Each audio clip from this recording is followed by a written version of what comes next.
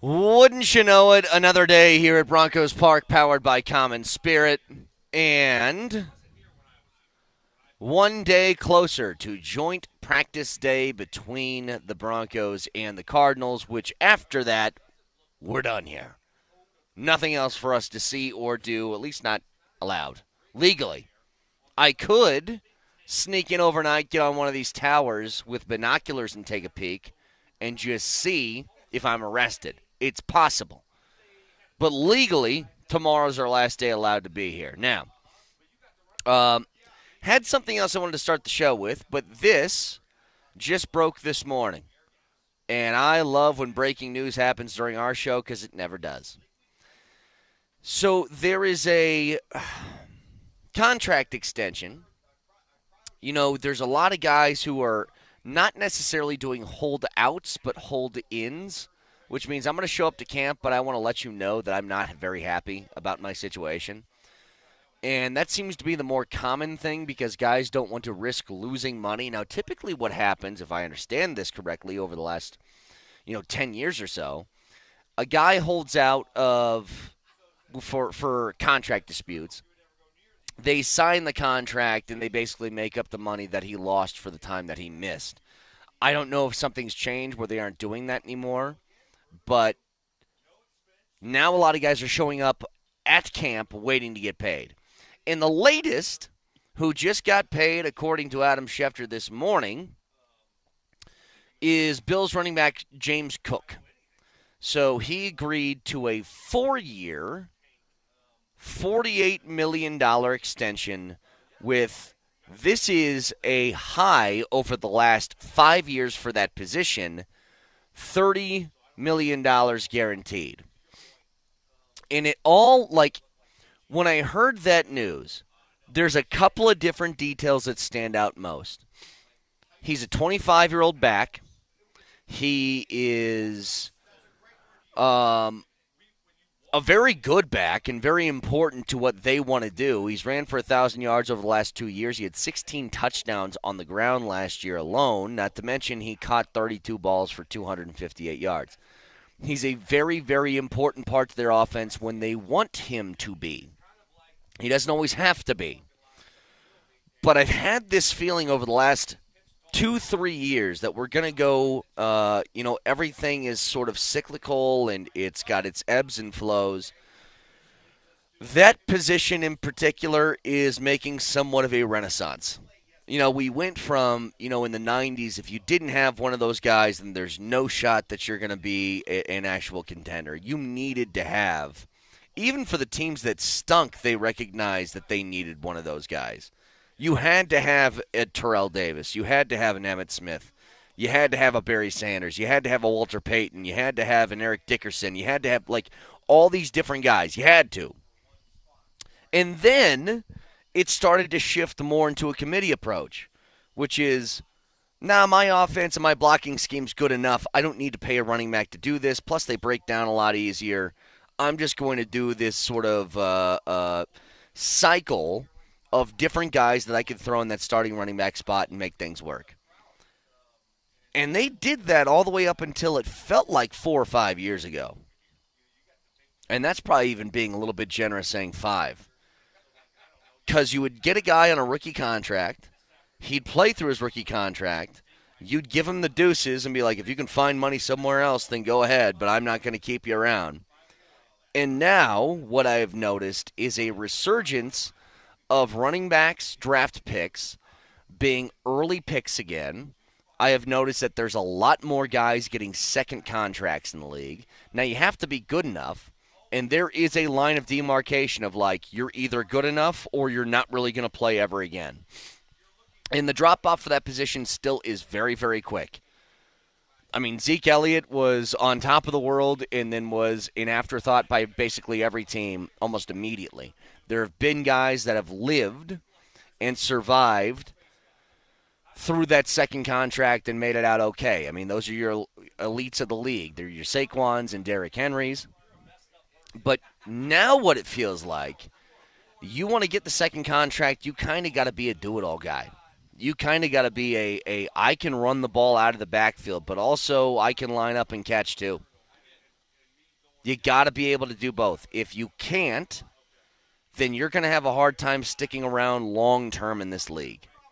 So when Sean Payton talks about the joker position, and he said he was talking to Kay Adams yesterday. Jesse, I just sent this to you. He talked about how his idea of a joker is a tight end or running back who has elite receiving skills. Why? Because it provides a really big mismatch and a nightmare for a defense. If you got a tight end that's like Travis Kelce, what do? Do you put a linebacker on him? Well, he's too fast. Do you put a safety on him? Well, he's too big. They're just nightmares to deal with. And so when it comes to guys like James Cook, guys who can kind of do everything, it puts you at this pretty amazing place at that position where you do become quasi-indispensable.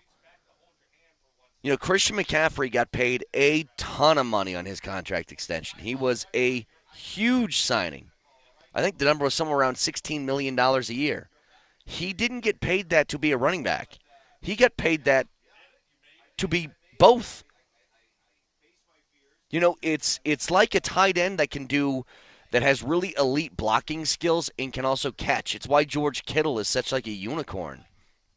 You're paying him to be basically an extra tackle on your offensive line, but also a guy that can get you 80 catches a year. It's a huge advantage. But I think there's a resurgence going on right now at that position, and it's one of the reasons why I've had my eye keenly on that during camp this year. The improvement of that position and what they can bring to the table in which you haven't had over the last few years. An actual threat to pay attention to. Now, we'll see if guys like R.J. Harvey and J.K. Dobbins can be dudes that instill fear into a defense. A lot of that is dependent on offensive line. A lot of that's dependent on if you have leads. A lot of that's dependent on if they fear your quarterback. But bottom line is, they at least have an explosiveness that wasn't there. And that's where when I made the mistake yesterday, we were watching the highlight reel of R.J. Harvey and not J.K. Dobbins. See, now I'm almost saying J.K. Simmons, the actor from Whiplash. I got a real problem with these names, and I don't know what it is. Literally had to stop myself from saying J.K. Simmons. But with those two in particular, they bring an explosiveness that just hasn't existed and can provide a different dynamic to your offense that you didn't previously have. And so if you guys are curious, this is, by the way, when I was talking about, Kay Adams was here yesterday, and she had a sit-down with Sean Payton, and all we've heard all offseason is joker, joker, joker. He actually kind of gives us an explanation of what that is. Go ahead, Jesse. They're freaking out over the joker. Who's the joker? You're looking for your joker. Is Evan Engram your joker? Who's your joker? Will you finally tell me? He's a joker. Is he the joker of the team? So, what is a joker? You tell me. I don't know. I'm going to tell you. Okay. It's a running back or a tight end that has elite, rare receiving skills. So Travis Kelce's a joker. Kittle's a joker. GQ star, Travis Sproles, Gibbs, Hawkins. So R.J. Harvey. Yeah, potential. He doesn't have his joker wings Fifth yet. on He the doesn't depth have. chart. He doesn't You're have. making him work for it. What is that? Yeah, he doesn't have his wings yet. Okay. He'll get them. So is it Engram? Ingram's a joker. He's a joker. Yeah. Who's the joker of your defense? Does it line with Schmidday Schmerin? I think Barron's one of those guys that can play a lot of different spots. Riley Moss can play a lot of different spots.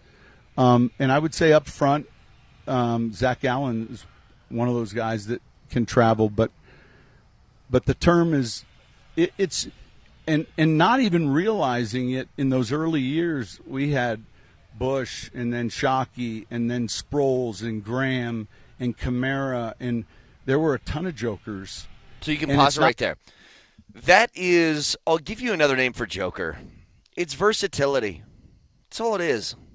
He's just looking for a guy who can do a lot of different things. You know, Shohei Ohtani is a joker. Travis Hunter is a joker in some ways. just a level to it where when Sean Payton talks about that position with Kay Adams, he's really just saying, how many different things can you do to affect the game? Like, the one thing I think that makes Sean Payton a little bit uneasy about some guys is that they're one-trick ponies. If they just do one thing really well. He wants people that he's going to be able to trust in all these different situations. Why do you think third downs for his running backs is such an important trait to not only be able to catch but to be able to protect? He doesn't want liabilities out there. And if you're somebody he can trust every down and you can put him in multiple different spots, then that matters. So I say this to tell you, running backs are now getting paid. R.J. Harvey is the rookie on this roster. He is competing with J.K. Dobbins, and I think it's really just those two for playing time. If Harvey wants to get some sort of second contract, the way that he can do it is by being a beast in the passing game. Again, that includes pass protection. And I think that might be the hardest thing for him to try and jump through in this rookie year is, will you gain the trust of Sean Payton in that department? Because if you do, then you now become, as far as importance on the team, or at least on the offense, you might be the most important guy. The Saints over the years have had really, really talented wide receivers. They've had Marquise Colstons, and they've had Joe Horns, and they've had, more recently, Chris Olave's. But I don't think there's any doubting that what he valued most was guys like Alvin Kamara, Jimmy Graham, because they are just matchup nightmares. It's like, where can you find advantages on the margins? A lot of teams got good wide receivers. No, it's part of the reason why I don't think they've invested nearly as much in that than they have as far as talking about putting the resources into tight end and running back. They go out this year and they completely rechange the running back room.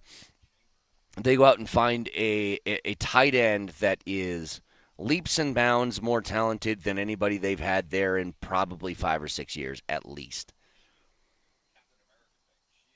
Why not do that for wide receiver? They could have gone out and spent some big money on some guy, tried to make a trade, and instead they put it there. Why? Because the matchups, you can win there easier than you can at wideout. And so I think that the NFL is starting to see the same thing. It's why James Cook got this contract. It's why you are seeing a lot more. I was going over this with Berto a couple weeks ago, where when you look at the amount of carries that players have had over the years, and there was a ton of backs that totaled a certain number that hasn't been reached by a lot of guys over the last few years. You'd have to go back probably 7 or 8 to find this. But you had 6 guys with over 300 carries last year. Didn't used to be that way. But you're seeing that now with Bijan Robinson. I mean, the top guys were obviously Saquon, Derrick Henry, Kyron Williams in L.A., Bijan Robinson, Jonathan Taylor in Indianapolis, Josh Jacobs in Green Bay. They're relying on a single guy to do the work because that guy is a guy that they trust. You still have committees. You still have teams that if you aren't the elite of the elite type of running back, they will split time with somebody else. But God, if you find one, you're in really good shape. So 303-504-0925, live out here from Broncos Park. Another day of Broncos camp. Back after this.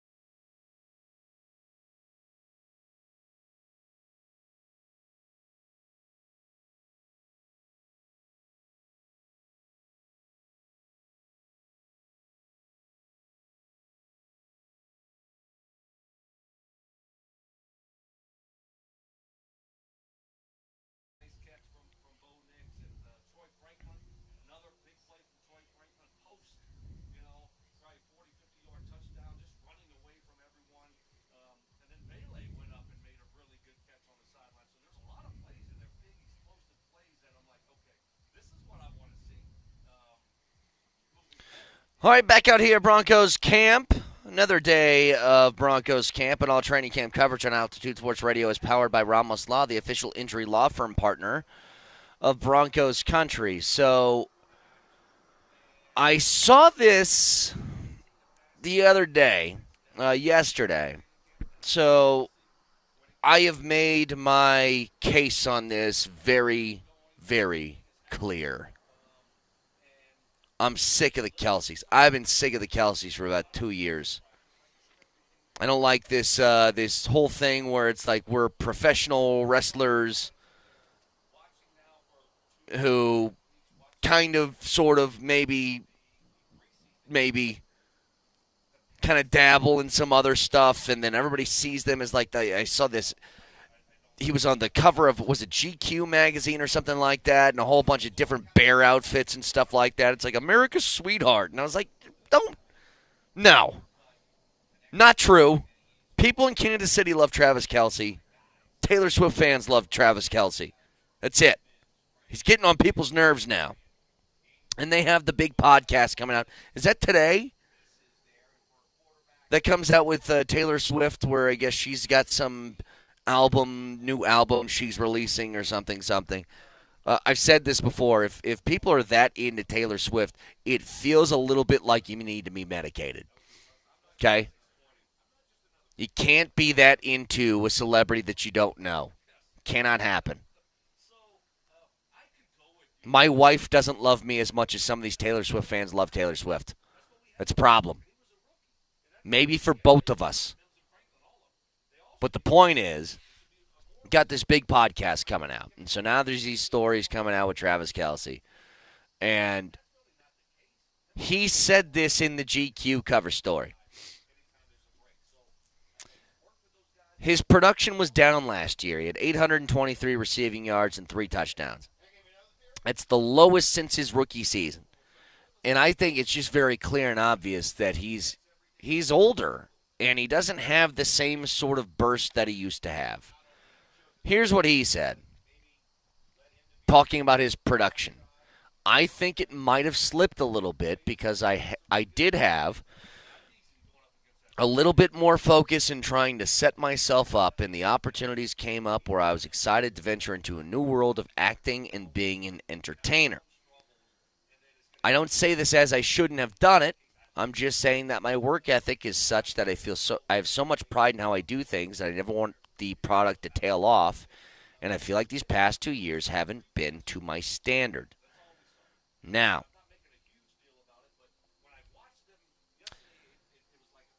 I think to say that he was focusing on the new world of acting and being an entertainer is a little bit much. What did he do? He just did Happy Gilmore, which if you watch the movie, he was in it for like a grand total of 1 minute and 20 seconds. It's not like he was grinding every day on set. He hosted SNL once. That's a week.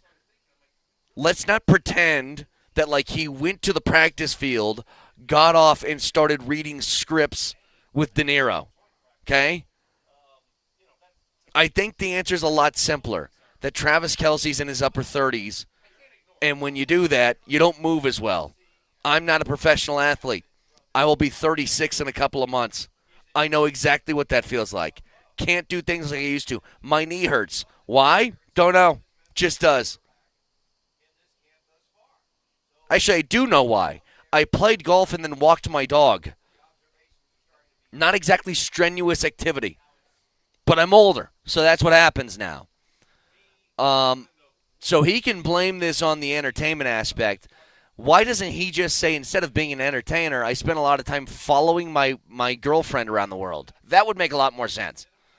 That you weren't acting, but you were in, I don't know, the Bahamas for some sort of concert, or Brazil, and you would walk on stage occasionally. That's all. Sorry, I'm so over the Kelce stuff. I can't. Somebody said he had a game show too?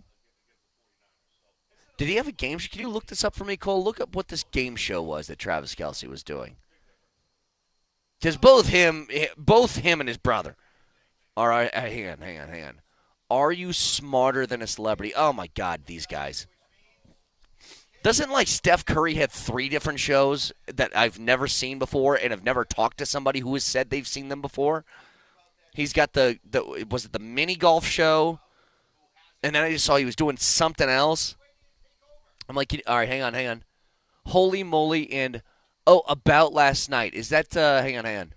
He co-hosts with his wife Aisha is a couples game. That's right, a couples game show that tests how well partners know each other. So here's what they're doing. They're just taking games that existed back in the day and just rehashing them.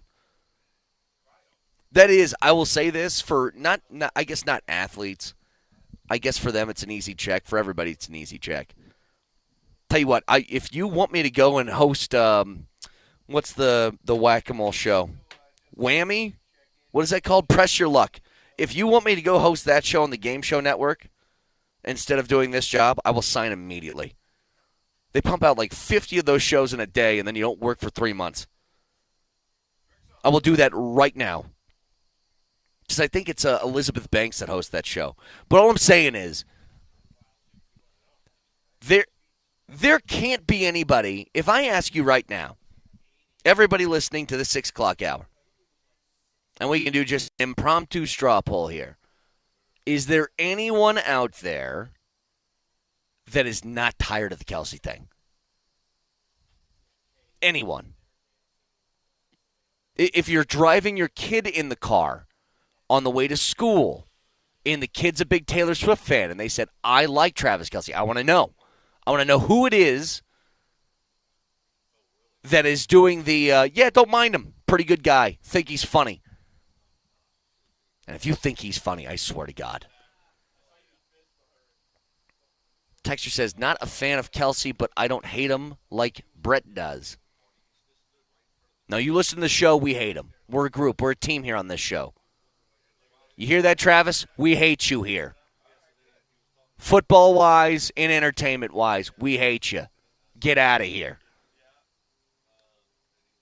I'm just so tired of it. And I just know what's coming, and this is what's going to bother me. Is all I have is Twitter. This is all I have. Because I can't do the other stuff. I can't get into a new thing. When Twitter dies, I will be off the internet. It's just the way I'm going to be. But I know I'm going to scroll through this whenever this podcast drops tonight. And it's all I'm going to see is clips of that. And I'm going to want to chuck my phone off a skyscraper. That's all I'm going to want to do. So, yes, this was a personal affront to me. And it's something that I had to get off my chest for the sake of my own well-being, okay? People take mental health days all the time. This is my mental health segment. I needed one. Other than that, see, this is what I like. I like when the text line looks like this. Yep, don't like him. I'm with you, Brett. We're a team here. You listen, we're a team. Beyond that, here's what's funny about the Chiefs. I think I can make a direct case. Why do people, and this is a pretty amazing detail, and God, would this be annoying if you're in Kansas City, but guess what? I ain't. You had a team that was 15-1 last year that basically punted the last week of the season to make them 15-2 against the Broncos. They go to the playoffs. They make the Super Bowl. Do they get beat up in the Super Bowl? Sure. But they made it again. And everybody looked at last year with Kansas City as if it was some sort of like disappointment, that they didn't look as good, that you don't believe in them as much. And I'm as guilty as anybody. I'm the first one to tell you that if I had to project what Kansas City was going to do this year, I would say probably it feels like it's going to be the worst version of the Chiefs since Mahomes took over. Something didn't look right. And I think I know what it is. Kansas City was so good last year because their defense was elite, like top of the league, unbelievably good. But we have been so used to the way you lose to Kansas City is the witch that lines up under center just completely eviscerates you. Whether that's over the course of 4 quarters or you're in the game and in the 4th quarter he tears you apart. And the offense was not a threat last year. And why was it not a threat? Because the guy we were just discussing ain't the same dude anymore because he's old. This is what happens when people age. Their game drops off. Sometimes it falls off a cliff. Sometimes it's a gradual drop. And this feels like gradual. Like, do I think – I literally don't think there's any chance that Travis Kelce – and maybe this will go on this will be emoji for a worse prediction. I don't think there's any chance Travis Kelce's game and production jumps back up to what it was 3 years ago. I think he's aged out of it. And it's not like a slight or an insult on the guy. It's just what happens. But because they've had this sort of holy trinity for 8 years of this dominant run in Kansas City of three people who have always been the mainstays, indispensable parts of their success. It has been Patrick Mahomes, Travis Kelce, and Chris Jones. Those are the three. They have let everybody else walk. People that you thought were great players. Tyreek Hill, see ya. Don't care. We got our three guys that we trust. When one of that falls apart and they don't seem to have a backup plan, then I get to a point where I'm like, okay, there's a chink in the armor. You can take advantage. And I really do. It's part of the reason, like, most of the reason why I think the Broncos are going to compete this year for the division is because I think the Broncos are good, and that's the best place to be. Why do you think your team's going to do well? Because I think the team's good. The bad answer is, like, if you're the Houston Texans, you're like, are you going to win the division? And the answer is yes, and it's why. Well, because our division sucks. Look, also would be nice to have. But when you're competing against KC, and I say the main reason why I think you're going to be competitive is because this team is good. Talking about the Broncos. They've gotten better. Well, that's a good place to start, along with the fact that I just don't think Kansas City, if they don't have Travis Kelce being that guy, can be the same level of a threat. Unless they find another Travis Kelce, which good luck. Because we're talking about arguably one of the best tight ends in NFL history. But it's one of the weird things when Kansas City goes 15-1 last year before they punted the final week. They make the Super Bowl. We're like, wow, had a really kind of crappy year. And you're like, well, they won 15 games. Can't be all that bad. But I totally understand where that conversation comes from, and I kind of agree with it. It just didn't look the same. There's still going to be a problem because their defense is still going to be very good, and they still have Mahomes. But it's just not like there isn't this fear, let's say, that used to exist.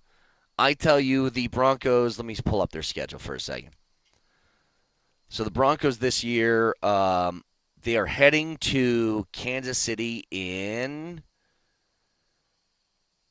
Christmas Day. That's right. It's a Christmas Day game. Do you have a fear that Christmas Day game is going to be like the one a couple years ago under Hackett, where Baker Mayfield steps in, on like 2 minutes after signing with the Rams and just lights you up for 50 points? The fear just isn't there anymore. It's like that's sort of waned away. And now you feel like you are able to be. I said it last year heading into the Kansas City game that it felt like a coin flip game to me, and boy was it. I mean, literally a block kick at the end of the game that was a chip shot for Will Lutz is the difference. But they just don't have the same fear. By the way, Jesse, very important. I need you to pull up the Cupid Shuffle, please. So once you find the Cupid Shuffle, if you can't, no big deal, it's fine. But Brandon Jones is back doing his shuffles in the morning. It's been a while since I've seen it. Wasn't here last week. The last day I was here 2 weeks ago, he didn't come out. He wasn't out yesterday. I just wanted to make sure my guy's okay. That's all. Good to see Brandon Jones back doing his shuffles. But again, I don't have the drastic fear that used to be there.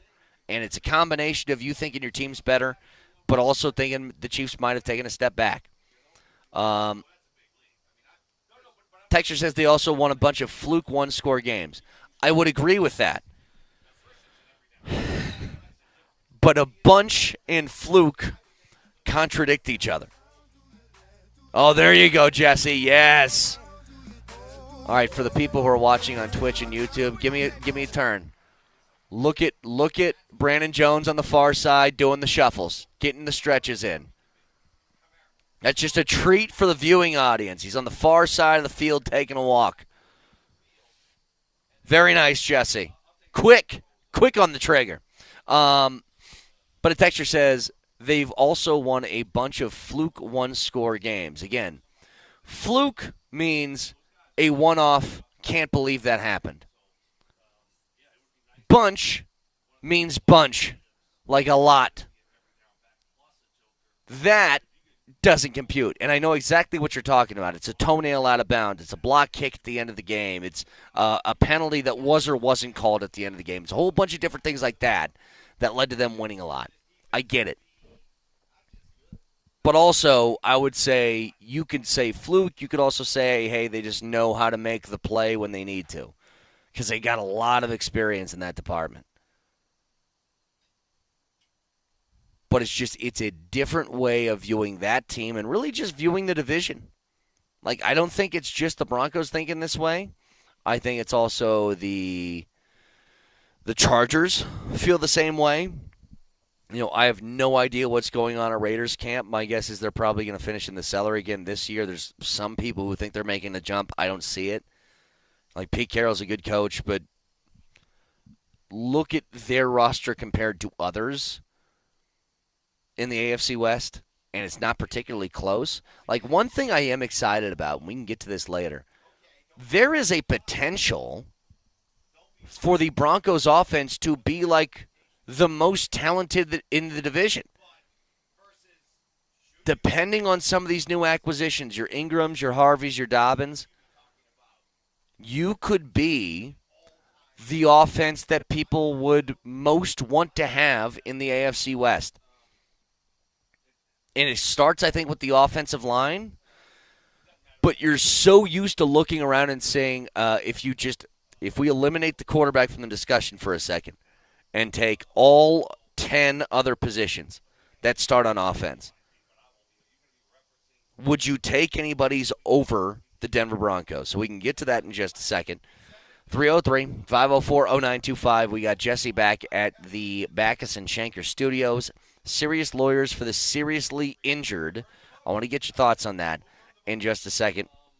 As well as how about the Rocks with a 3-0 win yesterday. I was watching during that, a huge bomb from Hunter Goodman. He put it up second deck, about a 445-foot shot. Crushed it.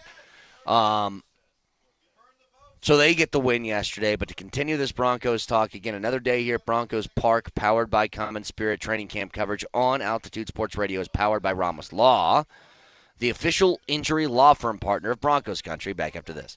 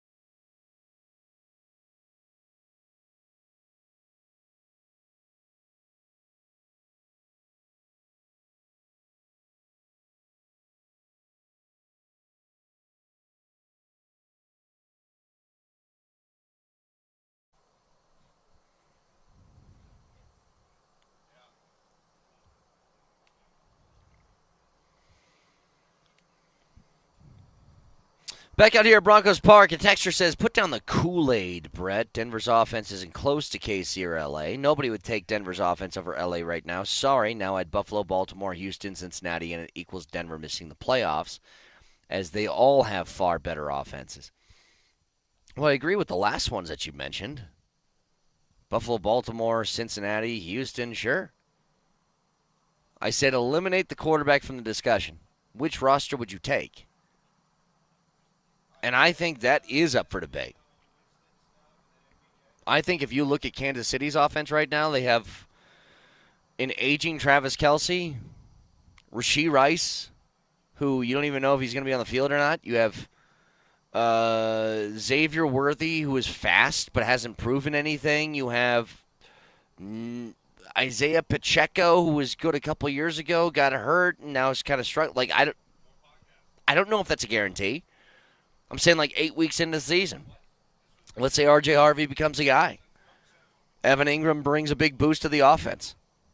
Troy Franklin takes a step forward this year, like that. As far as L.A., I mean, L.A., they're kind of in the same boats. They got Najee Harris and they got Amari and Hampton, so they got the veteran guy along with the rookie at running back. That sounds pretty similar to what the Broncos are working with. They have one wide receiver that you can really trust in Ladd McConkey. The Broncos have one in Cortland Sutton, but I think they're better depth-wise at wideout. Again, I don't think it's that much of a stretch. So then you're just kind of coming down to how good do you think Bo Nix is, and everybody's all over the map on that one. Whether you think he's okay, he's good, he's great, he's not good, he's below average, whatever. Everybody's kind of got their own thoughts on that. But I'm of the mind that I think that they can be as good as any offense in the division. They scored the most points in the division of any team last year. Did they get help with a couple of defensive touchdowns? Sure. Did they have their own struggles where they were bad on third down? Yeah. But they did it. Like, if you just want to go to which team scored the most points in the division last year through 18 weeks, the Denver Broncos did. So it's not that long of a stretch for me to make the argument for. Something else NFL-wise, just real quick. So this story coming out of Pittsburgh. So Aaron Rodgers is, like, forced to wear this new helmet. So the NFL's annual laboratory testing finally forced the retirement of Rodgers' preferred helmet model, the Schutt Air XP Pro Q11 LTD. This all from from NFL.com. So he's worn this since 2012, I believe. But he's forced to wear this other helmet. And he goes, yeah, still don't like it. I'm trying to change. We're in the process still. It looks like a darn spaceship out there. We have to change it. The face mask doesn't fit the helmet because that's an old face mask, obviously just like I'm old. But we're trying to find the right helmet right now. Isn't there a rule or wasn't? Well, there obviously is. Like the NHL allowed older players in the league to skirt the visor rule. Can't you do that for old people in the NFL now? Most of them are quarterbacks anyway, quarterbacks and like specialists. If I make the cutoff like 34, and I say anybody over 34, you can wear whatever helmet you want. Just do that. I think it is kind of weird to be like, you know what? I wonder if they do this to Tom Brady if he was still in the league. Let's say Tom Brady is still playing, and he's got the helmet that he likes, and like, you can't wear that one anymore. I wonder if they just be like, well, Tom, go ahead, do that. You can't force the old man to wear a new helmet. Whatever, like, this is all in the focus of, like, head injuries and CTE, right? Whatever Aaron Rodgers got from that helmet the last 12 years, he's got. There ain't going to be no changing that in, what, is he 41 years old now? You aren't changing that now. The damage, if there is any, is done already. If he wants to, as far as I'm concerned, if Rodgers wants to go out there this year with one of those leather helmets from the 40s, then go ahead and do it. Don't care. There is no protecting that with a new helmet anymore, okay? Texas says they did do it to Brady. No kidding. Again, the question is why? Leave him alone. He's been in the league for like 50 years. He should be able to wear whatever the hell he wants to wear. 303-504-0925. We were talking about the story yesterday, John Mateer, that quarterback who transferred to Oklahoma. And he's projected to be one of the best quarterbacks in the league, but he had that screenshots pop up of his old Venmo account where he paid somebody with the details in it being sports gambling, one of them specifically UCLA and USC. So he's got a response to this where he said, the allegations that I once participated in sports gambling are false. My previous Venmo descriptions did not accurately portray the transactions in question, but were instead inside jokes between me and my friends. I've never bet on sports, blah, blah, blah. I said this yesterday. Don't care if he did or not. It's back in 2022, whatever. Second of all, I know what he's talking about here. I think we've all kind of done this.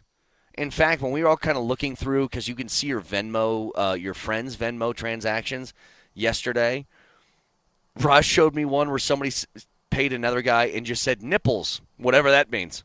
Inside joke between those two guys. Cool. I've done that before. But let me tell you something, John Mateer. If you said cocaine and hookers as your transfer, I don't think anybody would actually think that that's what you paid for. But you said sports gambling and in parentheses USC versus UCLA. That's a little bit more accurate. Again, don't care about it. I don't think this is going to go anywhere, and it shouldn't. But that doesn't feel very inside jokey to me, is all I'm saying. It just feels like you bet on the UCLA-USC game. That's kind of it. So I don't care, but ooh, spider. Kill it for me. Hang on, there's a spider right in front of me on the table. Got it. Got it, everybody. Got it, everybody. Thank you. Thank you. I am, you can call me the Green Goblin because I've killed Spider-Man, whatever. Also, ESPN, they have kind of announced what's going to happen for Inside the NBA. And if you're a fan of Inside the NBA, I don't think you're going to like some of these details. First and foremost, there's a big problem that I have right off the bat. When the NBA season starts, it's one of the best things that you get to have Inside the NBA back, and they kind of like lead the charge for the NBA season as it opens up. So this is from sportsmediawatch.com. ESPN Advanced Schedule has Inside the NBA airing in a half-hour time slot following the network's first doubleheader of the season. No SVP that night, but he would follow doubleheader action the following night, which means they aren't going to be on the air for a while outside that initial sort of burst. So that show was originally 50 minutes in recent years. It was almost never below 40 minutes, and now there's a 30-minute window that they're going to be in. Inside is not currently listed as taking place the following night when Network's second doubleheader of the season is scheduled to lead into SVP's show, as I just mentioned. After the opening week of the season, TNT's NBA studio show is not set to take place again until Christmas Day. That's the big deal. It's like, why bring them over to put them on ice for like a month and a half up until Christmas? You've already paid the money. What's the difference? Put them on television. Like, this is the fear that everybody has about when ESPN takes something over. ESPN was the crown jewel, the standard of sports television in basically every way. They had the best personalities, they had the best shows, and then all the things that we loved about ESPN kind of went by the wayside, and it became very opinion, screamy, yell, argument, debate, all that. And then you have this show that is built like perfectly in a way that people will be nostalgic for whenever this thing ends. And they had one real sort of job or one sort of detail. It's like, don't mess with it. You've acquired it. Let this thing go when it gets here. And it feels like they're already messing with it in a way that I do not like. It's why every time there's a story about ESPN's got their hands on, they're going to buy out Red Zone and the NFL Network and all this different stuff. It's like, well, then don't mess with it. You bought it because it's successful in something that people like. What you shouldn't do is go out and buy something that's successful in what people like and then say, here's how I'm going to change it. It's like, don't do that. Leave it. It's the reason we liked it was already good. You don't need to ruin a good thing. You ever have somebody do that with like, they're making a steak or they're making something like that, and they're like, yeah, I put my own little twist on it. It's like, don't do that. It's good the way it is. You don't need to. No. Have you ever tried this steak with peanut butter? I don't need to try the peanut butter. Just the steak. Salt and pepper, maybe a little bit of like garlic powder, something like whatever that is, fine. You start getting too crazy, you ruin something that I already like. So anyway, continue this in a little bit. You can watch the show live on Twitch, twitch.tv, search Altitude SR in the search bar, the Altitude TV simulcast. That is the Safeway Twitch feed. Download Safeway's Deals and Delivery app and get exclusive grocery offers. Safeway fresh foods, local flavors. Can also watch on YouTube. Search Altitude Sports Radio and subscribe to the channel today, and don't miss anything from Denver's #1 sports station, Altitude Sports Radio, 92.5, Moser, Lombardi, and Kane next.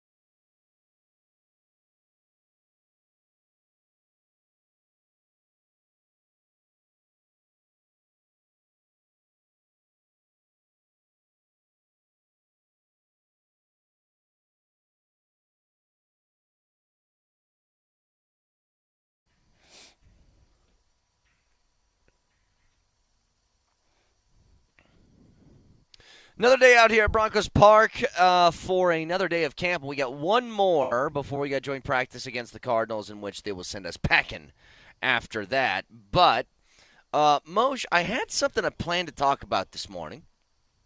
And then, by send us packing, how do you describe that? like I said, I think that Sean Payton's going to stand by that door after practice By the blue gate. By the blue gate, Yeah. and he's going to line us up one by one. I said with a foot yesterday, I think it might be a paddle today. Maybe with a paddle, and give one little whack out the door for every single media member who's here, except for the ladies. Right. Not them. They just get a wave. Bye-bye. They get a wave. Bye-bye. You see the movie Dazed and Confused? Sure.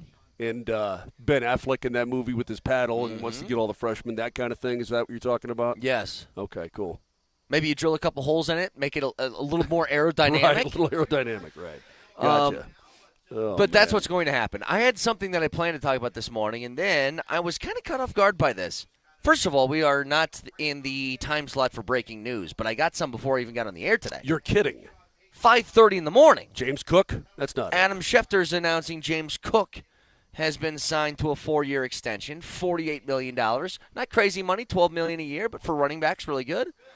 The big detail here, though, is $30 million guaranteed, which is the most that a running back has been guaranteed in a contract in 5 years. That's where the day is made for James Yes. Cook, is the guaranteed money. I don't care about your overall contract. I'm sure he does. But it's how much do you actually get no matter what happens. And $30 million is a pretty good chunk of change. If I was James Cook, I would be happy. I'm trying to think. He didn't say who was the last guy to get it. Was that McCaffrey with his big deal? McCaffrey's deals Was that 5 years reset ago? the market. What did Derrick Henry get in his last big contract? I'm trying to think. I don't know. I guess when you're talking about a 1,000-yard guy, by the way, Cook puts the ball in the end zone a lot. He did last year. Yeah, so if you put the ball in the end zone, that's worth something as well. You know what I mean? But it just confirmed this sort of idea that I had. Moj, 4 years ago, for the most part, guys aren't getting these contracts. Like, at least not as frequently. I know that they had it's the most guaranteed money in 5 years, but the amount of guys that are being entrusted with second contracts feels a lot different than it did just a few years back. What did the Eagles give Saquon? That had to be a massive chunk of guaranteed change. Had to be. Wasn't as much as this, I guess. Interesting. So I'll look that up in a second. Okay. So it was a 2-year, $21 million contract that includes, $36 million guaranteed. So I don't know what Schefter's talking about. $36 million sounds more than 30 to me. Point is this. Feels like, and I kind of felt this swell coming, like a resurgence of running back importance that, for whatever reason, left as of recent years. And I started to notice this when guys were being drafted earlier and earlier at that position. Because if you remember, if you were taking a running back, they were like, if anything, really late first round, early second, and then you'd kind of wait until 4th, 5th, 6th. And now you're seeing guys drafted in the top 10 again. There are guys that are very coveted in free agency and getting contracts.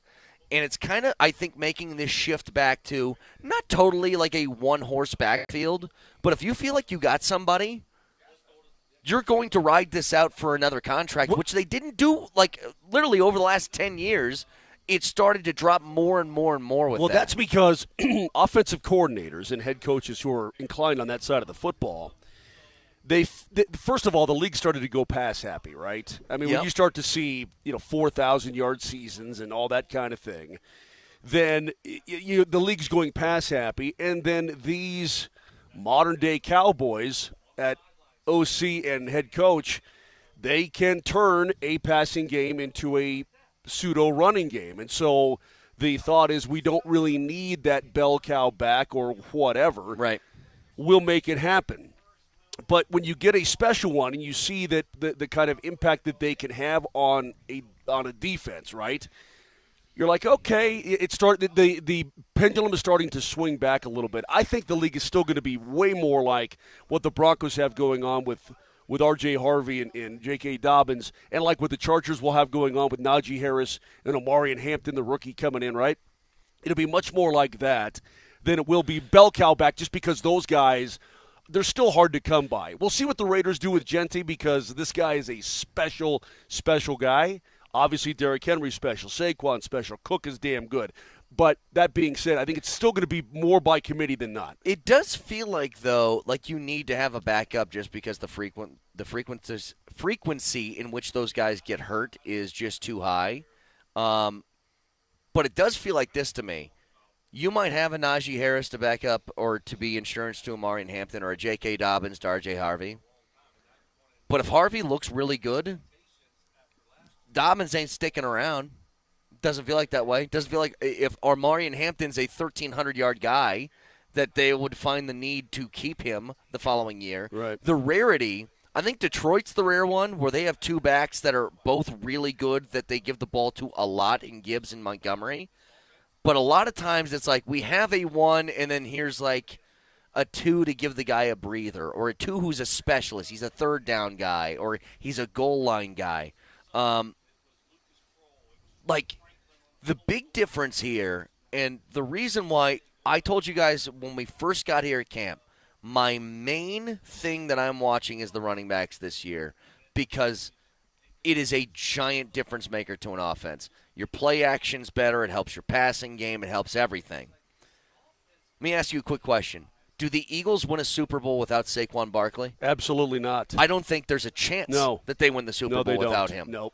And they and have by the way, very, very talented team. I think that the Giants realize that too.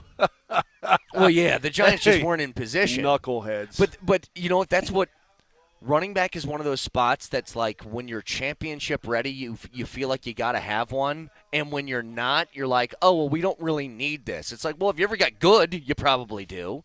But the thing is, I heard Sean Payton talking about this with Kay Adams yesterday. And God, do I love Sean Payton when he's around Kay Adams. He says, well, you get him to open up around her. Wonder why? Because she's a good journalist. She's an excellent journalist. She actually is. I love Kay Adams. I think she's really, really good. I do too. I think that people feel comfortable with people. I think there are certain people that you just you don't mind opening up to. Right? Yes, of course. But he's talking to her yesterday, and she's asking about the Joker. What if she interviewed you? I'm an open book. Yeah. Okay. She's talking about the Joker position, and Jesse, if you got this, please.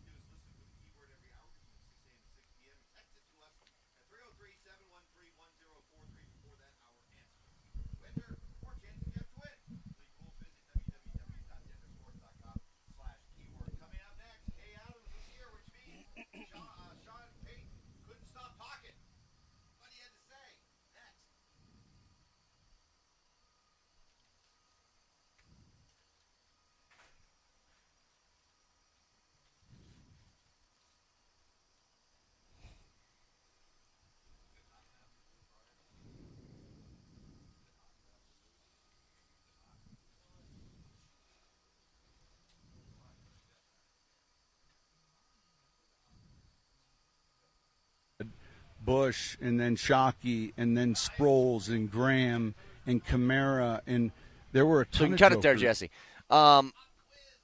Here's the translation. It's a versatile guy.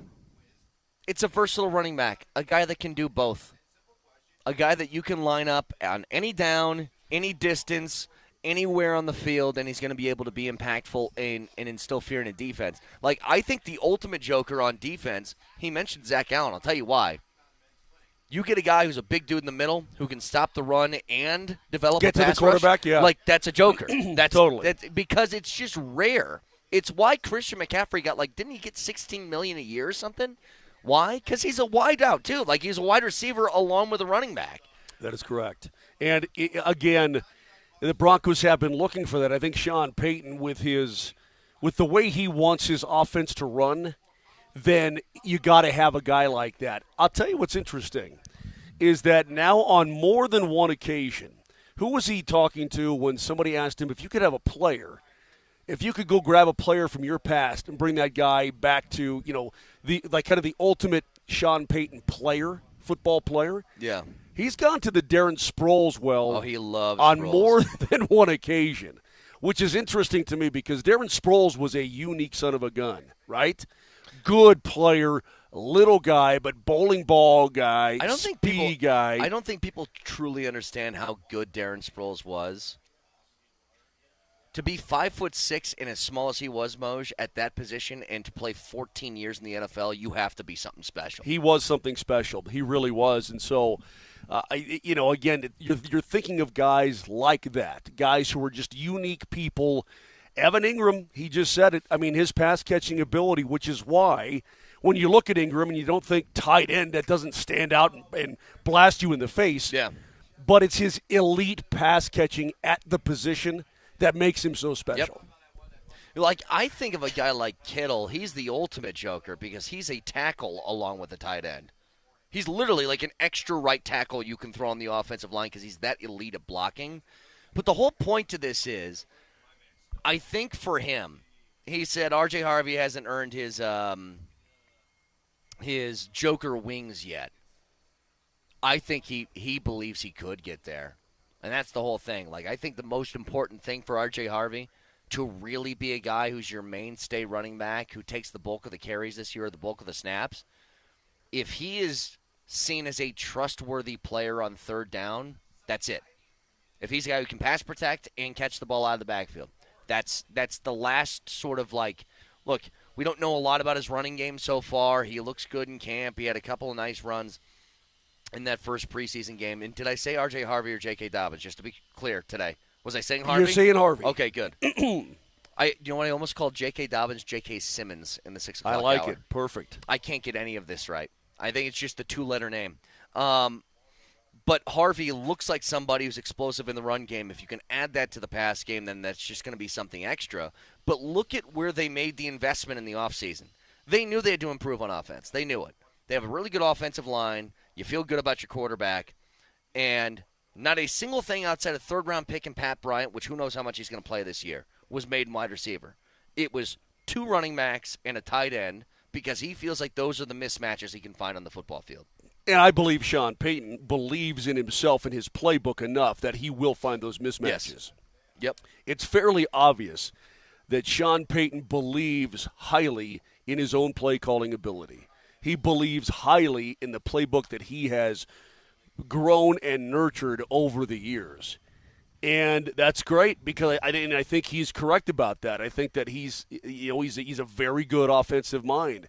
And because of that, we'll see how he implements these 2 new running backs and the tight end. But I think it can't help but be more dynamic than it was. It can't help but be. Now, it better be.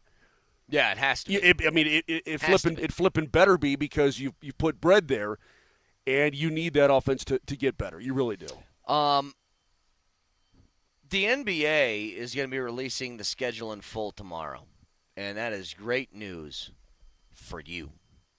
Listeners will have the chance to enter to win a pair of tickets to not 1, not 2, it is 3. 3 different games of their choice tomorrow. So stay tuned around 1 p.m. on Thursday for more details. But it's the same thing we did with the Avs, right? You pick your favorite games, and you can get tickets to all of those. We'll have more details on this around 1 o'clock tomorrow. So stay tuned for that. Live out here at Broncos camp. Yes, Moj. Also, today is going to be a serious day. No more of yesterday. That's long gone. I'm a serious man. Yeah. I take things seriously. I'm just going to be serious. There's no clowns here.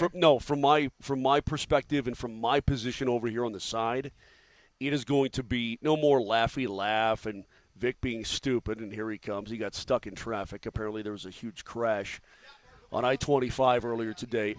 So we're going to keep it straightforward and keep it real today. Training camp coverage at Altitude Sports Radio is powered by Ramos Law, the official injury law firm partner of Broncos Country. Back after this.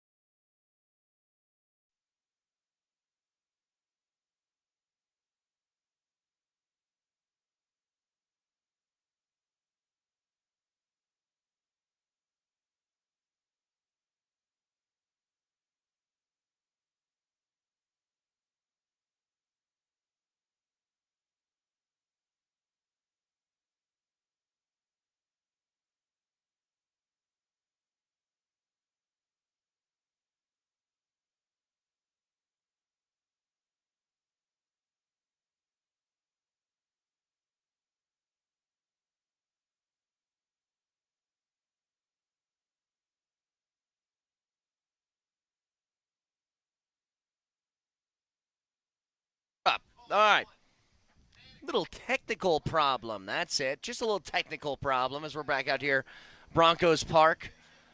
Tomorrow will be joint practice day with the Cardinals. I was telling Moser earlier, I think what happens after tomorrow's practice is Sean Payton stands over here with a paddle and he hits all of us on the way out. Hey, my buddy Paul Calvisi will be here with the Cardinals tomorrow. Paul's always a fun join on the show, so he'll give us some background on what the Cardinals are all about. Cardinals are one of those teams where they reached their peak a few years ago when Kurt Warner was their quarterback. Remember, they went to the Super Bowl. Yep. And then they got Kyler Murray in there, and they thought, oh, here we go. And it just hasn't happened. It just hasn't happened. They can't get over the hump. The Cardinals every year for about 6 weeks are the biggest tease in the NFL. They really are. They're like, oh, man, this looks great. Kyler looks like he's an MVP candidate. And then they just fall apart. You guys excited about the biggest podcast ever tonight? Okay, let me think about this. The biggest podcast ever. Does it involve DMac? No. Okay, DMac's not involved in this podcast. Who might be involved? There's Jason Kelce. There's Travis Kelce. Okay. And Taylor Swift. Wait. She's on the pod tonight? She's going to be on their podcast I'm tonight. watching it. She's releasing a new album. I'm watching it. Yeah, I'm watching it. I'm not going to lie to you. I'm going to watch it. I'm not. And I know this guy. This guy to the left of me. I will not. I will watch it. Why? What do you hope to glean out of that? I'm a big fan. Of what? Of stuff that's talked about. I'm a fan of things that are talked about. He Stuff says. in the media. I will watch it, and I will pay attention, and I will have tidbits for you tomorrow morning on air. The guy to the left of me, I know, is not going to pay attention. He'll be watching perhaps Rockies Cardinals. By the way, I watched that yesterday. Don't you insult that. I watched it. So did I. They won the game. By the way, remember how I praised St. Louis Cardinals fans for being sophisticated baseball fans? I take it all back. Did you see the attendance in that stadium last night? Yeah, it was pretty sparse. Mo, did you see all the empty seats?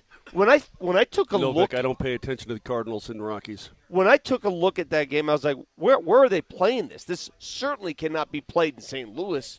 That was embarrassing, St. Louis. You're supposed to be a baseball town. Last night, you did not show up. Moj was insulted that for 30 seconds during the 6 o'clock hour, I said the Rockies won 3-0, and then I pretty much ended it.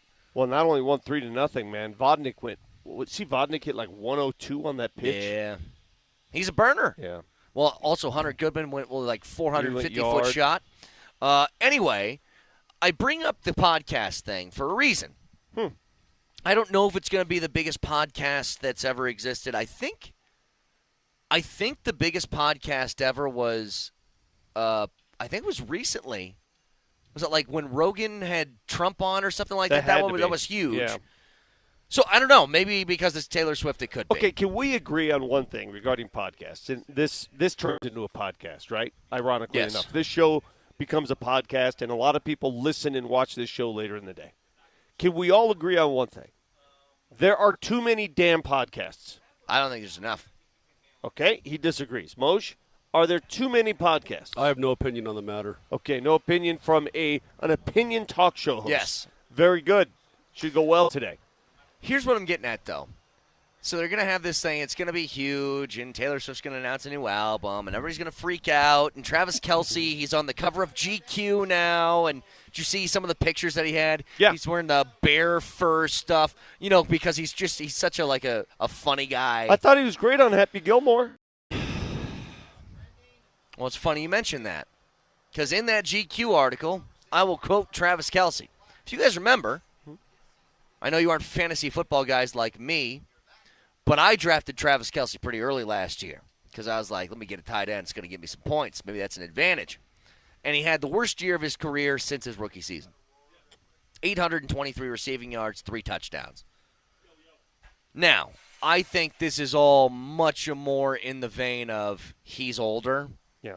And he just doesn't have the explosiveness So he used to. what you're insinuating is that it's Father Time and not Yoko Ono. Yes, I truly believe that.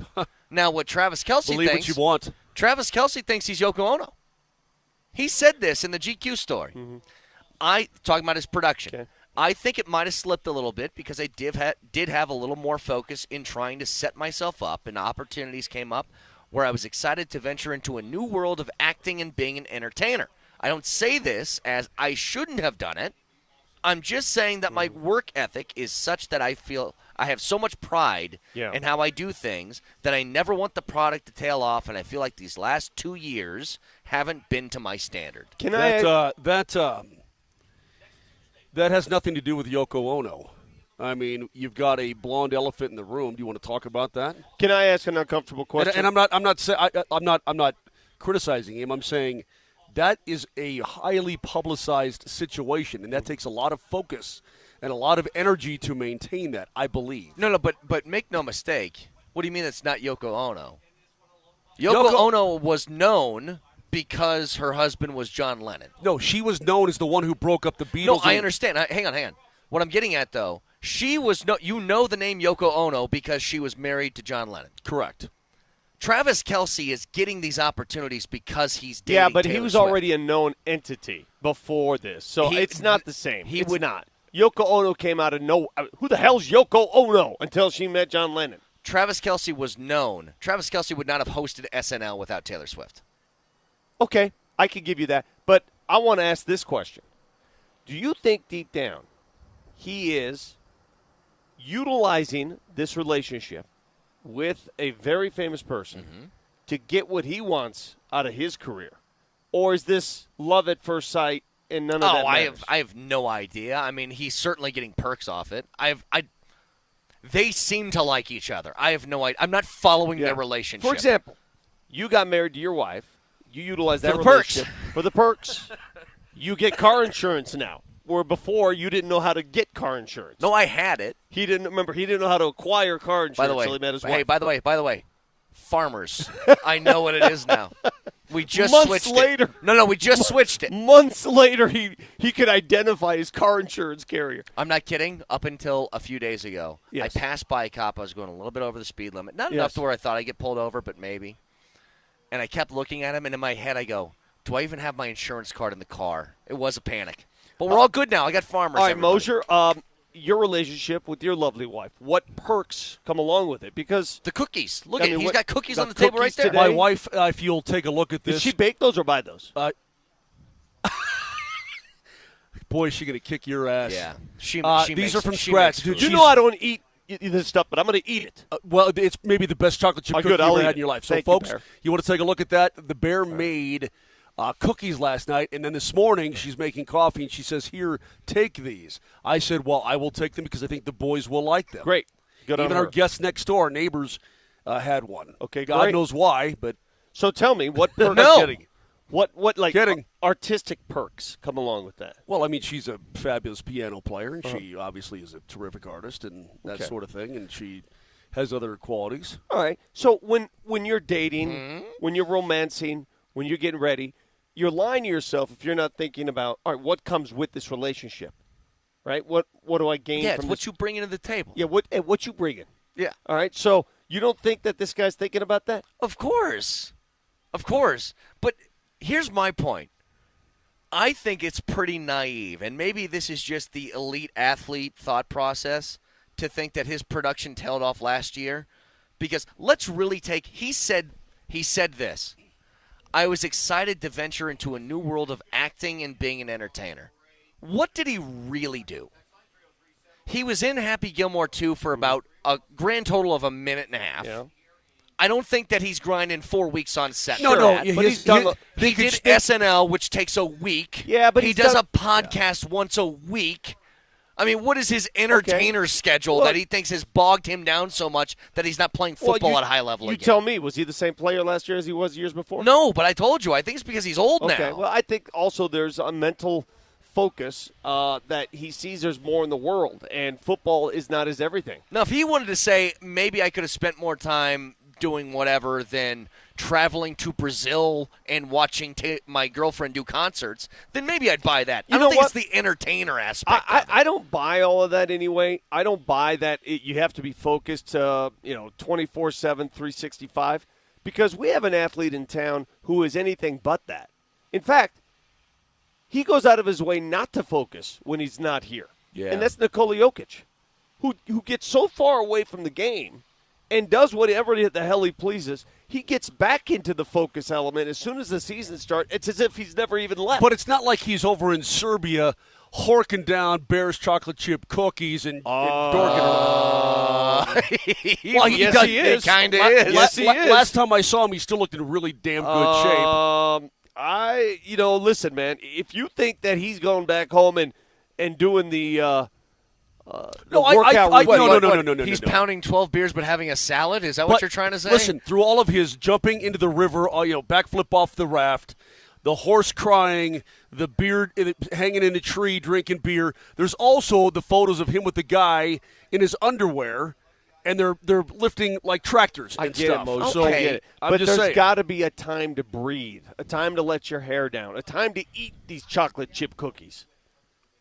All right? And in fact, I will help myself to one of those because it is my off-season training right now.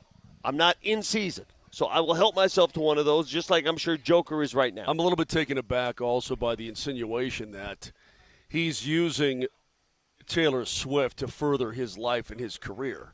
I think there are certain perks that come with it, but why can't you just believe in true love? I'm not. Why can't you believe that they might find each other attractive and very interesting people and they have a special connection? Okay, I'm not insinuating anything, but if her name were Taylor Jackson or Taylor Smith or Taylor Kane. Let me give you the most famous example. I don't know if it would work. I mean, I'm just giving you an example. Okay. Well, he went out of his way. Remember how he went out of his way to get her to notice him? Remember that? Yes. When was Tiger Woods at his best? When he wasn't married?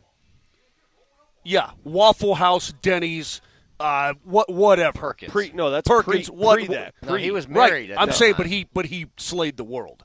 He won everything. He was the best golfer on the planet by 1 billion miles and so on. Okay.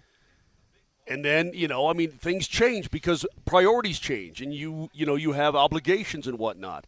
It just seems natural to me, and I don't begrudge anybody for wanting to go that route. What route? What I'm insinuating is that because of his relationship with Taylor Swift and because he actually has a steady and because he flies to Brazil because it's the right thing to do as a good boyfriend would or whatever they are, that, your focus tends not to be in the gym and catching off the jugs machine every single day of your life during the summertime. But hang on. Moj, I'm not alleging that he should be doing that. He is. Understood. He's the one who said it. Yeah. Like, here's what I tell you. Well, you notice he mentioned nothing about his relationship. It's all about the one little tiny movie he was in and whatever else he does. No kidding. But if Jokic was still in the league at 39, and even for how great Jokic is and how much I think his game's going to age well, Jokic at 39 won't be as good as Jokic at 30. He won't be able to pull off what he's doing now. But all I'm saying is, let's say he's still living the exact same life, that he works hard during the season, he goes back to Serbia in the offseason, he has a good time, he parties, all that stuff. If at 39 years old, Jokic isn't producing in the way he was when he was 30, I don't think it's because his obligations of responsibility to on-court stuff. Agreed. And he just didn't focus on that when he was in Serbia for an offseason. I think it's because he's 39. Agreed. Let me take it a step further, because we saw this happen before our very eyes where we sit right now. Russell Wilson, he didn't fall off a cliff. He sort of gradually started falling down the mountain. Yeah. Did that happen because, A, he got older, B, he met Sierra and lived a different lifestyle, or C, a little of both? Could be both. Did you see the comparison there? Yep. Because don't tell me, as I look into this camera, you cannot tell me that Russell Wilson's demeanor, personality, everything about him, it did change when he met Sierra. Will we acknowledge that? Yeah. That's when he became sort of, hey, Mr. Unlimited. Remember that? Yep. He was not the same guy until he met Sierra. He changed. He became a little more showbiz. Is that fair? Yes, he did. He became more showbiz. Is that fair, Moshe? That's fair. Totally forgot about this. Yeah, maybe because when that's your girlfriend, you can focus on football. Okay, a lot good more. Lord, Moshe. Oh, is that his first girlfriend? That's his first wife. Oh. What the hell's going on there? Hey, I'd be focusing a lot on Texture football. gives me a good. Texture gives me a good reminder. Wasn't Travis Kelce on a dating show back? He was. Yes. He had his own dating show. Yes, he's so always, this isn't new to him. Yeah. The entertainer thing. He's always wanted to be an entertainer. So it's an excuse then. It's an excuse. He's always it's old guy looking for a reason that he's not as productive as he used to. But he's always wanted to live that lifestyle. He's always wanted to be the entertainer / celebrity. That's what he is. I think I think Russell Wilson has embraced that lifestyle. I think you're right. Some people are saying you got way too deep into this. There was a different. I agree. The only reason I care about Travis Kelce whatsoever is if he's carving up the Broncos defense. Well, and that's the only. Otherwise, the man does not exist to me. I really could not care less. Do we have somebody criticizing our show that we're delving into a subject matter with too much depth? Let us handle the depth here. Yeah. I actually like that discussion. But beyond that, there was a second thing I wanted to take this to that we can get to a little bit later in the show. But it's about Kansas City in particular. And I'm one of the people who thinks this, so it's more of like an internal sort of psych exam. Mm-hmm. Why I believe that a team that went 15-1 last year, that booted the last game of the season against the Broncos, just kicked it. So they're 15-1, made the Super Bowl, lost in the Super Bowl, but made it. And I'm like, it didn't feel like they were that good last year. There's a lot of people that think the way that I do. And it's like, it's not that they weren't good, but not that good. So we just discuss that for a second? Teams that make the Super Bowl and go 15-1 are that good. Oh, well, okay, fine. I'll lay out the case next.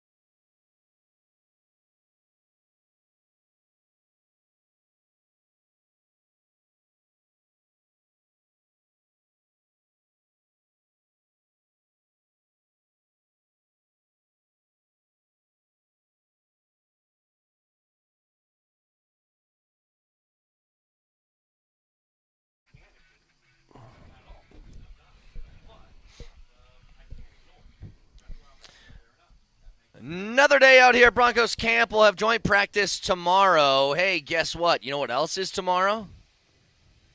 Are you guys even aware? The NBA is releasing the schedule in full. And that's good news for you, the listener. Why? Because you have a chance to win a pair of tickets to not one, not two, 3 games of your choosing. So stay tuned around 1 o'clock tomorrow for more details. Moshe, here's what I'm getting at. There's been 3 things that has been the standard for Kansas City throughout this run of dominance that they've had. It's been Patrick Mahomes. It's been Travis Kelce.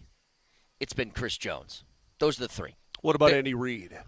I'm just saying for players. Okay. Great. Those 3 players have Gotcha. been the ones that have withstood everything. They've gone through a million different running backs. They've let Tyreek Hill walk. They've let really talented defensive players walk. Doesn't matter. None of that bothers them. Those 3 stay together. If Travis Kelce is, on the 18th tee box here for his career, or the 17th fairway, or whatever you think it is, that changes a lot of how they operate. And I think it's part of the reason why, when you look last year, Kansas City, yes, was 15-1 before they kicked that last game. Did they ever look dominant against anybody? No, they won a lot of very tight games. That's what's different They about won them. a lot of very tight games. That's what's different. And look, winning tight games is an incredible asset to have. It's probably the most important team thing that you can have is you perform when the game's close. All I'm asking you is this. Do you feel like the Broncos can compete with the Chiefs this year for the title? I do, yeah. Or the AFC West title? I do, yes. Are they as refined as the Chiefs? Are they as championship ready as the Chiefs? Are they as top-heavy and as elite at some position as the Chiefs? No. But they can beat the Chiefs. So here's my follow-up to that. Is that more because of who the Broncos are or what the Chiefs are? I Is think it it's both? a little bit of both. Is it the Broncos step up Yeah. and you think the Chiefs step down? Well, I'll agree with Moser on this. The Broncos are coming up in rank, all right? And the Chiefs, albeit they went to the Super Bowl, a lot of their regular season, they just got away with things, right? They got away with it. But you don't get away with getting to the Super Bowl. You got to be that good. It's funny. There's a texture in the 6 o'clock hour. He goes, yeah, but they won a bunch of fluke games. And I go, fluke is a one-off. Bunch is a lot. So those are contradictory. Yeah, let me contradict that texture. Take a look at the Broncos' 2015 regular season. Go ahead. Go back. Take a look at it. You tell me how many of those games were, quote, fluky. They got by. You just survive. You survive in advance. And then you hope to play your best football in the postseason. And that's what the Chiefs did. Listen, man. Buffalo had a chance to unseat them. They couldn't do it. Yep. Again. Teams have their Everybody chance. has had a chance. The only one Baltimore's that can had do a it is chance. Cincinnati. Buffalo's had a chance. Yeah. Joe Burrow's the only guy that's proven to do it. And it happened one time. Yes. I mean, uno, right? So, look, I mean, they're not going to go there every single year, but they know exactly what they're doing. And again, a lot of it has to do with, I think, a little luck. Not key injuries at key positions. And you got the Witch and Mahomes. Kelce is aged for sure, but they're going to be there. They're not the thing. I'm reading this article today at ESPN, and they have a ceiling and floor for every team in the league. Okay. Kansas City's ceiling is 13-4. That feels low. This comes from. Actually, it feels low to me. This comes from their beat writer. I'm not sure, but their ceiling is 13-4. Their floor is 8-9. And again, they only get to 8-9 if it's catastrophic, Brett. Right? The Sure. Broncos. Leggy has the Broncos ceiling at 11-6, and Leggy has the Broncos floor at 6-11. A lot of that has to do with injury as well. But Kansas City is still the better football team, and I just think that this is just another thing to reassure you that floors and ceilings are not the same. They are. What'd you say the floor was for the Broncos from Leggy? 6-11. Okay. That would be a mess. Good Lord, that'd be a mess. 6 Well, and that would be things that are beyond your human control. Well, let's be abundantly clear here. Less than 6. If you don't make the playoffs, it'll be a disappointment. Yeah. Correct? I think a disaster. Is that where we're at right now? I think so, Given sure. all the expectations? You've only gotten better, and you were a 10-win playoff team last year. I mean, it is playoffs or bust. The only mitigating circumstance in that would be like just a rash of injuries that you couldn't do anything about, I suppose. But Yeah, if you don't, that's the whole point to what this offseason has been, isn't it? The expectations are now back. They're higher. They are. We don't hope to make the playoffs. We know we're going to, and then you hope to do something beyond that. You hope to do some damage in the playoffs.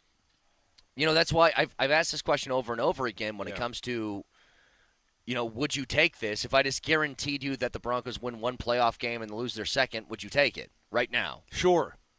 I think I would too. Yeah. Just because it's like, okay, that's incremental improvement. That's kind of what you wanted to see. You can go on from there. But the Chiefs thing is just, you said it, Moj. I'll say it a different way. They're the kings until somebody dethrones them. I mean, that's the case. But we've asked this in a different version, earlier in camp. If I remove quarterback from the discussion and I say compare the other 10 starters on offense, could you argue the Broncos' offense is the best? In the division? In the division. No. Remove quarterback. No. Okay. No. I don't believe so. That's it. Are you serious? Who's better? Well, Kansas City, I would say the Chargers are a better, more efficient offense. Okay. Stack them up for me. What do you mean stack them up? The other 10 starters. The Broncos might have the best. I don't care about the roster. I care about what you do. I care about what it looks like. I care about moving the ball. How you play. I mean, come on, man. Wait, Did you watch? I mean, the Denver Broncos have to prove they are a consistent, efficient Let offense. me run down the Chargers offense for you for a second. Please. Can I, Brett? Let's do this. Quarterback Justin. Okay. I said beyond. I said take quarterback out the discussion. Yeah. The other 10 starters on offense. That was the key to this. Would you trade Bo Nix for Justin Herbert right now? Just curious. Take the quarterback out the discussion, Moj. All right, let me ask. I am. I'm just. Let me help Moser out. When the Yes, Broncos, I would take Herbert over When the Bo Nix. Broncos played the Chargers last year, offensively, which team looked better? When the Broncos played the Chargers The Chargers did. Okay, the Chargers played against a very, very staunch and stout Broncos defense and moved the ball pretty easily. Do you remember They that? did, yeah. Let me run down. They did. Okay, Brett. Let Okay, me do your thing. Najee Harris. Okay. Okay. I don't think Najee Harris is that good. Okay. Well, okay, and they also have a first-round running back in Omari and Hampton. That sounds a lot like what you got here. Lad McConkey. I would put him and Cortland Sutton on the same plane. Quentin Johnson. Can't catch the ball. Keenan Allen. Keenan Allen's good. Tight end Will Dissly. Pretty good? Yeah. He's yeah, all right. He's pretty good. Yeah, He's all right. him. Left tackle Joe Alt. Pretty good? Yes. They lost Rashawn They Slater. lost. You're right. So that what I I'm mean, saying I think is the Broncos have the better offensive line now. left guard Bradley Bozeman, Zion Johnson is their center, Mekhi Becton is their other guard, and Trey Pipkins the third is their right tackle. That's a pretty damn good offense, bro. That's pretty damn good. Do you think that's head and shoulders, no doubt, better than the Broncos' No, offense but that's not what you asked me. But that's not what you asked me. You asked me if the Broncos were the best. I said, is there a chance the Broncos could be the best? No. I mean, I think there's a chance, but that's all I'm saying. Yeah, we don't know. We don't know, but we don't know about Amari and Hampton either. You know what I mean? Like, this is all I'm getting at. Like, the Chiefs, if Travis Kelce is on the latter stages of his career and he's not the same guy, so they have Rashee Rice. Rashee Rice is good. Xavier Worthy, everybody talks about him. He didn't do anything. He's a fast guy who's still trying to prove stuff. And their running game was awful last year. Then how in the hell did they win 15 games and get to the Super Bowl? Because their defense was crazy good and they had Patrick Mahomes to close games out. I mean, that's how they did it. That's a great formula. But guess what? Isn't that pretty much how the Broncos of 2015 got to the Super Bowl? Well, yes, that's what I'm saying. But that's all I'm getting at is the Broncos are different because their quarterback left the year after that, and then a whole bunch of changes happened. The bottom line is they were carried by one side of the football, right? Yes. And the other side of the football just did enough. And, I mean, come on, man. But that's why the Chiefs aren't feared is what I'm saying, is that they aren't the dominant offense that we've seen for like 7 straight years. Their offense wasn't the thing that won them games until like 2 minutes left in the fourth quarter. Agreed, but let me go down their point totals from last year. And it's pretty steady. 27, 26, 22, 17, 26. 28, 27, 30, then 16 against the Broncos, 21 in a loss, and then 30, 19, 19, 21, 27, 29, and then they were 15-2, obviously, because the Broncos game doesn't count. Yeah. They didn't even try in that game. So, I mean, they're pretty steady right there in the mid and upper mid-20s all over the place. Do you guys know who led the league or led the division in points scored last year? Who led the division in points scored? It was the Broncos. The Broncos did. Okay. They had a few defensive touchdowns. What was it, like 2 or 3 that they added to the board? Yeah, all I'm saying is their offense wasn't that far off last year to start with. No, you're right. You're right. They can be the best. They can be. Yeah. They have to prove it. That's all I'm getting at. That's all I'm saying. They potentially could have, in what is oddly, like not a very talented skill position division. Like they really aren't. The AFC West really doesn't have all that much as of now. Moser, you have been criticized by those on Twitch who say, Luke Digger writes in, these guys need to play fantasy football before commenting on individual players. Oh, for God's sake. And with all due respect, and you're right, when you do play fantasy football, I'll give you this. You do understand more about those players on your team and what they bring statistically. But the day I have to lean on fantasy football to do this job is the day you can just throw arsenic into my system and call it a year. Do you know where fantasy helps the most? I agree. Call it a life. I agree. Do you know where fantasy helps the most? I stopped playing fantasy baseball, and then I didn't know any players in the MLB. When I played fantasy baseball, it was like amazing. Yeah. To like just know everybody. I don't dispute that. Let me. You're exactly right, but I ain't doing it. Let me go. I ain't doing your fantasy. I didn't do it. I don't want to be part of your fantasy. I'm going to go to Listen, if I'm part of your fantasy, fine. I don't want to be part of your fantasy. Go to the Loop Dork. I can promise you, you're not part of my fantasy. It's fine. I'm not playing fantasy games here. I play real sports. The Loop Dork. We're talking about offense as a whole. Will Dissly is a joke. Will Dissly's not a joke, bro. This is fine. Guys fine. add value beyond your pretty little. How many yards did he get and how many touchdowns did he score? Go ahead and fantasy up an offensive line. Go ahead and do that, Loop Dork. I challenge you. He's being a little too heavy-handed here. Yeah. I respect and acknowledge that most people do the fantasy stuff, and I wish I had the time, the patience, the need to do it because I just don't. I look the other way when I watch people, and this is what bums me out about fantasy leaguers, is I'm watching a game with somebody, and you're cheering for your team or something to happen, and then they're cheering for their own individual. That is correct. I'm like, what? Why did you just get excited there? Kiss my receiver. I'm like, okay, calm down. You win some money. No, that's just ridiculous. ridiculous. Got money on the line. If you're a Broncos fan, how do you root for Ashton Genty to go off for 189 yards and 3 touches against your team? Here's the thing.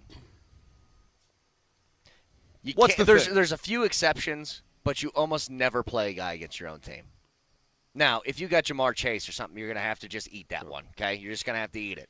You don't root for it, but it's kind of like, hey, if they're going to score, at least it was him sort of thing. That's the way you handle it. All right, so do you ever draft any Packers or Vikings ever?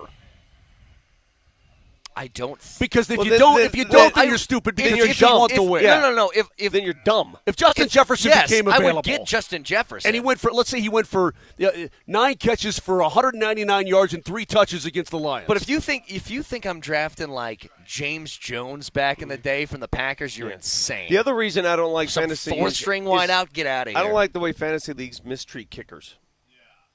Ticks me off. How do they mistreat them? Just don't like them. They don't give them enough credit. Enough credibility. Kickers are huge parts of fantasy teams. I get more. Punters don't even play a role. Like they don't even exist. You know why I don't do it anymore? Because I'm telling you, I'm in Montreal and we're getting ready for the puck drop, and I'm like, oh crap! No. I forgot to set. This is a Thursday night. Oh crap! I've got a guy on Thursday night, and I forgot to put him. Because I got a job that I do. I forget to set my lineup. It's literally a minute of your life. No. You know what it is for me? You know what it is for me? My buddy Chris, and I hope you're listening, Chris. Hey, this Sunday we're all getting together. Let's go. We're going to do the incline. Okay, because me and my fantasy league team we're going up to Vail to do our picks. The draft's a great night. It's a great night. Talk trash to people. You want me to buy half your team? No. Okay. I don't need some sort of silent partner for a fantasy football league. I'm a silent partner in another league. Yeah, it's insane to me. And then my brother's in like 3 leagues. It's a great point here by Guru on the Twitch feed. You said I don't do cartoons. Mm-hmm. Well, South Park, which is a cartoon, just made $1.5 billion. It's a lot of money for a cartoon. I would do it for that kind of money. Yeah, for that. All right. I bet you the Flintstones probably made more inflation-wise than South Park did. I don't think that's even remotely possible. I bet you it is. It's $1.5 billion. Moser, better cartoon, South Park or Flintstones? Oh, this isn't even close. Don't you dare. South Park. Yeah. way better. Training camp coverage on Altitude Sports Radio is powered Betty by Ramos Rubble's Law, hot. the official injury law firm partner Admit it. of Broncos country. You had something from Betty Rubble. You can't make out with a cartoon, bro. Dude, we all had something going on Betty Rubble. Just saying. All right, go ahead, Jesse. I really didn't.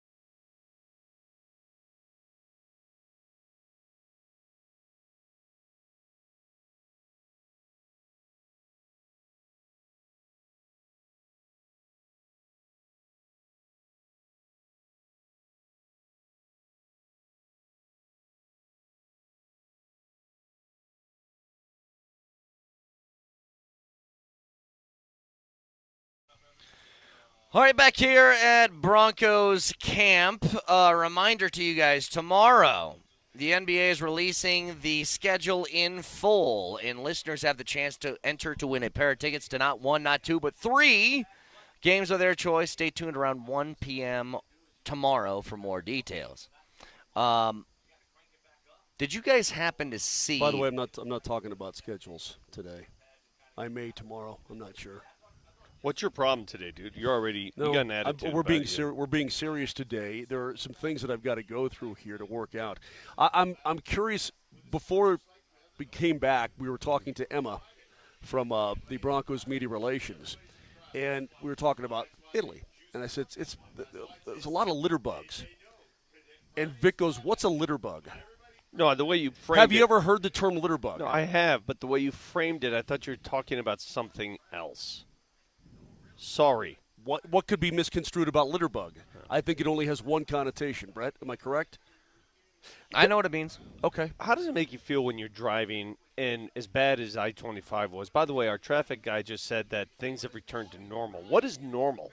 Bumper to bumper? What is normal anyway? It's a good question. Normal, yeah, whatever. How much does it bug you when you do see somebody throw something out the window? That really chaps me. I am. If there's one thing in my life that really is a pet peeve, it's litter bugs. Okay, so please don't be a litter bug. It's personal responsibility. I'm begging you. I've had this argument with my wife though. What is acceptable to toss out the windows you're driving down the street? Is tell me if this is anything acceptable. Organic. Yeah, an apple core that you just ate. That's litter bug because that's a litter bug thing. But if you're throwing it into the wilderness. But if you have a French fry that dropped, under your seat, whatever, you can chuck it. I think French fry is okay. Yeah, but if you throw a pretty much banana peel is the same thing. No, banana peel is not right. No. I thought those are biodegradable, aren't they? Until you disappear. But here's time? What I think: you shouldn't throw anything, to be honest with you. Take care of your own garbage, no matter whether it's organic or not. Well, hold on a second. When you're on the golf course and you're done with an apple, do you just throw it? I don't eat apples on the golf course, Vic. I drink beer, and I put the beer thing that in is, the... That is ridiculous. That is ridiculous. You don't eat apples on the golf course? We aren't chomping apples. See, that hang on, Moj. Hang on. It was a bizarre thing when we played at Rolling Hills. I never played there. What was it, a month ago, whatever it was? And the dude rolled up, and he with goes, apples. "Do you guys want an apple?" And I was like, "What do you mean, do I want an apple? I'm golfing." Wait a minute. We eat apples all the time. Friggin' horse? What am I? It gives you instant energy. When you I'll go two or three apples around. Brett, when you make the turn and you're eating your souffle. Yeah. I don't know how you do it at Rolling Hills. I guess I do now. When you're making the turn and you're eating your souffle, when you finish with the crumbs, do you put them in the receptacle or do you put them out for the birds? So what if I'm on the 15th fairway and somebody rolls up and goes, "I got a spaghetti bar. You guys want to make some spaghetti?" No, all honesty though. So you're eating your apple. And when we get to the 8th and the chocolate fountain. Yeah, of course. Fondue. You throw the apple core. In the back of my mind, I'm thinking, there's a squirrel out there that's going to be really happy. I would think the same thing, actually. Or a deer. Yeah. I think deer the same love thing. apples. Yep. Now, if you throw your McDonald's wrapper, that's a different story. Yeah, it's trash. Or your but that's trash. Yeah. That's just trash. And I'm sorry to get off track here. I apologize. It just hit me what are you wrong. doing? I'm the kind of guy that let's say I'm walking through the parking lot and I've got papers in my hand and the wind will blow a paper away from me and it starts scooting down the lot. Chase it down. I chase. I'm a piece of paper chaser. I don't just say, I'll let it go. Or a napkin even. I will go chase the napkin down under somebody's car and throw it away. I don't like litter bugs. Let's go. We got some insight from sportsmediawatch.com on inside the NBA's now jump over to ESPN. Would you like to hear some details on this? Be very careful because I read the same thing you were about to tell us, and there's a lot of conjecture and speculation as to what it's going to look like. Yep. I don't think they know. Okay, well, here's what they were told. Mm-hmm. That it's going to be a 30-minute show. They're going to give them a 30-minute window. It's typically ran about 50 minutes over the last few years. They're going to take it down to 30. Now, that's absurd. That's absurd, and I think that will change. I think they'll give them a little leeway There's on stuff. no way they can do that same show in 30 minutes. If you've ever watched the show, way. hell, a segment runs 30 minutes when they get going. Yep. There's no way. Moshe can't do a post-game show in 30 well, minutes. This is not something we didn't expect, Brett, and we knew that as soon as TNT As soon as ESPN got that, it was going to be ruined. And so now it is ruined. It's ruined. Here's the one that I really don't get. So they're going to have it after the opening night doubleheader, which I don't know which games those are. But the opening night doubleheader, it'll be on. And it will take the place of SVP's Sports Center, which usually runs after that. But the following night is another doubleheader. They will not be on. It will be SVP's show. But after the opening week of the season, this is the big detail. Opening week of the season, TNT's NBA studio show is not set to take place again until Christmas Day, is what it says. So when's the opening of the season? October 20-something? October 22nd. So they'll do that for a week, and then they'll be off for almost 2 months. That's ridiculous. Did Adam Silver want to kill the best show in basketball, or maybe the best show in sports? Well, you know what? Because if he wanted to kill it, he's doing a damn fine job of it. For the billions they made with their new television package, I guess somebody had to play the role of victim, and that's that show. Unfortunately. That's just the dumbest thing in the that is just so stupid. What I don't understand for the life of me. All right, so TNT had carte blanche to do whatever they wanted with inside the NBA. Those guys, they didn't have any bosses. They did what they wanted, right? I think the worst-case scenario would be to move to ESPN, where it's pretty, let's be honest, the handcuffs are on what you can do or say there. It's just fact. Yeah. Nobody's going to dispute that with me. It's just a fact. Why in the heck didn't Amazon just take over inside the NBA? Amazon would have been the perfect place. Yep. It's on the Internet. Yep. It's on the friggin' Internet. Stream it. And let's be honest, that show was really on once a week. I know they did the Tuesdays, but it was like... It wasn't the same with Chuck's Barkley not there. wasn't there, and Ernie wasn't there. Yeah. It was once a week. Amazon, pick it up for once a week. It wasn't that hard. I don't understand it. Amazon would have been a perfect home for inside the NBA. Instead, they're trying to shoehorn it. Doesn't it feel like a shoehorn? Because there's too many people at work. ESPN has its own pre- and post-game show already. They have the Scott Van Pelt thing ready to go after every game. So what does he do now? I like Scott. So do I. I like Scott. There's nothing against Scott. I like him. But what you've done is you've taken one of my favorite shows and you've ruined it. And I don't understand how Adam Silver can think it was a good idea other than the money. I mean, I get the money. I get that aspect of it. You're making everybody in the NBA richer. I get that. But this is the flagship show of your entire league, and you've blown it up. It's just so stupid. Like, they legitimately own what I think are the two best sports shows that exist now, which is that Inside the NBA and College Game Day. And for the record, I think they still do a good job with College Game Day. I know some people get really peeved that McAfee's a little too professional wrestling on that show. Whatever, fine. This felt like the easiest thing to do. You know, it would be like, I think you guys have had this before, where you've been doing a radio show, and maybe the radio show's doing well, and then you have a new program director who walks in, and you're just like, can you not do anything? Like, just don't do anything. Didn't we have that scenario unfolding? Remember, we had a show together, you and I, and we were moseying right along, making inroads, doing pretty good. And then all of a sudden, somebody walked up and said, "Hey, got this kid from Nebraska that wants to join." And we were like, "Huh? Who?" Remember that? It's the worst day of my life.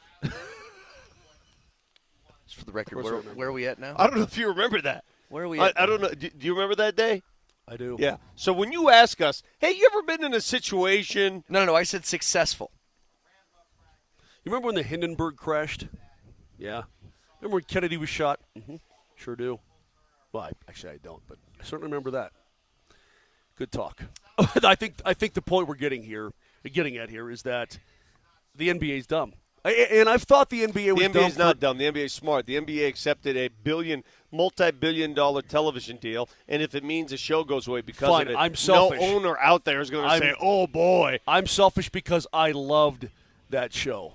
I absolutely adored that show. I laughed. I cried. The analysis was spectacular. In addition to their awesome chemistry, everything about it was great. To be honest, I don't know if the analysis on that show is spectacular because it's terrible. that's not it's just the a point funny of the show. It's Yeah. terrible. Sometimes I don't even know who plays for whom. Yeah, they $76 billion. I'll give you 76 billion reasons why the NBA, at the end of the day, did not care about where that show ended up. That's the reason. Yeah. Yep. 303-504-0925. Sean Mazda text line. I got a quote from Sean Payton yesterday. And we were all kind of wondering, like, are you in the camp of the number ones and how they played in week one of the preseason really matters, or is it just something you kind of shrug your shoulders at? Well, that was asked to the head coach yesterday after he got a chance to watch some film. We'll get that answer next.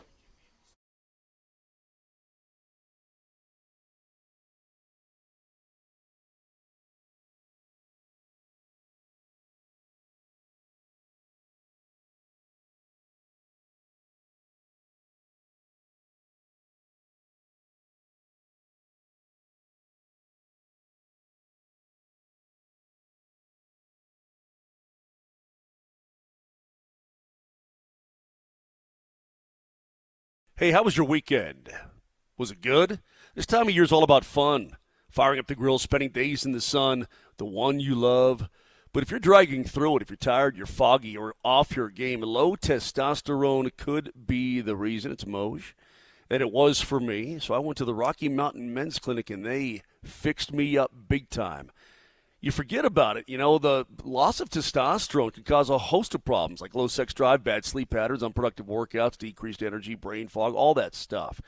And Rocky Mountain Men's Clinic is there to take care of you. Schedule an appointment today. It's just $99. They're going to draw your blood results within 30 minutes with the Colorado licensed medical provider. They're going to go through everything with you. And if you need treatment, they are absolutely going to take care of you. All that stuff is going to go away, and you're going to feel like you did years ago. So give them a call today, 720-440-7900. That's 720-440-7900, or go to RockyMountainMen'sClinic.com.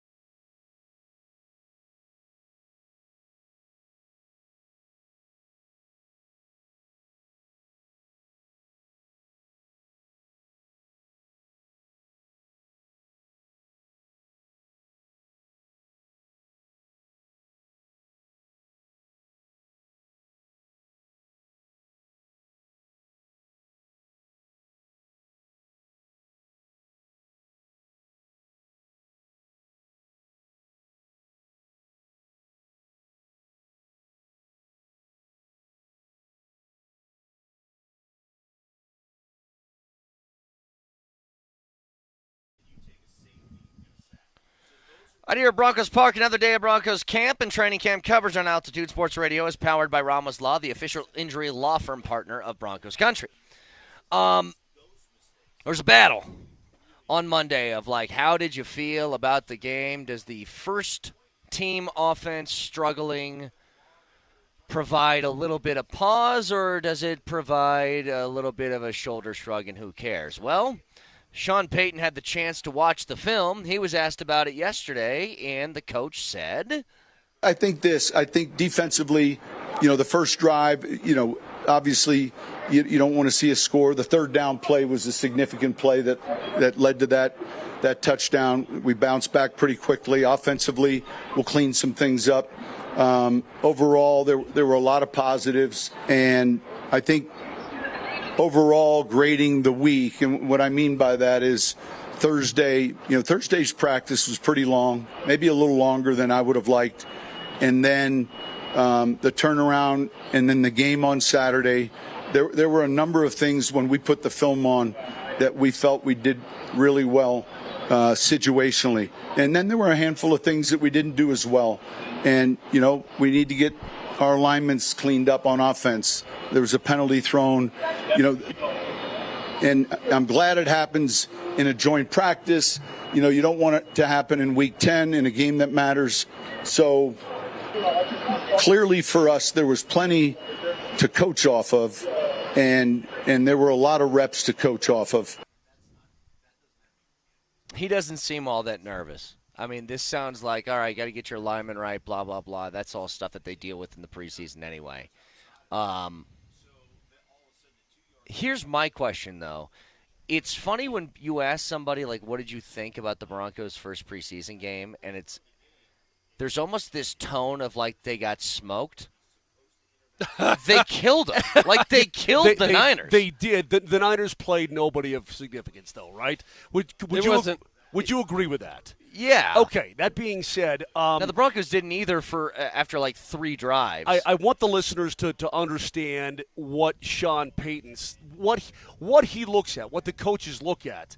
They look at minute details all over the field. They look at block angles. They look at this. I mean, it's so many things on the full spectrum that they look at. They don't look at just Bo Nix took a safety. Okay, they don't. Yeah. That's not as big a deal to them as how are things looking, how are things running. Hey, we installed this concept. How did the guys adapt to it, and how did they execute it? You know what? Went pretty damn well. Maybe we're ahead of schedule. These are the things that they're looking at. They couldn't care less about the score right now. It's about the progress of the football team getting ready for the regular season. Do you guys know that at times, depending on how many of the mobile cameras they have out during practice, at times there will be up to 14 different camera angles of a practice session. Take a look up there. Yep. See those up there? Those There's are 1, 2. There's 3 on the side over there. There's 4 down the middle. 5 behind us, 6, and then you have those guys that show up with those big poles. Aren't there guys that film sometimes on the towers up here too? And the guys that remember those poles that sit behind. Those are the ones that give you the ultimate best view. Do you realize how much film these coaches are going through after a practice? And they're focusing on position groups. I mean, they go through everything from every single angle, which is why we'll have Leggy on, but the old adage is the tape don't lie, right? You cannot escape the film in the NFL, period, end of story. And by the way, you really never have been able to escape the film. It's always been there, right? Right. I mean, the All-22 has always been there from end zone and so on. In fact, if you go to Mile High, you look at the very, very top. You see those little outhouses up there? Sure. That's what they're doing. It's just that now it's so sophisticated and so dynamic that you can pick apart every little tiny thing. So, fellas, today after practice, I'll wait around because I'm going to get a chance to interview for Altitude Television Riley Moss, who I think is a very intriguing figure on this defense because he is going to get the bulk of the work. I mean, you're Riley Moss. You're going into work today and you're saying to yourself, well, they're going to throw it my way. Sure. I mean, what option do they have? Yeah. I mean, think of every cornerback that played opposite Champ Bailey during his career. I came up with the list yesterday. Here are the corners, and this is what Riley Moss is going to have in common with these guys. Okay. Lenny Walls, Darren Williams. Well, hold on. Let's go through if these guys were good players or not. Okay. Okay. Lenny Walls. Yes. Played opposite Champ Bailey. Yep. He was a big corner. Didn't really last long in the NFL. Went to the CFL. Darren Williams, the late great. Terrific player. He would have been a corner for years. No doubt about it. Dominique Foxworth. Pretty good. Carl Pema. Payment was okay. Parrish Cox. I remember Parrish Cox was a Bronco. Dre Bly. I love Dre Well, that was Bly. when he was at the Broncos. My bad. Andre Goodman. I remember Andre Goodman. He wasn't that good. And then Chris Harris. Total star. Okay. Absolute star. So- So what you had there is you had a guy on the opposite side of Champ Bailey. Chris Harris eventually surpassed because Champ got old, obviously. Those are 9 players who played opposite Champ Bailey during his time here in Denver. And that just goes to show you how tough that position is. Yeah. It eats you alive. Well, I've always wondered, would you consider, if you're Vance Joseph, because I think, look, he doesn't have full reign, but as far as defensive coordinators' reign on his defense, would you say that Vance Joseph has got a lot of power on what his defense wants to do, the scheme he wants to run, the personnel he wants to play? It doesn't feel like Sean Payton's got his hands totally in the cookie jar. I don't think he does. You know I what don't think he does. He's obviously he's the head coach. He's going to have some say, but it feels like Vance has got a lot of power back there, right? Would you consider doing what the Patriots used to do when they had Darrelle Revis? Do you remember what they did? They moved him around? No, Belichick would put Revis on the number 2 wideout. Uh-huh. He'd put his number 2 corner on the number 1 wideout, and they'd have a safety that helped him every single shaded play. over the top. So it'd be like, one guy is going to lock down one side of the field. Yeah, we don't got to worry about that. We'll give Uh-huh. this guy over here on the number 1 guy some help, and it worked really well for them. Yeah. But when you have one of the guys that's that talented, Yeah. I mean, Well, then again, then there are offenses that are a little more sophisticated. Then you got tight ends you have to worry about. What if they just keep going underneath? There are things to overcome that, right? There are things to beat that. That's a great plan. well, they didn't. Patriots defense was pretty good for a lot of years with them doing that. The best way to do it is the way the Broncos in 2015 did it. You have 2 corners that are pretty damn good. Well, that would Harris and help. Talib. So I guess what I'm saying is, Brett, the best way to do it, Brett, is to have 2 guys who are elite. That would be really good. So they've already done step 1. yeah, step was one. You got one guy. they fired everybody, and step 2, they're still working on getting all the best players. So how do you guys – what is Riley Moss? Like, how would you define him as a corner? Is he the guy that we saw for the bulk of the season that you walked away saying, God, this guy's pretty good? Or is he that guy in the Cincinnati game that, my goodness? No. I'm really excited about him. He was really good. Then he got hurt. I think he tried to come back maybe a little bit too early. And I'll ask showed. him that. I'll ask him. What are you going to ask him? Riley Moss, who are you? No, I'm going to ask him. I said, if you had to do it over again, would you have played in that Cincinnati game? Yeah. The other thing is, that was pretty much his first – so this is his 3rd year in the league, right? But I think that was pretty much his first year. Yeah, he was hurt for the most of his first year. I think he can make a jump this year too. Like, this is essentially his year 2 of actually playing. I think he can make a jump. I'm super excited. You know what I'm most excited about him, and the thing I like most about his style? It's year 2. He appeared in 14 games 2 years ago. Yeah. But again, he appeared in 14, but not a whole lot of PT. He was a special teamer. Yeah, he did a lot of other last stuff. year was his real. Okay, I'm in the league now. But he plays physically, which a great I tackler. appreciate. He's a great tackler. tackler. He's a great tackler, but Vic, when it comes to like off the line, jam somebody, he's strong enough to handle that. He's big. He is a big corner. Well, I mean, but if you watch that Cincinnati game, God, he was just always so close. He was there, but couldn't win the battle to get the ball. I think maybe that's the half step that you lose because you're dealing with something, whatever. No, that's the odd thing about – it's one of the reasons why when they drafted Jahdae Barron, I was like, well, where's he going to play? And it's like, I guess he's going to play kind of everywhere. But he's another one. Like, this secondary is scary, guys. Like, scary good. And we already know their defensive front, especially along the defensive line, is the best in the NFL. I don't think it's even questionable. One of the reasons why the secondary is good is because the defensive line allows it to be good. And then you add Jahdae Barron and you add Hufanga, you add – I mean, this defense should just be able to wreck people. It really should. Like a texture says, if Jahdae Barron pans out – hold up. Jahdae Barron pans out. Riley Moss, Pat Surtain, and Barron is going to be absolutely disgusting. That's what I see. and think about that for a second for what you guys were just talking about, the quarterbacks in the division and what you need to deal with. I give Sean Payton such credit for this. It would be really easy when he is in charge. He gets to basically make the decision on who they draft. I know Sean Payton or George Payton does a lot of the other stuff.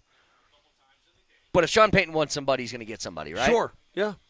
Make it happen. He very easily could say, I am going to cater to my side of the football because I want that to look the best. And he went, what is the best route we can take in this division specifically to be successful? And it's like, if I can stop or limit what Herbert's and Mahomes' and Geno Smith's do, that's the number one thing. It's also, you're right about that. That is the micro focus. The macro focus is, by the way, the AFC's got a lot of flipping good offenses. Yeah. Okay? The AFC, because you're right. When you're at this level, Moser, it's not just about your division. It's about Lamar and Josh Allen and everybody else.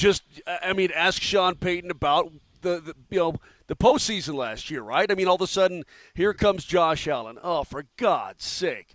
Here comes Burrow. For God's sake. I mean, we can go down the line of all these. I mean, by the way, if you get by them, hey, Lamar Jackson's waiting for you, too. And you're like, oh, come on, man. Yep. So you have to have a macro view as well and design your team in that regard, and I think he's done an excellent job of that.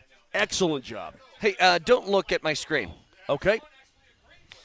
Sportico has their annual NFL evaluations, or NFL valuations that are released today.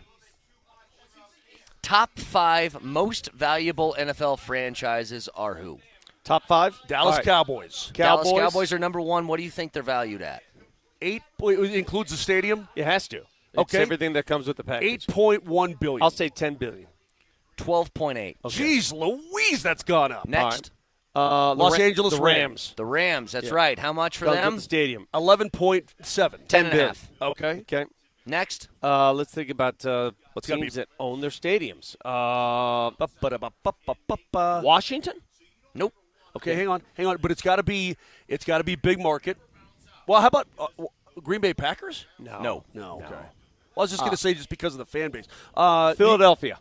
No. New York Giants. Yes. Third. There you go. 10.2. Okay. Why would the Giants be valued that high? Because They don't own their stadium. But they're in New York. It's just the. Yeah, but it's they the suck. I know. I understand that. Yeah, 2 left. The Denver Broncos. No. Does Atlanta own their stadium? No. Well, I don't know if they do or not. They're on the list. Let me think. Let's really think about this now. It's not small market. It's not Seattle. No, it's not. Hang on. Why don't you One shut East up Coast, and let one me West think? Coast. San Francisco. San Francisco Yeah, is that's 5th. easy. They're 8.6. And right above them, 8.8 is? Another East Coast team would be the Miami Dolphins. Nope. Would be the Pittsburgh Steelers. Nope. Would be the not the Jets. Nope. I'm running out of teams here. Buffalo? Nope. How many? I'm just going to sit here until you guys get it. Plymouth Rock. Close. Oh, the Patriots. Yes. Yeah. Yeah, we're pretty stupid. You kind of got it with Plymouth Rock, though. Just because the Boston market? It's got to be, yeah. So what's your point? So we're doing what? Valuation day? Today's Where are valuation day on where the are the show, Broncos? boys. No, it just has the top 5 on here. Oh. No, my point is this. I've asked this before. At what point does the valuation of teams stop growing? At what point? If the Cowboys are $13 billion right now, in 10 years, do they get to 29, or does it plateau somewhere? Well, you have to understand, a lot of that growth comes from some of the stuff that they've added to the package. They built a state-of-the-art practice facility that stretches beyond belief. They built their own stadium. They have things that offshoot from the stadium. There's things that they own that a lot of other franchises simply do not. And Yeah, Cowboys so fans, that adds to the and value. Cowboys fans will say, if you're the most valuable franchise in the league, why can't you pay Micah Parsons? You know what I mean? Like they're having a really, really difficult time with that. Broncos, by the way, $655 billion, 15th in the league. Okay, so they bought it for 4.65, and now they're at 6 point what? 655. So it's a $2 billion growth in 3 years. I remember when Manchester United was the most valuable sports franchise on the planet, and they were the only team valued at $1 billion. I say it blew my mind then, and now everything is just exploded. It's like the trendy thing, by the way, guys, now that these celebrities are buying European soccer teams. Like getting stakes like in them. Wrexham, right? I say we buy a low-tier soccer team somewhere and just make it our own and pull the strings. Kelly Ripa and her husband bought Campobasso. You know Campobasso's by Senya, where you just visit. Really? It's right down the road. I did not know Yeah, that. they bought that team over there. You're kidding. Yeah, there's a documentary on it. There's a series on ESPN. The guy speaks Italian. Kelly, I didn't know about this. We need to buy. Isn't he on her show? Huh? Doesn't he do the show with her now? Yeah, I forgot his name. Consuelos. Anyway. Mark. I think it's Mark. Yeah, Mark.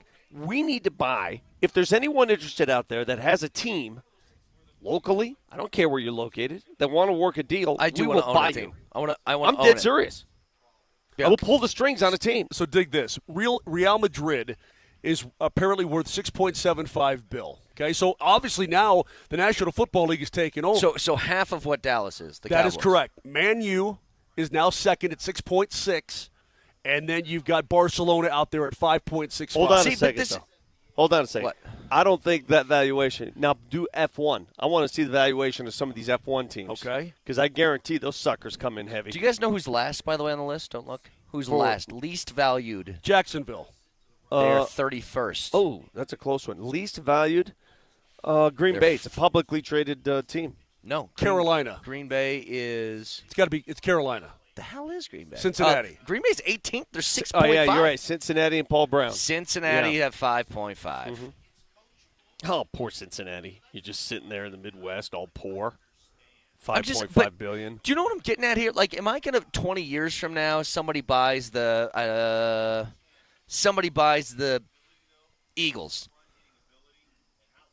They pay.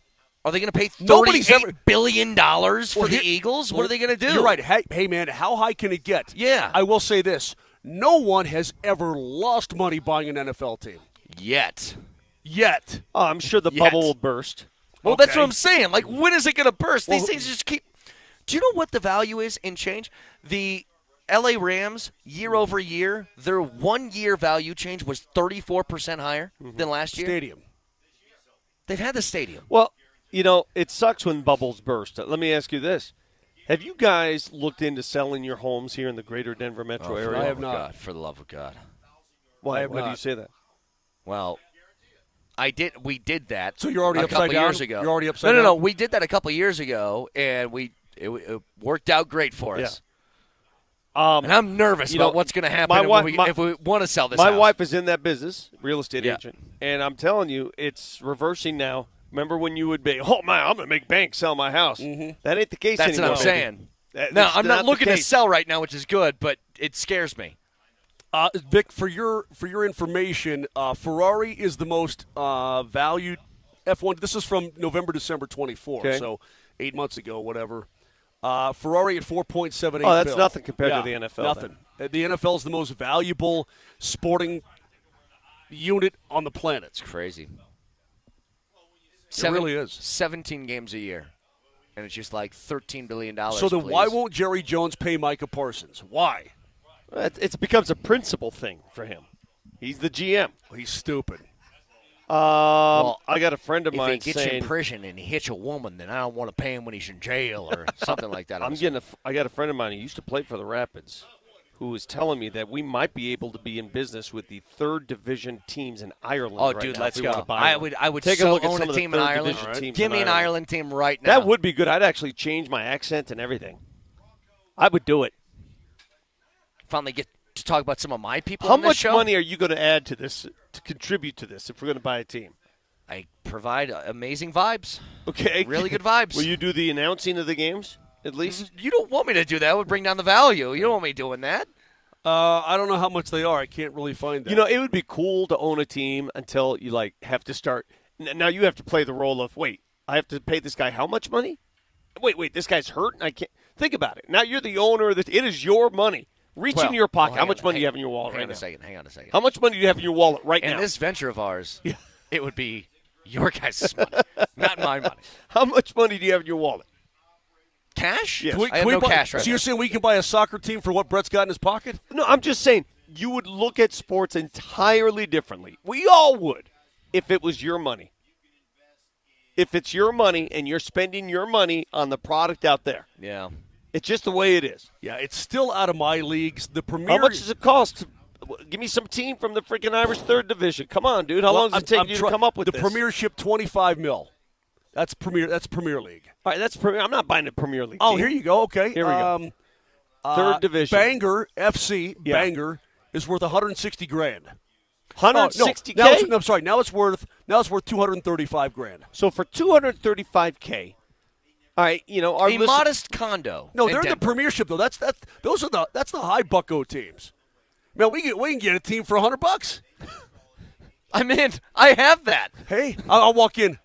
Oh, top of the morning to you, lads. I'm your new owner. How are you? Oh, you better score some freaking goals, or you'll be fed to the pigs. Yeah, I would come in. Going Peaky Blinders style. No, I would come in just like Al Davis. I'd be like, guys, I'm going to be honest. If I see a 1-0 ball game, I'm going to lose my mind. I want 9-8 every single time you guys take the field.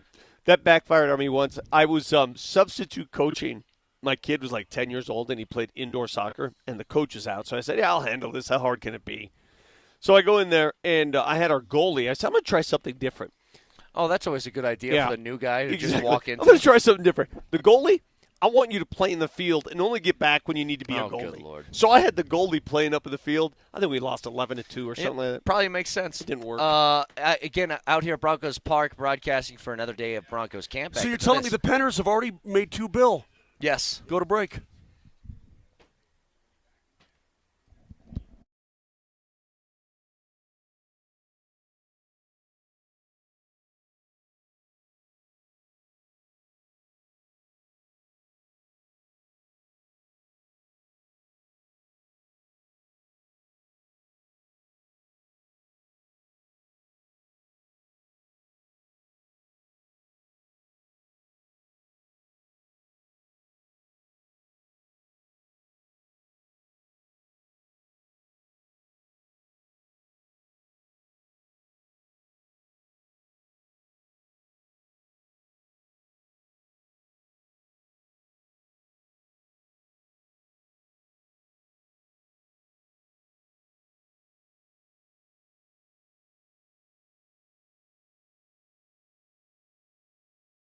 Is your carpet dirty? If it is, do what I did. Call my friends at Zero Res. Don't do it yourself. It's not going to be enough. If you have some problems, like we went out of town a few weeks ago, and whenever that happens, our dogs get a little squirrely, and they might have a couple of unforeseen spots when we get home. I made the call immediately to my friends at Zero Res. They take care of all of it, and they have your carpet feeling like it's brand new again. And they have a bunch of great deals going on right now that you can take advantage of because Zero Res is simply the best. Whether it's your carpets, whether it's upholstery, whether it's your couches, whether it's your air ducts, they do all of that at the best level possible. And that's with my friends at Zero Res, not to mention a flash sale is coming up here in just a week, so stay tuned for that. But Zero Res is the absolute best. You can give them a call, 303-471-5150. Go online, ZeroResDenver.com, and say you want the altitude special. The absolute best in the business, Zero Res. Give them a call for all of your cleaning needs. That's Zero Res.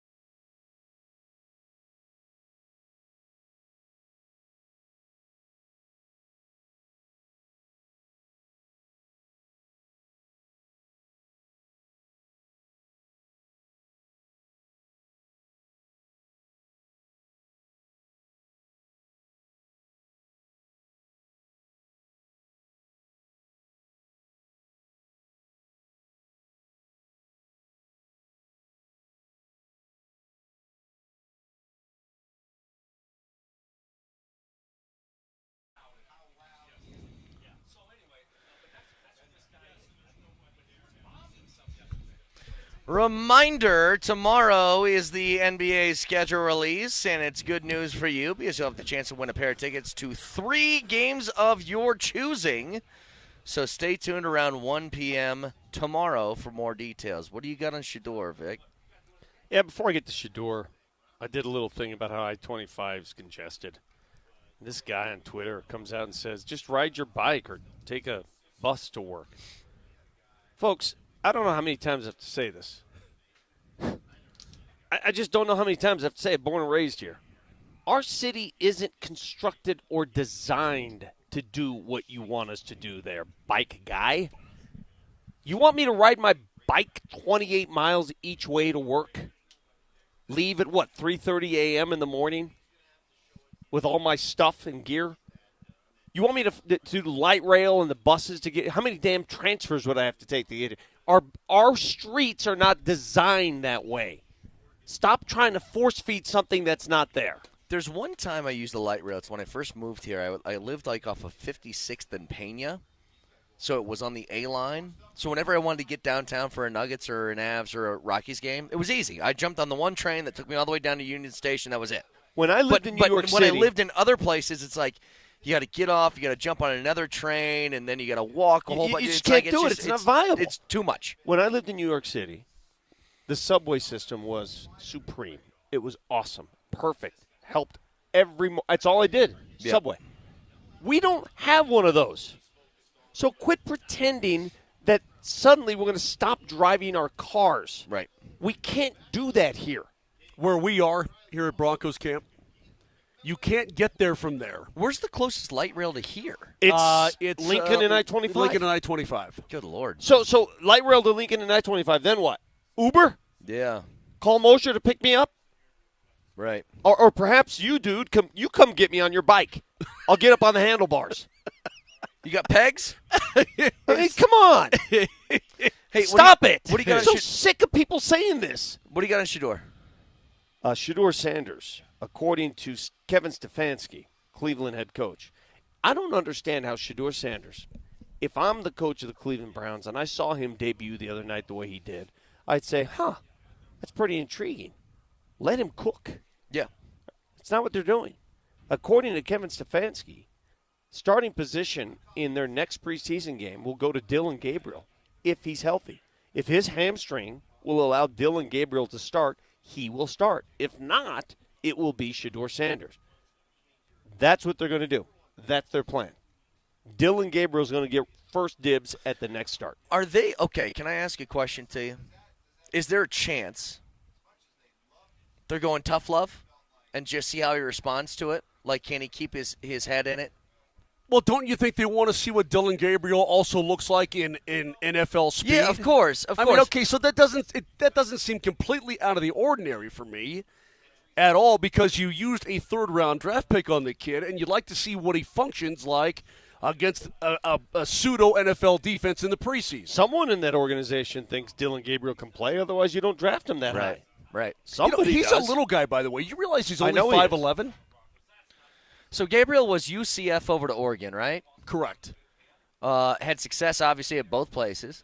Well, no, he went to Oklahoma. Oh, that's right. Then he went to Oregon. He was UCF, Oklahoma. That's Oregon. right. That's right.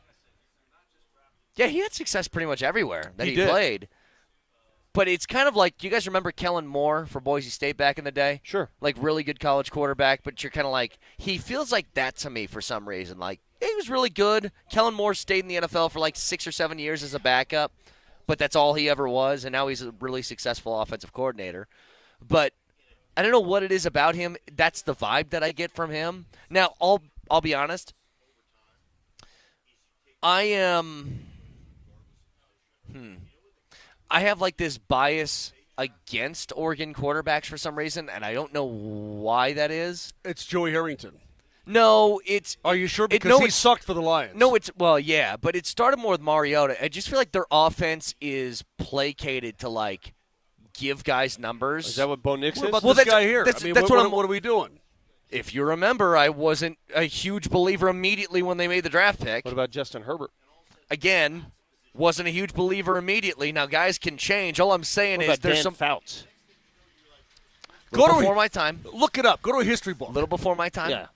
Little bit Look before. up Dan Fouts and talk to me. Go look up Timmy Chang and talk to me for a little bit, huh? I know Timmy Chang. Well, Hawaii. Colt Brennan. I know huh? Timmy Chang. Timmy Chang didn't he set the record, the single game record passing yards? Single season only be broken by a guy Colt who Brennan. also played at Hawaii, which is Colt Brennan. Yes. Yeah. Yes. Dude, late night with Timmy Chang, Hawaii football. Oh, yeah. Must see TV. fun to watch. Look at some of these names over the years. Chris Miller. Yes, these are former Oregon quarterbacks. Billy Musgrave. Billy Musgrave played in Grand Junction here. Yeah. I think he won the 1987 state championship. I'm going to throw some names that could blow your mind. Don't look. Tony Graziani. Yes, sir. Achilles Smith. Wasn't Achilles Smith. Cincinnati Bengals? Yes, wasn't he was. Like second overall Yes. pick. A.J. Yes. Feely. Okay. Then the dubious honor of Joey Harrington going to the Lions. Joey was fun to watch in college, though. He So, was. you know- Helen Clemens. The one distinction about Joey Harrington for me, when the CU Buffs dismantled Nebraska that year, 62-36, Yeah. and they missed out on. Was it that year? Yeah. Wow. They ended up playing in the Fiesta Bowl, I believe, and got beaten up pretty good by Pummeled. Joey Harrington. Yeah.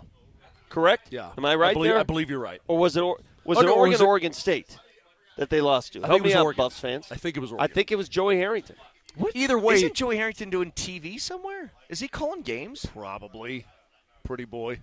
Anyway, the idea here is, I don't think what Shador is going. Listen, Flacco is not going to play. He's your starter, and he's ancient, right?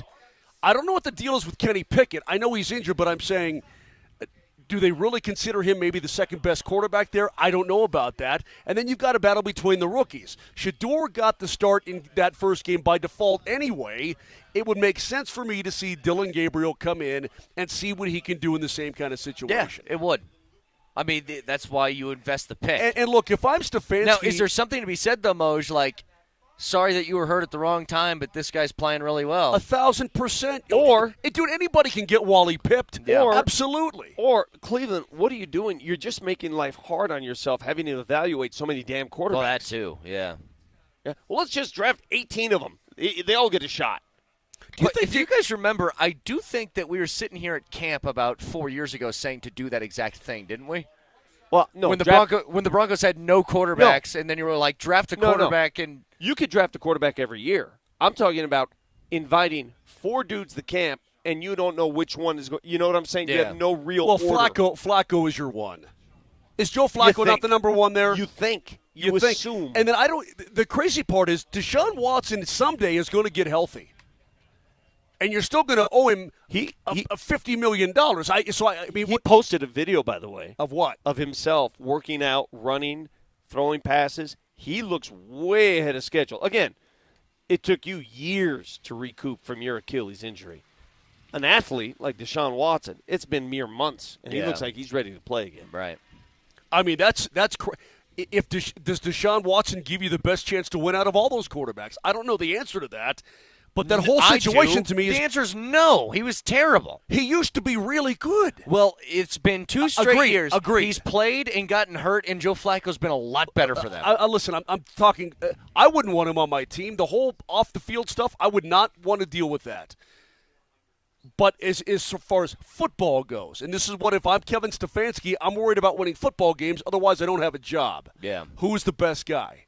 All I know is our guy balled out, and he'll get another opportunity in some capacity. Yep. That's all I know. 303-504-0925 out here at Broncos camp. All training camp coverage on Altitude Sports Radio is powered by Ramos Law, the official injury law firm partner of Broncos Country. Back after this.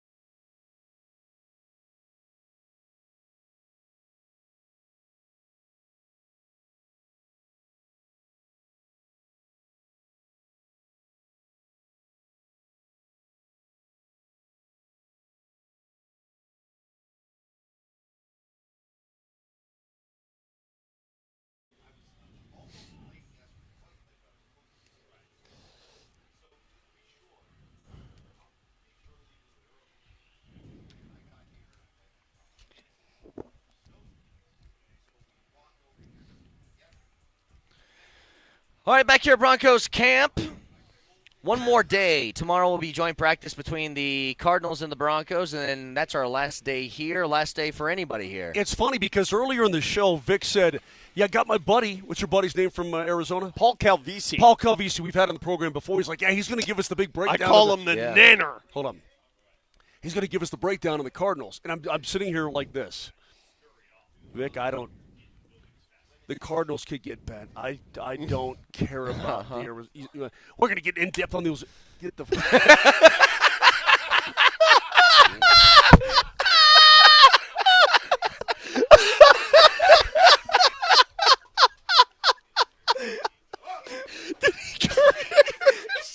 Did he just curse? So much had the nanner pill My on eyes him are again. watering. My eyes are watering. My nose is bleeding. Oh, my God. It's so good. I was about to say, God, it feels like I got like a burst of potassium this morning. Are you really Where are you just going? leaving? Are you really Where just are you leaving? going, wuss? Look at him. Oh, God. Moser literally just packed up. There's He nothing. left. There's nothing at his desk anymore. Moser Nothing. just left the show. We're at the point of no return. How did he get it? Oh, can you tell everybody what just happened? Yeah, you put that the are listening? nanner pill on his shoulder. All right, so I put the it's been an ongoing gag here. I've gotten him 3 times already. Put a banana peel on his shoulder. He wore one for an entire segment, 15 minutes. Last time he did it until Jesse told me he had one. Now You said now I got about him. Paul Calvisi. Yeah. I call him the nanner. Now, apparently we've reached the point of no return. Now he's going to HR. You realize that? Did he take his cookies with him too? He's leaving the compound. Dude, he took his cookies. There's nothing here. There's nothing here. He anymore. left the show. We just had. Did he our actually first- walk out? He's leaving. Look at him. Well, no, it's not your responsibility to go get him. I apologize if this is the end. He literally just walked out of the entire If this is the end of Moser, Lombardi, and Kane, if this is the day that ends it all, our reign, I apologize that I put it over the top by putting a banana peel on his shoulder again. I didn't think he'd react this harshly to it. A strong, harsh reaction from Mark Moser to leave the premises. Okay. Well, I guess Jesse, can you, when you get a chance, recue the moment he found out and what he did there? Because it was. Can you make sure he didn't cuss? He got really close. I think he threw one in there. Yeah, I'll find it. Yeah, just make sure he didn't cuss. He got really close to it, I think. All right, I guess he just doesn't want to be the banana peel of jokes. We just continue with the show and hope that he comes back. Come on, Moser, don't make me massage you again. It's not that big deal. So what? Everybody gets it. Everybody gets it. The old banana in the tailpipe. Okay, everybody gets it. Everybody gets it. Remember our boy over at Oklahoma, John Mateer? Yes. Now he's in trouble because or could be in potential trouble because on Venmo from back in 2022 when he was a freshman, I believe, at Wazoo, he was sending Venmo payments to a guy saying sports gambling was the reason for it. And another one said sports gambling in parentheses USC versus UCLA. He has sent a statement defending himself that says the allegations that I once participated in sports gambling are false. My previous Venmo descriptions did not accurately portray the transactions in question, but were instead inside jokes between me and my friends. I have never bet on sports. All these different things. That's the sports information director penning a nice apology letter in his name. Let me tell you something right now. Yeah. What's that? I thought you might have left. Yeah, Moser's coming back now. Did you think it was a gag to fake leave as if we would care? Well, and then you came back, and what was I doing? The show, wasn't I? Yeah. That's all I was doing. Yes. What did you? No, sit down and put your headset in. But what did you think were going to happen? We're just going to shut down the operation? Yeah. Oh, okay. Basically, the whole thing stopped. Okay. Right, well, until you get your headset on, here's what I wanted to say. I get the inside joke thing on Venmo. I've done it before. Buddies have done it before. All that. We just looked up yesterday because you were talking about how you can see the transactions between your friends on Venmo, right? Yeah. Raj showed me one. His buddy sent another buddy some money, and it said nipples in the. Nobody knows what it means. It could mean anything. Could mean anything. Saying sports gambling (parentheses USC versus UCLA) is not exactly what I would say an inside joke. That seems very real. Now, I don't care. If he said hookers and cocaine, then it'd be like, okay, yeah, you're probably kidding. But I don't care that he did that.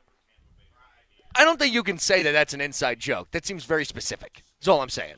I think that's the flaw in Venmo, because do you really want everybody out there knowing everything you pay for? I use emojis a lot. Do you? Just keep them really incognito. Like, how does that work tax season-wise? Oh, they aren't. What, are they going after you for like a $50 payment on Venmo? I don't know. That's why I asked that question. If that's what the government's doing is checking into $50 transactions on Venmo to make sure they get their cut. But do you think this apology letter or whatever that is from John Mateer, do you think that cleanses him? Do you think he just moves on and nothing happens I think that's something that you're probably right. And SID said you have to say something. This, yes. And I don't think the NCAA is going to do anything about it. Let's think about it this way. In a world in the NCAA where it is a free-for-all, anybody can get paid whatever they want from whoever they want for whatever reason they want, and they go, that $20 that you spent in 2022, was that on UCLA to cover this? It's like, really? Again, I will bring this up because we're down this road now, this slippery slope of sports gambling. Do you remember, Moj, when Rick Neuheisel got in trouble at the University of Washington for participating in a March Madness? Was it March Madness? I thought it was one of those March Madness. It might have been pools. like a March Madness pool, something like that. It's something that big deal, right? Yeah. It's March Madness. Who doesn't do a bracket for March Madness? Well, he got in a lot of trouble for that, and it was a big deal back then. How many head coaches in college football you think did a March Madness bracket? Who doesn't? Well, I mean that's my point. I'm sure that there were hundreds, assistants and so on and so forth, and they picked on him. But again, when you say no gambling, it means no gambling. I don't slippery slope. But here's slippery the thing. slope or not, I don't consider that gambling. Moj, they don't say no gambling. Remember what the NFL guys a couple years ago got in trouble for? I don't know if this was a Wazirike or not. He got the full year, so I think he was gambling in NFL games. But guys like Jameson Williams was one of them, where he got busted because he bet on I believe it was like a women's basketball game. But he did it from the team hotel room on the road, which was not allowed. Like, one of those is completely different to me. Speaking of, did you hear the comments of one Michael Porter Jr., who was on a podcast recently talking, ironically enough, about sports gambling? And considering his situation, his brother, who is out of the league because of gambling, Mike was not afraid to broach that subject. And I think he broached it to the point where I was like, whoa. So I don't think we have the audio. Jesse, let me know if we do. I can't remember if I sent it or not, but I got the quote in front of me just in case. I watched the podcast. I saw his reaction to it. And when he said it, I said to myself, ooh, that's a touchy subject only because when you go down that road and it's, you have a family member that did it, all of a sudden you're going to get people, wackos out there. Every time you have a bad game, what are they going to do? Well, here's his cover. I don't think, Porter, he's a thoughtful guy. Yeah. He's not stupid enough to say his crime out loud and lay it out the way that he did. I actually kind of appreciated, it gives you some context because you're like, why would a professional athlete who's got a whole bunch to gain risk something so stupid for, let's even say it's $10,000, right? Mm-hmm. Well, their salaries are more than that, so what are you risking that for? And the way he put it was, here's the quote, think about it. You can get all your homies rich by telling to bet $10K on my under. This one game, I'm going to act like I got an injury, and they all get a little bag. Some people come from nothing, and they think like that. Now, do you think there's pressure? Do you think there's pressure from family and friends to do that kind of thing? I mean, but here's the problem. Here's the flaw in that reasoning. I'm sure that some of that were to happen and does happen. Here's where they get in trouble. Well, that's what Jonte Porter. Exactly. Well, Jonte did that thing. He faked an injury a couple minutes into a game. Here's where the problem lies. Okay, I'm going to tell my buddy that I'm going to do this, and it's just $10K, big deal. They're never going to find out, right? DraftKings will never find out. They did. Yeah. Here's the problem. My buddy tells his buddy. His buddy tells his buddy. And then it gets it turns into not just $10,000 at stake.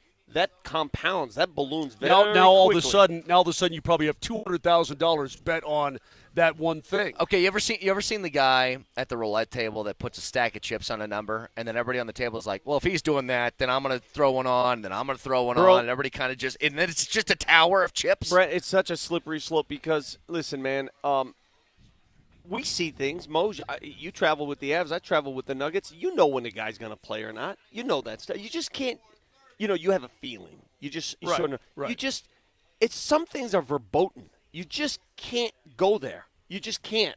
Because as soon as you do, everything is thrown out of whack. Yeah. You just can't do it. I don't even think it's for even like gambling. I mean, it's not that. It's why give – Bednar said this many times. Why give the other team information if you don't have to? What do you think about whether a guy's going to play or not play or whatever? The Denver Nuggets list their starting five, and they offer their who's going to play stuff so late in the day, right? Right.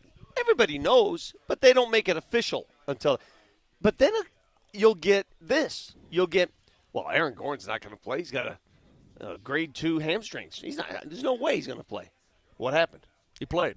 And he produced. Or the opposite. Joel Embiid is in the lineup 10 minutes before tip-off until he's not. Exactly. Yeah. Sometimes you think you know. You don't know. You can get burned real quick, right? Real easily. Yep. There's no way Aaron Gordon plays in a basketball game like that if it's not a Game 7 of a playoff series. There's no way. I would agree. Okay? Yep. But even then, I thought, there's no way he's going to play. I could have bet my mortgage he wasn't going to play. Yep. I could have told you, have my first and third born, he's not going to play. He played. He played. Yeah. Things happen. Again, the audio of that, Porter, was that his own podcast or was he a guest I think he was a guest else's? on someone else's pod. Yeah. I still am really curious to see what's going to happen with him this year. Yeah, he does have a podcast called Curious Mike, so if you are curious. In an elevated role, what his game is going to look like. He had his own podcast. Man, he's really starting to talk a lot more. He talked about some of his vices. He said his brother's vice is gambling. Then he talked about his own vices, and he got pretty deep. Yeah. And I was like, wow. I don't think I would share as much as he would share.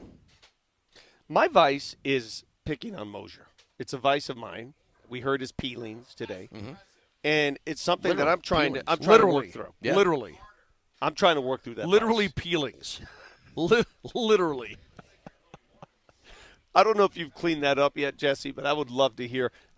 You want to hear your reaction to the peelings? I'll have it after the break. He'll have it after the break. Okay. After the break. Got it. Out here at Broncos camp for the second to last day until we get joint practice tomorrow. Back after this.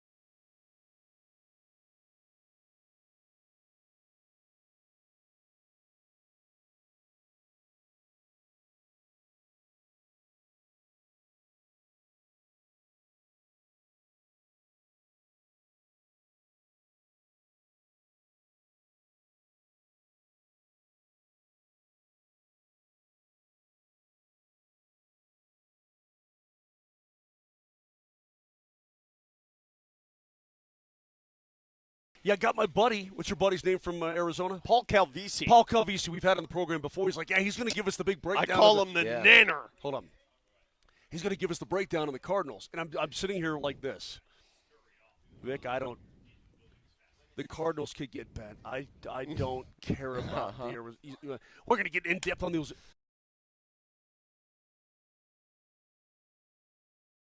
He cut it off. It cut off at the best part. All right, we'll get back to it in just a second. Go ahead. The Cardinals could get bad. I don't. Okay, all right. We're just gonna wait, Jesse. We're just gonna wait until we get it all centered out. Again, back out here at Broncos camp, second last day that we will be out here, and fans will be out here to get an early look at the 2025 Denver Broncos with some expectation this year. Just a quick little side story. In Pittsburgh, Aaron Rodgers is dealing with a problem. It's ridiculous. You guys know the NFL's ridiculous. You at know times. my feelings about Aaron Rodgers. I am not a fan, never have been, never will be. Any chance I get to take a shot at Aaron Rodgers, I will take. I side with Aaron Rodgers on this, if that makes any sort of difference to you. So he has to change his helmet because his old helmet that he's worn since 2012 is not up to standard for league safety protocols anymore. And they asked him about it. He goes, yeah, I still don't like it. I'm trying to change it. We're in the process. It looks like a darn spaceship. We have to change it because the face mask doesn't fit the helmet because it's an old face mask because I'm old. Every league's kind of done this. When people are this old and played this long, grandfather them in on these rules. Like there's some guys in the NHL Moser that don't need the visors because they're grandfathered in. I say anybody who's like 34 years old or older gets to wear whatever helmet they want. Why? Because any damage that's been done by those helmets has been done already.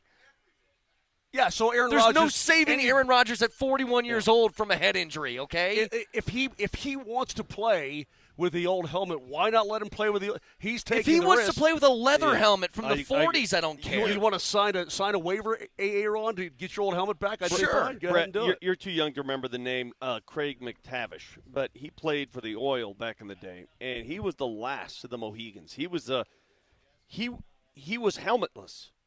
He was allowed to play without a helmet. Oh no! What year was this? He played into the early '90s with no helmet. Early 90s with no helmet? Yep. No way. Yeah, he didn't wear a helmet, dude. I mean, there was a time, and he didn't wear one, and he opted not to. His last year, but was 19. Well, actually, into the mid '90s, 96, 97. He played with the Blues for 50 games. Helmetless. Oh, sorry. I thought you were talking about the NFL. No, okay, you're talking about the hockey. National I was like, Hockey. what in the world are you talking about? That would have been awesome. Sorry. Fine. I was like, what are you?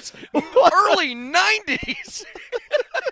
Dude, players have worn helmets in the NFL since. No kidding. Why do you think I was so shocked to hear that for a second? How could you possibly misconstrue what we were talking about? Because we were talking about football. Sorry. And then he brought in McTavish in the NHL. Yeah, that would have been. He played for he was the a Oilers. middle linebacker. He didn't wear a helmet in the 90s. To be honest, I was half paying attention because Jesse's texting me. He's got the audio ready now. Oh, I was God, my stomach today. Okay, sorry. Yes. Got it. The point is, let the old man wear whatever the hell he wants. What are we doing here?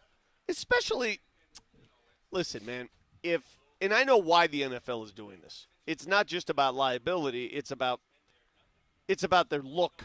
I mean, if a 40-something goes down in a game with a concussion for all to see, if he goes down like a Tua, right, and he's doing that shaking, and it's a guy the status of Aaron Rodgers, how will that look? Yeah, but also, he's worn the helmet for 12 straight years. Understood. But how will it look mid-game if a quarterback of his ilk goes down with a shot to the head and all of a sudden that talk comes up about the helmet? Does he still, by the way, one thing that has shocked me with Aaron Rodgers, because I think this still applies, is he like the last guy that's still got the like paper chin strap thing? You know what I'm talking about? That's no that old pad? school, yeah, it just like holds your chin. Yeah. I think he still is, right? He's still got that. But there are a lot of milestones, like the 1 bar face mask milestone. Joe Theismann, 1 bar. Remember that? Well, you recall years ago, what's his face? Trent Dilfer. Was it Trent Dilfer who went back to like the Terry Bradshaw looking face mask on his helmet? It was league spec, but it was really, really little. Yeah. Hey, man, you can make claims. There are a lot of players, they don't abide by the leg pad rule. Ed McCaffrey was among the first. Remember Ed McCaffrey in the late 90s? He would wear paper-thin leg pads. Paper-thin. I mean, I don't even know if he had pads in there. Made it look like there were pads in there. Today, you watch these guys. What are they wearing in their thigh pads? Really nothing. Well, other guys have the big ones so that you can see the the logos like a work pop of art. through the and the some paint. don't wear anything. Yeah. I mean, I played football back when we had to wear a butt pad. Absolutely. Remember the butt pad? Yep. It was a pain in the Literally a pain in the. I mean, it was a butt pad for your you tailbone. buttoned up a butt. You put a butt pad tail back there, pad. and it went. Yeah. Dude, my thigh pads were What is wearing as butt thick pads? as my thighs. They really were. My thigh pads were as thick as my thighs. Well, now they have. I think that they are. And I was a skinny kid. I think they have to wear knee pads, but they just pull them up above their knee anyway, don't they? Like, isn't everybody's pants like up to here now? You know, it's so funny. They don't really police a lot of that, but they police socks. Socks and shoes and yeah. And midriffs and all that. They'll police the hell out of that. And the shoe thing is crazy. Like, some guys get taxed for shoes. That's so weird. And so they're like, they got the My Cause, My Cleats month or whatever, where they can wear whatever shoe they want or Well, at least whatever design. You know, the late great Peter McNabb also said, you know what? In the NHL, goalies get the paint. He would like to have painted helmets for players. Like, you can have your own helmet, paint it whatever, have your own design on your helmet. Right. I don't know. He thought individual expression was not a bad thing. So in the NBA, why does a shirt have to be tucked in? I have no idea. What's the reason? Is there a competitive reason? Is it just look? It's got to be just look. It's got to be the brand of the NBA. The uniformity, There whatever, you go. Yeah, blah, uniformity. blah, blah. Yep. Yeah, I don't know. But everybody can wear different shoes. I mean, Joker wears shoes that look like, did you guys ever play NBA Jam? When you turn on Turbo and the shoes turn like a bright neon color? Like, he's got those shoes on. I don't know why I asked that question. Are you kidding me? Why would you even remotely ask that question? You know exactly what I'm talking about, though, Raj. Should I buy my game console is gone. Gave it away. Should I buy a new game console? No, I think you need to see. This is what I wanted. I was about to get. Oh, it would have been so glorious. Guy I know has a golden tee in his house, and he goes, I don't want it anymore. Do you want it? And I was like, hell yeah. I want it. Can't get it out. Them. Yeah, you can't move. They are $1 million are they pounds. Like pool tables. They tried taking out the console, like the center part, the video screen, and doing that separately. And they're like, there's no moving. Well, how did you get it in? How did he get it in? I have no idea. how he did it. I think a company did it for him. I don't know how they did. I'm looking at Evan Ingram right now. He's going through his pre-game, pre-practice calisthenics and all that. Did you hear Sean Payton yesterday? He said he's going to make a point here in the next game or two to get Evan Ingram involved in the offense because he largely didn't do much in the first game. He was sort of a ornamental piece. But I want to see what he can do in this offense. And he told Kay Adams that, yes, he is indeed the joker of this offense. Yep. We've known that. But do they really want to show their hand on what they do with him in the preseason? No. I mean, he says he wants him to get involved, but I wouldn't. If you're really going to use him in that capacity, just save it. Save that stuff. I agree. Save those exotic formations or whatever you're going to do with him. It's not like he needs to prove anything. He's been in the league for a long time. Exactly. You know who he is. He's a veteran. He's been there. He's done that. I mean, I don't care if Evan Ingram breaks out in preseason game number 2 against the Cardinals. I don't need to see anything. I don't think it's a matter of breaking out. I think it's just a matter of getting him some touches. Just getting him just getting him involved in that regard. We can talk about this more tomorrow. Who do you think has the most to prove here with joint practice coming up tomorrow and 2 preseason games left? Like, who would you say is somebody that, if they don't kick it in gear, they're going to be in some trouble? Well, Audric Estime I think he's number one, right? Audric Estime, I mean, we've been talking about this, the running back battle. Clearly, that's one that's the most intriguing because we don't know who that number 3 running back is. We know numbers 1 and 2. We know that. We know J.K. Dobbins and R.J. Harvey are 1 and 2. In not necessarily that order, but I don't know what order that's going to be. But after that, it's anybody's ball game. He got the most touches in terms of carrying the football in the first preseason game. But he was the last one on the field. And who's he running behind? Okay. Well, that and the game was out of reach. Yeah, you got to figure that into it. He averaged 2.5, 2.6 yards per carry. It wasn't great. But you can't say, well, he's not. They're not giving me the ball. He can say, well, you know what? There's nowhere to run because these guys, all these backup linemen can't open up a hole for me too. If you want to say he needs to kick it up a notch, he absolutely does. I would say Estime's one. Here's another one. I think he's kind of flown under the radar because he's been off the field for a lot. Owazurike. The guy was suspended for a year for the gambling thing. Then he was hurt previous to that. I believe he was a 4th-round pick. Did he have a penalty in that game? I'd have to go back and look. Can't remember. But this is a stacked defensive line. You want to be part of the rotation, you need to really prove yourself. They got a lot of guys that they're already devoting time to. You want to crack that rotation. I think for a guy like him, these practices, these joint practices, these preseason games really matter. And there's a few guys that are like that. The third one, if I had to pick, could I say Damari Mathis? Guy who's kind of bounced around. Remember, they tried to give him a shot at the starting corner gig a couple of years ago and didn't work. He's not a starter. And no offense, but he's not a starter. I know, but could he be, for him to hang on to just a roster spot, could he be one of those guys? Because remember, they tried it. It didn't go well. Then he got hurt, and then he's had a tough time getting back on the field since. Fair. Sure. 3 names that pop into my head immediately are those ones.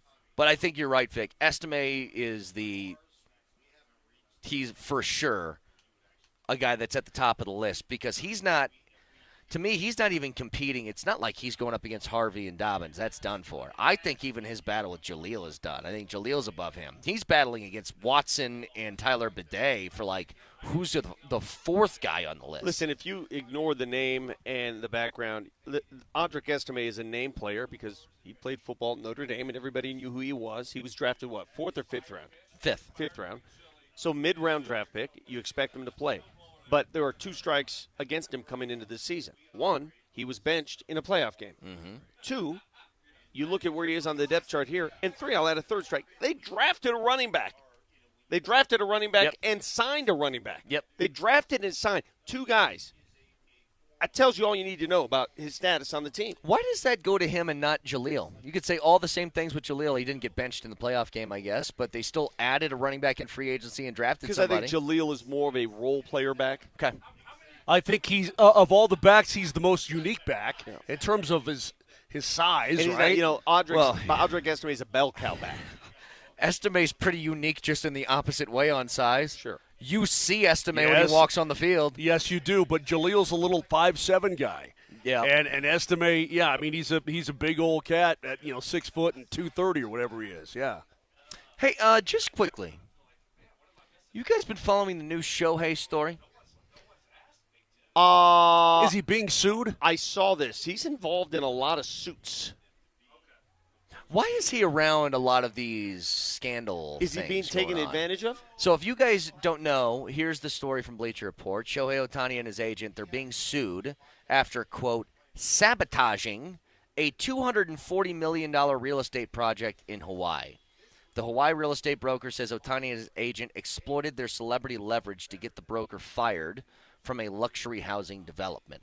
Now, beyond that, it's too many details that I don't know what these things mean. I'm just being honest. I don't know that world. But this is a year, or even less than that. This is, a few months after he's had the whole thing with his interpreter. But here's my question. Is Shohei so good that what would he have to do for the MLB to actually take action on that guy? He's going to win. I think this is going to be – is it going to be his 4th consecutive MVP if things continue along this line? You know how many players have done that? I don't know if it's 0, but it's not many. confession time. I watched Game 1 of the Little League Softball World Series between Japan and Canada. Okay. And they go through the Japanese team, and they're given their profile. Favorite player, Shohei Ohtani. Favorite player, Shohei Ohtani. What else? Favorite player, Shohei. Well, that's what I'm saying. I mean, there's a lot more. Well, that used to be Ichiro. Correct. There's a lot more at stake. Well, this is softball gals. Hideki? Which one? One of the Hidekis. Matsuyama, he's a golfer. Hideki Matsui? Isn't there a Narabu? There is. What about Shinjo? I'm just giving the Shinjo played for the Giants. Byung-Young Kim? Old submarine reliever back in the day for the D-backs? He's Korean. That's South Korean. That's not the Rockies' former second baseman, Kaz Matsui, yeah. Anyway, the point is that there's a lot more at stake for that guy and the league. Daisuke. There's a lot more at stake for the league than just this super awesome player. I mean, you got a whole country that is fixated on everything he does. Exactly right. So happens to be in a place that's as close as you can get pretty much to their country. It just goes to show you that there's bad people that try to prey upon some of these dudes, and maybe he's being surrounded by bad people. Maybe his interpreter's one of them. I don't know. He doesn't come off as the guy that's got evil in his heart, does he? I saw somebody send a tweet. They go, something evil about Ohtani. I just can't prove it yet. So he's some evil mastermind that just puts on this great smile and hits bombs. Okay. Yeah. All right. Have you guys been paying attention? I mean, I watched Rockies and Cardinals a bit last night. So did I. Good job. Proud of you. Nobody was in that stadium. I keep looking over here, right? I know you don't have anything on. I keep touching. No, it shocked me to see that stadium in St. Louis empty as it was, and I know the Rockies aren't exactly a draw, but St. Louis fans show out usually, and they did not last night. Well, you saw what happened before the game started, didn't you? They had 4 inches of rain the night before and 4 inches of rain in the morning. It was crazy weather. I can't believe they actually played. But that's a winning team. They're 61-60. They've got a winning record, right? The Milwaukee Brewers. Oh, they're so hot. Did you know that the Brewers? They're so hot. Not only do they now. have the best record in baseball, they've won 11 in a row. They're coached by their manager is Pat Murphy, who I knew him very well because my roommate played for him at Notre Dame. Their payroll is less than the Rockies' payroll. Mm-hmm. Did you know that? Yeah.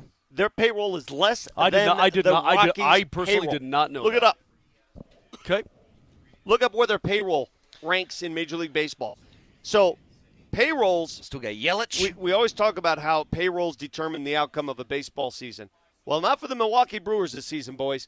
They're 75-44, 11-game win streak, plus 152 run differential, and they've got a payroll which puts them in the bottom half of the league. Well, they're 20th, and the Rockies are 26th. It says, wait, 113. Hang on a second here. Well, okay, total payroll. Yeah, you're right about that. I'm sorry. You're probably looking at active payroll, which would include Chris Bryant. They are right. The Rockies are 122.6 and Milwaukee's 113.1. They got 3 guys making more than $10 million a year, and that's Yelich, who's making 26. They got Jordan Montgomery making 22.5, and they got Rhys Hoskins making 18. So I guess here's what you could say: you can the injured money. Yeah, that's huge. You can be competitive, and for the anti-salary cappers out there, the guys who say no salary cap, Milwaukee's a great argument. Hey. Here's proof, guys. Well, Arizona's been a great argument. Florida was a great. I mean, there's always these great arguments once in a blue moon. Exactly. I'm just saying you can do it. It's hard to be consistently that good without a cap, is what I'm saying. You can't build long-term, but you can have spike years. Like you can have a 2-year run that you're probably going to have to restart after. And it's only a matter of time before those great players from Milwaukee who are underpaid. They leave and go someplace else and get paid. Yes. I mean, you look at the Dodgers, their payroll right now is $341 million. Mets are $340 million. I mean, we're talking 3 times. Yankees are $300 million. Right. And then you've got Miami here at $66 million, the A's at $77, Chicago White Sox at $78. I mean, it's just. How is that even real? I don't know how many times I've How's said that real? The Rockies, they aren't averse to spending money. It's just where they spend it that's always the problem. Look at the guys that have been paid, by the way. Oh, I agree. Like, they're guys who just aren't performing. That includes a lot of their starting rotation, which sucks to say, but it's true. Holy crap, their run differential, I'm looking at just run differential. 347. The Rockies' run differential in baseball, all right, when you compare it to other teams in the league, let's take the worst teams in each division. O's in the AL East, minus 89. White Sox, minus 73. The A's, run differential, worst team in their division, minus 95. Washington Nationals are minus 149. Pirates are minus 78. The Rockies' run differential, minus 327. They're one of the worst teams that's ever existed. Did you just hear that? Minus 327. Not even close to anyone else. Yeah. That's unheard of. That's insanity. Quite literally. Not really been happening. It hasn't happened before. Well, everybody talks about the Rockies spending money, which they have in years past, but nobody says where you spend that money. Like, if I made you the Rockies owner, where do you spend that money? How do you spend it? Who do you spend it on? What position do you focus on? How do you spend it? You want them to spend more money? Great. Let's say I gave you $100 million extra to spend on the Rockies. Does that make them a great team? How do you spend it? Bats. Well, spend it on bats. That's one idea. Bats. Doesn't a pitching staff really run the team? Doesn't a competent pitching staff? But if you go by your philosophy, it doesn't matter who you throw in there; they're going to be ruined anyway. So you might as well just have some guys who can throw the ball over the plate, but you need to outscore so teams. So spend it on sluggers. That's your bats. Theory. Blake Street Bombers. Why? Bats. Okay, Blake Street Bombers for the nostalgia. They weren't a great team. No, but they went to the postseason. Yeah, but it wasn't a great team. It wasn't a World Series team. No, but it was a hella fun team to watch. It was a fun team to watch. Hella fun team to watch. But you become a World Series team when you can pitch. That's correct. And the year that the Rockies went to the World Series, they could pitch. So where do you spend your money? Again, easier said than done. Depends if you have a good pitcher. Well, you say pitching, he says hitting. It depends if you have a good pitcher. Suds bucket? Suds bucket. Okay. Yeah. 303-504-0925. Shop Mazda text line. One price, one person, 1 hour. Got a fact checker coming your way next.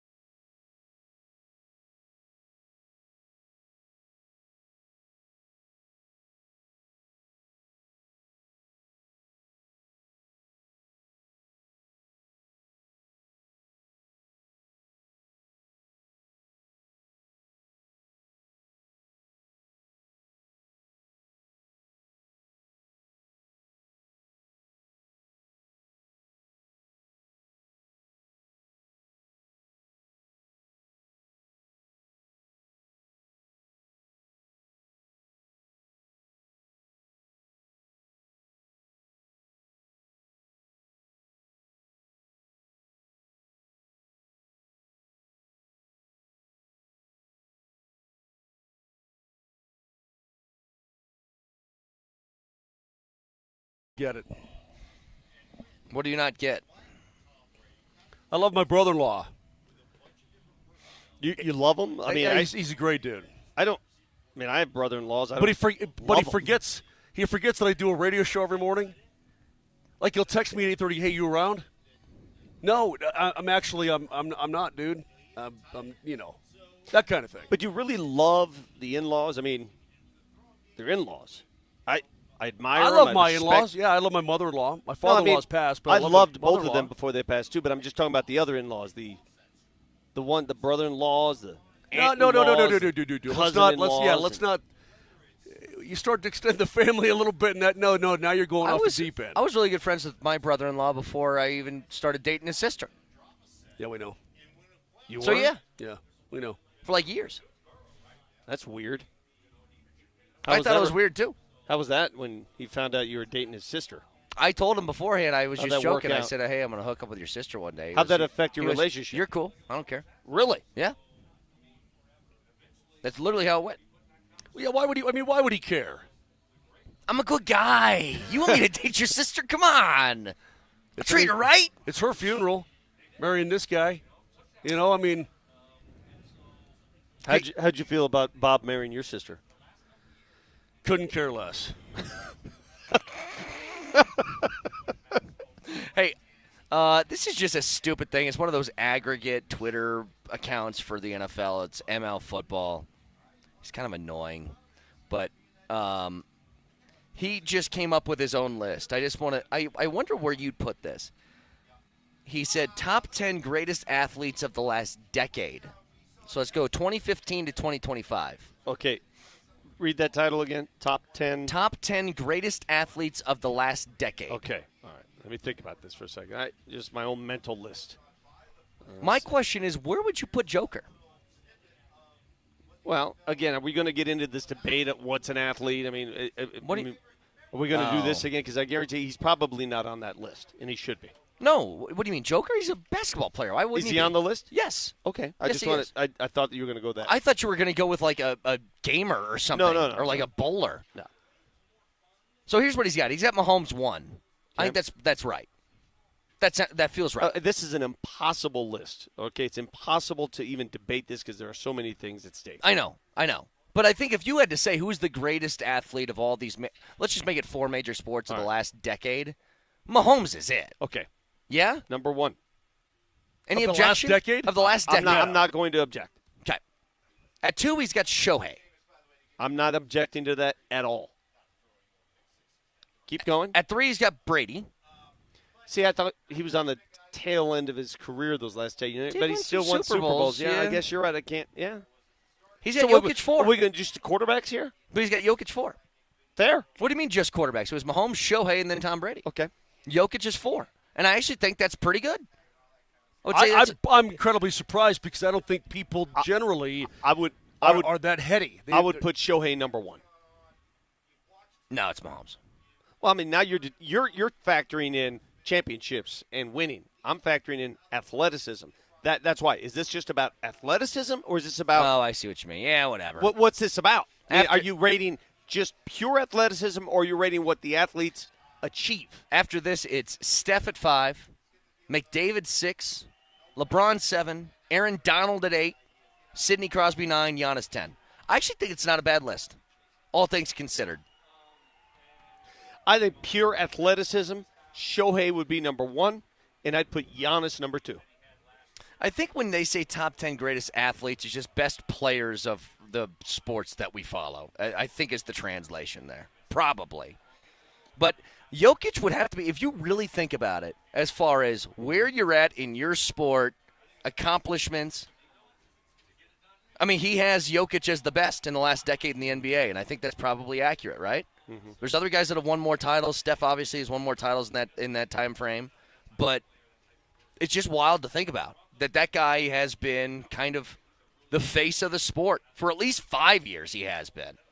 Resides here, this town. I mean, if you're just saying athleticism, I could say Tyreek Hill is one of the greatest athletes on earth. Top 10. But that's not the list. I understand. Yeah. Travis Hunter would probably be pretty close. It's pretty remarkable to think about that guy He was drafted, so on and so forth, becoming that guy. But think I of mean, the this names he's is mentioned a once-in-a-lifetime thing. The names he's mentioned with it, Brady, Mahomes, Jokic. You know what I mean? Pretty wild. By the way, big news in Raiders Camp Moj, if you missed this. Huge news. Brock Bowers, elite tight end immediately in the NFL, one of the best tight ends in the league right out of the gates, Just right? a producer. Look what he did. He decided to let her go. Oh, wow. He went full cue Oh, ball. he shaved his head. Full cue ball now. Well, you know what? He beat him to the punch. He didn't do the Alex Caruso thing where you waited I too appreciate long. a guy like that. Yeah, he just said, screw it. It's better Let's go. to let go too early than too late. You know, here I am, and I'm getting a little bit thinner up top. So are you, by It's the time. way. It's time. Is Bush. it time? Yeah, It's it might be time for me, too. It might be time. It's time. Let me see here. Cole's Have either of you fine, guys Brett- ever had a buzzed head? Yes. Yeah, I have. I told you. I shaved, not only shaved it down, but I When? I after had one. the Eagles in the Patriots Super Bowl. I had one in the summer, like Patriots maybe, didn't cover against Donovan McNabb and company. I did it when I was in Oh, Italy one really? summer, 7 years ago. Yeah? Yeah, I took it down, and I did not like the look of my scalp. My head was like Like when you say took it grossly down, what misshapen. number did you use? It wasn't like down. It was probably. Let me see your hair right now. My hair's pretty long now. Yeah, that's too long. It was maybe a little shorter than Raj's. Like I used a 1. When I was buzzing my head, I just used a 1. It's just the step above the actual guard. Just No, not only did I shave it all off, but then the gal razored it down to the skin. Oh, Wait. Like bald? Bald. And I my told you gosh. it came back grayer and more coarse. Do you have a picture? Let me see a picture. Yeah. Wait, did I don't know- that did I do know anymore. you? You went No, this was a bald. long time ago. You went bald. Yeah, that's- not even like not a stubble, nothing. It's a no. I don't Oh, have I a gotta picture see of it. this. Yeah, I gotta see this It now. probably exists someplace. Oh, don't. It's got to be in that phone. You have every picture of everything in that this only phone. goes back to 2014. Nope. Oh, I got to see a picture of that. Somebody Photoshop it. Just take Moser's face right now. you know, some guys come out, they look fine. Other guys don't. They just. I look stupid. I'm gonna be very honest with you. I miss my I look buzzed like head. an I'm gonna idiot. go back. I look like an idiot. I'm going to go back. Just haircuts, paying for haircuts, insane. What an insane proposition. Get out of the shower. You got to dry. What is drying your hair? You know what drying my hair was with a buzzed head? Done. One time over the It top is of my convenient. head. I mean, just once. Dude, my hair dries so easily now. I never even dry my hair. I mean, gray hair it doesn't even hold on to wet Wait a minute, water, you man. use a blow dryer? No, I'm saying like you just got to take the towel. You got to do this a little bit. Like even that is just too annoying for And me. literally, it's 1.3 seconds longer Yeah, than your it's- old life, and yeah. you're ruined. Raj comes off as the kind of guy with very short hair who still uses a blow dryer. Yeah, for sure. Yeah. No, hang on. Put your head down. See, but every hair's got the right spot. It's got to be in, like not one out of place.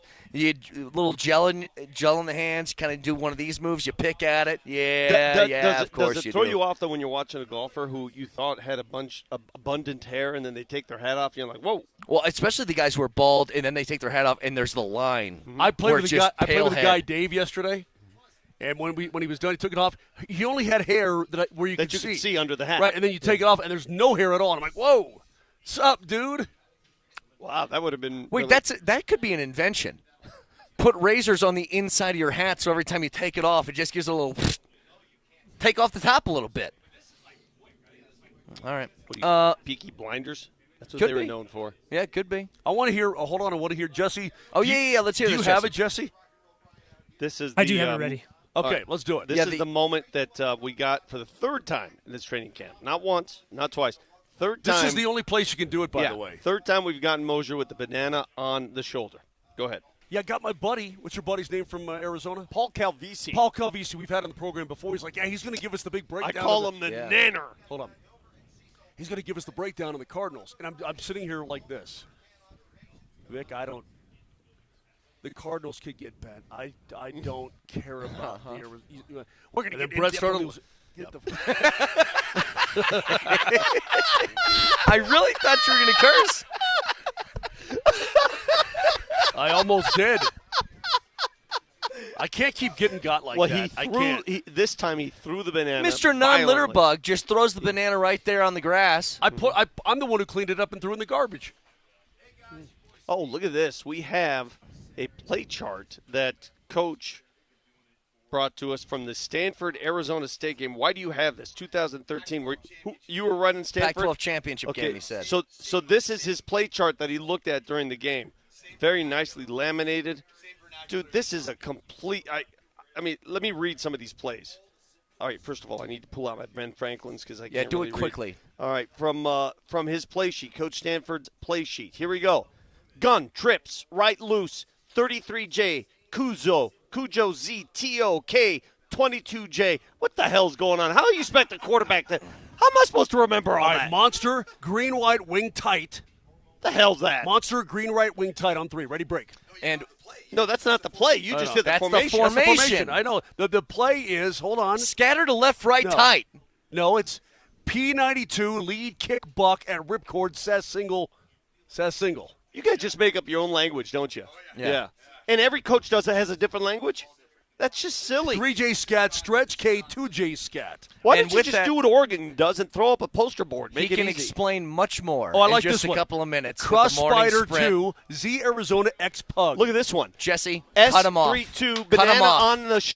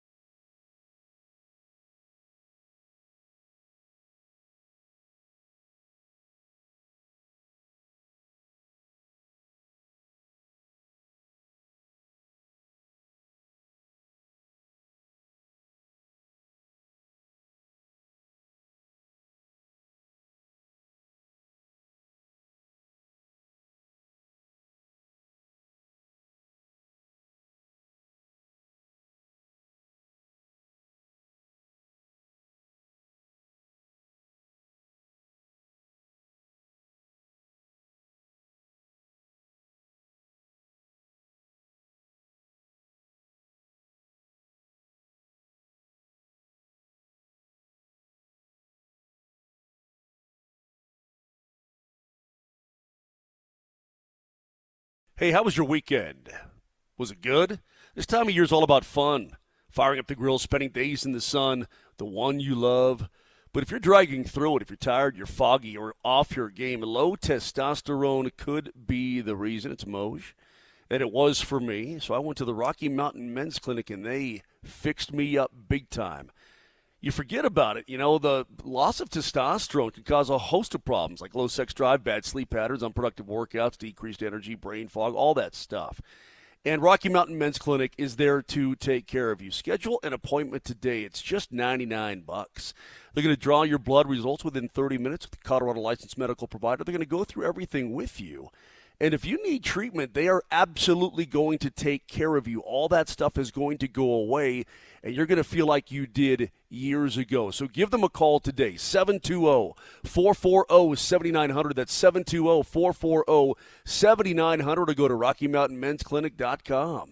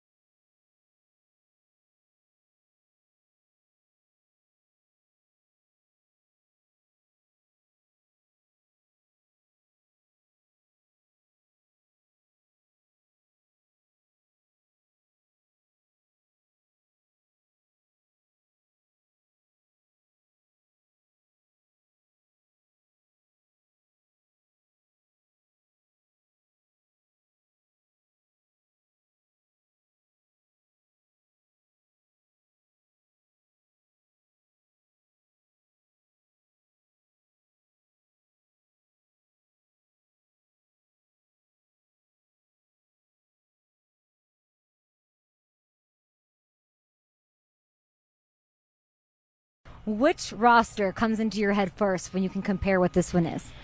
11 was special. Say 9. Say 9. Well, nine did it. I think 11 might have been one of the better teams. And then, but 9 did it, Coach. Say it. 9 did it. 6 was tough. Does it remind you of 9 at all? Yeah, there's some similarities because here's what happened in 9.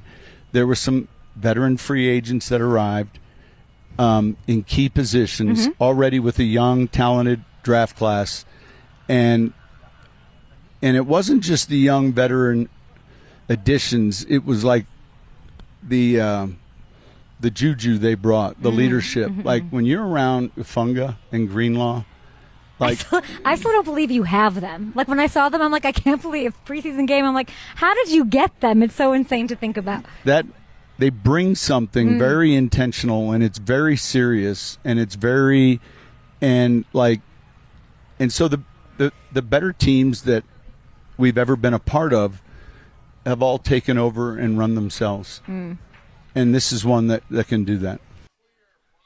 Sean Payton yesterday with Kay Adams talking about the similarities to his former teams in New Orleans. Not necessarily that 2009 championship team.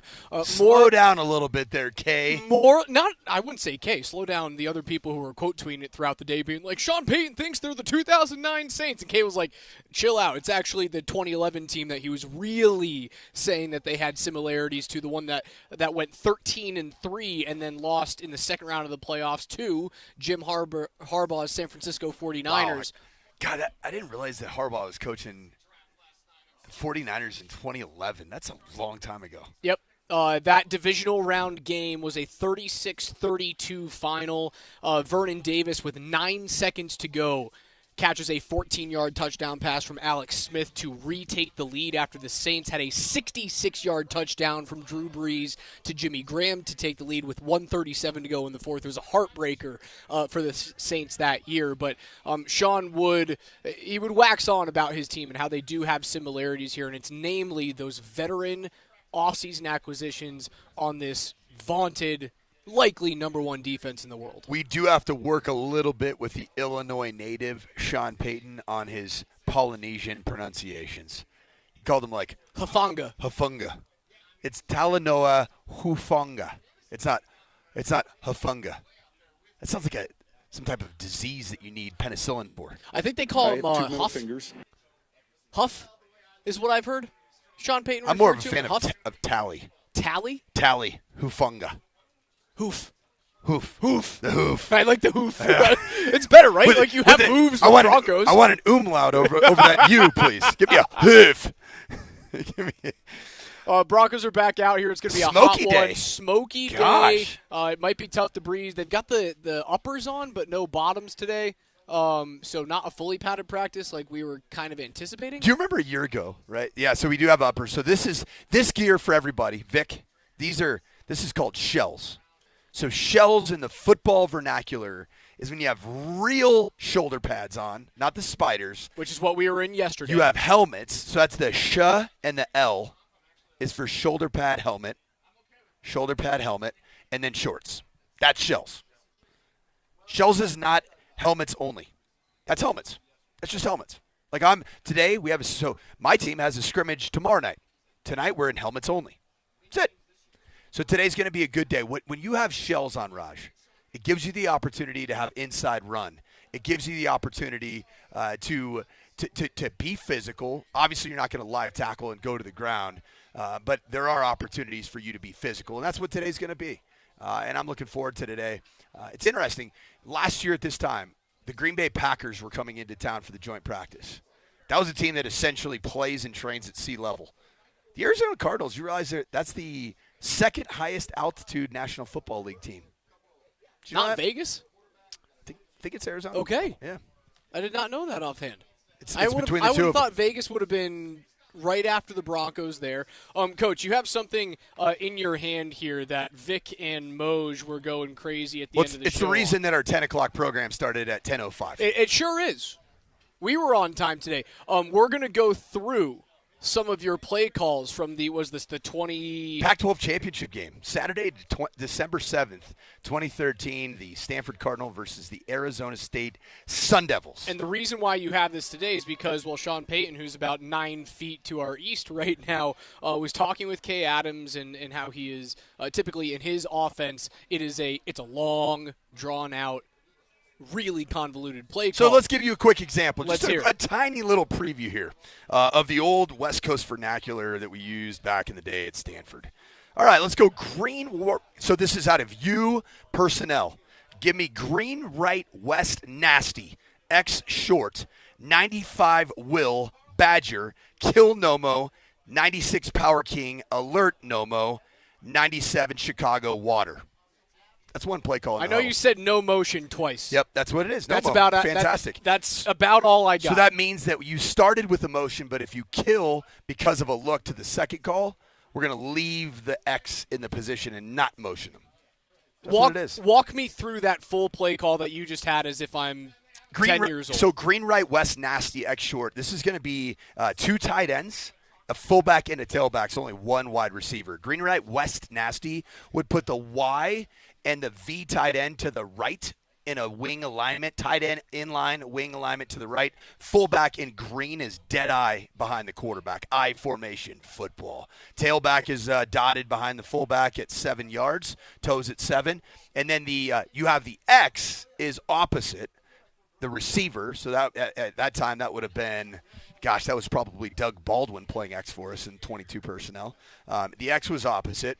And the X short would imply that we are going to short motion our receiver down, and the play call was 95 will badger. Okay, that's an inside ISO play to the open side, away from the Y in the wing. Okay, the Y and the U to the right side. If you were to get boundary rotation, meaning the safety comes down and becomes in an unblockable position where the X short motion can't dig out that safety, he's at linebacker depth. Then guess what we were doing? We were going to kill it to no motion. We're going to keep the X out there. So this is the second part of the play call. If a quarterback at the line of scrimmage or if an offensive coordinator sees that they're going to kill the play, this is the second play call that you're giving them as an offensive second play call in the huddle. So, okay. So if he likes the first play call and we have a 2 high safety structure. The play call ends there essentially. Well, so at the line of scrimmage, hey, let it roll, let it roll, let it roll. Then the kill, Nomo, 6 king, gone. Doesn't matter. And then the alert. Shoot, I don't even know what the alert was on this guy right here. Nomo, it's Chicago all right, Coach, water. 12 years ago. Okay, so if you saw boundary rotation and the boundary safety in an unblockable position to be able to run weak ISO, you were going to kill the play. And so at the line of scrimmage, hey, here we go. Kill, kill, kill. Everybody then communicates. Hey, 6 king, deuce, deuce, deuce, tray. Fullback's got a new track. Tailback's got a new track. And now you're running power, which is backside guards pulling. You're getting double teams at the point of attack on the play side. Fullback's kicking out the end man on line of scrimmage. It's a ball play I ran yesterday at practice. Not to my liking. I was not happy. I screamed at everybody. Put in an old school, kind of a throwback, we'll call it 2010 Stanford football type of formation. The boys didn't execute it. They looked like they'd been living their entire life in spread 7-on-7s. And I said, you know what? Take some dang pride in your... Not in Mike Sanford's world. No, you're not. You know what we do? We run the football. Coach, why do you have this in your hand today? Why did we just go through a play call that I understood 6 words of? You actually did pretty well. I appreciate that. Yeah, I was impressed. The Nomo piece was impressive. Student of the game. The signal for Nomo had something to do with the former LA Dodger, Hideo Nomo, when we had it signaled. A Japanese thrower who's not embroiled in off-season or off-field issues, much like the current LA Dodger Japanese stars. Hideo Nomo with a very unorthodox pitching. Hideo Nomo was a delight to watch. It was a lot of fun. So the reason I pulled this out is because I was surfing the worldwide interweb last night, and I saw the Kay Adams and Sean Payton hit, which was fantastic. Kay Adams always doing great work, just gets way more out of all the players and coaches for some reason, than myself, Vic Lombardi, I can't understand why Kay Adams gets more out of these athletes than you, Raj. Just they open up. They're more candid. But Sean Payton was able to talk about the impact of Bo Nix on the vernacular of his current offense, and that Bo does come from a background where maybe some of these play calls, like green right 95 weak, maybe that just is just simply Willie. Hey, Willie, Willie, Willie, Willie.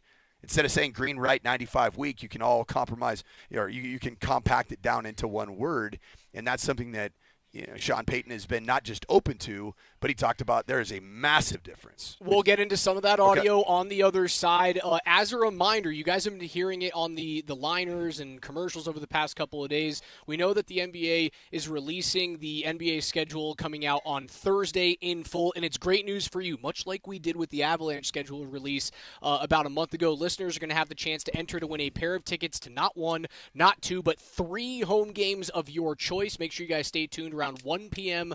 on Thursday afternoon for more details. That's coming up tomorrow right after we're done with joint practice between the Broncos and the Cardinals. All of our training camp coverage on Altitude Sports Radio is powered by Ramos Law, the official injury law firm partner of Broncos Country. That is Coach Mike Sanford. I'm Alex Ryan. You guys listen to Denver's #1 for sports talk. It's Altitude Sports Radio 92.5.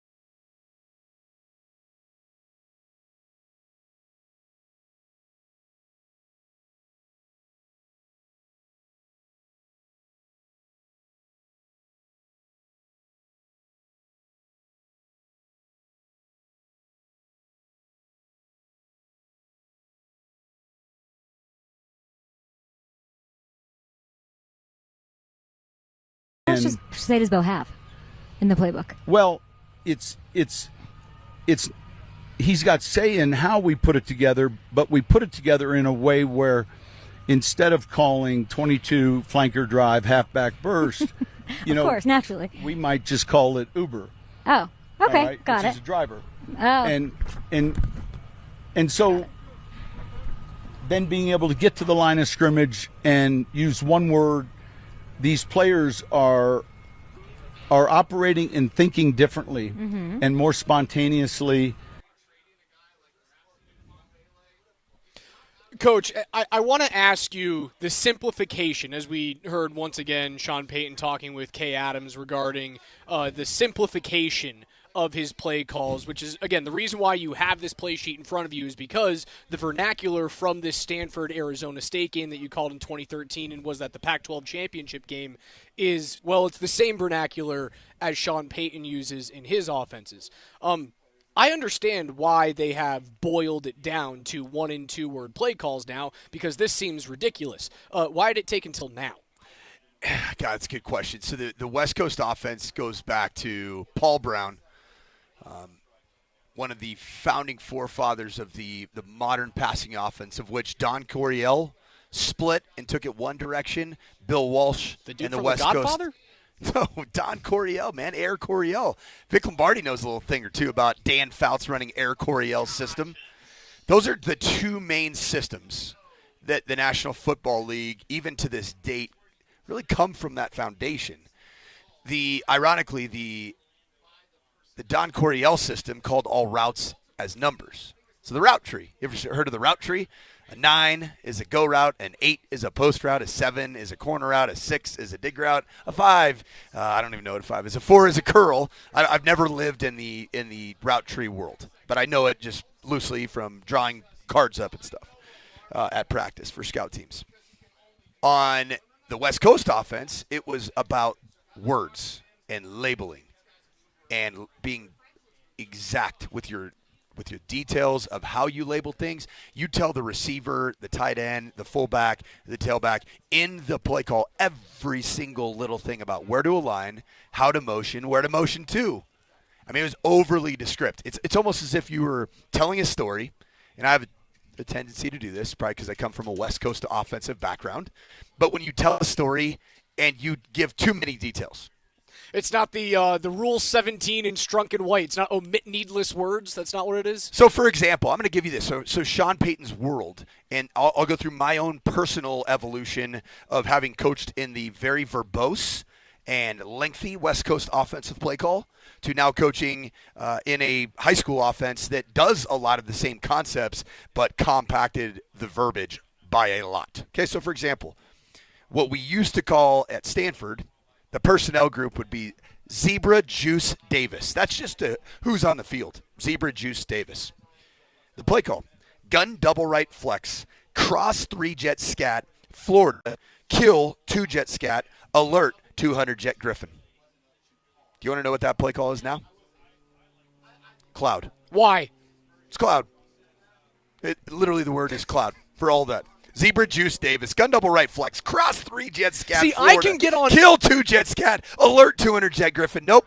Cloud. I can get on board with cloud because I can see that play drawn up, and I'm sure that they've got, you've got animated versions of these plays, and obviously you've got there's 700 cameras out here when you go through walkthroughs. You obviously get that in your team meetings directly after practice. You can bring it home on the iPad when you're done with that day at camp.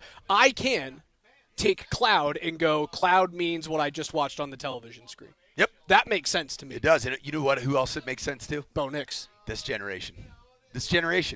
They don't – this is not a long-winded sit around a campfire and tell long stories generation. Oh, is this your yell at clouds TikTok rant you're about to go on? No, I like cloud. Okay. Cloud is a play.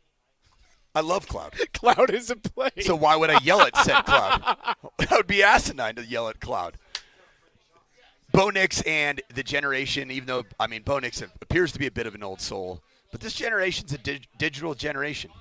Man, what used to be a long-form text message to say, I am really pissed off right now.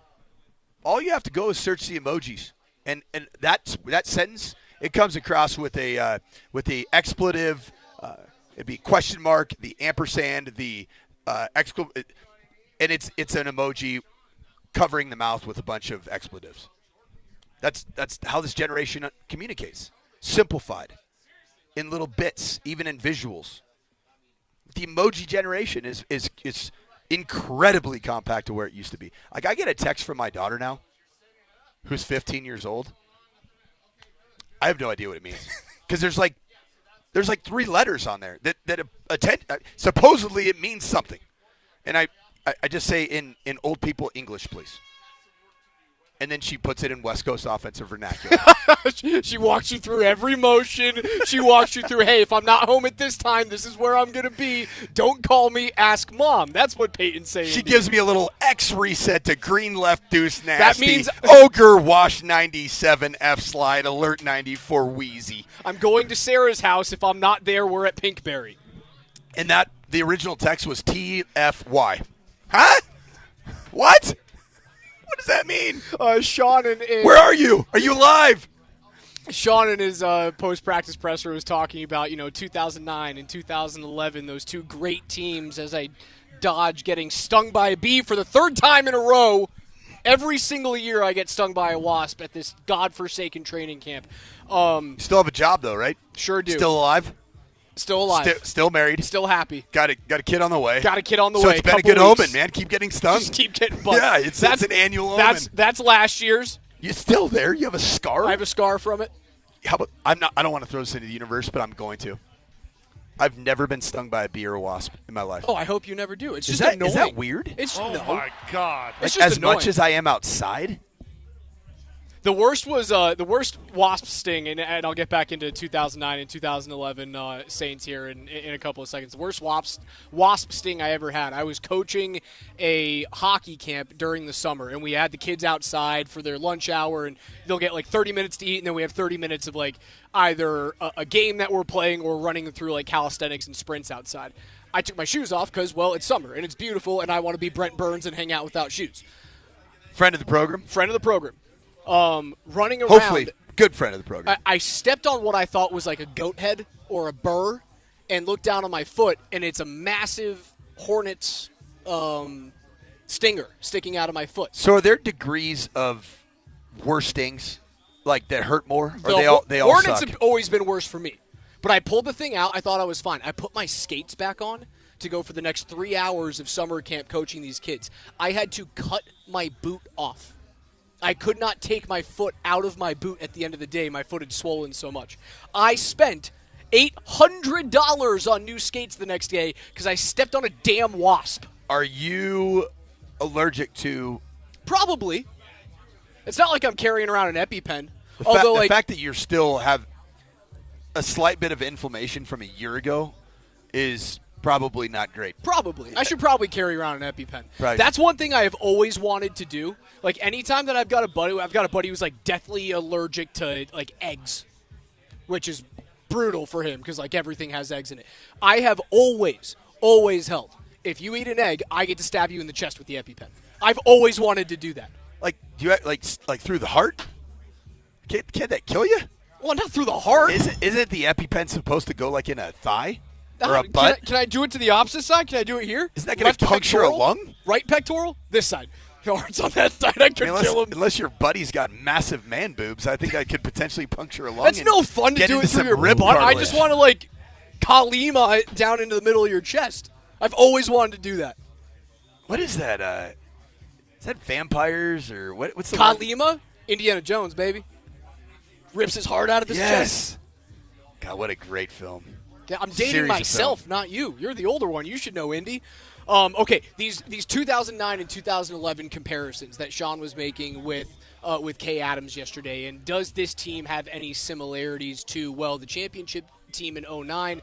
Sean said, yeah, you can feel it. There's some veteran acquisitions that came in the offseason of 2008. You get Malcolm Jenkins in the first round as a free safety. You could liken Malcolm Jenkins to Shador Barrett a little bit. Not necessarily the same exact player, but you bring in Darren Sharper, one of the hottest hitting safeties in the league, coming over from Green Bay that year, while not the same position. Speaking of energy and force and captain of your defense, Darren Sharper is your Dre Greenlaw. He is your Talanoa Hufanga.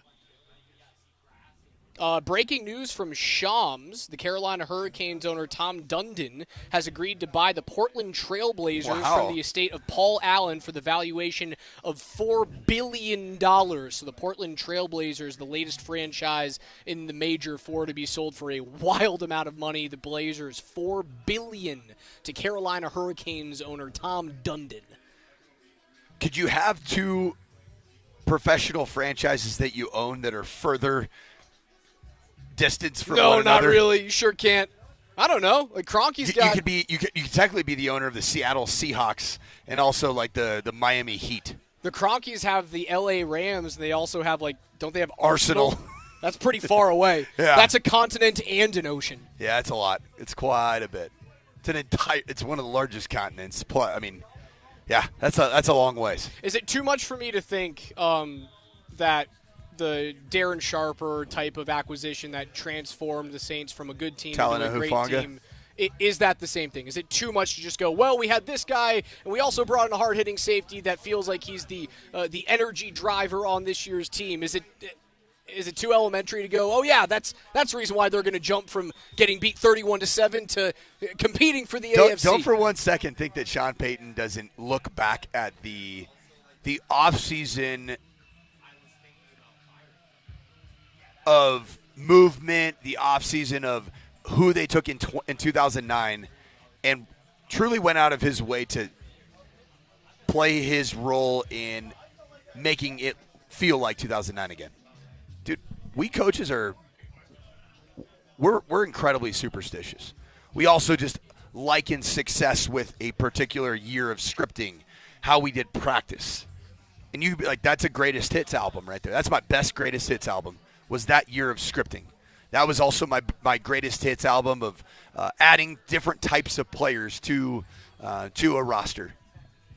I think that you bring up a really good point, man, that you will go out in your first-round pick and you get a kind of a luxury defensive back. Yes. Same thing happened in New Orleans in 2009. Yes. You go out and get a presence, like established presence as a safety that is he's a bad mamma jamma. He's a dude that roams, he'll hit you, he'll get his hands on footballs. That was Darren Sharper. That was a dude. And he was an established vet, and he had done it, and he brought a level of veteran leadership at the New Orleans Saints, a young core that was growing and building together, and then all of a sudden you accelerate that growth by bringing that kind of a player to the team. And I don't know who we would have maybe for Dre Greenlaw in terms of, I don't know if there's a 2009 comp or even a 2011 comp for bringing a linebacker. What's my guy? Is it Davis? I always forget the guy's name. The linebacker's still playing, that Sean Payton brought into the Saints organization. Oh, I know who you're talking about. I don't know his first name, though. Demario Davis, KJ. That's exactly I don't who think he was certainly not played. He didn't play on the 2009 team. But no, but they had I think that Sean has already even mentioned that Dre Greenlaw has the feeling of Demario Davis in terms of his presence, in terms of his vocal leadership. You know who the linebacker is? Who? It's Jonathan Vilma. Oh, that's right. From the University of Miami. Established veteran Jet, comes over not in the 2000. What year did he come in? He came over the year previous. That's so pretty he cool. He wasn't the 2008 offseason. He was the 2007 offseason. So still relatively new. But your linebacker addition to be the mouthpiece of that linebacking core, right, along with the guy behind him and Darren Sharper, was Jonathan Vilma. Vilma was a freak. Great player. And he had a season-ending knee injury the year before he got to New Orleans. Like, the parallels are crazy. And the parallels are probably slightly intentional, Raj. That's my point. Is that as a head coach and a guy that's very involved in every single decision, you do go back to your greatest hits. I, as a coach, go back to my greatest hits. Hey, what did I do that? Gosh, I remember that. We had a bye week that year. We handled it really well. We played awesome coming off that bye. I'm going to go back and look at this schedule. I'm going to replicate that schedule. Or just say, hey, the whole year was awesome. You know what I learned, though? By doing that, a lot of times, for me, recreating the 2014 Boise State season where we led basically every offensive statistical category where Jay Ajayi just ran roughshod over everybody and anybody, where we won a Fiesta Bowl, and we ended up having future NFL players like Brett Rippon, and I already mentioned Jay Ajayi and DeMarcus Lawrence, some really good players.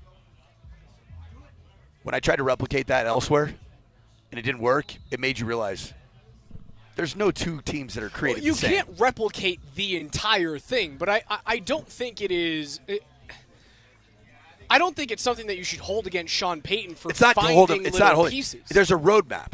There's a roadmap, and you want to continue to follow a similar roadmap. And again, the parallels are here that it happens in the same position group. If the Broncos had already had the established captain of the mid or of the linebacking core and the captain of your defense, in terms of how physical you want to play, and that's how we're talking about Hufanga and Greenlaw. If you already had those, your veteran additions would have come elsewhere. Your veteran additions would have come at wide receiver. Maybe you would have gone a little bit harder for a guy like Devontae Adams, right? He was available. Maybe you go harder for that player, but, you didn't necessarily have that need on this team.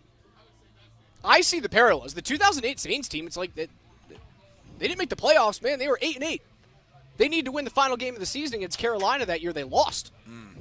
8-8. Don't make the playoffs. 2009, they make it. They win it.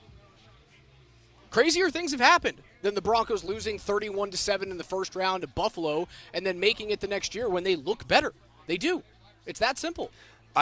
One thing that caught my eye right before practice began, Sean Payton was lingering over here with the local media muggles, and he was also spent a good deal of time talking with Cortland Sutton, talking through some routes. Looked like he was. I'm a bit of a body language reader. And it was almost like, hey, man, you got a pretty good bag. It's time to step up, man. Like, that's what I kind of read. And if you don't think coaches don't do that, then you're wrong. They do that. Coaches do that.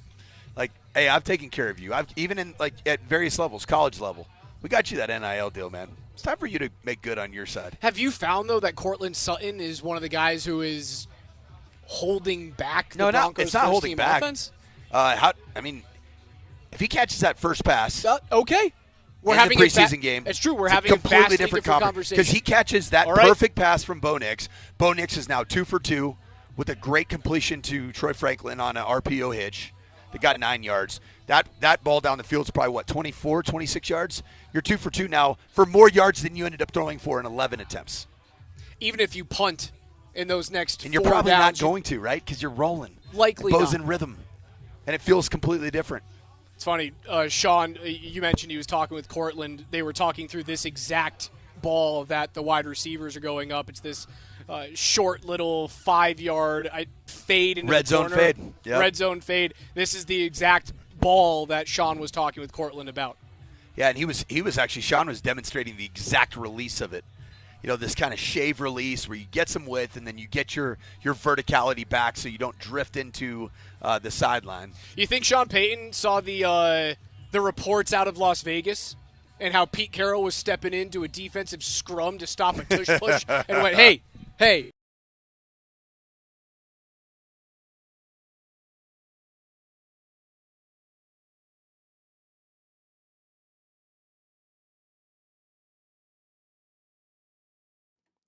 It appears that we have unfortunately lost the guys down at camp, so we're going to go ahead and take a time out here, and we just want to say thank you guys so much for listening right here on Altitude Sports Radio 92.5.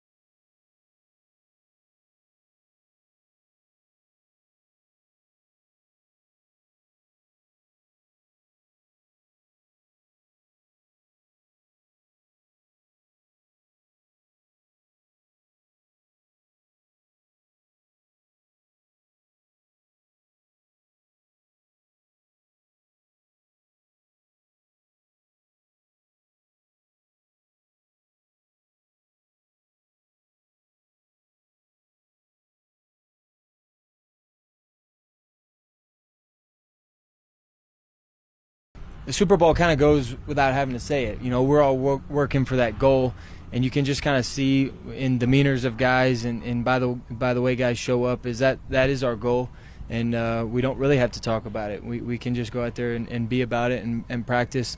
And practice hard, and that's just going to make each other better. And you never know. We could go out there and have a great season, could go out there and have to grow and learn a lot, but we're definitely going to be trying. We're definitely going to work really hard at it. Bo Nix talking about Super Bowl expectations with the Broncos and having that be part of the goal this year for the 2025 version as we're live out here at Broncos Park, powered by Common Spirit. Training camp coverage is brought to you by Ramos Law on Altitude Sports Radio 92.5. Coach Mike Sanford, Alex Ryanemi, join us, 303-504-0925 on the Shop Mazda text line today, going through route progressions with the wide receivers. I bet you were probably 10 minutes away from a first-team activity? Yep, about 10 to 15. I think today's going to be a spirited red zone emphasis practice, a little bit of goal line. Probably end up seeing a lot of goal line walkthrough, the fact that you're not in full pads. You'd want to take away the banging on the lower half. How does welcoming in a second practice opponent in Arizona tomorrow here at the very place that we're standing right now, how does that impact what you do at practice today? It's a great question. So this is a bit of a new occurrence here in the National Football League, where you're now seeing more joint practices in a season where you used to pretty much, and with a lot of frequency, see one. I remember when my dad was coaching at the San Diego Chargers. What, when they had 6 preseason games? Well, it was a lot of preseason games, but even then, the Miami Dolphins came out and there was a joint practice. It was like 4 days worth of joint practice. It just felt like they were there the entire week. I'm like, did they take the train? They had to stay here for extra time to make sure the trip was valuable enough for them. This is I think this is a good thing. I like the 2 practice model of against 2 opponents to have those joint practices, and clearly all these things that I didn't even realize this until recently, that the modern joint practice and or modern preseason game are all cross division. Is that correct? Like cross conference. Does anybody play AFC versus AFC or NFC versus NFC? Top of my head, I don't think so. I believe they try and keep them as far away as possible. Trying to make sure that you don't practice together, know each other's verbiage to a certain degree, right, and then potentially play each other in the first round of the playoffs. Like, that would be fairly recent if you're in the wild card round, as opposed to if you're in the Super Bowl, hey, all bets are off. You're in the dadgum Super Bowl. Yeah, how many things that you're installing on, August 13th are going to be irrelevant in Super Bowl at that 60? point in time? Yeah, it's probably not going to happen. If there's one, hats off to you, if there's one play that you go, hey, remember that Thursday? That 98-degree smoky Thursday when we were in Denver? You remember that play? I'll tell you what, that smoke is something else. It's heavy on the old lungs. Speaking of Super Bowl contenders, the Buffalo Bills have agreed to a 4-year, $48 million contract extension with running back James Cook. So his holdout ends. $12 million on average brings Cook up into that upper threshold of running backs in the league. I think 12 is a really solid number for that player. It's not Saquon, it's not Christian McCaffrey, but that gets him into the top 5. He's up there with Alvin Kamara and Josh Jacobs and just under Jonathan Taylor. That is the running back that James Cook is at this point in his career. It sure is. That's the right number. You're not putting him in the spot where he's a big money guy, top 3 money guy. Where does he end up, at 7? On average, he ends up 1, 2, 3, 4, 5, 6, 7. Yep. Tied for 7th. Tied for 7th, which is a good deal for a player. Probably a pretty team-friendly deal based off of what James Cook and his representation were originally desiring. And his value's real.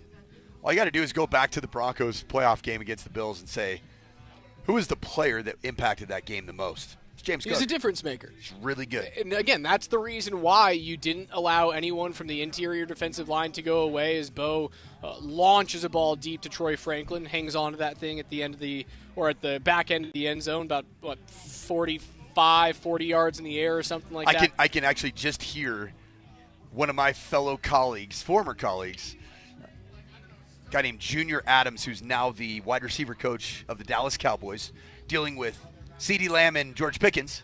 He was. I mean, that's good talent. I know those talent. Are two big personalities, but the talent is awesome. So the reason I bring up Junior Adams and watching Troy Franklin catch a ball, Junior Adams was my wide receiver coach at Boise State and my wide receiver coach at Western Kentucky. He was also Troy Franklin's wide receiver coach at the University of Oregon for at least 2 years of his career there. And he always used to say, and he had Junior Adams had a little tiny little mini lisp. He'd be like, "Hey, don't let the ball cross your eyes." So when you're catching a football and it's like a go route, did you notice where were his hands when he caught the ball? Above his eyes or below his eyes? Right shoulder above the eyes. It was actually below the eyes. No. So you don't want that ball so you want to keep your hands if you have the ability to high enough that your eyes can track that ball into your hands, as opposed to letting your hands be below your eye level. Right, that I was saying. Hands above the eyes. Well, he didn't do it. He had low hands, and I could imagine Junior Adams being like, "Hey Troy, that's why you drop a couple balls, because you got to keep your hands above your eyes." It's such a minute change in how you go about catching a football, and it matters that much. Oh, it matters a ton. It's always about hand position relative to your eyes. Critical, absolutely critical. Like that's why you always hear people get. When you're screaming at the television when there's a drop, I always say, dude, you got to shoot high hands there. Because truly there is a thing when you're tracking a ball and your hands are below, you're not going to see it in all the way in down into your eyes. Whereas if your hands are high, you're going to see that football and then your eyes are just naturally going to go to that spot where your hands are catching the football. The percentages of catching that ball are so much higher. Makes sense. Troy Franklin caught that ball, and he caught it, but it was a little bit of a tiny mini double catch. His hands were low on a post route, and I just wanted to be like, Troy. Where it's not secure in the hands, it's secure on the chest? Yes. Troy, higher hands. Don't let the ball cross your eyes. Coach, you've been following this Shohei Ohtani story with what is going on with the most important player in a sport that desperately needs a star. So he's coming off of his interpreter stealing millions and millions of dollars. Like his interpreter racked up like $181 million of bets over the course of 2 years. He had 19,000 bets across 2 years at $180 million. Now he won a bunch of those bets. Yeah, he also lost a absolutely. ton and stole like $20 million from Shohei. That has now gone away. The interpreter is in jail and paying for the crimes of stealing money and I'm sure evading winnings taxes and all that crap. I don't know how it actually went down, but Shohei is now back in the public eye because apparently he and his team have sabotaged a $240 million real estate project in Hawaii.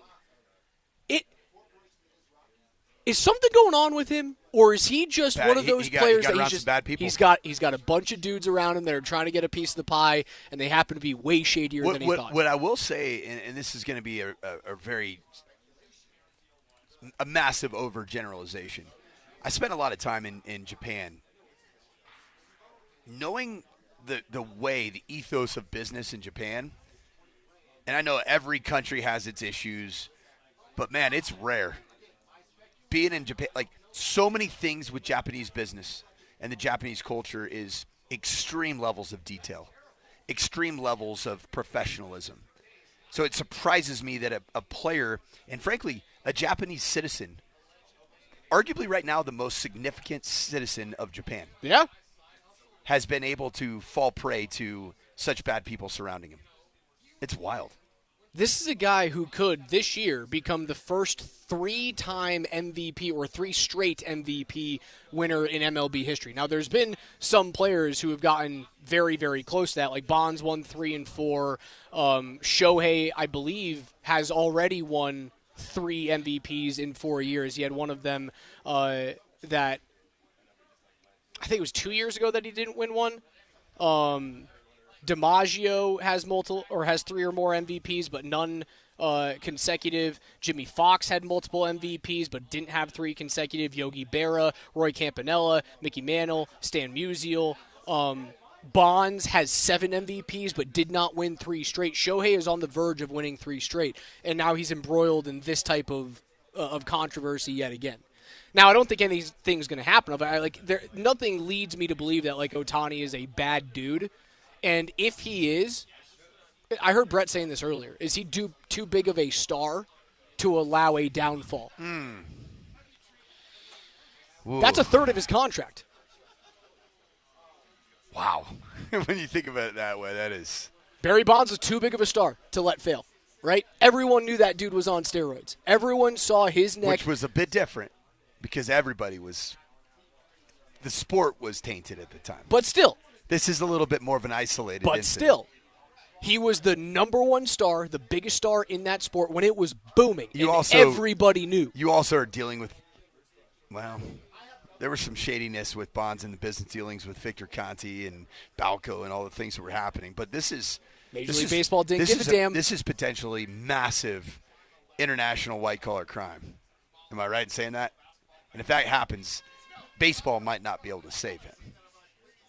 If it gets to that extent, where Shohei Ohtani himself has dirty hands in this entire process. If that's the case, man, I don't know how much you can do as the institution of baseball itself to protect him from what he's affiliated himself with or made decisions to do. Bonds did win 4 MVPs in a row in the NL between 2001 and 2004. All right, so then it's no AL player has ever won 3 consecutive MVPs. 4 in a row from ages 37 to 40. This dude won MVPs. It's so painfully obvious what was happening there. And again, Major League Baseball turned a blind eye because you can't afford to have your star go under. And the same thing, again, I'm not alleging that Shohei had anything really to do with this because it's still so early in this $240 million suit that's going on. If any of it is true and he is connected to any of it, Rob Manfred ain't going to let that guy take the fall. No way. He's too good. Yep. He's too big. Yep. And he brings in too much damn money. Take a quick time out. We'll have updates from you as we're walking into our first team period live at Broncos training camp. All of our training camp coverage here on Altitude Sports Radio 92.5 is brought to you by our friends at Ramos Law. They're the official injury law firm partner of Broncos Country. Back in a few minutes on Altitude.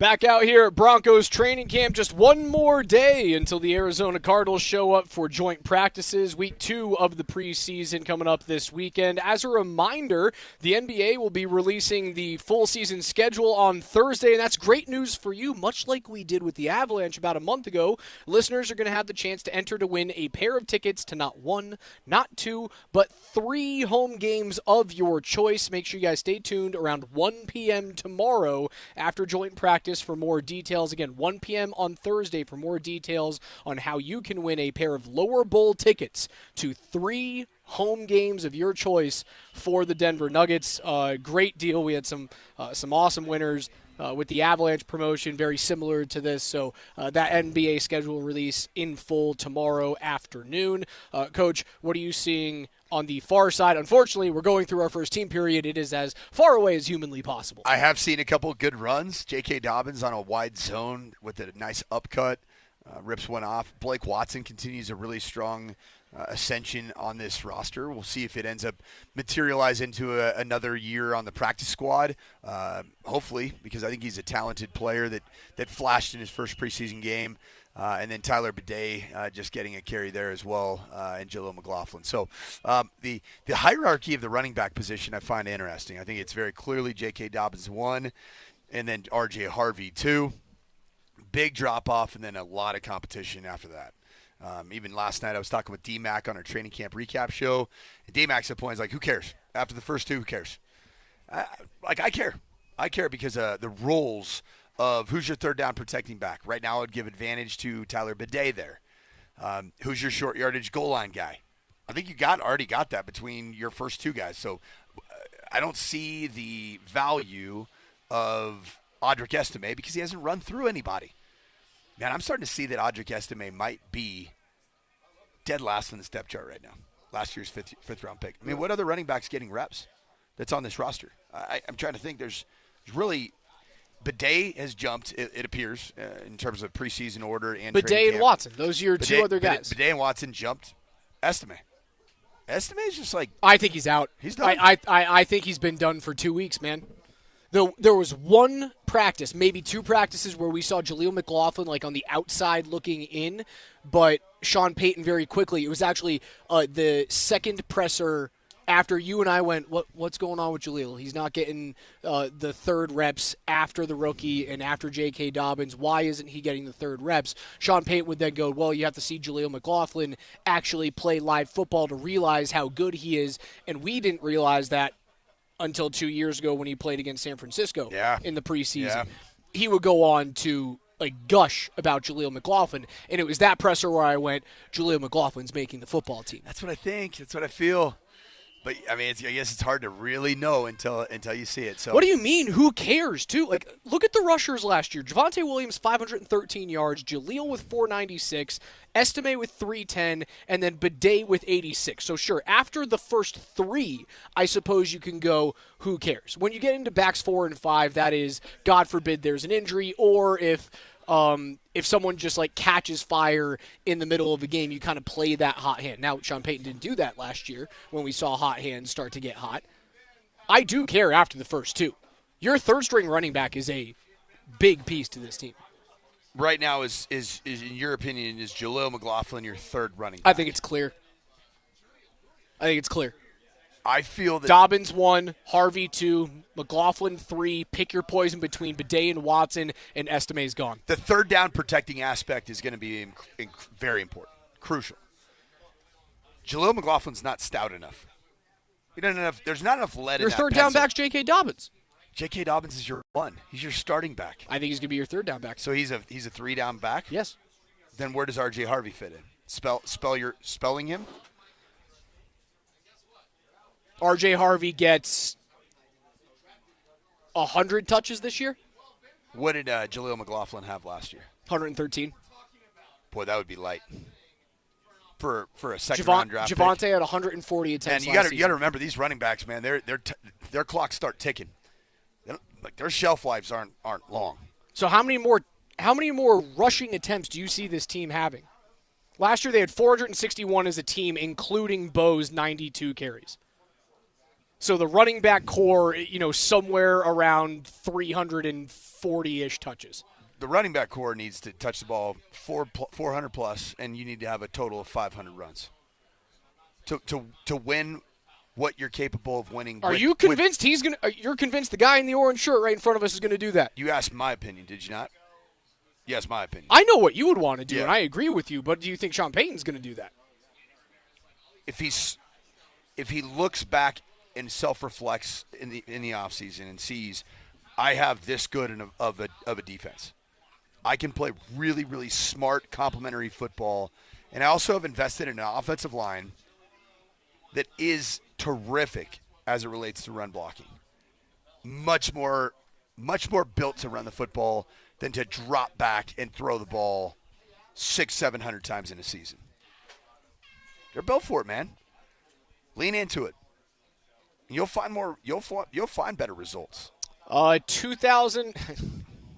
I know the game's changed. The 2009 Saints. We're talking about comparisons, right? Yep. We have been the entire show. 2009 How many total Saints, rushes? 468 rushing attempts. Now just 22 of those from Drew Brees. Now, how many was last year for the Broncos? The Broncos last Pretty season close to had that. 461. Now, 92 of those were your quarterback. That is scary, though. The 2011 team, and again, we were talking about how Sean thinks there's more parallels to the 2011 team that ended up losing in the divisional round, not winning the Super Bowl like they did 2 years previous. 431 rushing attempts back in 2011. Now, granted, you had Drew Brees throwing the football.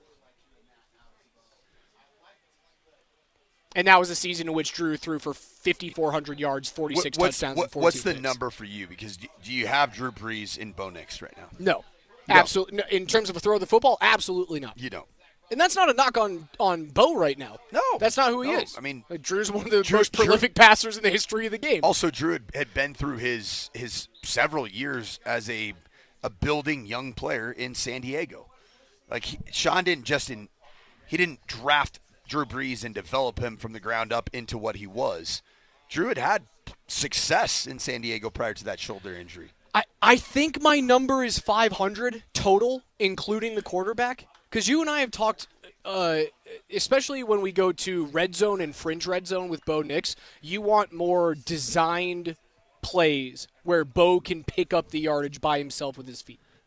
I think that's optimal. I think we're watching Bo Nix right now throw a ball into net. And this is a quick release drill. It's 1 of 5 there, in one of the targets in the net. Are these like little bubble screen drills, essentially? Quick release drill. You're trying to get the ball out off platform. Working on different arm angles to get arm underneath. slots, quick release, Okay. boom. It's actually a drill I do twice a week myself, almost identical. So if we go to these rushing attempts, Coach, right? 461 was the number last year. And let's say there's another 20 designed runs in red zone or red zone fringe. And that's not a lot. That's like one extra designed run per game for Bo. Yeah, 1.2. Right, maybe. 1.1.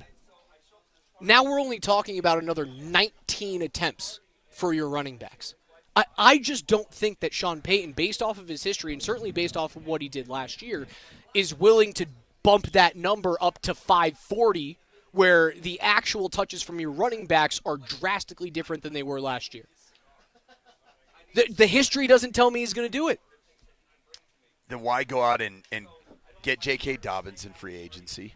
I don't know, because anything was better than Javonte Williams. He still had 461 rush attempts. You mean to tell me that the two-headed monster of J.K. Dobbins and R.J. Harvey aren't deserving of at least 50 more carries between the two of them? I think they are. They should be. And I think Sean knows that too. He's got to know that because you put your play calling where your investment is. And right now, what was invested in the offseason? The running back position by way of J.K. Dobbins and a second-round draft pick that was doled out to R.J. Harvey. And it's clear he can play. The tight end position, which is tight end touches in the pass game, was severely lacking. And certainly defense. You've already invested a ton in your offensive line. A lot of people are going to come off the 49ers preseason game and say, oh, this offensive line's no good. Get out of here with that narrative. It's such a lazy narrative. Watch the film. Why is that? What did you see out of the offensive line in week 1? I saw an offensive line that didn't game plan for Robert Saleh's extreme kitchen sink pressuring. That's what I saw. Like, you don't spend time game planning for preseason games. So was this – we didn't get into this yesterday. Was that a lost preseason game for the Broncos' first-team offense? No, because of what they saw against? What I would say is it's not lost. It was learning. But you don't come out of that going like, what the hell were we here for? No, I think you come out of it, and I think ultimately with some of the overall noise that's been created. But I mean, Bo yesterday talking to Kay Adams couldn't say it enough. Like we got to quiet this thing down. We got to stop the noise. Like Bo Nix comes from the background of Dan Lanning, who comes from the background of Georgia, which is Kirby Smart, who comes from the background of Nick Saban. I don't like creating this monster of hype. That rat poison, as Nick Saban calls it. He comes from the under promise, over deliver world. I think that a guy like Bo Nix probably, while the confidence maybe was shaken a little bit last week, I think he probably liked it for his team to be humbled to get back to work and focus. Yeah, all these conversations about how the Broncos are the dark horse and how it's finally their time to take over the AFC West and how the Chiefs are as gettable as they have been since 2016. It is nice to go, hey fellas, we haven't done anything yet. We used to have an acronym for it. ADS. Ain't done. Smoke. Ain't done stuff. I feel like that's where the Avs are right now, man.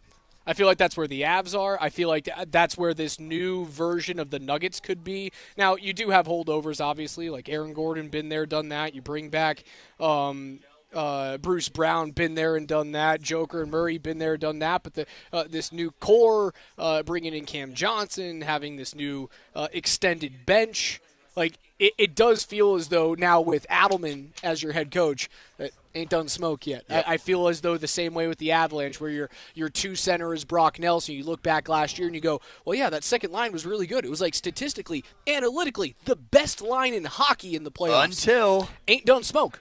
Until the postseason. No, in the postseason. Oh. The second line of Gabe Landeskog, Val Nichushkin, and Brock Nelson not Brock.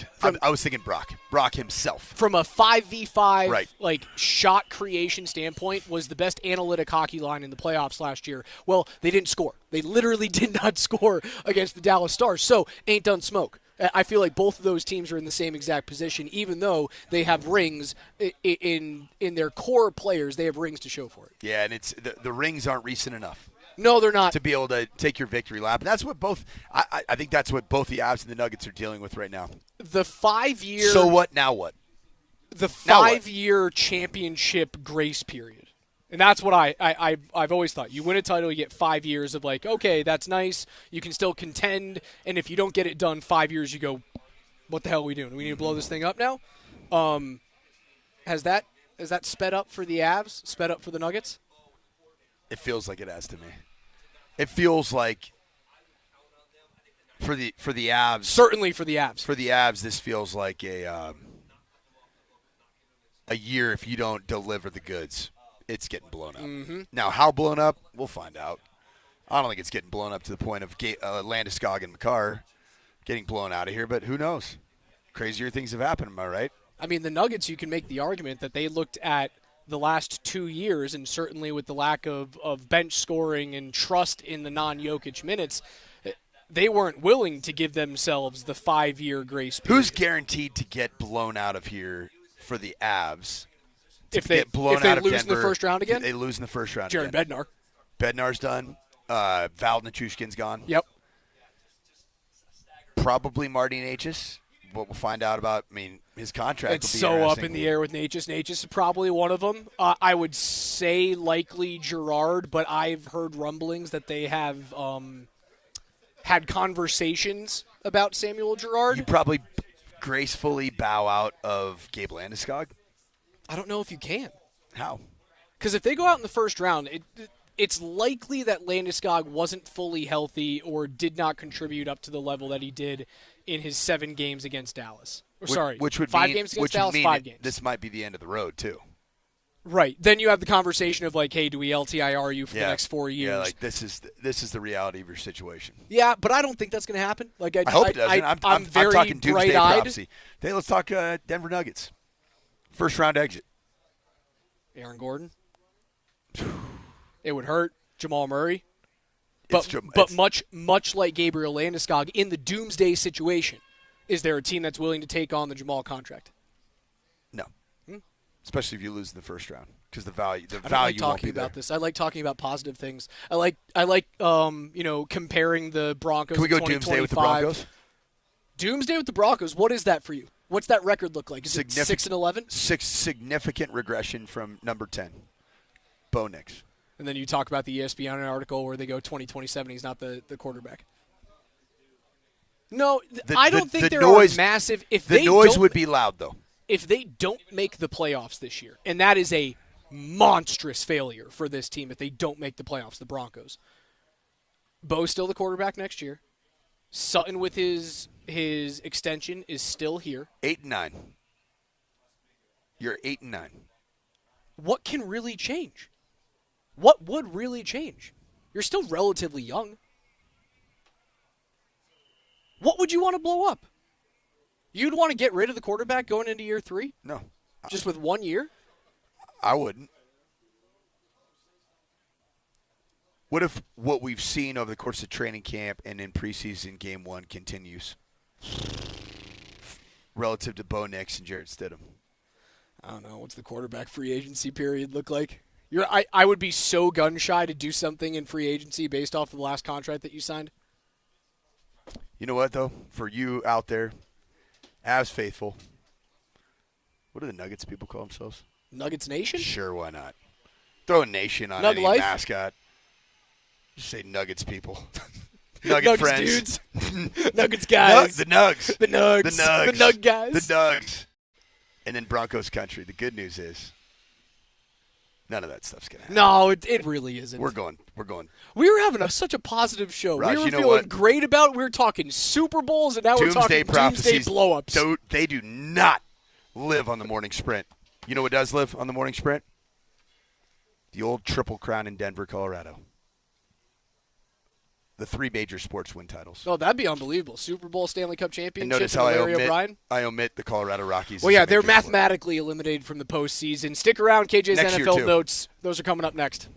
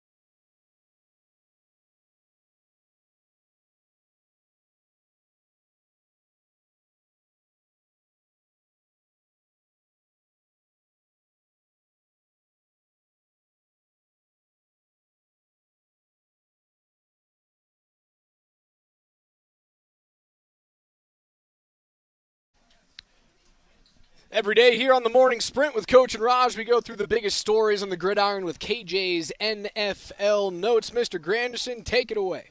Earlier in the show, Sean Payton talked about which past Saints teams reminded him of the 2025 Broncos with Kay Adams. Sean Payton went on to put the Joker conversation from this offseason to rest by explaining what he needs and what he wants to fulfill with that role. And he kind of gets into the past that ultimately explains the present regarding the Joker role. What is a Joker? You tell me. I'm going to tell you. Okay. It's a running back or a tight end that has elite, rare receiving skills. So Travis Kelce's a Joker, Kittle's a Joker, GQ star, Travis Sproles, Gibbs, Hawkins. So RJ Harvey. Yeah, potential. He doesn't have his Joker wings Fifth yet. on He the doesn't depth have. chart. He doesn't You're have. making him work for it. What is that? Yeah, We're going he doesn't have his Joker wings wings. yet. Okay. He'll get them. So is it Ingram? Ingram's a Joker. He's a Joker. Yeah, and not even realizing it in those early years, we had Bush and then Shockey and then Sproles and Graham and Kamara, and there were a ton of Jokers. And it's not until you don't have one that you're like, shoot, how important, because it's easy to take a receiver out of a game defensively. For sure. And it's much harder to take an interior player out of a game. So you're operating with multiple Jokers all of a sudden? In a perfect world, you'd like to have two Jokers. One at tight running end. back Okay. and one at So tight end. hard. Well, there you have it. Sean Payton has defined a Joker as a tight end that is good at receiving football passes. Groundbreaking stuff. Really groundbreaking stuff. Is Travis Kelce still the preeminent Joker in the league? After he comes out and says, my NFL performance has slipped while pursuing the my preeminent acting Joker career. in the league right now is Brock Bowers. That is what you're talking about. When you're talking about a Joker, that's the guy. I think Travis Kelce, guys are going to draft him in the first and second round. I don't know when you actually draft the tight end in fantasy football. I'm not going to pretend to be a genius like some people next to us are on it. I think Travis Kelce is going to be a guy that if you draft high, he's going to kill your team. Yeah, I agree. That guy's got too much dialed into T Swift's 12th album and Happy Gilmore 2. That's the reason why the Chiefs are so ripe for the picking right now. Yes, they are. They are ripe for the picking. Who is their skill weaponry? Xavier Worthy, Isaiah Pacheco, who can't stay healthy. He runs like a guy who's about to tear his meniscus every cut he makes. I'm more scared of their defense than I am of Mahomes in the offense. Are you more scared of which defense? Are you more scared of the Chiefs' defense or the Chargers' defense? Chiefs. Oh, no way. No way. Chargers defensively ended up being a top 3 unit last season. They got one of the best defensive coordinators, one of the best defensive minds in pro football. Bo Nix and the Broncos, when the game really counted and you were playing against good on good and you played at Arrowhead, that looked like an offense that matched up well. Trent McDuffie scares the crap out of me. Chris Jones and George Karlaftis scare the crap out of me. Karlaftis is a good player. Nick Bolton is a tackling machine. I suppose you can take advantage of their linebackers a little bit in the passing game, but Nick Bolton is a tackling machine. Are you scared of Khalil Mack? Does he do anything for you right now? No. He's pretty old. Derwin James is still solid. That's one of the best overall defensive players, if not football players in the league. He's the ultimate defensive Joker. Oh, he is. He's what you hope Jahdae Barron could eventually turn into. Derwin James is, I'm assuming, much bigger than Barron is. He's a little taller. Yeah, Derwin James scares me, but the rest of it, not so much, man. Here's what I think when you look at the Chargers and what they ended up doing defensively last year. The Chiefs are the better defense. Come on. They have the better, on paper, they're the better defense. Probably personnel-wise. I would say that if you looked at solely the way that Jim Harbaugh teams run the football, erase the play clock, eat up the game clock, man, that was a That was a dang good defense last year. I mean, you're looking at the right now, okay? So this was an article written by NFL.com. Top 10 defenses in pro football. Number 1, Philadelphia Eagles. Number 2, Los Angeles Chargers. Number 3, Denver Broncos. And it isn't until number 6 that you get to the Kansas City Chiefs. Second-ranked defense. They gave up 299 yards per game, 17.6 points per game. That's the Chargers. The Chiefs gave up 326 yards per game, 19.2 points per game. Numbers matter. You talk about how Jim Harbaugh loves to run the football so much. Would you care to guess how many rushing attempts that the Chargers had last year? 467. 463. 2 more than the Broncos. And Justin Herbert only trailed Bo Nix by 23 rushing attempts. He touched the rock 69 times last year for 306 yards and 2 touchdowns. It's interesting. It's not as big as you thought. Yeah. It's not north of 500. Wasn't close. I would say the 23 more rushing attempts from Bo Nix is pretty significant, though.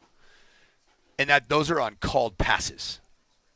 Those are called passes from Sean Payton. And Bo Nix turned those into rush attempts. 90. How many of it is it? 92? 92. 92 of them. It's a lot. KJ, keep it rolling. No, don't start counting. Speaking of defense, Patrick Surtain II stopped by Up and Adams with K. Adams yesterday as well, and he finally opens up about how good this defense is and how good they could be.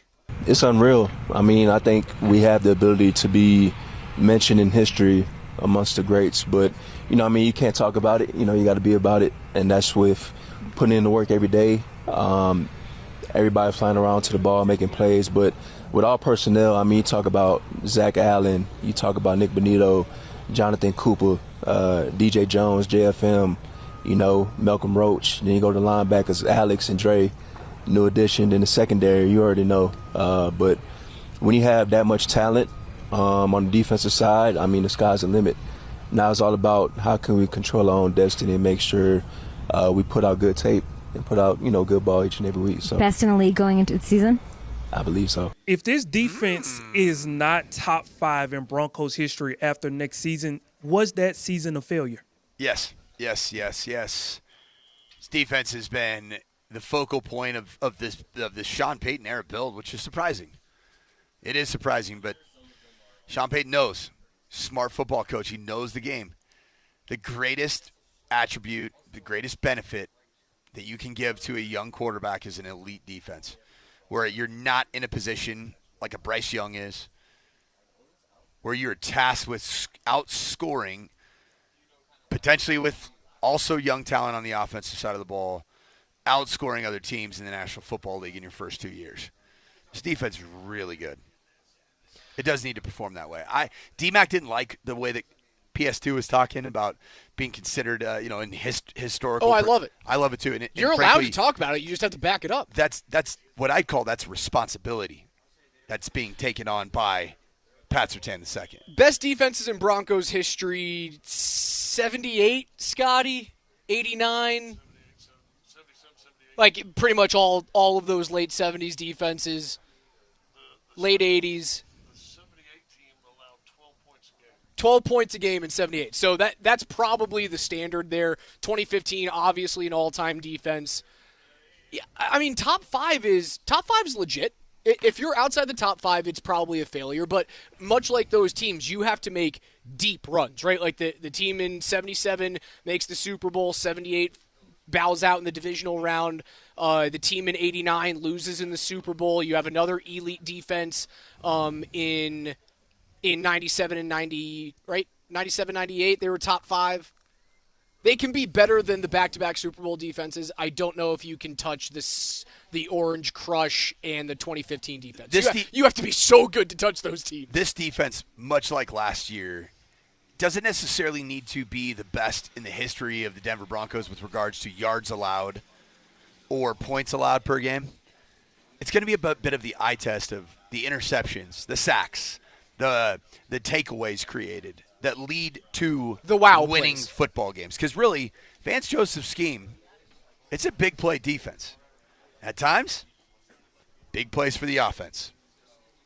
But many game-defining, game-altering big plays for the defensive unit that help Bo Nix and the offense play on short fields. That's what we've been talking about, Nick Bonitto, man. What's the evolution? It's not 13 and a half sacks to 18 sacks. Could it be? It's 13 to 15, but I need like 2 more strip sacks, and those strip sacks change games. Strip sacks literally won you Super Bowl 50. Yep. In the strip sack fumble game, Micah Parson, T.J. Watt, Max Crosby. Those 3, that's where they have been elite in that area for the last 4 years. Turn the football over. It's so funny. It's not enough just to get to the quarterback anymore. It just isn't. You gotta create tangible evidence of a job well done by getting that fine National Football League football. You want to make 35 to 40 a year? Get the ball. You know what it's called? The NFL football. It's called the Duke. I like that. It's written on there. The Duke. I don't think an NHL puck has a nickname, or the baseball in Major League Baseball has a nickname. NFL, that's the shield, man. They should make nicknames for both of those things. Does an NBA basketball have a name? Is it Spalding, like nickname the ball? No. We need to do that. It's just a ball, just a basketball. Look at this here, Raj. What are you showing me right now? The NFL football. Oh, it does say the Duke. Okay. KJ, keep it going. No, don't start counting. Browns quarterback Shador Sanders injured his oblique in practice today early on and will be evaluated with further testing. That may take him out of the next preseason game, according to Ian Rappaport of NFL Network.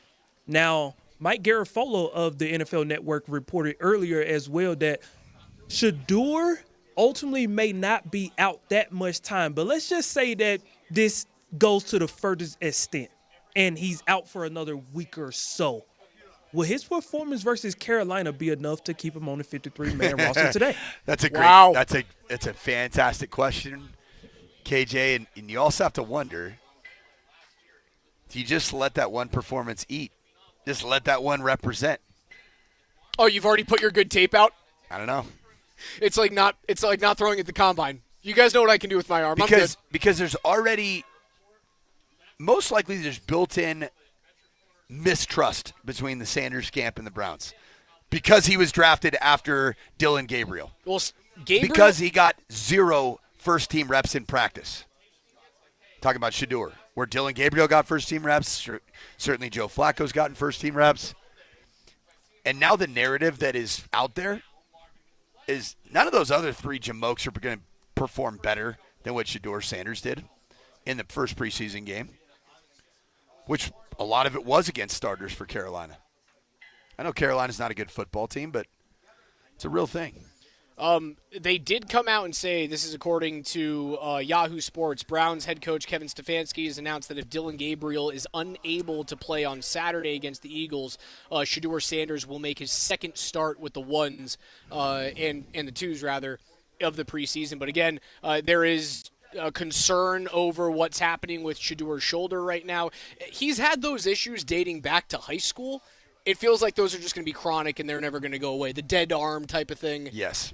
How concerning is that to you as a former quarterbacks coach? That's concerning. That concerns me. Now, as it relates to like Dylan Gabriel and Kenny Smallhands Pickett, hamstrings at training camp makes no sense at the quarterback position. Gabriel's supposed to be with the ones and start against the Eagles. If he is healthy, he's supposed to start against Philly in week 2. It's not going to go well. I'm just going to tell you. And not because the Eagles are going to bring out their A team. Dylan Gabriel's not a National Football League quarterback. Shador Sanders is. Is it smart for Shador Sanders to not play in the next 2 games? He needs to put it on tape one more time. If he puts it on tape one more time, you start that dude week 1. Or he's number 2 on the depth chart behind Joe Flacco, and you ride Flacco and you go, hey, watch the game, get tape. You know what's funny is, and then we'll see you in week 8. My overuse injury during training camp every single year as a quarterback in college football was an oblique strain. It was always an oblique strain. And it's so interesting. There's so much. What are you using an oblique strain to get out of? I never got out of anything. I'm just saying, I always had extreme pain in my – so as a right-handed quarterback, my left oblique. So it's because of that torque that you create. you would I feel like I would throw that in my right oblique. Some people get lat. People have lat issues. But I would always have a lead. Is that kind of that? It's that Dak Prescott, the Dak dance. The hip fire. The hip fire, man. Too much hip fire, and you end up leading that lead hip that goes through. Dancing injury. But the Tom Houses of the world that have created so much better, repeatable behavior like Bo Nix has. He's a Tom House guy. He trained at Valor like a month ago with Tom House. They've created a situation where you don't have obliques, but a quarterback can always have an oblique strain. And there's nothing. It doesn't show up on any imaging. It's an oblique strain. It's like a Major League Baseball pitcher injury. I don't know if it's real or not. I don't know if they're in their head or not. I don't know if they're doing it for some reason or not. But I had it every single year. Guess what I did? I played through it. It was painful as all get out. It took forever to warm up, but I played through it. KJ, one more. No, don't start counting. I'm about to count, Sean, because the Buffalo Bills and star running back James Cook have agreed on a 4-year, $48 million extension with $30 million guaranteed. But who else did they pay this offseason? They paid Josh Allen 6 years, $330 million. Cornerback Christian Benford, 4 years, $76 million. DN Gregory Rousseau, 4 years, $80 million. Linebacker Terrell Bernard, 4 years, $50 million. Wide receiver Khalil Shakir, 4 years, $53 million. If the Bills don't get over the hump during this championship window, would this be more disappointing than what happened in the 90s with 4 straight Super Bowl losses? No, the four falls of Buffalo will always be the most disappointing thing that has ever happened to a National Football League franchise. If you don't ever get there with Josh Allen, it is a massive waste of potential. But I think you could then look back at going up against Mahomes year in and year out, going up against a multi-MVP and Lamar Jackson year in and year out, and you can go, well, the competition was crazy, and he just wasn't good enough to get us there. Like, at least Kelly was good enough to get you there. There's been no quarterback in the league that has won more than 7 playoff games and not been to a Super Bowl. The only guy who's done that is Josh Allen. He's the only dude. It would not be as disappointing as 4 straight, though. No, it would not. Do you think the Buffalo Bills, watching enough Hard Knocks, do you think this team's going to end up winning a Super Bowl? Dude, it's a boring Hard Knocks. It is a snooze fest of a Hard Knocks. I don't know if they end up winning a Super Bowl, and it's not because of the guys on the roster. McDermott doesn't do it for me. That's what I was going to say. He doesn't move the needle. Name head coaches over the course of NFL career of the last, 30 years of Super Bowl victories that don't either have elite play calling chops or have unbelievable culture built into what they do and how they do it. It's hard to find, man. Work your way backwards. You have Sirianni. I'd say Sirianni. Sirianni's a culture builder. I think so. I know it's silly and goofy. He's a culture guy. McVay, Belichick. Offensive play chop. Defensive play caller is Belichick. Kubiak, offensive play caller. Carroll. Culture. Harbaugh. Culture and style of offensive play. Tomlin. Defensive play caller. Culture. Who's the head coach of Indy when they won in 2010? Is that Dungy? It wasn't Dungy, was it? Dungy, defensive play caller. Was he the head coach then? Yep. Okay, I appreciate that. New York had Tom Coughlin. That might be a comp. That's the one that goes, well, you just had Eli Manning turn into Superman in 2 games. Yep. That's your first one. And Tom Coughlin's a comp. You have to go all the way back to 2008. Boring. Although Tom Coughlin, I don't know if McDermott's built this way, but Tom Coughlin apparently incredibly paranoid and just a massively bitter, angry, paranoid jerk of a head coach.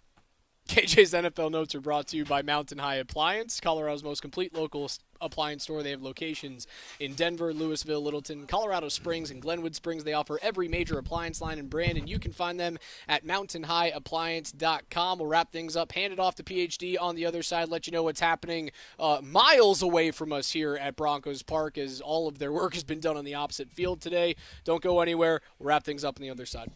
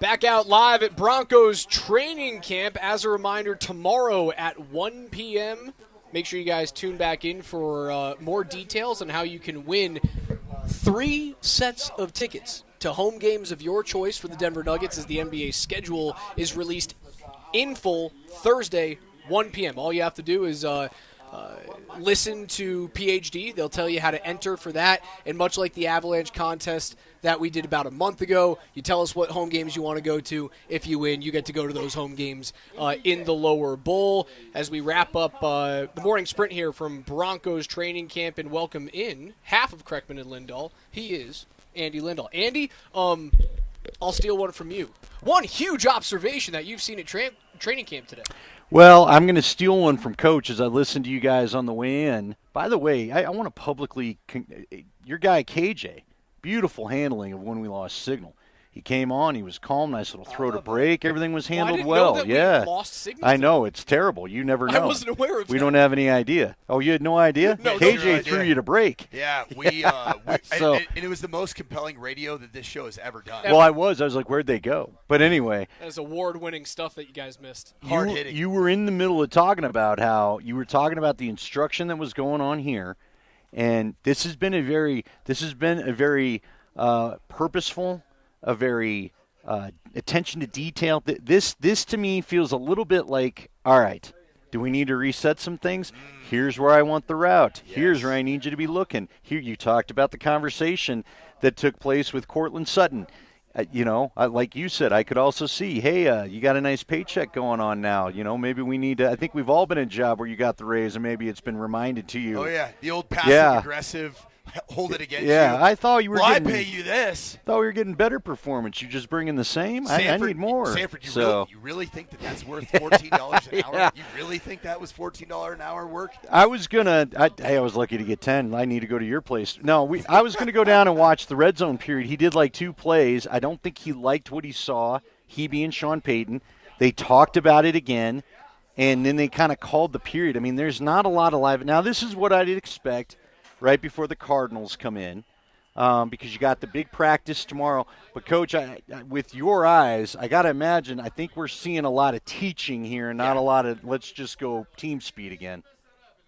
It's a bit of a teach-through, walk-through, teach-through. There's a little bit of team, but we haven't been able to see much of it, even if you're walk around to the opposite side of where the media throng is contained.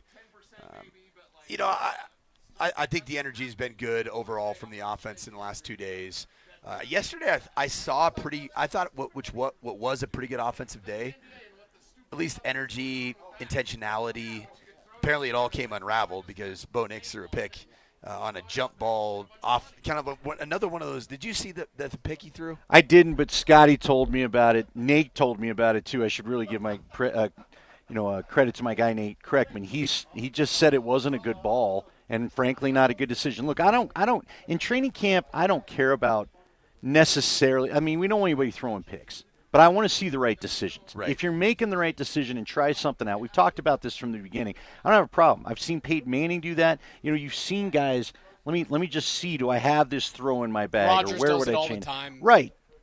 But I want to see the right decision. What if I did have a criticism is that Bo doesn't seem to. Some of these picks have not been the right decision, and so that's what I hope they can get corrected. Let me ask you guys this: has KJ played any of? I can't remember. Did KJ play any of Bo Nix talking to Kay Adams about the Super Bowl stuff? Have you played that yet? Yeah, a little bit. Can we, KJ? If you have the cut, can we just play that again? I want everybody to really kind of listen, if we can, because there's some I want to talk to Kreckman about later, but we might as well break it out now. KJ, can you play the cut?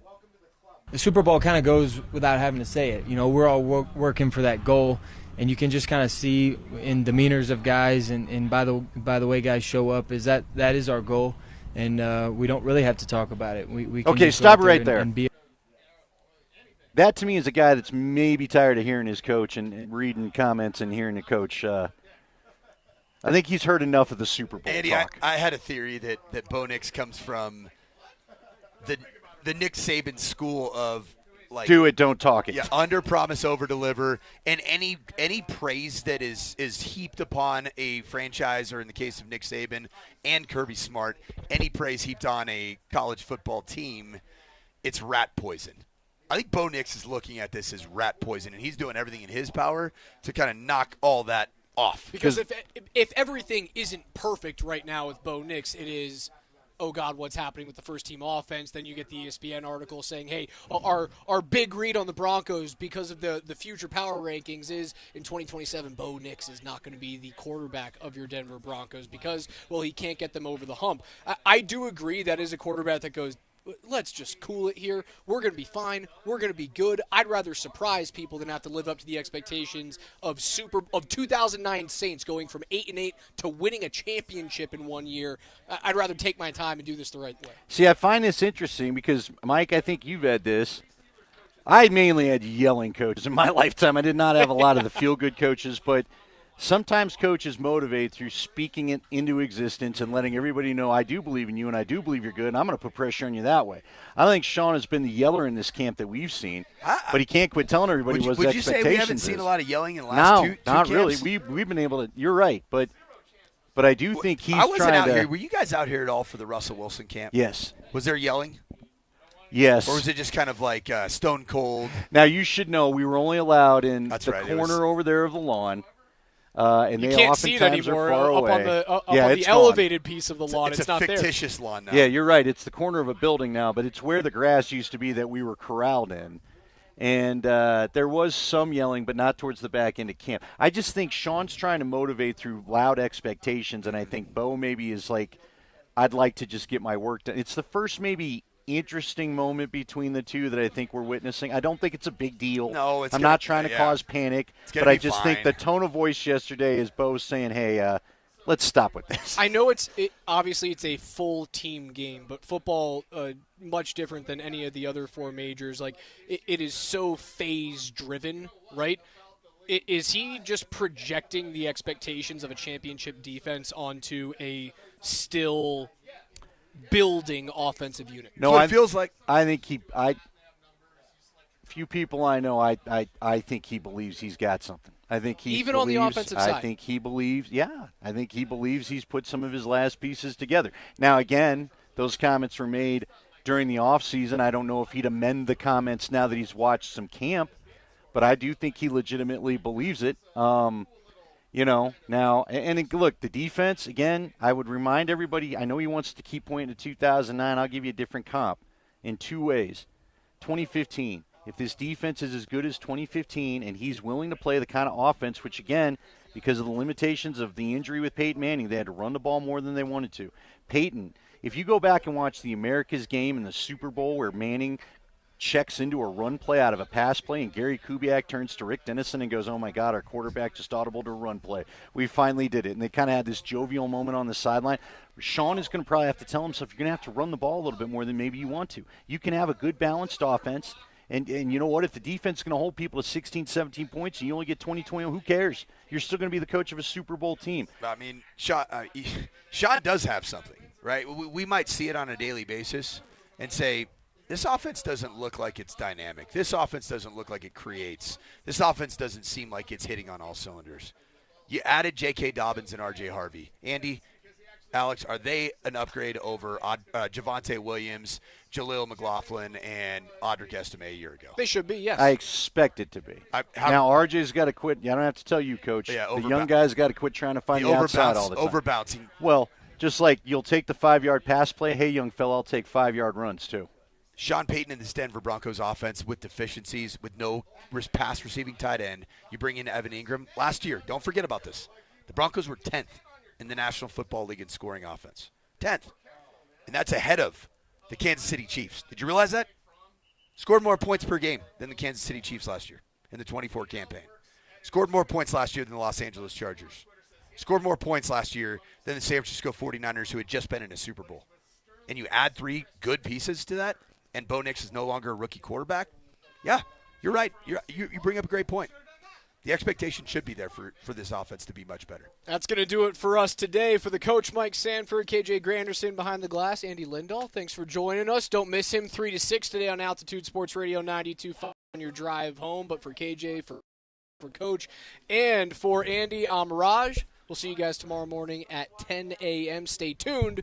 PhD has all of the best reactions to the last day in camp before the Arizona Cardinals show up. We'll see you guys tomorrow at 10. All right, let's go green. So this is out of U personnel. Give me green right west nasty, X short, 95 Will, Badger, Kill Nomo, 96 Power King, Alert Nomo, 97 Chicago Water.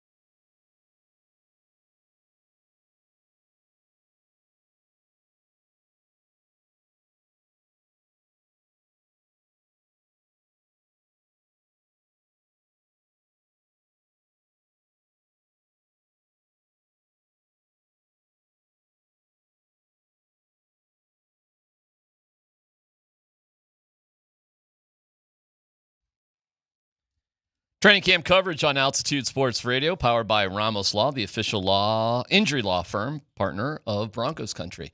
Right out to the tent for the second to last day of training camp. And not in full pads, and no Nick Bonitto. I know that. And those are two contrary things to what Sean Payton promised yesterday. But let's get the report from Scott Hastings and Tyler Polumbus. Boys, what's good? Hey, buddy. Hey. We do have a big injury to report. We do. All right. Yeah, All right. Breaking news of the day. Yeah. Tyler Polumbus goes on the IR with a bee sting to the face. What? In the face. I'm Bee sorry, sting to what? the face. Where? Here, I'll help you. Come here. Right now, Come here. you're gonna have to come to me. I'm not going to you. The thing doesn't stretch that Yeah, far. Just yeah. lean this way. We'll show yeah, everybody so, where the injury occurred. On the right side of It's the eye. right there. It's in the Yeah. temple. Yeah, right in Right the there. temple. The hat Wow. right there. Yeah. Oh, it's Yeah. ugly. Yeah. It's angry. I took it like a champ. Wow. Somebody asked me if I was allergic, and I was pulling a typical Tyler, not listening, and I said, yeah. They're like, you are allergic? We got to get you an EpiPen or something. I'm like, no, I'm not. No, I'm not allergic. Just, I got stung in the face. Yeah. Wow. I couldn't even tell you the last time. I must have been 12 years old the last time I got stung by a bee. Okay, did you cry? Damn. I took it like a champ. Did you tear a little tear? Maybe 5 or 6 little drops. Did you curse? You know, nope, no curse, nothing. So standing over there with Vic and Stokely, and they'll verify. They saw me get stung by the bee, and I took it like a champ. Who's more injured, you or Nick Bonitto? Maybe Dre Greenlaw. Dre Greenlaw, he was out there today. What are you talking about? What happened to Dre Greenlaw? Sort of. He was out there. Sort of was out there. He hasn't been doing any of the team stuff the last couple days, and then there was a little scare at one point in practice. I don't think it was anything. Now that I watched it all unfold, but he walked off the field very slowly. Very slowly. Took the knee brace off. Ooh, jeez. And he was with a trainer of some sort, Oh, but he walked over to he actually walked over to the weight room instead of to the training room. Oh, dear. If he got hurt, he would have gone to the training room. I think this was just scheduled cardio or something since he isn't actually practicing. Oh, okay. All right. Yeah, I think, listen, what you got invested in there and what you need from there, why? Yeah, he hasn't been doing anything. He's been out here, but he hasn't been doing anything. All right. Well, okay. Well, what did you guys see today? Well, I'll say this, and I was talking to Leggy about this. Sherfield catches everything. He sure does. He catches absolutely everything. And what is he, 5 teams in 5 years? I'm like, how?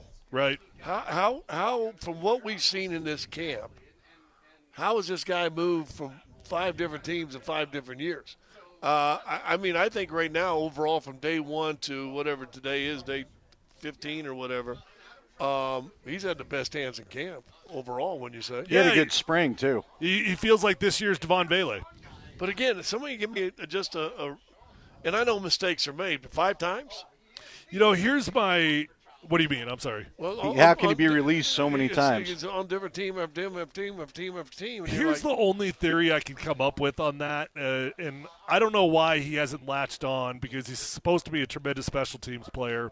But my only theory with why he hasn't actually been a contributor at the wide receiver position is that sometimes special teams coaches, they do get their hands on guys, and they're like, look, is this guy going to be a big part of your plan or not? Because if he's not a huge part of your plan, then he's my guy.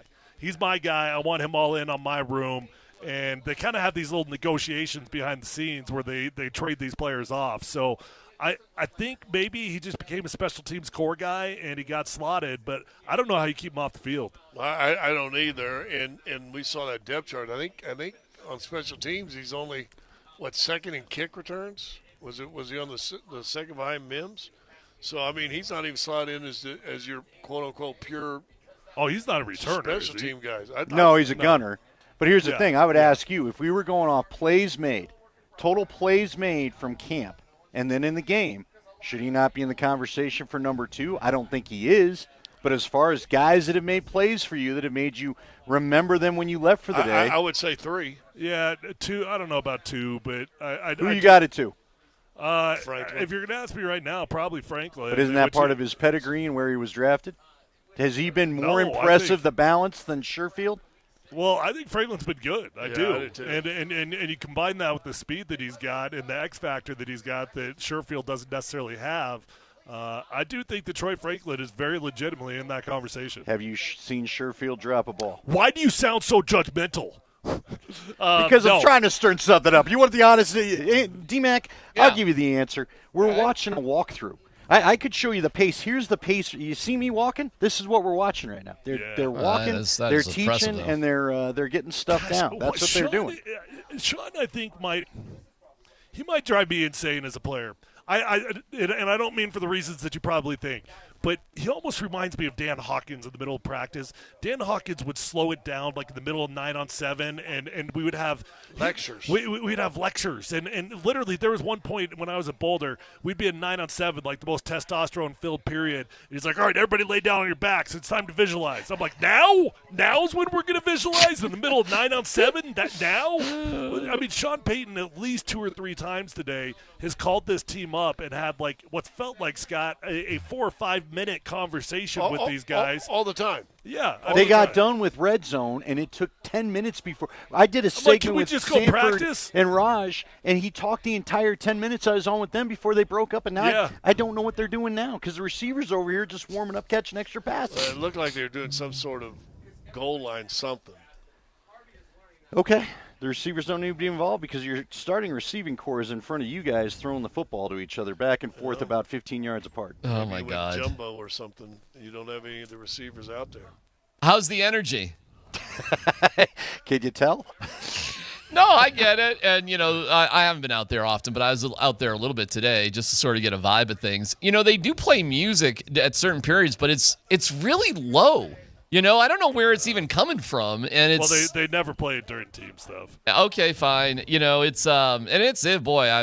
Those fans, man, they get a gold star for being up there. It's hot as anything up there. This, I would say, the second hottest day from that first day in pads. Yeah, and by the way, they're not in pads today. They aren't. And they are. They are? They're in spiders. Yes. No, these aren't spiders. These are shells. I'm so sick of this lingo. Okay. They've got their upper pads on. It's a full go day. I mean, there's really no difference between having your pants on and having the shells on. Whoa. There's not. So this is considered full pads today. No, it's not full pads, but it's a full go practice. Yeah. Okay. Yeah, they're still with the shells. Give you a chance. And I heard Coach talking about the start of their show. Gives you a chance to thump a little bit. Not taking anybody to the ground. There is literally no difference in the way you practice with shells on or versus when you have the pants Okay, on. so there's no contradiction with what Sean Payton said they were doing yesterday and what they're doing today. No. Other than it's done. Well, what's the contradiction? What do you mean? He said they'd be in full pads. Yeah. Oh, well, I guess technically speaking, then yes, I guess there's a slight contradiction. But in terms of the style of the practice, there's no difference. No, I'm just trying to figure out why Sean's saying one thing one day and something different's happening the next day. Like I'm trying to figure out why he says Nick Bonitto's going to practice and he didn't practice today. Why? Like what's going on here? I think Nick Bonitto is. I think it's a very quiet hold-in. What's going on right now? Very quiet, and I don't blame him at all. But there was Sean, I think. Well, why didn't he hold in from the start then? I don't know. I do not know. I don't know.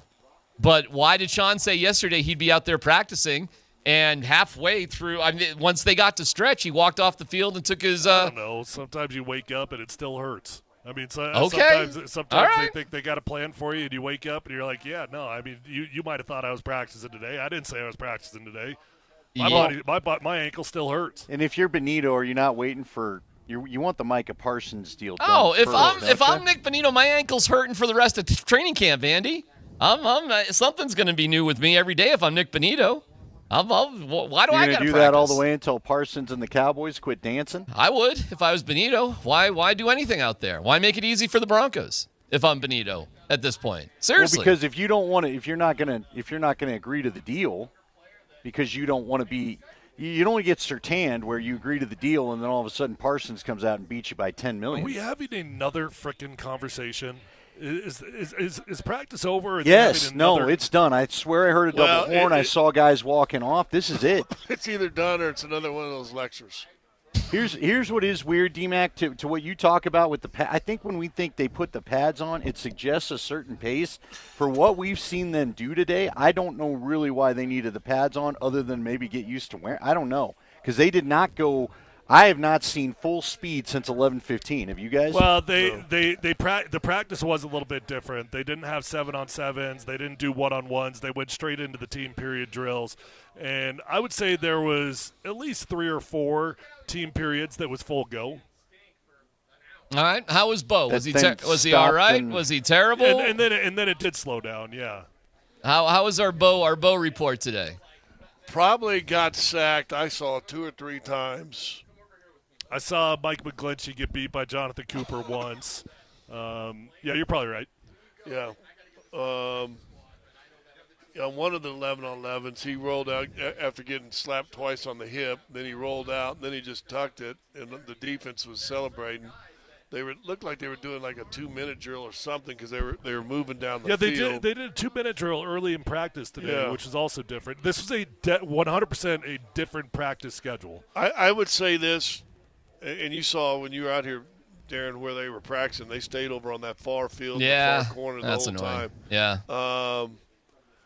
The defense sure seemed to be doing a lot more cheering than the offense. Is that fair?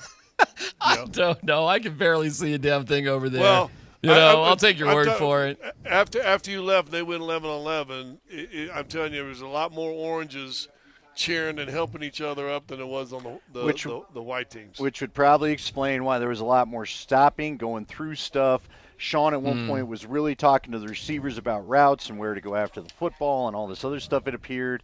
Look, I won't be surprised with what we just witnessed. Let me ask you this. Would it shock you if we see them really get after it tomorrow and then he tells us I'm not playing my guys in the game? Is tomorrow going to be more the game, and they just go at it hard, ones-on-ones, and call it good? He already kind of warned us about that. Right. He said that yesterday. Depending on how the joint practice goes, it'll impact how much he plays the guys. I kind of like that plan, Andy, though. I mean, which means it won't happen, DMac. I don't know. Right. I don't like that plan. Play the starters, man. They sucked. Okay. Well, that's how you feel. Right. Well, what if they have a good day tomorrow? Ones-on-ones. They look good. We finally see the rhythm. They had a good day last Wednesday, according to all reports. They had an all right day. It was the defense that dominated last Thursday. I guess I come from an era of you got to earn the right to take the pads off in a preseason game. Well, but you're the only one sitting here with a bee sting, so I don't know how much I trust tough you. Guy. I want to know when the Banjo Jamboree is going to play outside of the Cardinals' hotel room. That's what we got to figure out. We got to figure out a way to distract the Cardinals like the Broncos. Can I ask you guys something, though? It was a jazz festival. You know how many times I've fallen asleep to great jazz music? I mean, it wasn't Metallica followed by Pantera followed by Five Finger Death Punch. It was We common. weren't exactly doing – yeah, I mean, we couldn't just – you couldn't vibe and go to sleep to that thing? Yeah, you know what I mean? I feel you. Apparently not. Is Common got a slam punk album I'm not aware with? Idea. I mean, did Common decide he needed to get a pick going? Get a little poetry. Hey, do you remember? I was telling Nate yesterday. Do you remember the Bennigans that turned into the EDM club by the hotel we all stayed at Super Bowl 50? Yes. That's Did a you riot. ever? I woke up at 2 a.m. one day and I was like, "Where is that beat coming from?" And I was like, "Is that the Bennigans? The Bennigans has a beat going? What is happening?" That's a riot. All right. Well, I'm surprised you didn't go down there. Well, How do you know he didn't? Who says I didn't? We have some breaking news about Shador Sanders. That's not great, unfortunately. We'll see how practice finishes up. We'll hear from Sean Payton. We love football. We're live from training camp. It's PhD on 92.5.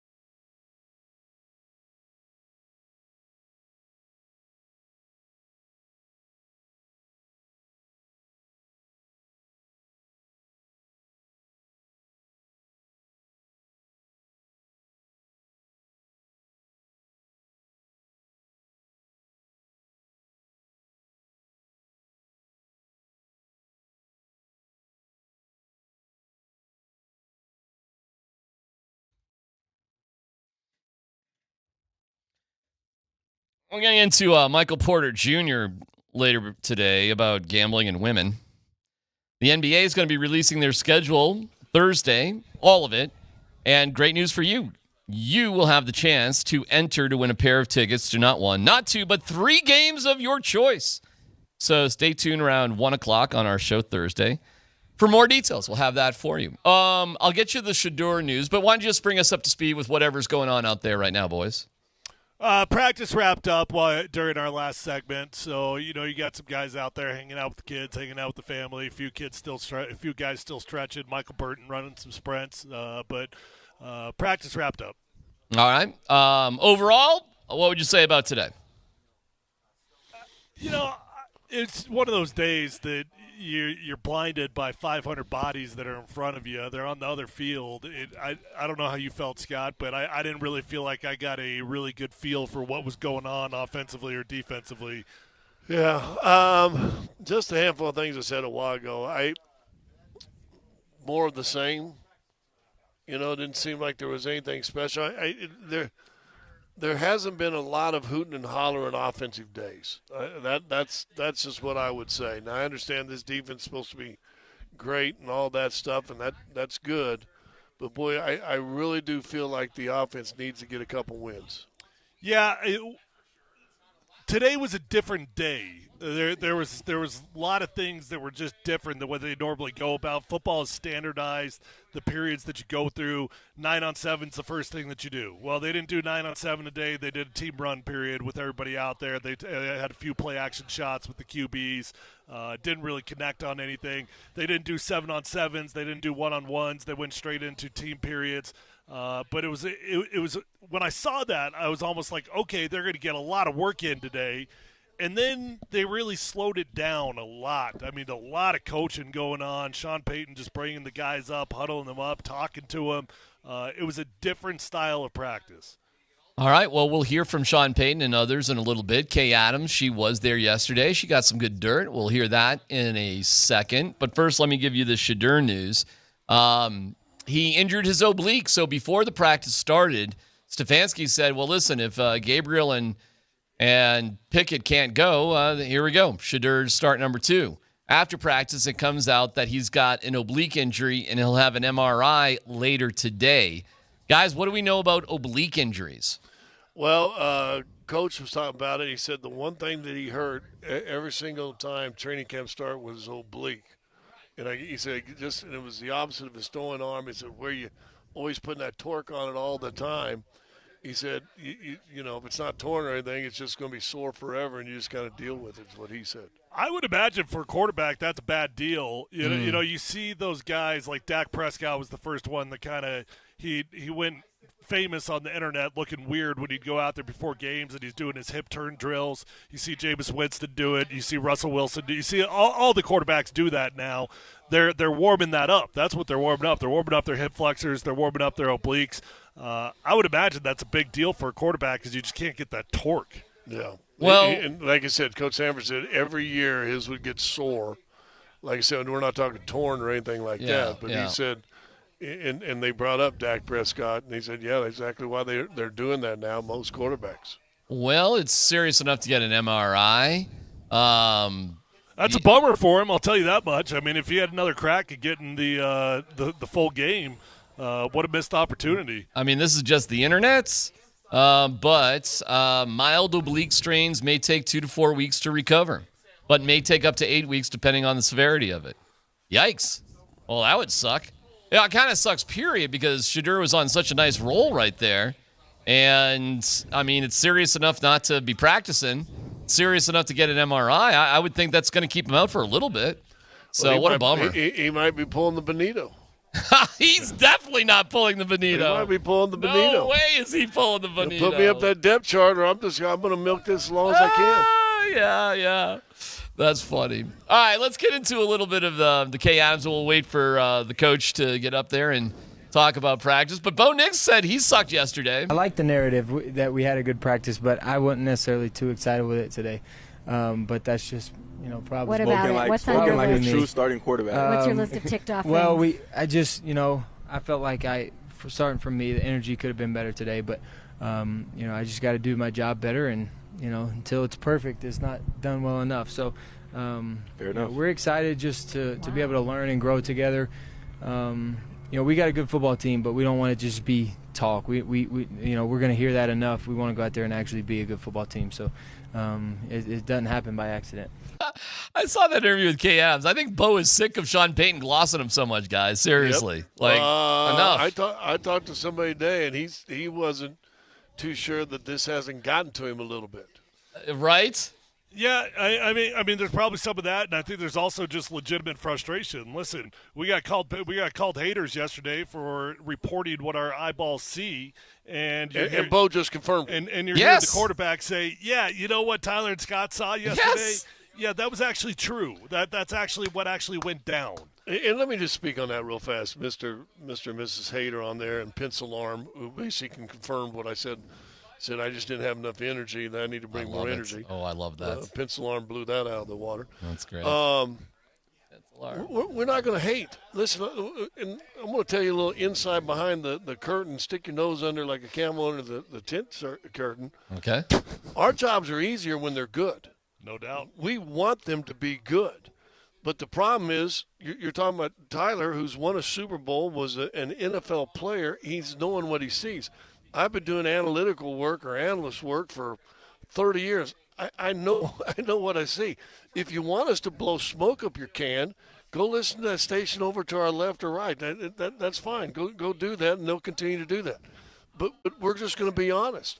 We're not going to pile on, and we're not going to overstate the bat. I want to see the offense have a good day. And to be honest with you, and I've been here every day except yesterday and one other time, I haven't seen it. I will be fired up the day that I get to come out here and be like, hell yeah, man, that was fun. Bo Nix was lighting that world on fire. Deep shot, short shot. Right. Jared Stidham went 14 out of 15. Oh, next day, hey, Bo Nix actually strung together 2 straight days, boys. Now it's time to start getting excited about this offense. I will be the first one to do it, and I'll be legitimately excited to report that when I can report that. And I will say this, I think you saw this too, Tyler. It seems like R.J. Harvey doing a little more time in between the tackles than he did in that San Francisco game, so there's a little improvement right there. Good. Okay, all right, that's good stuff. Meanwhile, here is Bo. I'll just stay with Bo. Here he is talking about, the whole I'm going to be a top 5 quarterback. Well, coach is your top 5. Listen, I'm glad that I got a coach that believes in us as players to put that stuff out there. But the good thing about our team is I've said it already before, but we're going to have, guys that continue to show up and work. They're not going to let the noise and the distractions get to them, but they're excited to get out there. And you don't really hear – I mean, the Super Bowl kind of goes without having to say it. We're all working for that goal, and you can just kind of see in demeanors of guys and by the way guys show up is that is our goal. And we don't really have to talk about it. We can just go out there and be about it and practice and practice hard, and that's just going to make each other better. And you never know. We could go out there and have a great season, could go out there and have to grow and learn a lot, but we're definitely going to be trying. We're definitely going to work really hard at it. I love that. I laughed at the beginning when he says, we're not going to let the noise and all the distractions get to us. The noise and distractions coming from your head coach? That's all yes! What else could he possibly be talking about? It's so funny, man. It's a riot. It's got to be tough when you're being interviewed by your head coach's girl or by somebody that's so close with the coach. I don't know, man. I mean, Coach had his lattes this camp too. It's another latte camp. This camp. Yes, he is. Yeah, man, and it's and he was trying to downplay with Kay Adams. Like I think he already gets he's stuck his foot in his mouth on this one. I think we've improved on what was already a very good defense, and we've improved quite a bit. And then offensively in the run game, and then the first thing everyone looks at, even free agents, when they look at deciding on teams, is do they have a quarterback that can – and I think the people that have seen Bo play in person in our division – have seen, his skill set, his feet, his ability to get us into the right plays. And then I think it gets back to a series of acquisitions, not just one specific. He's struggling to spit it out because he realizes that he's made mistakes just going all hyperbolic, and too much, but he still likes his team and he still likes his guys, but he can't go gaga like he already has. He gets that he screwed up a little bit on that. So, but he's still trying to say nice things, which he's probably right about all those things, guys. He's probably right about all those things. But saying it's one of the top teams I've ever had in Super Bowl this and Bo Nix top 4 that, all right, come on, man. So now you got to downplay it. At least that's what I heard there. Yeah, well, you know what? He put his foot in his mouth, and now we are where we are, so it's fine. It is what it is. It's not a big deal. This is, at the end of the day, like Scott has said a million times, I don't want my coach to avoid big aspirations. I don't want my coach to not be talking about the Super Bowl. Usually that's done behind closed doors, and it's not done publicly. But this is not the end of the world, and this will be over in a week or two. Let me ask you this. I know Bill Belichick is a good foil, and people like to get on him, some younger than others. But when they were winning and they were running the Patriots, and the Patriots were great every single year, did you ever hear him shine his team up? No. Ever? No. And how many Super Bowls they go to and win 7 of 9 or something like that? Yeah, all of them. So I find it a little unique when the winningest Super Bowl coach of all time never shined his teams up. And we got one who's made the playoffs once in 10 years. Yeah. I think that's a little scary for me. Oh, well, this training camp, every training camp has its own defining characteristics, and this is one of them here. It'd all be fine if Bo Nix got out there and the first-team offense got out there and, marched down the field, threw some bullets, and got a touchdown or two, and, we'd all be sitting here like, okay, cool. Yeah, and you know what? Hey, tomorrow, go rip up the Cardinals, right? Go tear up the Cardinals in practice. And we might be singing a different tune. I don't know about the game on Saturday, but how about that? Like, how about having a great last day of training camp and putting the Cardinals in their place, Tyler? That'd be good. You can see that. That'd be good. Did you guys watch Hard Knocks? I did. No. Oh, my gosh. I'd rather watch paint dry than listen to a speech from Sean McDermott. You want to talk about the most uninspiring head coach in the NFL. That dude, holy cow. You want to talk about a square mother, you know what? That dude is, wow. It's hard to believe how uninspiring that guy is. Well, the show sucks. The show is brutal. KJ Hamler's the feature. The backup quarterback's the best storyline they can come up with. I don't even know if I can keep watching this thing. It was pretty boring. I laughed about McDermott. He actually made excuses for why he's boring.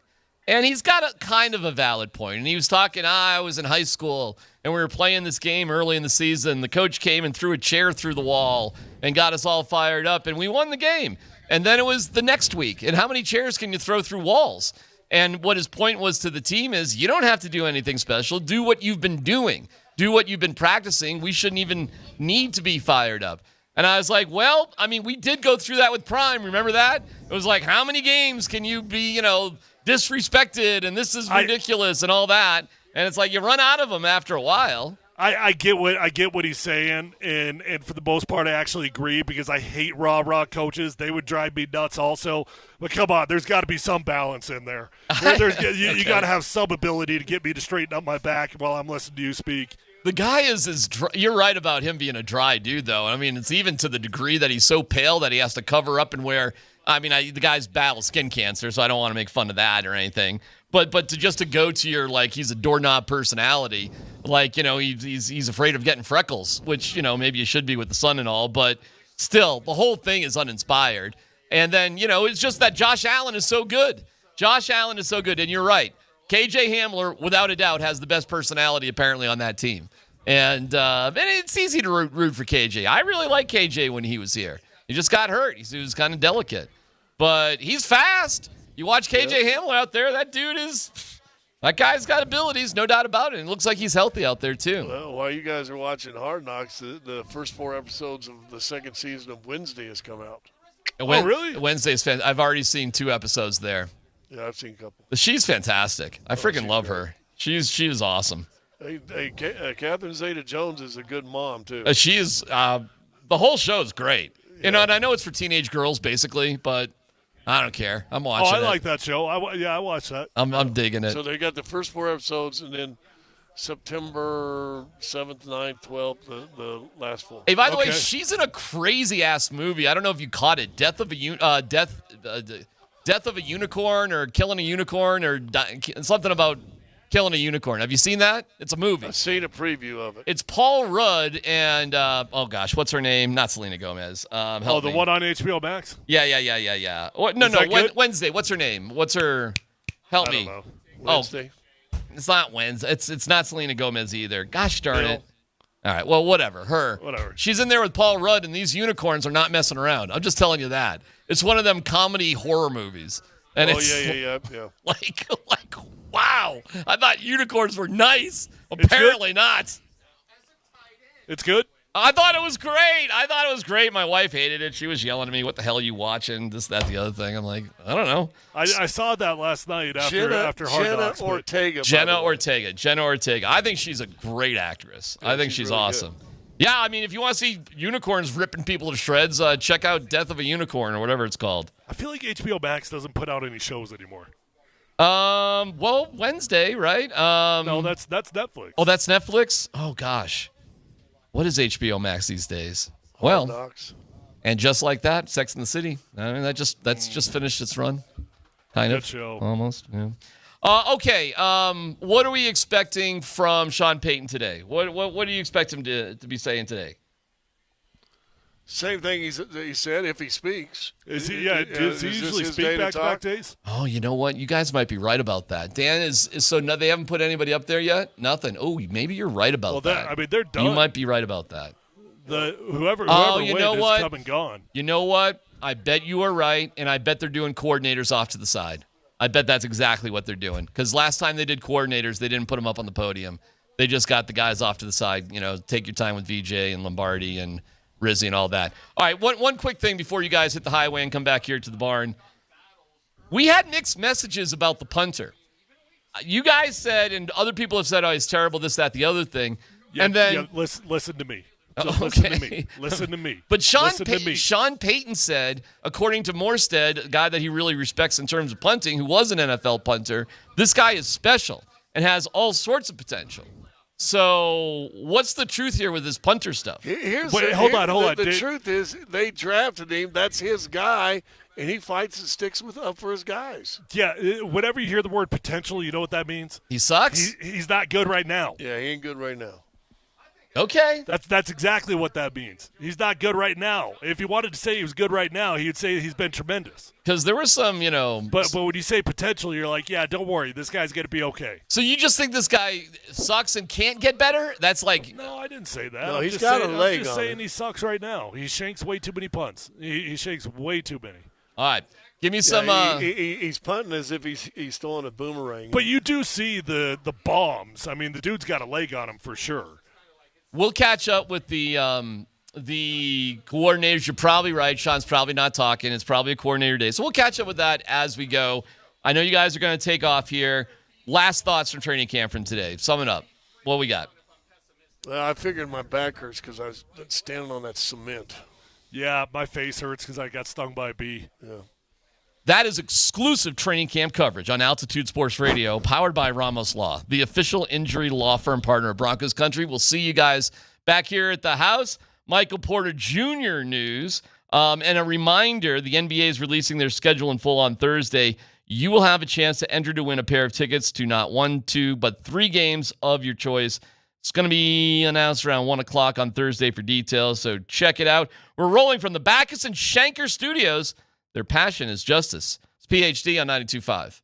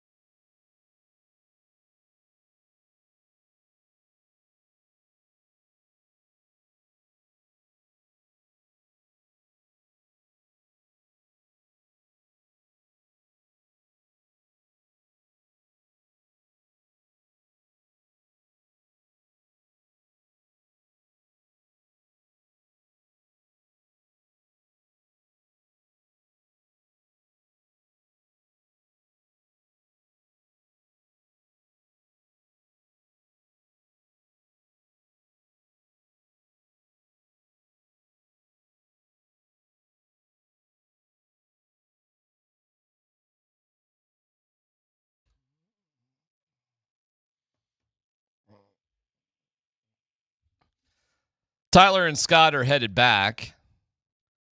And it is coordinators, by the way. So we're keeping an eye out for coordinator stuff. To hear Vance Joseph talk. Darren Rizzi talk. And Joe Lombardi talk. Those would be your coordinators. I just assume Darren Rizzi talks like this because he's screaming all the time. By the way, I saw an interview with Pat Surtain yesterday. It wasn't with Kay. It was with somebody from ESPN. And they asked him, what's been the biggest turnaround for the Broncos defense? He really gave up pretty much all of the credit, DMac, to Vance Joseph.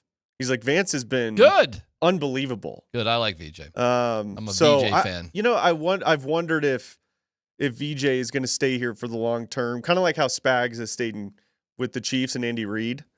I wonder if VJ is going to do the same. I don't think this defense is going anywhere. I think they're pretty locked down. So, this is what PS2 said to Kay Adams about the defense. How good is this defense? It's unreal. I think we have the ability to be mentioned in history amongst the greats. But, you can't talk about it. You got to be about it. And that's with putting in the work every day. Everybody flying around to the ball, making plays. But with all personnel, you talk about Zach Allen, you talk about Nick Bonitto, Jonathan Cooper, DJ Jones, JFM, Malcolm Roach. Then you go to the linebackers, Alex and Dre, new addition. Then the secondary, you already know. But when you have that much talent on the defensive side, the sky's the limit. Now it's all about how can we control our own destiny and make sure we put out good tape and put out, good ball each and every week. So best in the league going into the season? I believe so. Got a little Russell Wilson there for a second, didn't we? Oh, Malcolm Roach and DJ Jones and Zach Allen and that dude over there and Timmy and John and Fred and Wilma, Betty, Elroy. He was listing them off. He was getting a little Russell Wilson.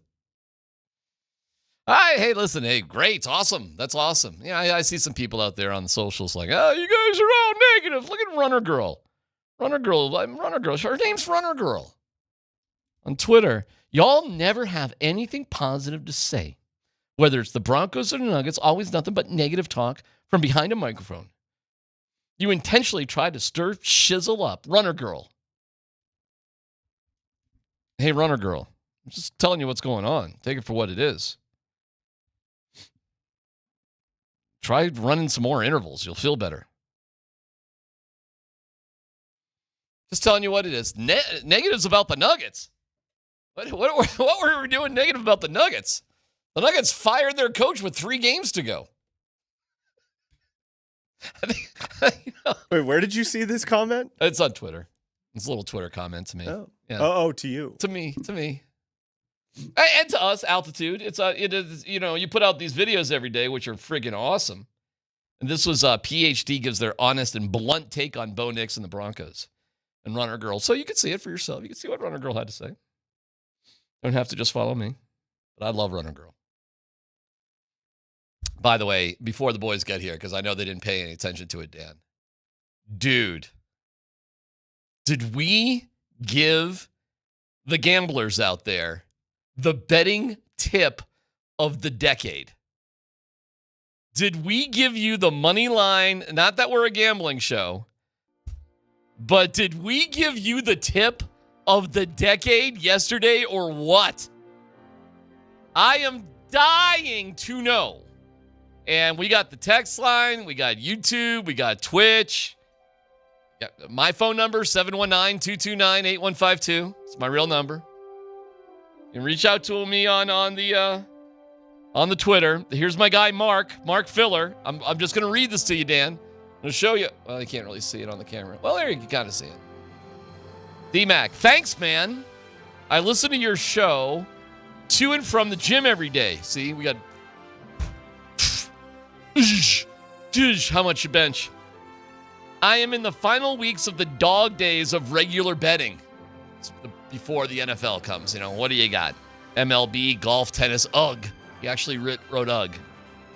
Your Rockies 8-game losing streak tidbit made me a few bucks last night.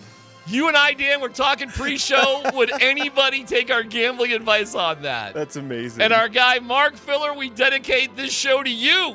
You listen to the show, you make money. You're going to the gym, you're going away from the gym. It's 2-0 Cardinals right now in the bottom of the second against the Rockies, right now. Unbelievable. Unbelievable. The Rockies, for the 5th time this year, snapped an 8-game losing streak. You can't make this shizzle up. They have not lost, as horrible as this epic, horrible season is. They have not lost more than 8 games in a row. And of course that sounds like a lot, because it is.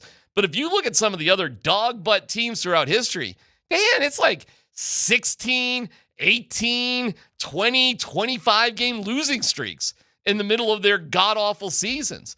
The Rockies, I know this sounds crazy, but they are locks to win that 9th game after an 8-game losing streak. They've done it an insane 5 times this year. It's got to be one of the crazier baseball weird stats of all time. It's got to be. Do you think if the Rockies could just get the mindset of being every single game, being on an 8-game losing streak, that's something that could turn the season around? I don't know what it is. I mean, I'd have to go back and look at, the scenarios after they've lost the 8th game to try to make sense of why the 9th game. Last night, Kyle Freeland pitched his ass off, and he had been sick and recovering from being sick. So his last 2 outings were kind of like, But he was obviously, he looked great. He's feeling great. He pitched great. He was awesome. He was awesome. Went 7 in the 3rd inning. Obviously, no runs allowed. Vodnik got in like just a little pinch of trouble, but he was able to escape. They got some really good defensive plays to help them out of jams. And they got enough runs, right? And Hunter Goodman hit like the longest ball in that stadium, whatever it's called, the old Busch Stadium. Well, it's a new stadium, but whatever that is there in St. Louis. Beautiful stadium. I've been there. And by the way, St. Louis, for a baseball town, and I've known this, my son played baseball at Webster, which is in St. Louis, and I went to a game when I was visiting my son. Dan, I couldn't believe it. For like $60, I sat like 3 rows behind the Cardinals dugout so I could boo Nolan. But like, not only are there available seats there, but there are cheap seats to go to St. That's actually, it's a fun trip. And that ballpark neighborhood in St. Louis, which is right next to the Arch, is really cool. So St. Louis as a city ain't much, but that area is actually awesome. So if you're doing a St. Louis trip, close your eyes when you get to the airport, take an Uber to the ballpark neighborhood, stay there, go to the Arch, go to the games, close your eyes, or you could take a train, actually. There's a train right at the ballpark you could take to the airport. So St. Louis is a baseball town. No doubt about it. Right? No doubt about it. Are you sure about that? Well, I think so. I get Nolan's hurt or something. I don't even know why he's not playing. Where do you think they rank, DMac, of home attendance in Major League Baseball? I bet it sucks. The Cardinals. They might be below the Rockies, which is crazy. They are 19th in baseball in home attendance. What are the Rockies? The Rockies are 14th. Wow. And they're a 500 team, man. They're 35-26 at home, dude. Like, they're an above average team at home. I saw Patrick Saunders tweeted that out last night. I could not believe that. The Rockies are 14th, the worst team in baseball history. And the baseball crazed town of St. Louis is 19th. With an awesome stadium, a great neighborhood around the stadium, public transportation to the stadium, a highway that's very convenient to get to for the stadium. Wow, how much do people hate downtown St. Louis? They're 4 games out of a wild card spot. Hey, dude, I'm spending $60 and sitting 3 rows behind home plate. I'm like, huh? They're 4 games out of a wild card spot. The Rockies are 33 games out of a wild card spot. So they got a great ballpark. They're a really good team. They got Nolan. Sometimes. How's he doing, by the way? I don't know. He's injured. I don't even know what's wrong with him. Somebody on the text line. I haven't really followed him. But they're losing. The Rockies are losing 2-0. They actually lost the first game of this series, and it was damn close. They had a lead, and so who knows what's going to happen here. But last night it's really magical what happens when the Rockies lose 8 games in a row, Dan. It's truly magical what happens with this terrible, terrible team. They will not lose 9 games in a row. We are the Colorado Rockies. That is not going to happen. We'll get back to football. Also, the Michael Porter Jr. stuff is really interesting. Really interesting. Make sure you watch us on the Safeway Twitch stream. Order online. Safeway does the rest. Get easy delivery or free pickup with the same great deals. Get started at Safeway.com or the Safeway app. Safeway, fresh foods, local flavors. PhD on 92.5.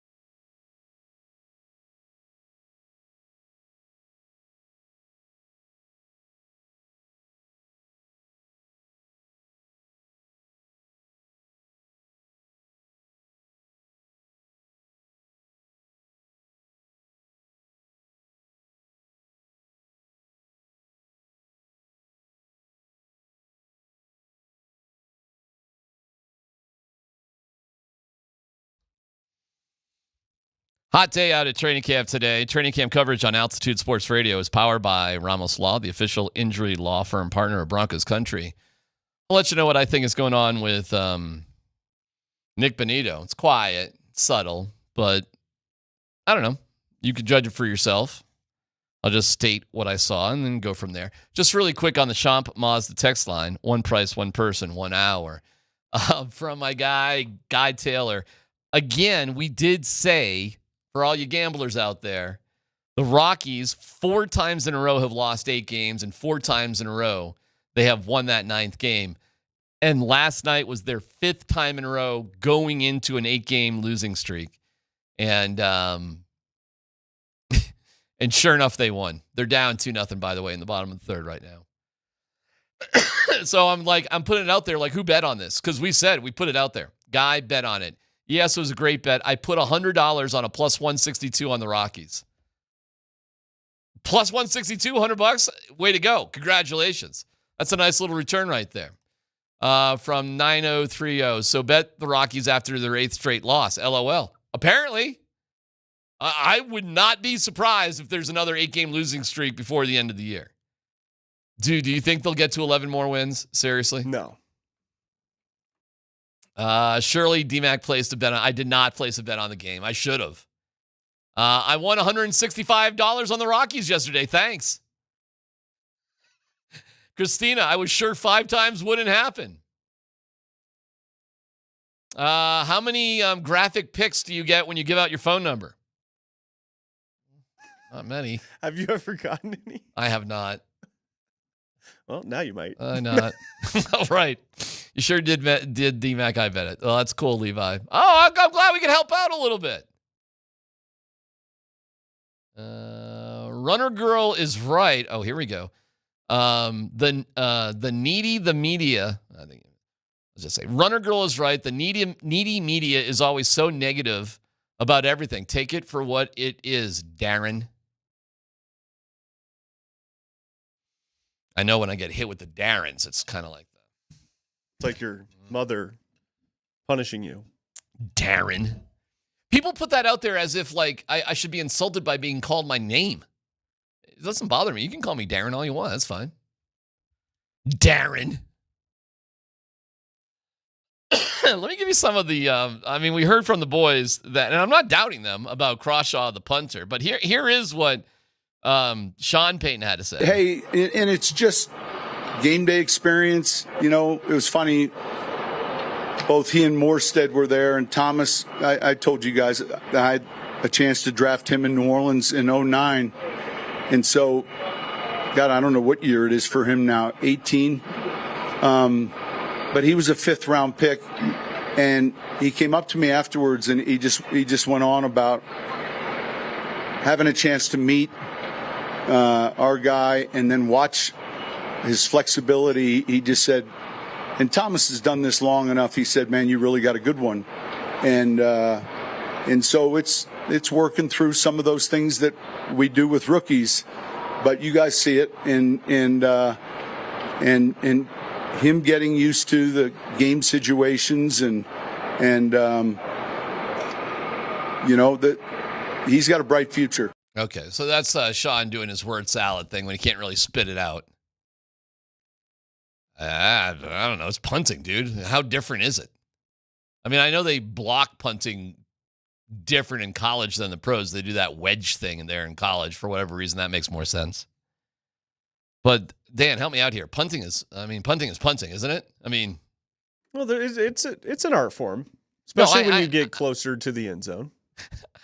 I gotcha. But and I understand there's adjustments when you become a pro athlete in terms of the speed of the game and all that. But, I mean, punting. I mean, you know. Anyways, we'll see what the Broncos do with it. But I was out there today kind of, bumping around the punting question. And everybody sort of thinks, they drafted him. They'll keep him. They're not bringing in competition. So hopefully punting will be okay. The more newsworthy thing today was that Sean Payton yesterday said Nick Bonitto would practice, and he did not practice. He was there for the beginning of practice, And as soon as they went into stretch, which is like 40 or so minutes after the practice starts, they do this really long warm-up stuff. Nick Bonitto, as they were practicing on the far field away from the building, not angry, not pissed off, nothing like that. But he walked off the field and he took off his number 15, Tebow, and he just sort of sauntered into the building. No trainers, nobody around him, just nothing. It's just like, oh, Vic Lombardi? Oh, okay. Vic, you got a camp story for me? I was just going into my Bonitto strategy, but go ahead. What do you got? Well, you just sound so lonely without the two big fellas that are making their way back to the studio that I thought I'd call and just talk to you, just chat. I really appreciate that. I love hearing from you. I love talking with you. Yeah. All right, let me ask you a question. Do you think Nick Bonitto is quietly got a little hold in? Little, what do you call it? It's not holding. Yeah, it's a hold in. Hold in. Not a hold out. Right. Hold in. Yeah. You know when we'll be able to tell? Tomorrow. Yeah. Because tomorrow, all bets are off, and everybody's going to have to participate that can. And if he doesn't participate tomorrow, yeah, I would register that. I mean, I don't know how badly he was injured in that preseason game. I can tell you that. I don't know if the boys told you, but Dre Greenlaw walked off the field again. He wasn't practicing. I don't know where he stands. I wouldn't touch that dude until the regular season. I wouldn't even put him in a damn game. Just get him ready for the regular season. So that's where we stand injury-wise. Remains to be seen whether or not the Bonitto injury is a real one or not. I happen to think that the Broncos are very good at dealing with their players that want salaries and new contracts. So I'd be surprised if it went there. Yeah, I think it could be polite. I think you could have a polite hold-in. But, I mean, hey, it's not lost on us that Sean Payton said yesterday Bonitto would be out practicing today, and he wasn't. And, hey, I'm no doctor, but didn't appear to be limping or anything today that I saw him. I don't know what your, Do you remember that Cortland Sutton signed his deal? Do you remember? He didn't participate in a lot of the active practice. Correct. In uniform, but didn't do any of the one-on-ones, didn't do any of that. Then he got his contract, and boom, he was back in. So was that a hold-in? I guess you can classify that as a hold-in. That's absolutely what I would call it. And it was very polite, and it was very quiet. And you know what? I guess I'd have to go back and look at what Zach Allen did or didn't do before he signed his contract. Today stood out to me. Today stood out to me because Sean Payton said he'll be back tomorrow, and he wasn't. And there didn't seem to be, a big reason. And then some people are like, you wake up, you don't feel good. And I'm like, okay.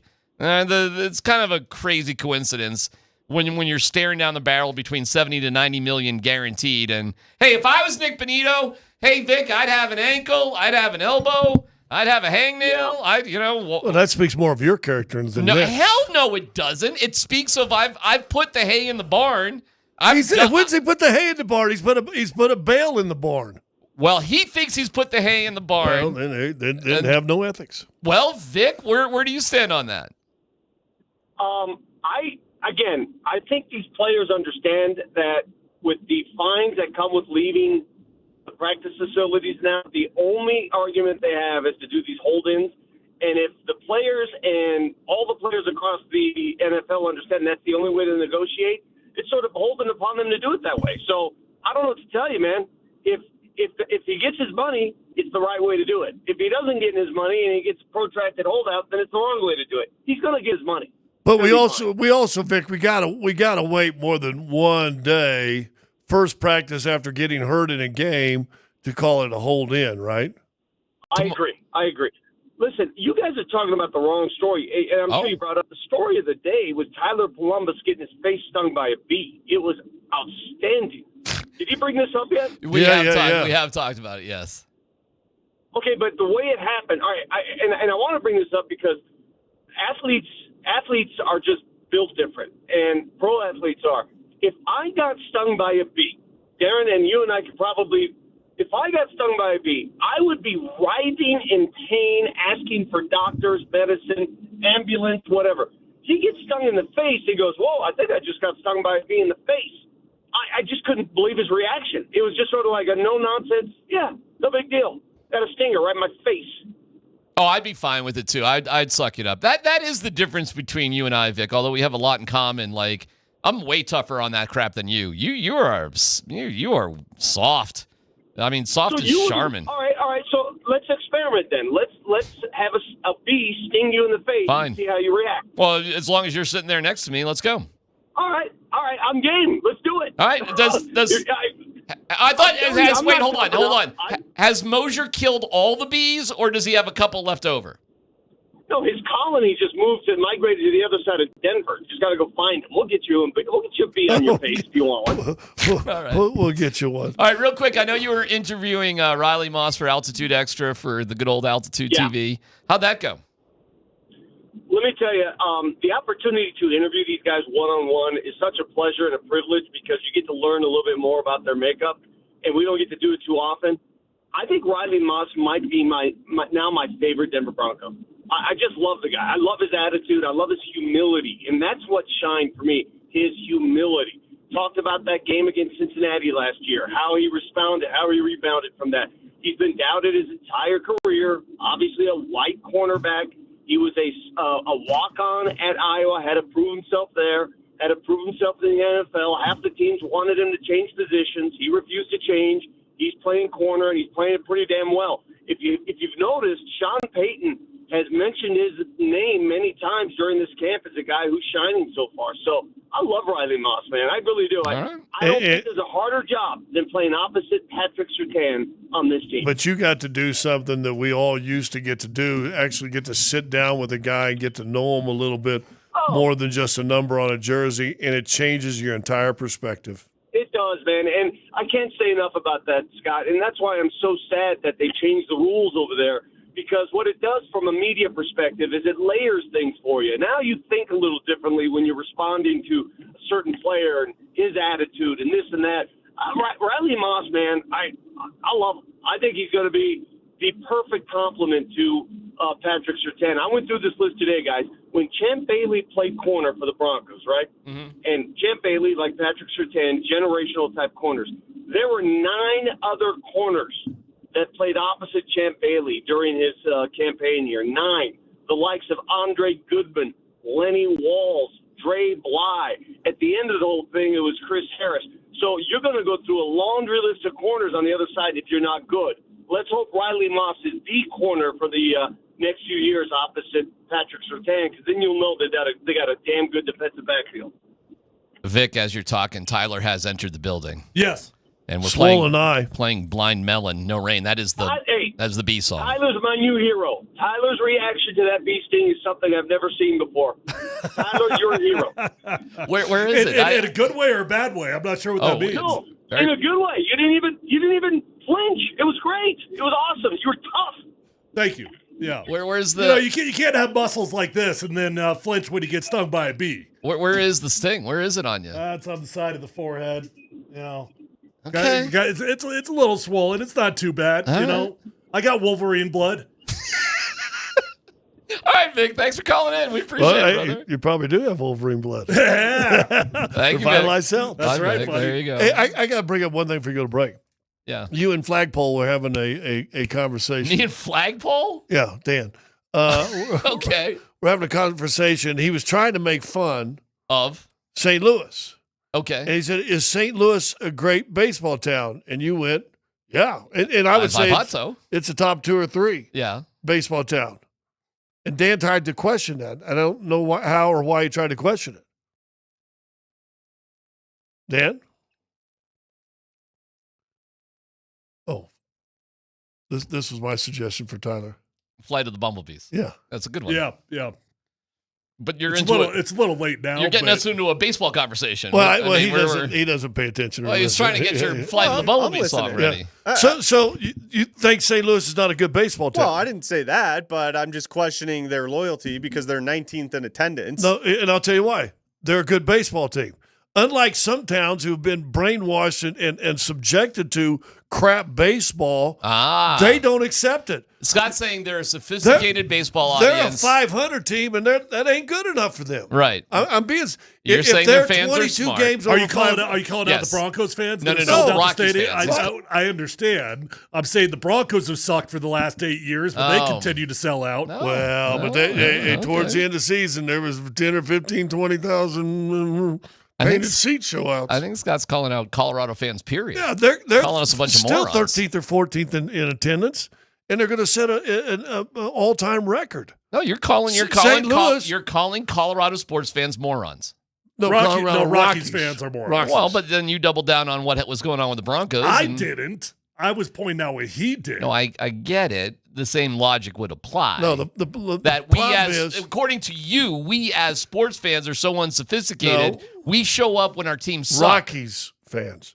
I'll say this, and I've said it a million times. There's no greater place, no greater state in the United States, in the what is it, the landlocked United States, than Colorado in the summertime. Colorado summers fantastic. Are the most fantastic summers I've ever been around in my entire life. Yeah. That'll never change. People like to go there. You sit outdoors. You're outdoors. Happens to have a baseball game. Also what? Yeah. St. Louis. You're going to sit in St. And you said you had a kid there. I did. You're going to sit in St. Louis in August for a 500 team and go to that game and sit in them stands? It's cheap. I understand. And the stadium's beautiful. But you know what? It's unbelievable.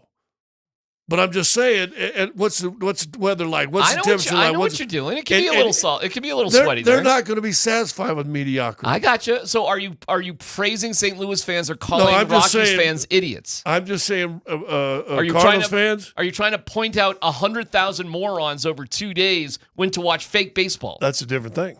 That just shows you they want to be entertained. So does St. Louis. But you know what St. Louis's entertainment is? What? Winning. All right. Go to break.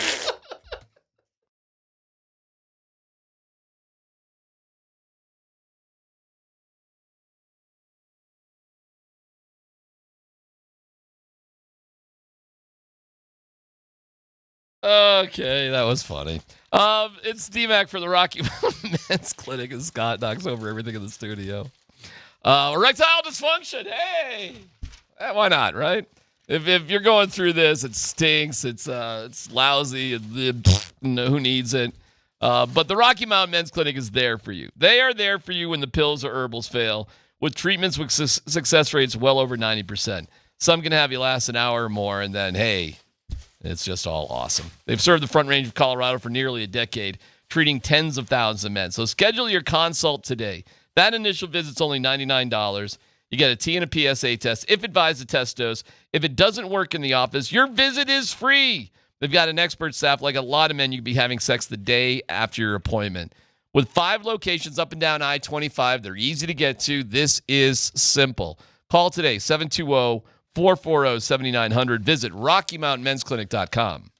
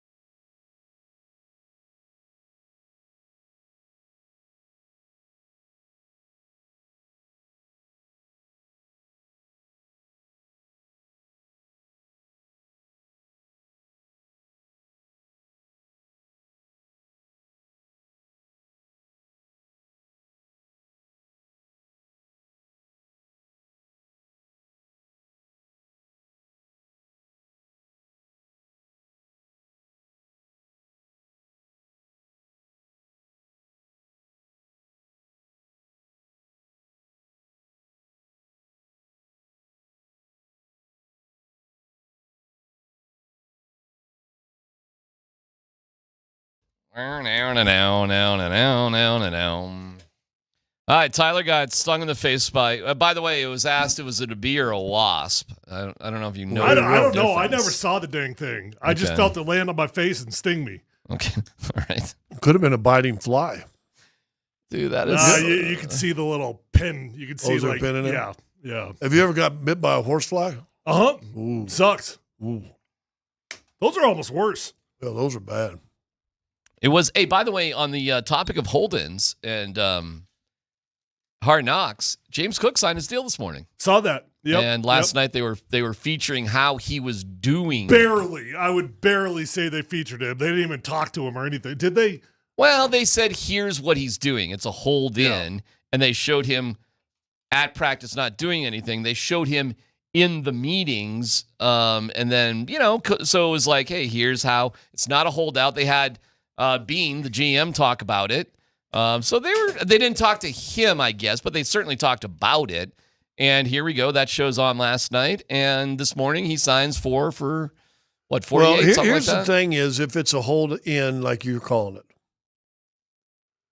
here's the problem that it could be a wide gap. Broncos obviously want something that's fair but friendly to them. Mm-hmm. And if he's going, well, I'm waiting for Micah Parsons to sign. Right. Well, the Broncos don't want that, do they? No, well, probably not. Here's the thing, and I very well could be wrong on this. Maybe D-Mac's right. I don't know. We'll find out. To me, it doesn't make sense that it'd be a hold-in. If he was going to hold in, he would have done that at the beginning of training camp. He would have gone out there and put himself at risk for the last 2 weeks, and now all of a sudden be like, yeah, now I'm going to hold in. And then you add in the fact that if you're his agent, you are absolutely advising him, hey, we're not doing jack squat until Micah Parsons gets his deal done. Well, Micah Parsons hasn't got his deal done, so why would they all of a sudden be coming close to getting a deal done? I actually don't. I could very well be wrong, but I actually do not think this is a hold. I'm like you. I think he's probably hurt, and maybe this is the hold-in part. You know what he can do. There's no need, and he's been good in camp. He's been good in practice. He was good in the game. You don't need him if he's got a metacarpal strain to be doing anything, do you? I'm just going to tell you, him and his agent, just weird. It's a weird game plan if they're going to plan on holding in now. You would have been holding in for the get-go. Yeah, it doesn't seem to make a whole heck of a lot of sense. Unless there was promises. Correct. I was just going to say that. It would make more sense, yes, if, hey, we're this, that, okay, we're with you, and it just has not happened. Now, if you want to be on the optimistic side, why would it make sense? Well, maybe they're actually really close. Yes. And if they are really close to a deal, all right, well, I'm just going to hold out a few days, make sure nothing happens until we get this deal signed. And that's exactly what Cortland Sutton did earlier in camp. That's exactly what he did. He did it for like 600,000. He did it from the beginning, though. Yeah, I mean, his was coming when the acclimation period and then whatever. Yeah. And once they got to the team stuff, he was just, kind of just stepped to the side when he could have participated. It was very subtle. It was very polite. I can't remember if Zach Allen did something similar or not. I don't really recall it. But yeah, sure, if you're really close, like, hey, how about we just get this done? It's done in the next day or two or whatever, and then here we go. But tomorrow will be an interesting day. And it should be noted that at least Sean Payton said he'll practice today, and today he didn't. Well, if he didn't practice today, I wouldn't expect him to practice tomorrow. If it's injury. Well, right. if it's injury, why the heck would you not practice in a controlled environment and then go out there to like a very, very intense environment? Well, why would you do that if you're injured, and why would you do that if you're holding in and you're looking for money? Yeah. I mean, both reasons I just apply. don't think it's holding. It's just my opinion. And I think Tyler and I have a different connotation of hold in. I don't think either one of them thinks it's a hold in through contention.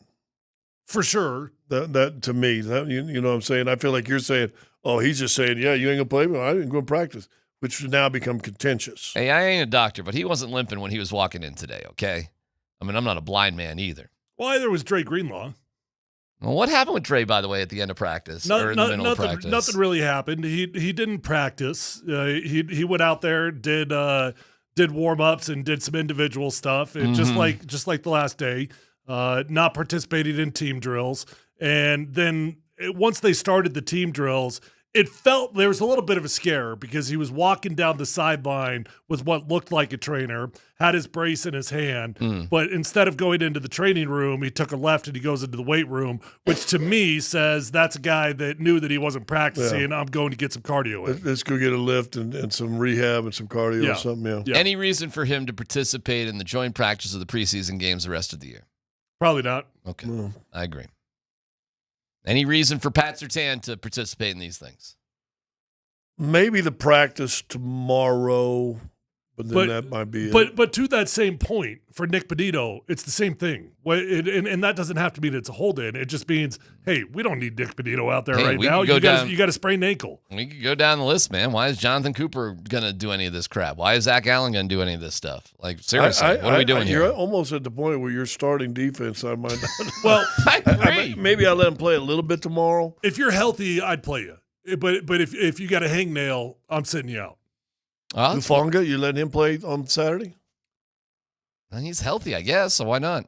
I'd probably have him go a series or two. Yeah. I don't know. Yeah, I mean, now you get to some weird questions. When your team essentially is ready to play, and they're good. The defense is good. Those guys are good, that we all mentioned. But, hey, listen, there's something to working together, right? And getting calls together and, finding that chemistry on the field that you can only get playing football. The eternal question is, how much football do you need to play to be ready for football? And the offense needs it, and the defense appears to not really need it. Not really. Do you got birdies chirping you on this Nick deal or something? No. No. Just comments. Just today. Today was an interesting day because Sean said yesterday he'd be practicing, and he wasn't. But he also said Greenlaw will be practicing too. Sean would know if it's a hold-in, and if he told you yesterday that he's practicing, I don't think that inclines to it being a hold-in. Okay. I think. You know what? Tomorrow will tell us a lot. Because whatever injury he has, it certainly wasn't that serious. There's no way it was that serious. He was walking just fine when he was walking into the building today. Well, when he's arguably your best pass rusher and he's got a sore foot, let him come out there and stretch and do all that stuff, and then let's get him out of there. You know what's interesting, though? I get you, but you don't hang out on the field with your... No. You go get trained. No, they're never on the field. The only time that I ever had a coach that had you on the field was Josh McDaniels, because he wanted to punish you. Well, listen, he wanted to embarrass you. No, they want you in that training room getting rehab as much as you possibly can. I just laughed to myself because if I'm Bonitto, I am doing exactly what he did today, and I'm doing that day after day if I think I'm close to getting this deal done. Yeah. And if I'm not close to getting the deal done, all right. Maybe I'm back out there because it kind of is what it is. But if I'm not close to getting a deal done, I'm probably in a pretty bad mood. I don't think, dude, this is where I'm struggling because why would his agent even engage in conversation yet? Why would you engage in a conversation about a deal before Micah Parsons gets it done? You already think he's a top 5 guy and that's it? Hayes in the barn? That's what we believe? Even more reason. Because Micah Parsons is about to take that 41 up to about 44 or 45. If I ain't Micah Parsons, am I the 35, 90 million guaranteed guy in the eyes of the agent? Or are the Broncos view as a 24-5, 70? Which is a lot of money difference. In the eyes of the agent, I mean, reality versus the conversation where it starts. The conversation where it starts for the agent is, hey, we're the next man up. Yeah. In the NFL, when the next man is up, he becomes the highest paid player. Yeah, and clearly he is the next man up. Literally everybody has said that. Sean's spoken it out of his own mouth. You got Cortland done. You got Zach Allen done. Heck, you even got DJ Jones done in the offseason. You got these things done. Yeah. He is the next man up, whether you think he deserves it or not. And if you don't think he deserves it, it's clear he thinks he deserves it. Is he as good as TJ Watts? Well, he is the equivalent for the Broncos of TJ Watt. Is he as good as him? Probably not. But he's the Broncos version of it. It's just a tough deal because his season last year would tell you, yes, he's as good as TJ Watt. Yes, he's as good as the best of the best. He's as good as Micah Parsons. That's what that season would tell you. But then if you're the Broncos, you're like, well, hold on. We got 2 other seasons. It didn't look like that. So which one is it? It's a fun game, isn't it? That's what it is. And it's the game of chicken, I suppose, in negotiation. And here you go. So we'll see where it goes. Tomorrow will be an interesting day. All eyes on number 15 tomorrow. No doubt about it. It'll be fun. We'll get some more Broncos stuff in a little bit. I gotta play you some of this Michael Porter Jr. stuff. All right. Let me do the gambling stuff first, and then I have the women thing first. But here's MPJ guys on gambling in the NBA. You get mad at these dudes that do the sports betting, but think about if you could get all your homies rich by telling them, yo, $10,000 on my under, this one game I'm gonna act like I got an injury and I'm gonna sit out. I'm gonna come out after 3 minutes, and they all get a little bag because you did it one game. Like, that is so not okay. But some people probably think like that. They come from nothing, and 100%. All their homies have nothing, 100%. And they're like, bro, if I come out of this game after 3 minutes and y'all all hit on my under, we're all getting a little bag. You know what I mean? And I obviously my brother went through his situation. Malik Beasley's going through a situation right now. Terry Rozier was in some hot water. But the whole sports gambling entity, bro, it's bad, and it's only going to get worse, bro. Like, we really do get death threats. What do you think of those comments? Well, to me, he's giving up little secrets on his brother. Right. Start there. I mean, he basically just said, yeah, he did it. Oh, no doubt. It seems like the ending was scary, too. Man, bro, we're already getting death threats. Yep. Wonder why you travel with three security people everywhere you go. Because you're logically saying, why would a guy who makes $30 to $40 million a year do this? Well, threats, helping out your friends. Right. Perhaps you're a lower level guy and you've gotten yourself in a pinch of trouble like his brother, who was an okay NBA player. His brother was all right. Probably would have been bumping around the NBA for a few years. Yep. Yeah, I don't know. I was sitting there with years ago with Take Your Money and Run. I said, man, just wait. They legalize gambling. There's going to Pandora's box is open and it ain't ever closing. And we might be seeing some of the effects of it. What about the concept that I grew up with nothing, all my homies grew up with nothing, I don't need the money, but I can't be lending money, but I can do this. I can do this to help my buddies. Well, I would put his brother out there and say how much money he made from the NBA the rest of his career. I think his brother needed the money himself. I think his brother was in a pinch. I don't think he was helping his friends. What Michael Porter Jr. is saying. I mean, how do you answer that question if you're really thinking logically? I'm better off loading these dudes or giving him $10,000 than doing this, because over the length of my career, I've got X amount of millions still coming in. I can't jeopardize that. I would agree with you, but sometimes what he's basically saying is if an NBA guy doesn't want to be a bank, but he still wants to help out his friends, well, here's an easy way to do it. Hey, I'm feeling good today. It's game, 57 of the season? There's a third option. And I've heard people speak of this. I think Kobe spoke of this in the past. LeBron may have spoke on this. The third option is no. Yeah. Hey, I need somebody. I get it. Sorry, dog. I heard an ex-player said the hardest thing when you come from an environment and you grow up and get out of it, you're now in the NBA, NFL, Major League Baseball, whatever it might is. You've got to grow past some of these guys sometimes. It's hard. I think that's a hard thing to do. It's a hard thing to do. But them guys ain't there to prop you up. They're to bring you down. At what point do you just ditch your friends? Well, and when they're asking every other week or twice a year for $20,000, you might do it once, but guess what? That's it. And again, when you loan money to family or friends, you got to assume that's just gone. That's never coming back. Never coming back. So you loan it once, and they say one time. And then eventually, guess what you got to do? You got to say no. You got to say no. I had a buddy. I went to go buy a car once, and the guy was talking to me. He said, "Yeah, man." He said, "Your teammate was in here last week. Couldn't get a loan. One of the higher paid guys on the team." I said, "Why?" Well, we did the credit check on him. He had 20 family members that he was paying $40,000 a year to. Oh my God. That's insane. And this was back when if you were making $650,000, you were making a lot of money. That is crazy. So this wasn't when you're making $52 million. But he said they had 20, I think he said 20 people making 40. It's either 20 making 40 or 40 making 20. So I think it's 20 making 40. All right, let me play the other one. And this is his vices. By the way, sign me up for Michael Porter Jr. on podcasts. I don't know. My real thoughts before you play it, this is why you don't do a podcast as a player. I got you, but For our purposes, it's awesome, but I understand what you're saying. Here he is about women. That can go from people that struggle with alcohol, people that struggle with drugs. You know, my brother, for example, struggled with gambling.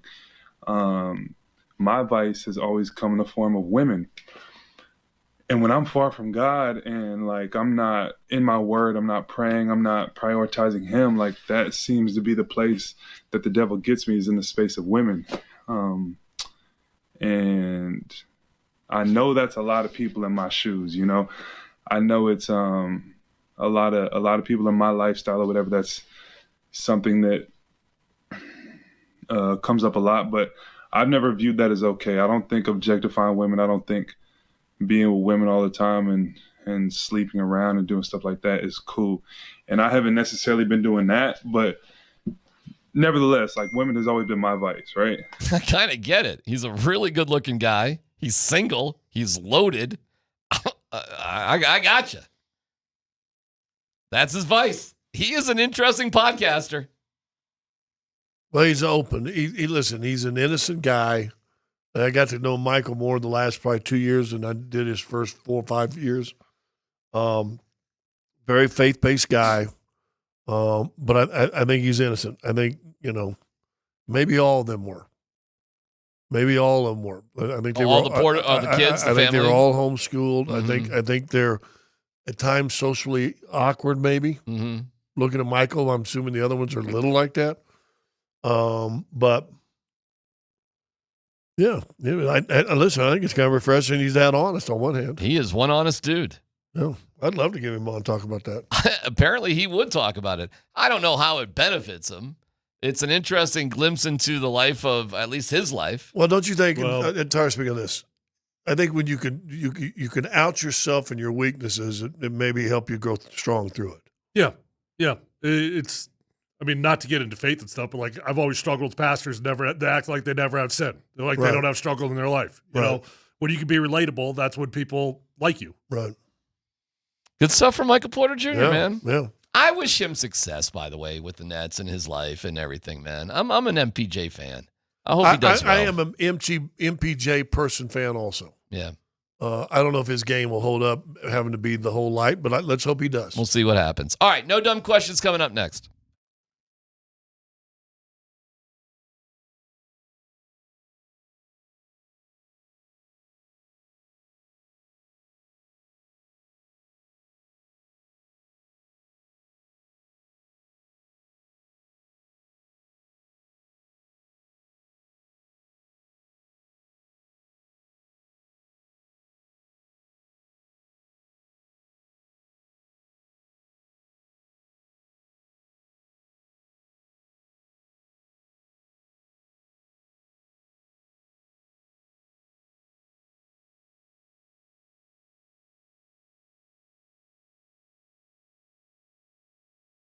Hey, guys, gals, if you are out there struggling with hair loss, whether you got a bald spot, receding hairline, or thinning hair, do yourself a favor. Call my friends at Advanced Hair Restoration today at 720-459-HAIR.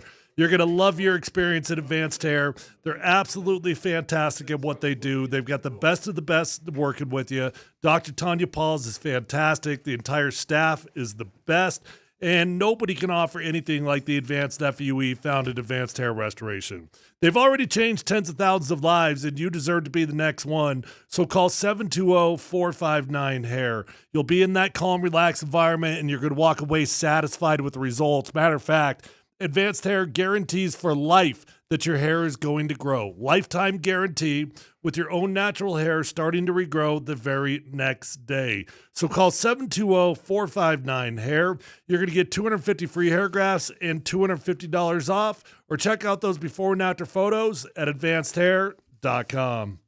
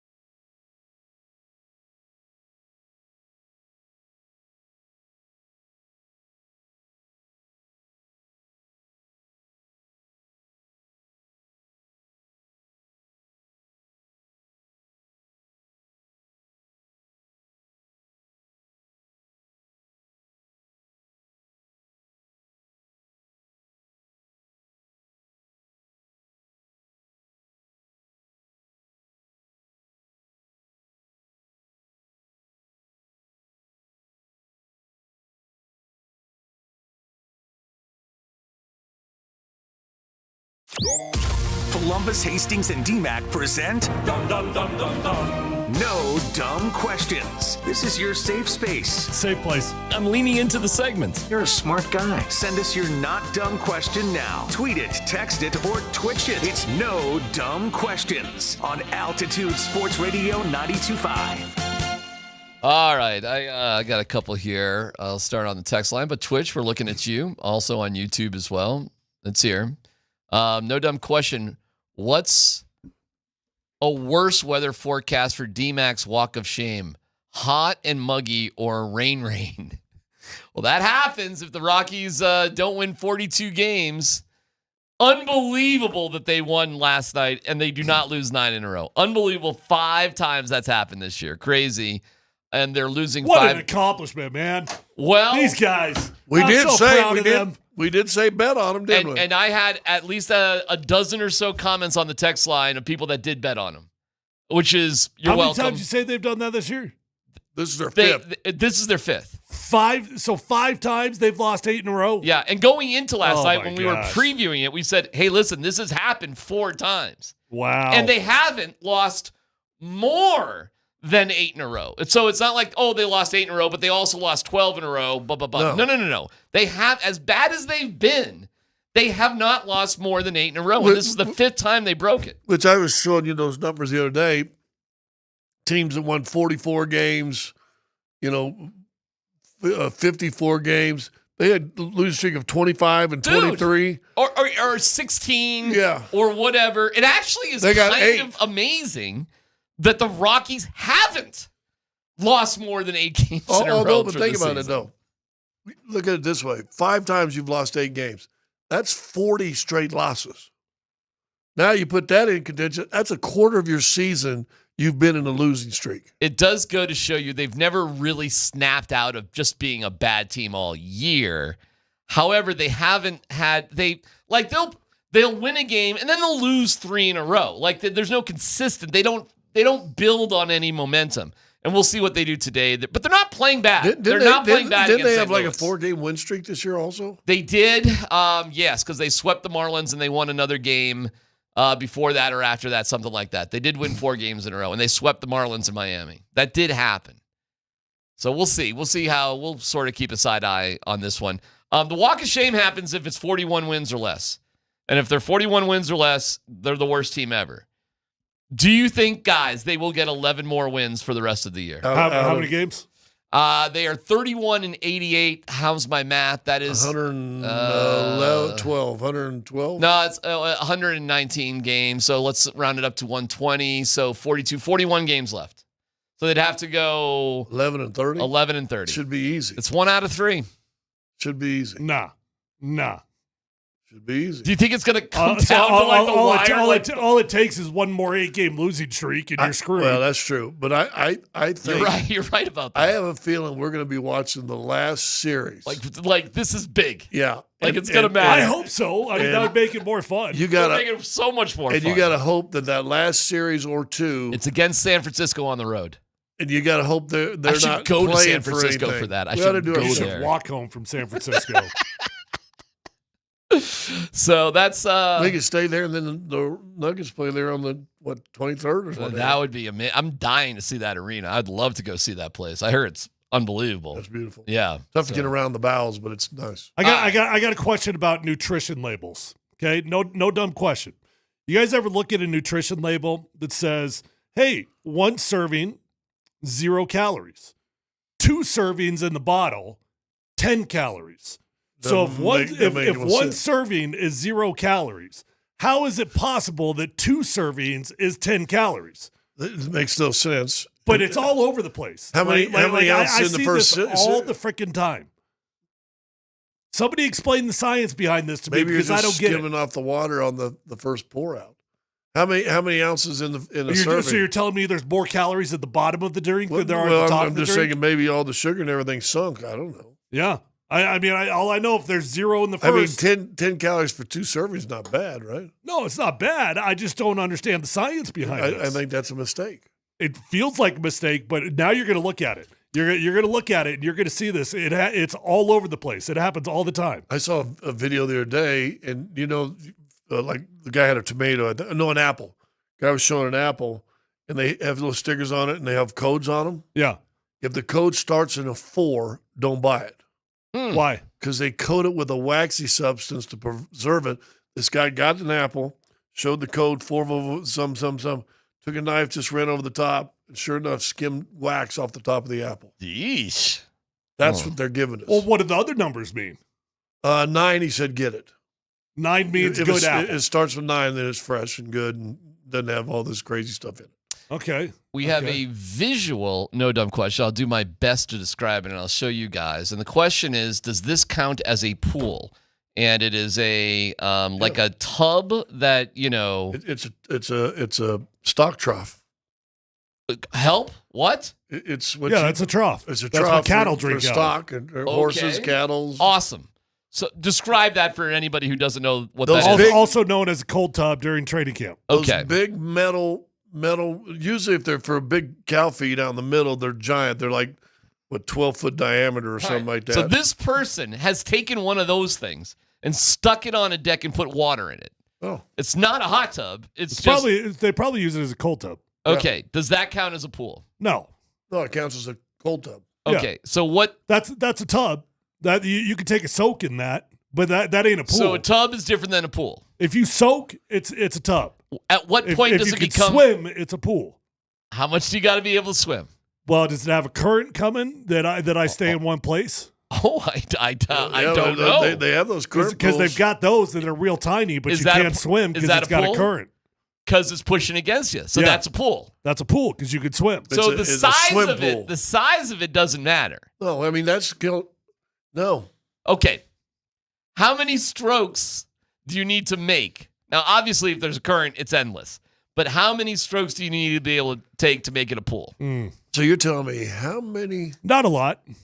How many? To the center of a Tootsie Roll Tootsie Pop. I'll say to be friendly to the folks that are proud of their quote-unquote pools, 4 strokes. 4 strokes. No, that'd be like 5 meters. 5 meters, 10 meters. Yeah, but you could still swim. You could still Don't use you need at least 25 meters to make it a real pool? Well, that's a big pool. Is that big? Yeah. That's a big pool.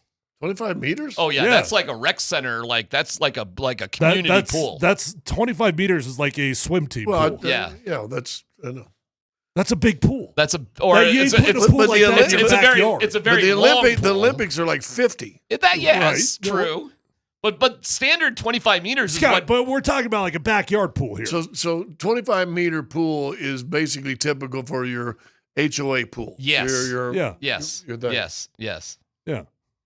The pool that I swim at 1 mile from why, here is 25 Why are you meters. asking about this? Oh, it's no dumb question. Did somebody call that their pool? A bunch of people are using those things right there for ice tubs or ice pool baths. tubs, yeah. And you can drill a hole in the bottom and you can get the piping and stuff, some PVC stuff, and put it so you can drain them easier and stuff.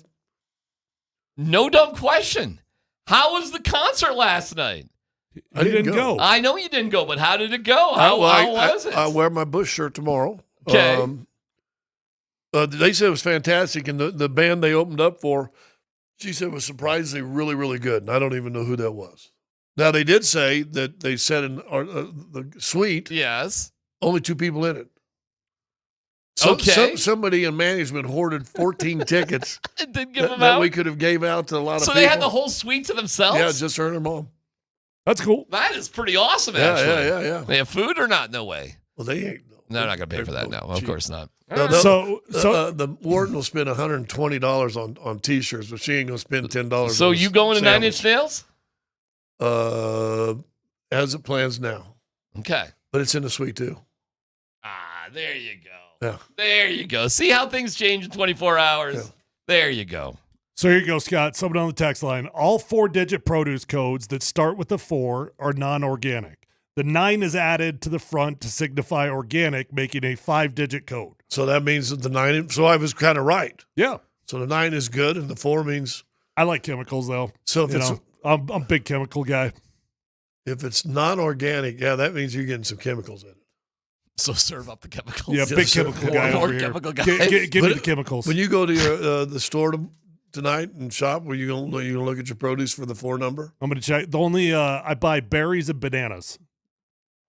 And you look for the chemical. Now I'm gonna look for make sure I buy the 4 on the bananas. We'll get you back out to Broncos training camp. Can they really chemicals bananas with the peels on it? Yeah. A reminder: You know how to keep bananas this fresh, time right? tomorrow, Put 'em in the we fridge? will know the No. What entire do you do? NBA schedule. Top off. Yeah. And you can win a pair of tickets, not one, paper not two, towel. but Wet 3 paper games. towel over the top. Tune in right around this After you time peel for more banana. details. Do you leave the PhD. banana No, you halfway just hanging out? Cut the lid off the On top. 92.5. Yeah.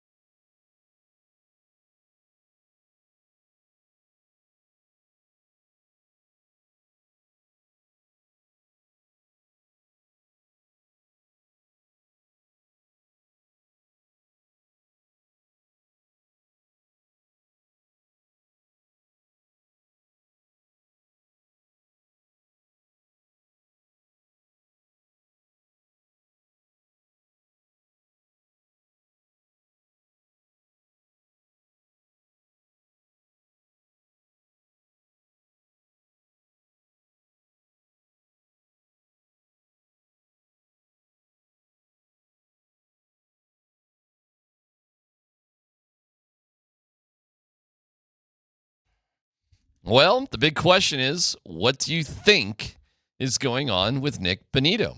Yesterday, he didn't practice. Sean Payton said, he'll be all right. He'll be practicing today.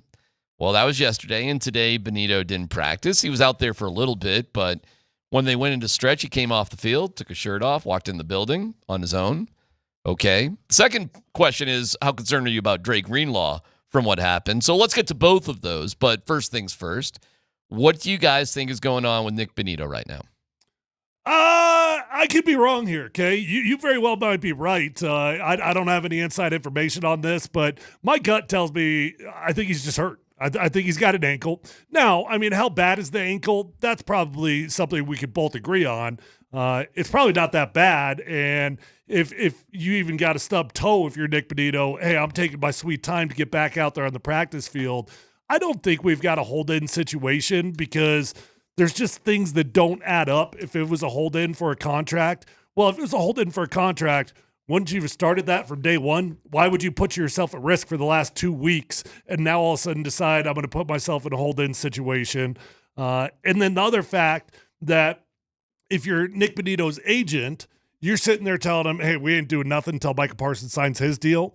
So I don't really see why there would have been some sort of progress in the negotiations over the last 48, 72 hours, whatever, because I think they're going to wait for Micah Parsons no matter what. So my gut tells me we've just got a dude that sprained his ankle, but is going to be very, very cautious because he knows he's got a lot on the line. Yeah, maybe not a hold in, but let's hold up just a little bit. Hold up.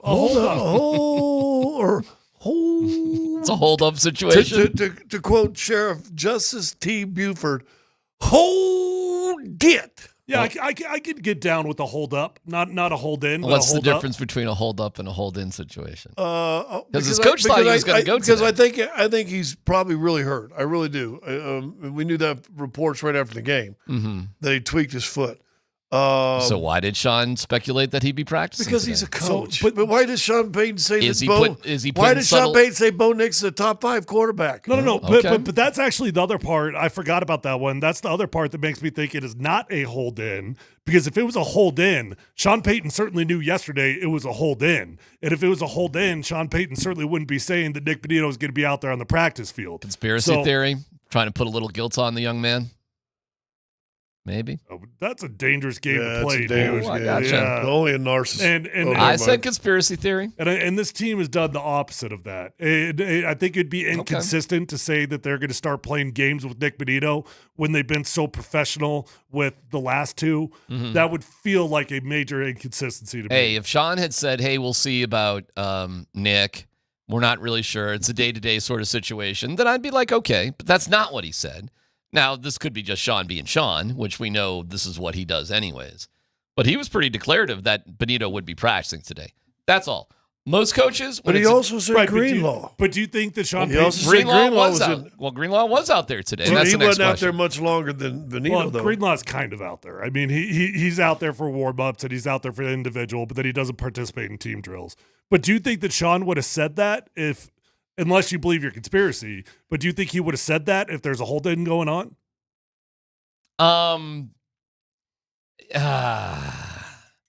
Well, if we're going down the conspiracy theory, there may be pressure from the coach to get the player out there, meaning, hey, man, you've signed your contract. We're not doing anything wrong. You're here. We're practicing. Let's go. We know you're not that bad.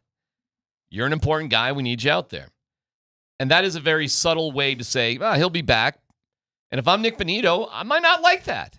I may not like that. And if I'm Nick Bonitto's agent, I may really not like that. And that's where you get a hold up. Like, hey, Nick, I'm talking to the agent. Maybe that ankle's just a little bit more sore. Yeah, let's hold up a little bit. And maybe Nick Bonitto walks into practice today and goes, you know what? It's kind of still bugging me today.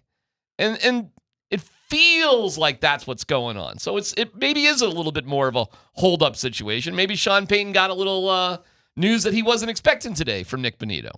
And we'll see how things go. I think tomorrow is a really interesting day. See, I don't. I don't think tomorrow's interesting at all. Matter of fact, I would expect him to not be out there.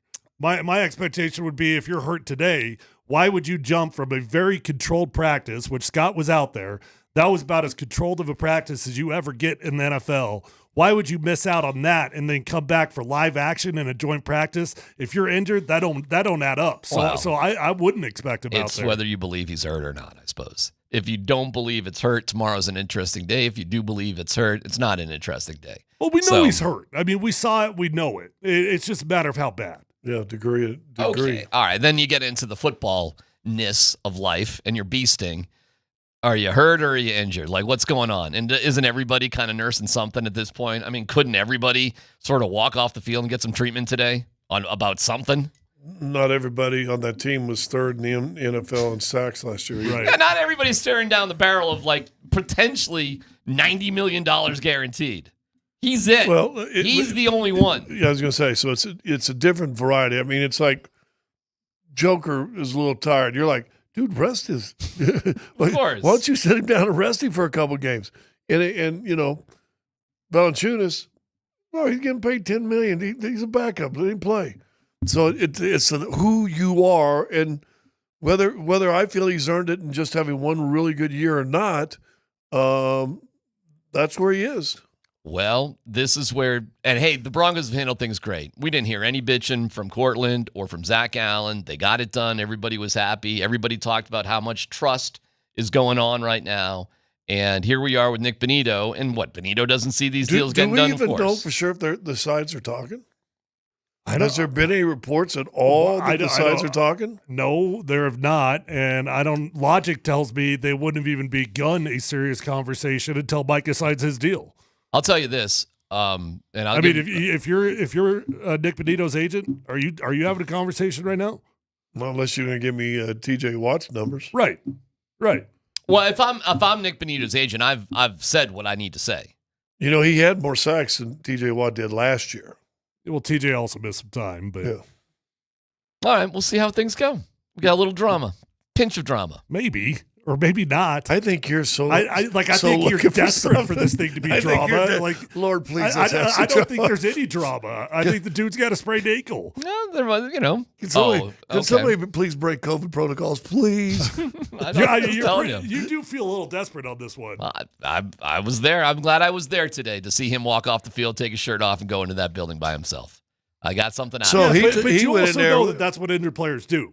That's not abnormal. You go inside and you get treatment during practice. Okay. So what's the drama on that? That he's staring down the barrel of making perhaps $90 million guaranteed.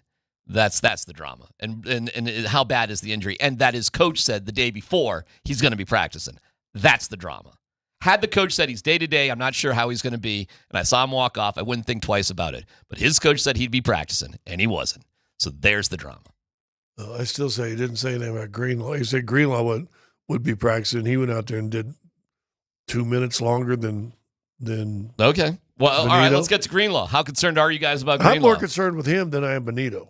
Well, yeah, because Bonitto is a financial thing, not an injury thing. Greenlaw is an injury thing. He's got a history of injury. We knew he had some issues, but all free agents tend to have something going on. How concerned are you guys about Greenlaw? I don't know, and I know that's a cop-out, but given his injury history, if he got banged up at all, I'm putting that dude in straight bubble wrap. And I'll see you once the regular season gets here. I don't need you at practice. I don't need you at joint practice. I don't need you at the games.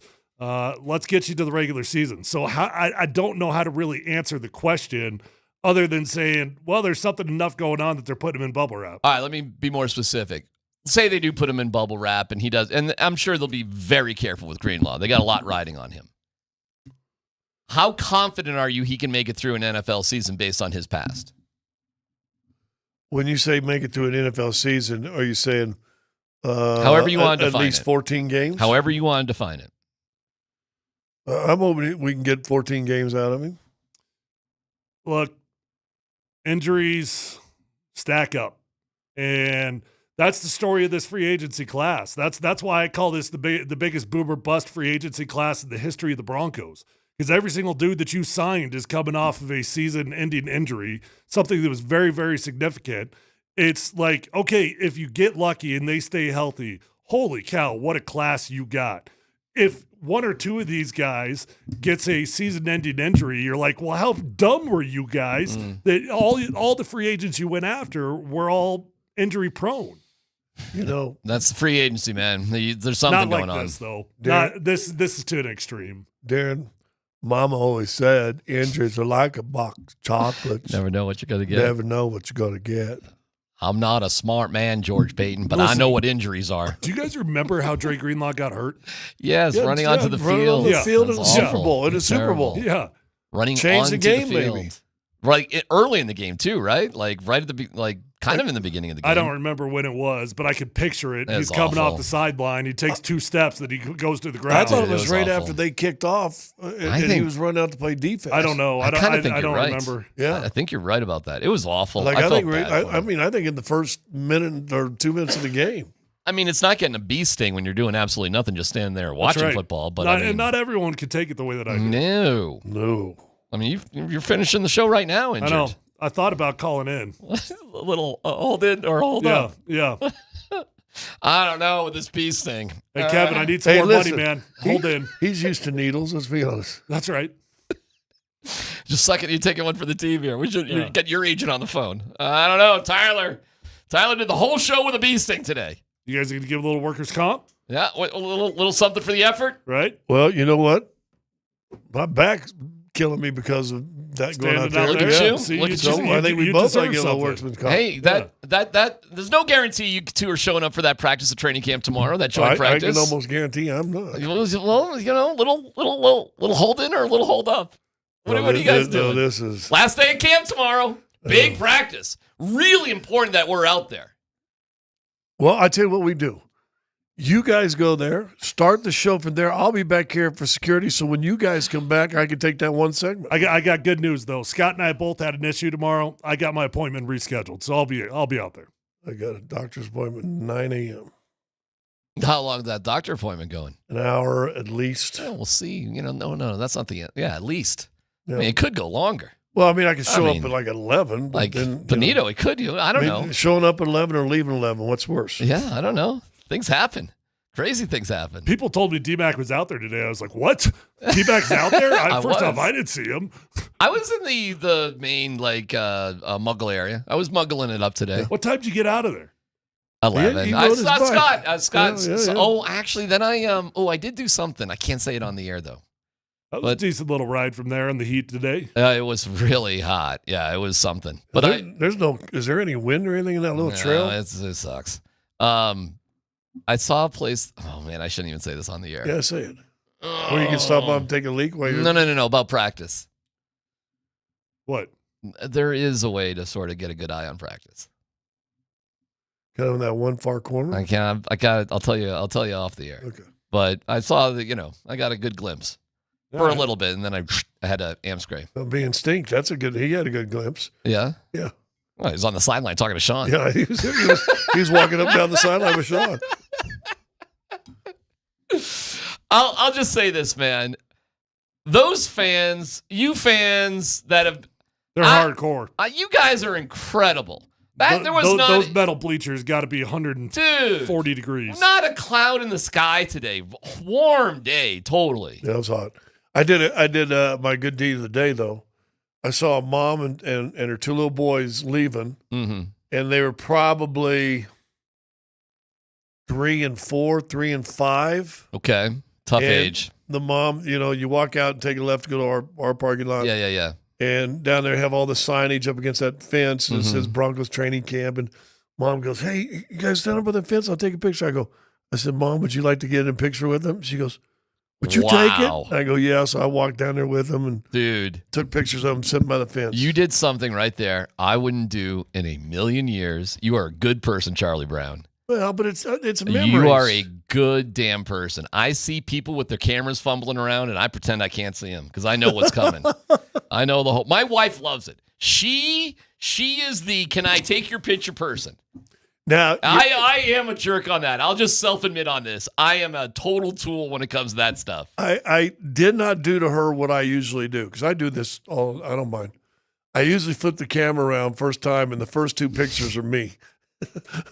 First 2 or 3 pictures of my face. That's pretty funny. That is fantastic. And then I flip them over, and then I'll take 8 or 10. That is so fantastic. they really have to go scrolling, going, "Who's Dude, that is awesome. Who's this guy?" That's a great idea. That is I didn't do it to hysterical. her because a young mom, 2 young kids. Oh, but that's so funny. Yeah, I didn't get her like I usually get. All right, Dan's got some stuff, including Shador.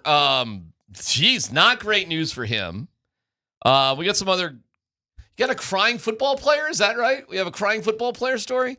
And Jeff Legwald at 2:30. It's all coming up next on PhD.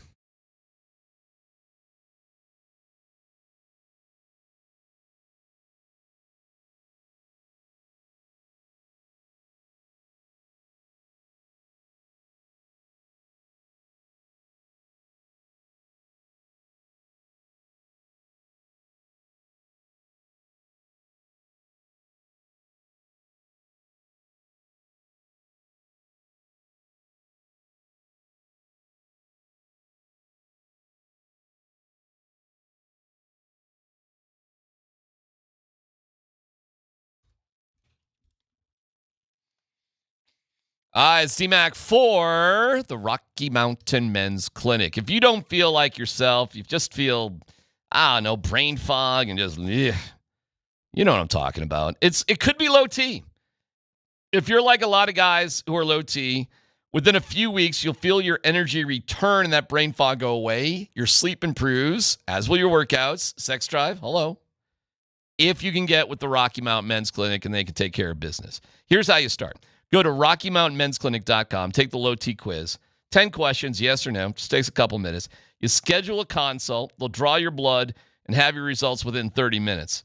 A Colorado licensed medical provider will review your results and discuss your options, and you'll make the decision together with their medical team. Cost, $99. Not bad.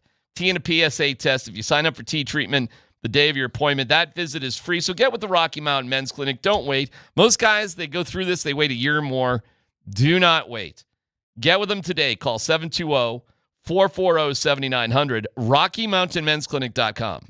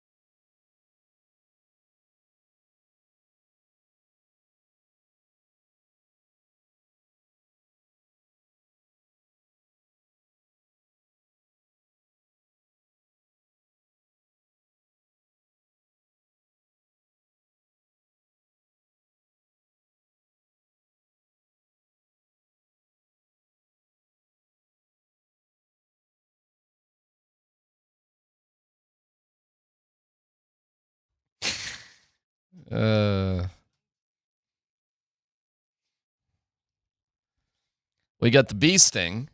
We got Moser pounding donut holes. Yeah. We've got the 14 problems, but the players ain't won. We're getting some moments out of training camp, don't you think? Yeah, we've had a couple little things going on here. All right, thank you to Mountain High Appliance. You guys are the absolute best. Find them at mountainhighappliance.com. Dan, Buds, Quince, Tanner, let's football go.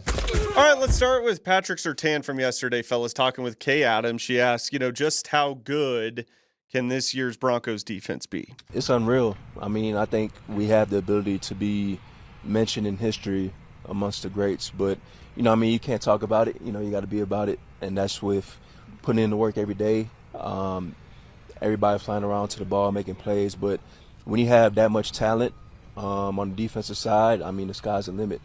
Now it's all about how can we control our own destiny and make sure we put out good tape and put out, good ball each and every week. So best in the league going into the season? I believe so. Okay, so Patrick Surtain says they have the chance to be among the all-time great defenses. So let me ask you guys this question. Thinking back to the 2015 Broncos defense, where would you guys say that this year's defense is better than that 2015 defense, and where do they struggle compared to the 2015 defense? I don't think they struggle anywhere. They're significantly better at inside linebacker if Dre Greenlaw is healthy, and they're significantly better at safety if Talanoa Hufanga can stay healthy. Other than that, man, find me a weakness on the defense. I'll just say this, though, and I'm just staying consistent. It's what we said about Sean Payton when he was talking about Super Bowl, when he's talking about Bo Nix top 5, and with Pat Surtain. I agree. The defense should be fantastic, but we're getting dangerously close. Do you guys remember? The Eagles' dream team in 2011 when they got anointed the dream team? They had Vince Young, and I think Steve Smith went over there. They had Nnamdi Asomugha was on that team. They were anointed the dream team, and they went 8-8 that year. Yeah. It feels like we're dangerously close to that type of conversation on this team. Yeah, man. That 2015 defense, dude, come on, man. That was one of the top 5, I think, defenses of all time. It was unreal. And you had, your role players were DeMarcus Ware. Von Miller was, he changed games. So I'm not saying that the Broncos defense isn't good. They're obviously good, but okay, fine. We're having this conversation. Who on this team will change a game like Von Miller? Who is it? Well, in theory, Nick Bonitto. Okay. So he's a game changer. Am I saying Nick is as good as Von? No, of course not. No, but that's not what I asked. But you gave the right answer. Is he a game changer? Game changers to me are dudes that get strip sacks, that get big moments. Yes. And yes, I think that's the type of ability that Nick Bonitto has. Then pay him. I don't know. If he really is that good. I don't even feel like it's like that yet.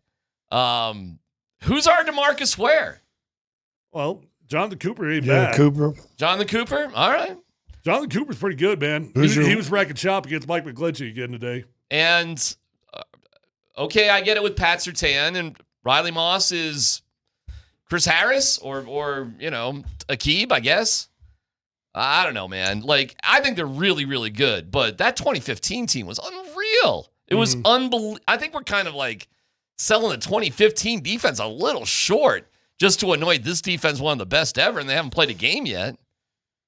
And that defense grew, too. It was years, and it was an okay year last year. But, Tyler, they fell apart in December. That wasn't a good way to finish the season for that defense. No, but statistically, they were still pretty good, even with the month of December in there. Next story, Dan.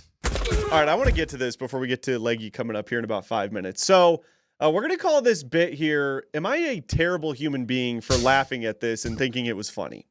So this game. Do you guys know who Archie Wilson is by chance? I doubt that you do. Before yesterday, no, but I do know the story. Yes. Okay, so Archie Wilson, for those of you who don't know, is a punter from Australia. He is at the University of Nebraska. What's with all the punters coming from Australia? It's a hotbed. What is up with that? Australian rules football when you're a kid? I don't know. So he's in Lincoln, out of Australia, away from his family for the first time in his life. So he makes bad decisions. Australia to Lincoln. Okay. Yeah, that does feel like a bit of a culture shock. Gold Coast to the Bugtown. Okay. Well, that's not his issue. His issue is being away from his family, and he's at the podium. Okay, I miss my family too if I lived in Lincoln. This is at the podium. He's asked, how difficult is it being away from the family for the first time? So, what's it like being first time you're away from them? Yeah, that part's hard. I mean, I'm sorry. Oh my God.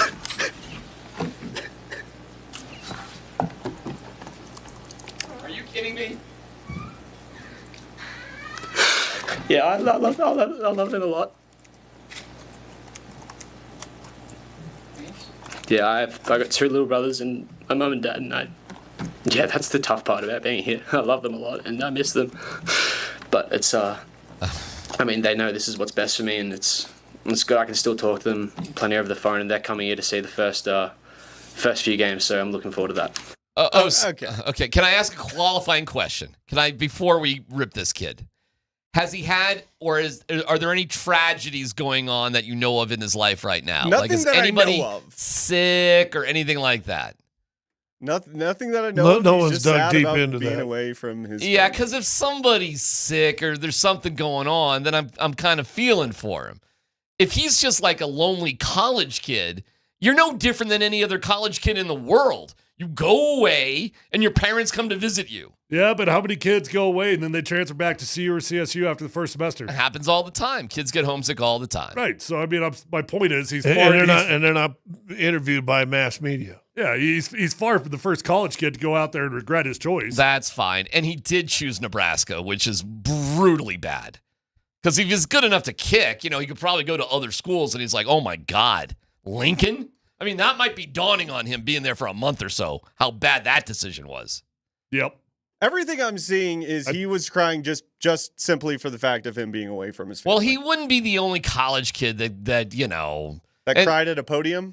Well, he might be the only one that cried at a podium. I have not seen that before. But in the world of college kids missing their families, sitting in their dorm room bawling because I mean, that happens all the time. I want my kids. Right. That's right. It's not a great look, though, Well, he's already a punter. He has so many things going against him. Explain to Dan what going away to college is like. Next story, Dan. That's a good one, Scott. I've been away from my family, Scott. I've been away from my family for extended periods of time. I didn't cry. Really? I didn't cry. Really? Sensitive. Really? What's the longest? Well, hold on. What's the longest you've tri- ever been away from your family? Just got a trigger going right there. Months and months. Months and months. It's when Dad goes down to Arizona in their house down there and plays golf. Oh, during the yeah, winter. yeah. Okay. I didn't cry about it. Dan goes and visits for a week. Why are you guys every winter. defending this guy? He plays at Nebraska. I thought I was just ripping him to shreds about these Nebraska and a two bad are. decision. They're defending him. I don't know. I mean, look, Scott's the defending him. dude's clearly down and out. I don't feel like kicking the dog while he's Because down. I just had a kid, Tyler too, just went to school today, man. You miss him. Yeah, I got softies over here, Dan. Yeah, well, if his parents are crying, that's fine. But we found the they're not at Dan. the We podium. found the Dan Tanner trigger right there. Look at you. Look at Scott. All right, before we get to Leggy real quick. Speaking of being away from your family, Shador Sanders is in Cleveland. His dad's here in Boulder. He did injure his oblique throwing today. According to the team, he was held out of practice today with their joint practices with the Eagles. It's tough for Shador because I saw a report today, guys, that said if Kenny Pickett and Dylan Gabriel were unable to go against the Eagles in their second preseason game, Shador was in line to start. Yeah, that it's is a tough obviously break. Not going to happen. in question now. Right. Tough break for I had a Shador. buddy of mine who's Harry Gustin, whose dad's a great guy, and Harry's a pitcher playing the minors, high A right now. Got an oblique, and he said it put him down because we were comparing the throwing motions, pitchers, football, quarterbacks. Got an oblique and was out for a month, and said it was awful. Couldn't breathe, had a hard time just doing anything. The oblique thing seems to me like tricky. It could be not that big of a deal. It could be a little bit more serious. I would think it'd be a big deal for a quarterback. Yeah, I would too. Probably for anybody, quite frankly. I think I tore my oblique sneezing last week, but for a QB, everything's about the torque and it's about the hips. And you see Dak Prescott go out there and do the funny-looking hip warm-up, but now all the quarterbacks do it. He was like the first one that at least got caught on camera doing it. But every QB does that. It's part of their process in the pregame warm-ups. I don't know. I've never been a QB, but I would think if I lost my hips, that would cause a lot of damage for me. All right, let's check in with our guy from ESPN, Jeff Legwall, brought to you by the International Brotherhood of Electrical Workers. IBEW Local 68. Start with a job, end with a career. Jeff, give us a bit of a summary about practice today. What'd you see? I saw a lot of chatting from the coaches to the players. I think they were, I think Sean Payton had a lot of little specific situations they wanted to cover. They had some red zone stuff and some other down and distance stuff where they were having like lengthy discussions before each play. So I think this was a lot of correction and maybe a little more of some of the installation for stuff they want to do tomorrow or in the game a little bit on Saturday. Does it feel like this practice, you've seen this practice before during these last 2-3 weeks, or was there anything new that you garnered from this? No, Scotty, I mean, I think they're to the point now. I thought it was intriguing yesterday that Sean Payton, who made the team's training camp schedule, was suddenly very upset that they had 2 joint practices back-to-back when I'm pretty sure he was the one who scheduled it. But I think he was a little surprised maybe the impact of a week one of the preseason per se joint practice and then game following. I think if he had his preference, it probably would be the second and before the second and third games of the preseason instead if they do it in the future or just do one. So today looked to me like sort of an adjustment of, okay, we got these 2 joint practices and I think he even said yesterday, I'm not sure if I'd ever do it again. So I think today was a lot about adjusting to maybe what he would have done last week heading into that preseason game. Jeff, Nick Bonitto was not out there after Sean said he would be today. We've had a pretty healthy debate on the show today about if there's anything going on there in terms of hold in or if he's just hurt or what's going on. I guess curious your thoughts. Have you heard any news about are they having conversations about a contract right now, or do you think that he's just got a sprained ankle? Well, they've been having conversations, so I always think those are percolating on some level. In the big picture, I think Bonitto and his reps I think they're very intrigued to see where the bar will be on edge rushers with Micah Parsons, whatever happens to Micah Parsons. So I think that's impacting some of it. It's hard for me to believe you would play in the preseason opener and participate in a joint practice and then suddenly decide you're not going to practice. And he was limping during the game, so I think this is purely injury related. He was out at the beginning of practice in his jersey. He did not have pads on, but he was out with his jersey, and then they sent him into the trainer's room to get treatment, and, that was kind of his practice day. But he was out there for a little while and then went in after about 20 minutes. He went into the trainer's room to get treatment. So to my knowledge, this is an injury issue. When you look at this schedule coming up, how much will these guys play, in your opinion, Saturday? Did the kind of lack of performance by the first team in week 1 assume that they're going to play a little more in week 2, or does he kind of wait and decide to see how practice goes tomorrow? I think there's some of that, Scotty. I think he has sort of told a few of us that, it may be less. I don't think he had any intention of leaving the offense and for 3 series, Saturday night, but he didn't like what he saw, so they kept on playing, until he finally decided I'm getting him out no matter what. So I think he would prefer, maybe one good drive and get him out. I think that's what he'd want in this one, and then I think that third preseason game will look like last year when they're basically trying to give some of the guys down the roster some more snaps to show what they can do. Well, you got any deep thoughts about where we're at right now, man? What's your overall thoughts on where the team's at? I think he'd like to see a little more from the offense, Tyler. Well, he would admit it publicly or not, and I think they'd like to see, Bo Nix settle down a little more and play a little better. I think he's pressing, in my opinion. So whether or not they're riding him really hard, or it's that particular time of camp when they're really grinding on you. I just think he looks to be pressing at times, and I think they got to find a little rhythm for him, whether it's just some easy completions Saturday night or even Thursday. Get him some easy completions and loosen him up a little bit, and because he's short-armed some passes, and that often means you're sort of aiming, or they've been riding you about mistakes, or don't do this or don't do that. So I think you'd really like to see a nice, efficient, and very short, outing from the offense because they scored a touchdown. What differences do you think you'll see with the joint practice with the Cardinals? Because I'm going to guess the home coach.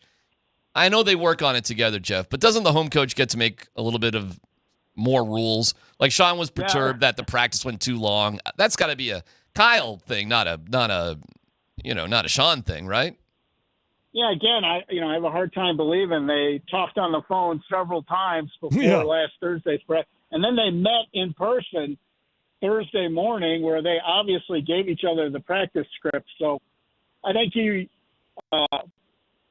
14 things he was mad at was up to 17 yesterday, and I'm thinking it was probably 21 by this morning. So I think it was just one of those things. But, yeah, the home coach usually gets to at least use the structure of the individual periods and that stuff. And then they'll do what they did in San Francisco. It'll be, Cardinals offense against Broncos defense on one field, Broncos offense against Cardinals defense on the other field, and they'll split it up that way. Hey, do you think Sean makes mountains out of molehills? All coaches do. I think all coaches do. Okay, you don't think he does it? You don't think he does it any more than most coaches?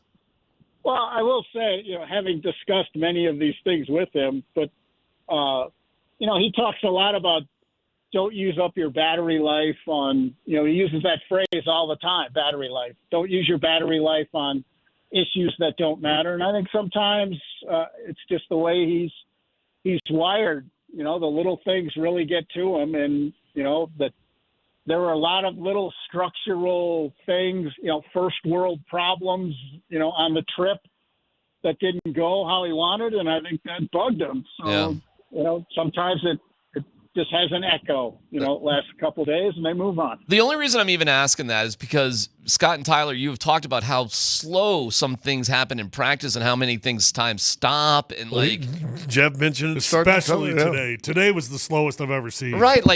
If you're just obsessing about all sorts of little stuff, it's going to, Jeff, to me, kind of filter down to how things are operating on the field sometimes. Not in a positive way. Maybe so, but I'll say this is not a shock. I mean, this is how he coached for 16 years in New Orleans. I mean, this is how he coaches, and he always has, and I'm guessing he always will. But he coached this way, his first year here, and his second year. I think it's just noticeable this year because he's been so adamant about how good he thinks the team is. So I think all of that puts everything under the microscope now. If they're so good, how come the offense isn't playing better? Or if they're so good, why is he worried about the hotel or whatever? I think it just amplifies all of it because he's been so vocal about how good he thinks the team is. So he's his own worst enemy right now. I agree. I think it's just camp. I think they're ready to get to it. Honestly, I've come to the conclusion now after this many. This is my 40th season. So, I mean, after OTAs and mini camp and the rest of it, they can go play. I think they're ready to go play. All right. Great stuff, Jeff, as always. Thank you, Jeff. Jeff Legwald, brought to you by the International Brotherhood of Electrical Workers, IBEW, Local 68. Start with the job, end with a career. I think there's always part of Sean Payton that's death gripping that steering wheel, doing donuts because he doesn't want to have the sushi dinner after a win that he got in year one. This dude is, I don't know, man, mental health wise, he's either the strongest. Yeah, man. He's either strongest or he's there's split personalities in there. Maybe It kind of feels like standard operating to me, though. Okay. That feels the way football is. The only coach I've ever been that been around that was not like that was Dan Quinn. Everybody else, I don't know. They all felt pretty similar. Do they all feel like ticking time bombs? Like they're just going to just implode at some point? Like how do you do this for a long period of time? Yeah, just hope you're not the one that explodes on. Yeah. Okay. Guys, the Rockies with Vodnik on the mound, who closed yesterday, have made a comeback. They're winning by 1 run in the bottom of the 9th inning. They've been behind this entire game. They're up 6-5. So we'll find out if is that a home run? Oh, it's at the wall. It's caught at the wall in the warning track. So 1 out. We'll see how the Rockies do. Plus the value of the Broncos. And Nate and Andy coming in is PhD on 92.5.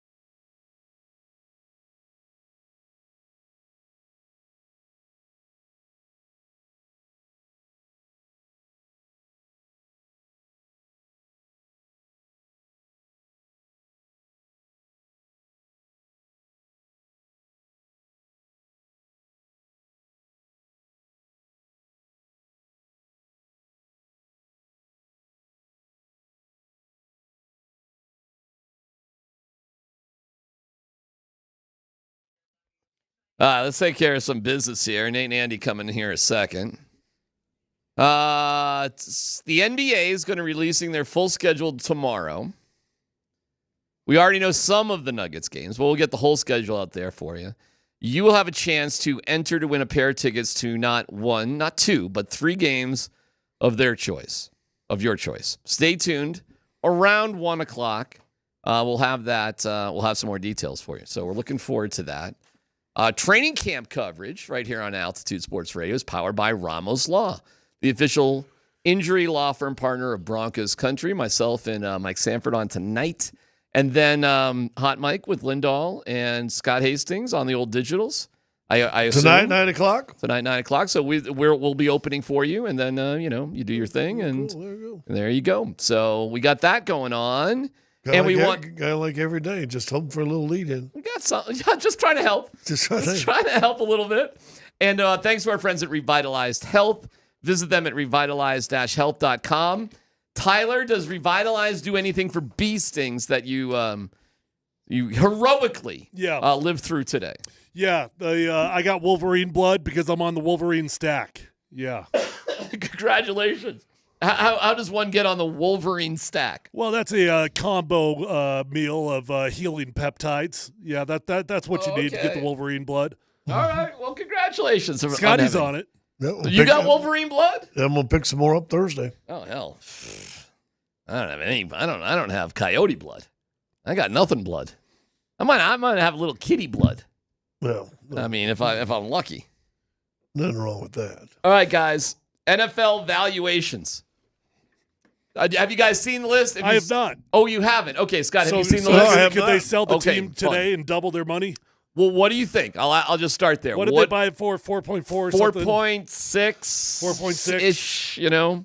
They probably made at least 3 years. They've owned it 3 years. I'm going to say it's over 7 now. Over 7. I was going to say they're plus $2 billion, $2.5 billion. You guys are both super close.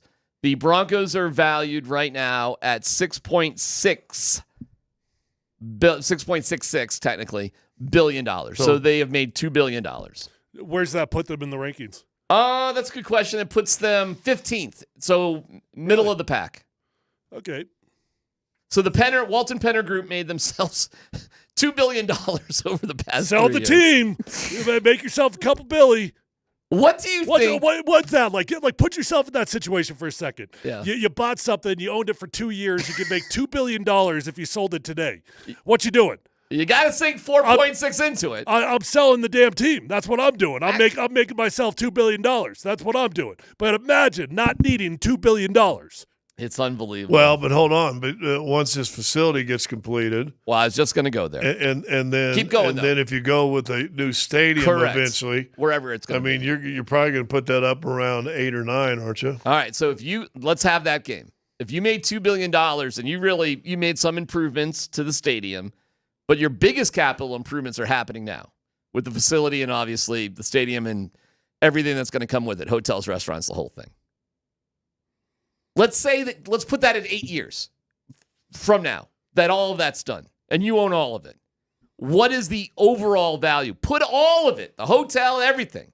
What is the value of the Denver Broncos? In 8 years? 8 years, you have a new stadium, you have the practice facility, you have everything you own, everything around the new stadium. I don't know. I mean, there's going to be a lot of debt attached to that also. Okay. So, I don't know, 10? I'd say 9, 10. God, I was going to put it like 8 years, like 20. Like, it's just going to, you haven't really done all that much, and you went up $2 billion in 3 years. Well, what Jerry Jones, when he bought the Cowboys, didn't he pay like $360 million, and everybody thought he was like nuts? I think it was in the 200s, if I remember right. Yeah, so $200 or $300 million. Everybody at the time was unbelievable price, and now they got it listed at almost $13 billion. All right, I'll take away all the hotels and all that stuff. I will factor in the stadium because they're going to own the stadium as they own the practice, what they're doing at the practice facility now. And are you saying there's no debt attached to it? Because if there's debt, that factors into the deal. There's always going to be debt attached to it, so everything is relative. Right. But so, if they build a $2 billion stadium and there's $1 billion of debt, well, you got to take that out of the deal. The Cowboys are valued the number one at $12.8 billion. Yeah. Oh, you're looking at it right now. And the Rams are after that. Hey, rah-rah team. After that, we go. Isn't that funny? The Rams are valued so highly when, well, I don't know. Is their attendance good? Is it just the Chargers that sucks? I would have to say the stadium's got to be factored into the value of the team too, though. Sure. Because look at what you can do with the stadium. And it is Los Angeles. So, there's that, I suppose. But that kind of caught me by surprise, too. But you look at the markets. I would have thought Washington would be number 2, but Washington's relatively lower. Washington is checking at 10? At one point, Washington was the most valuable franchise. The least valuable franchise? The most. No. I'm just going. The least valuable is the Panthers. Bengals. I actually can't see it, so I'm just straight guessing. The Panthers are 27. The Bengals are in last, and the Jaguars after that. Then the Saints. And then the Cardinals. They're all around $5 billion. All those teams that I just mentioned are $5.5 billion. Yeah. Saints surprises me they're down so low. But how about this? The Broncos 3 years ago sold for 4.6. 3 years later, 4.6 would make you the least valuable team in the NFL. Wow. And we thought that was an astronomical number. And it was at the time. God forbid they give us health insurance. Oh, okay, bitter ex-NFLer. Go ahead. Just saying. I gotcha. God forbid. Hey, what's going on with your union these days, bro? Yeah, a lot. A lot's going on. I know. And not a whole lot of good. What is going on with your union? I don't follow it on the day-to-day, but it's been a hot mess for a couple months now. Yeah, it seems a little sloppy, right? I mean, you had collusion, cover-ups. You had a player. You had the dude leading it, J.C. Treader, right, who was literally not putting out information because he thought it was going to make him look bad. Then you had the last guy that got caught spending all the money at the strip clubs, and he gets kicked out of there. And then you find out, well, that dude was just a shady character. He lost his previous job for some sort of fraud, and that was the dude we voted in to lead the union. Done. All right, let me last Broncos ownership sort of question. Do you guys believe because the Walton Penner, the kids, are in their young 20s, graduating college, they're kind of like between 19 and 24, that sort of thing? How many kids do they have? Four. Boys, girls? I think it's 2 of both. I think that it's 2 and 2. Do you know the oldest? The oldest is a boy for sure. Okay. And he's probably about 24 now, 23, 24. And he went to Brown. He was a water polo player, athlete, great student. Has to love Jokic. What's that? Has to love Jokic. Has to love Jokic. Water polo. Okay. The water polo catches and throws and stuff. I'm just saying he seems like, I know where you're going. He seems like a kid who's on the ball. Pretty, we're making some Johnny Bolin comparisons now, I suppose. But he seems like he's got it together. I got to tell you, I do love these owners. Just seeing them out there today. First off, Greg and Kerry walk out there on that practice field every single day together. They watch practice together. And I know this is a small thing, but when you think about billionaires, I don't know anything about their marriage, I'm not trying to assume anything, but when you think about billionaires, don't you just kind of think of people living their own independent lives? You got your wife, but she does her deal. You do your deal. They just look like your average married couple that is living next door to you. Do you realize Warren Buffett has 2 wives? What? I'm supporting what you're saying. Correct. He literally has 2 wives? He has 2 wives. His first wife just wanted to do her own thing, and so she just lives in San Francisco. And she was just okay. They never got a divorce, but she was just okay with him being with another woman, which he is in Omaha. Warren Buffett has, right now, literally 2 wives. The first wife, they didn't get a divorce, because that can be sloppy. But she lives... whatever. But she lives her own life. That is true. Warren Buffett has 2 wives.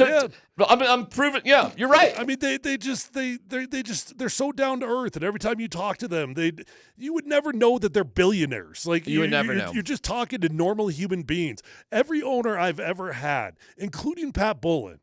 There was an air. To some degree. Yeah. Had something flamboyant about him. Yeah. Paul Allen didn't have anything flamboyant about him, but he had that weird kind of I'm on the spectrum billionaire thing going on. Right. But there's always been something that you're just you're not a normal human being. These are just normal human beings. It does seem, because their kids seem to really be sharp and have things, on the ball. Out of 4 kids, don't you think one of them will want to take over the family Broncos football business at some? And Carrie and Greg are young; they're only like 56 years old. They got plenty of time, so there's no rush.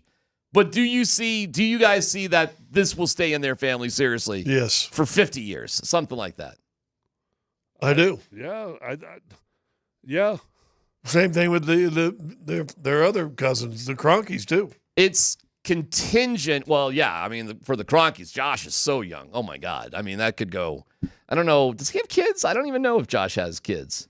No, I don't know where he is with that. No, I don't know. Yet. But it does feel like they'll go for a long time.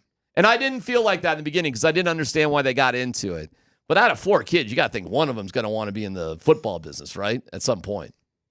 So the Broncos are in good hands. I think that's the good news. You got great owners. I was having that conversation out there today. Like, it was so weird here when we were going through the Bolin family stuff. And then you look at that facility and you look at, hey, there's a lot of great things rightfully said about the Broncos. How different are things now than 3 years ago? Well, go even worse. Go 5-6 years ago. It's incredible. Yeah. So we're in a good spot. It's worth a lot. We're in a good spot. Andy Lindahl's with us as well as Nate Kreckman rolling in here. What'd you think of practice today there, brother? You know how I felt about practice. I wished I hadn't gone, but it is what it is. So it's a walkthrough. If I were a defensive player, I'd be highly annoyed. I would literally just be like, "What do we go do your walkthrough, so we can go do things." So we're babysitting the offense. Well, dude, they're not. Babysitting feels a little strong, and I heard Jeff's interview with you, and so I do think there's coaching going on. I got no problem with the coaching, but Tyler, again, I'll ask you, or I won't. Oh, there he is. I couldn't see. I was like, "Where is he?" Is there? Didn't that feel more like you go do your walkthrough and we'll go do ours kind of today? Well, the whole practice was different. Every practice is more or less the same. You start out with the same periods. You do team run. You do 9 on 7. You do 7 on 7s. You do 1-on-1s. Then you get back together for your team periods. They skipped 7 on 7s today. They skipped 9 on 7s today. They went straight to a team run period, which I was kind of like, oh, maybe actually we're about to have a relatively intense day today because they're going to get a whole bunch of team periods in. I would say they had 3, maybe 4, like pretty full action periods, and then my gosh, did it just grind to a slow pause. How many times did he pull that team together and have a 10-minute conversation with them? Yeah, so I don't know. It's just DMac. I've not seen what I saw today. Felt like something we'd see in OTAs. We've seen plenty of OTAs, right? Mm-hmm. This just didn't feel training camp to me. Did it? You and I have covered 20-some camps together. It just didn't feel training camp. It almost felt like a little bit different Friday practice. Yeah. In-season Friday practice. You had asked about the mood out there. There's zero intensity. There's zero. It was hot. Okay. It was like the last hot day you guys talked about. It was hot day today, yeah. And it just was so slow paced. Like Tyler had said it would drive him nuts. Man, I think I'd brain lock on some of this. All right, so does that set up for a bad day or a good day tomorrow against the Cardinals? I hope a good day. They ought to be chomping at the bit. I bet you we get a good day for this reason. I think coaches, they'll get out of the way tomorrow, right, Tyler? We won't see any more of this. I think we'll see. I think we'll just go, and I think they'll be relieved to just let's play. Okay. I hope I'm right. And we need to see Bo rip it up a little bit, right? I mean, I'd like to. Listen, after last year's preseason and all that, I'm not going to freak out because it didn't look good last year most of the time. Neither did the first 2 games. So this just me. But here's the only difference. I keep saying, I said this to Nate yesterday. They do have to get off to a good start. You can't afford one of these classic Sean Payton starts here in Denver. Whether it's the win. First year. First 2 games are must win. I agree. They're a mess in Indy. They don't have a quarterback. Yeah. And Tennessee, you have a rookie quarterback on the road, and they're the worst team in the league last year. Yep. Come on, man. Got to win them both. Must wins because the next 3 are all tough. So you have to win the first 2 games. They're must wins. There can't be a slow start.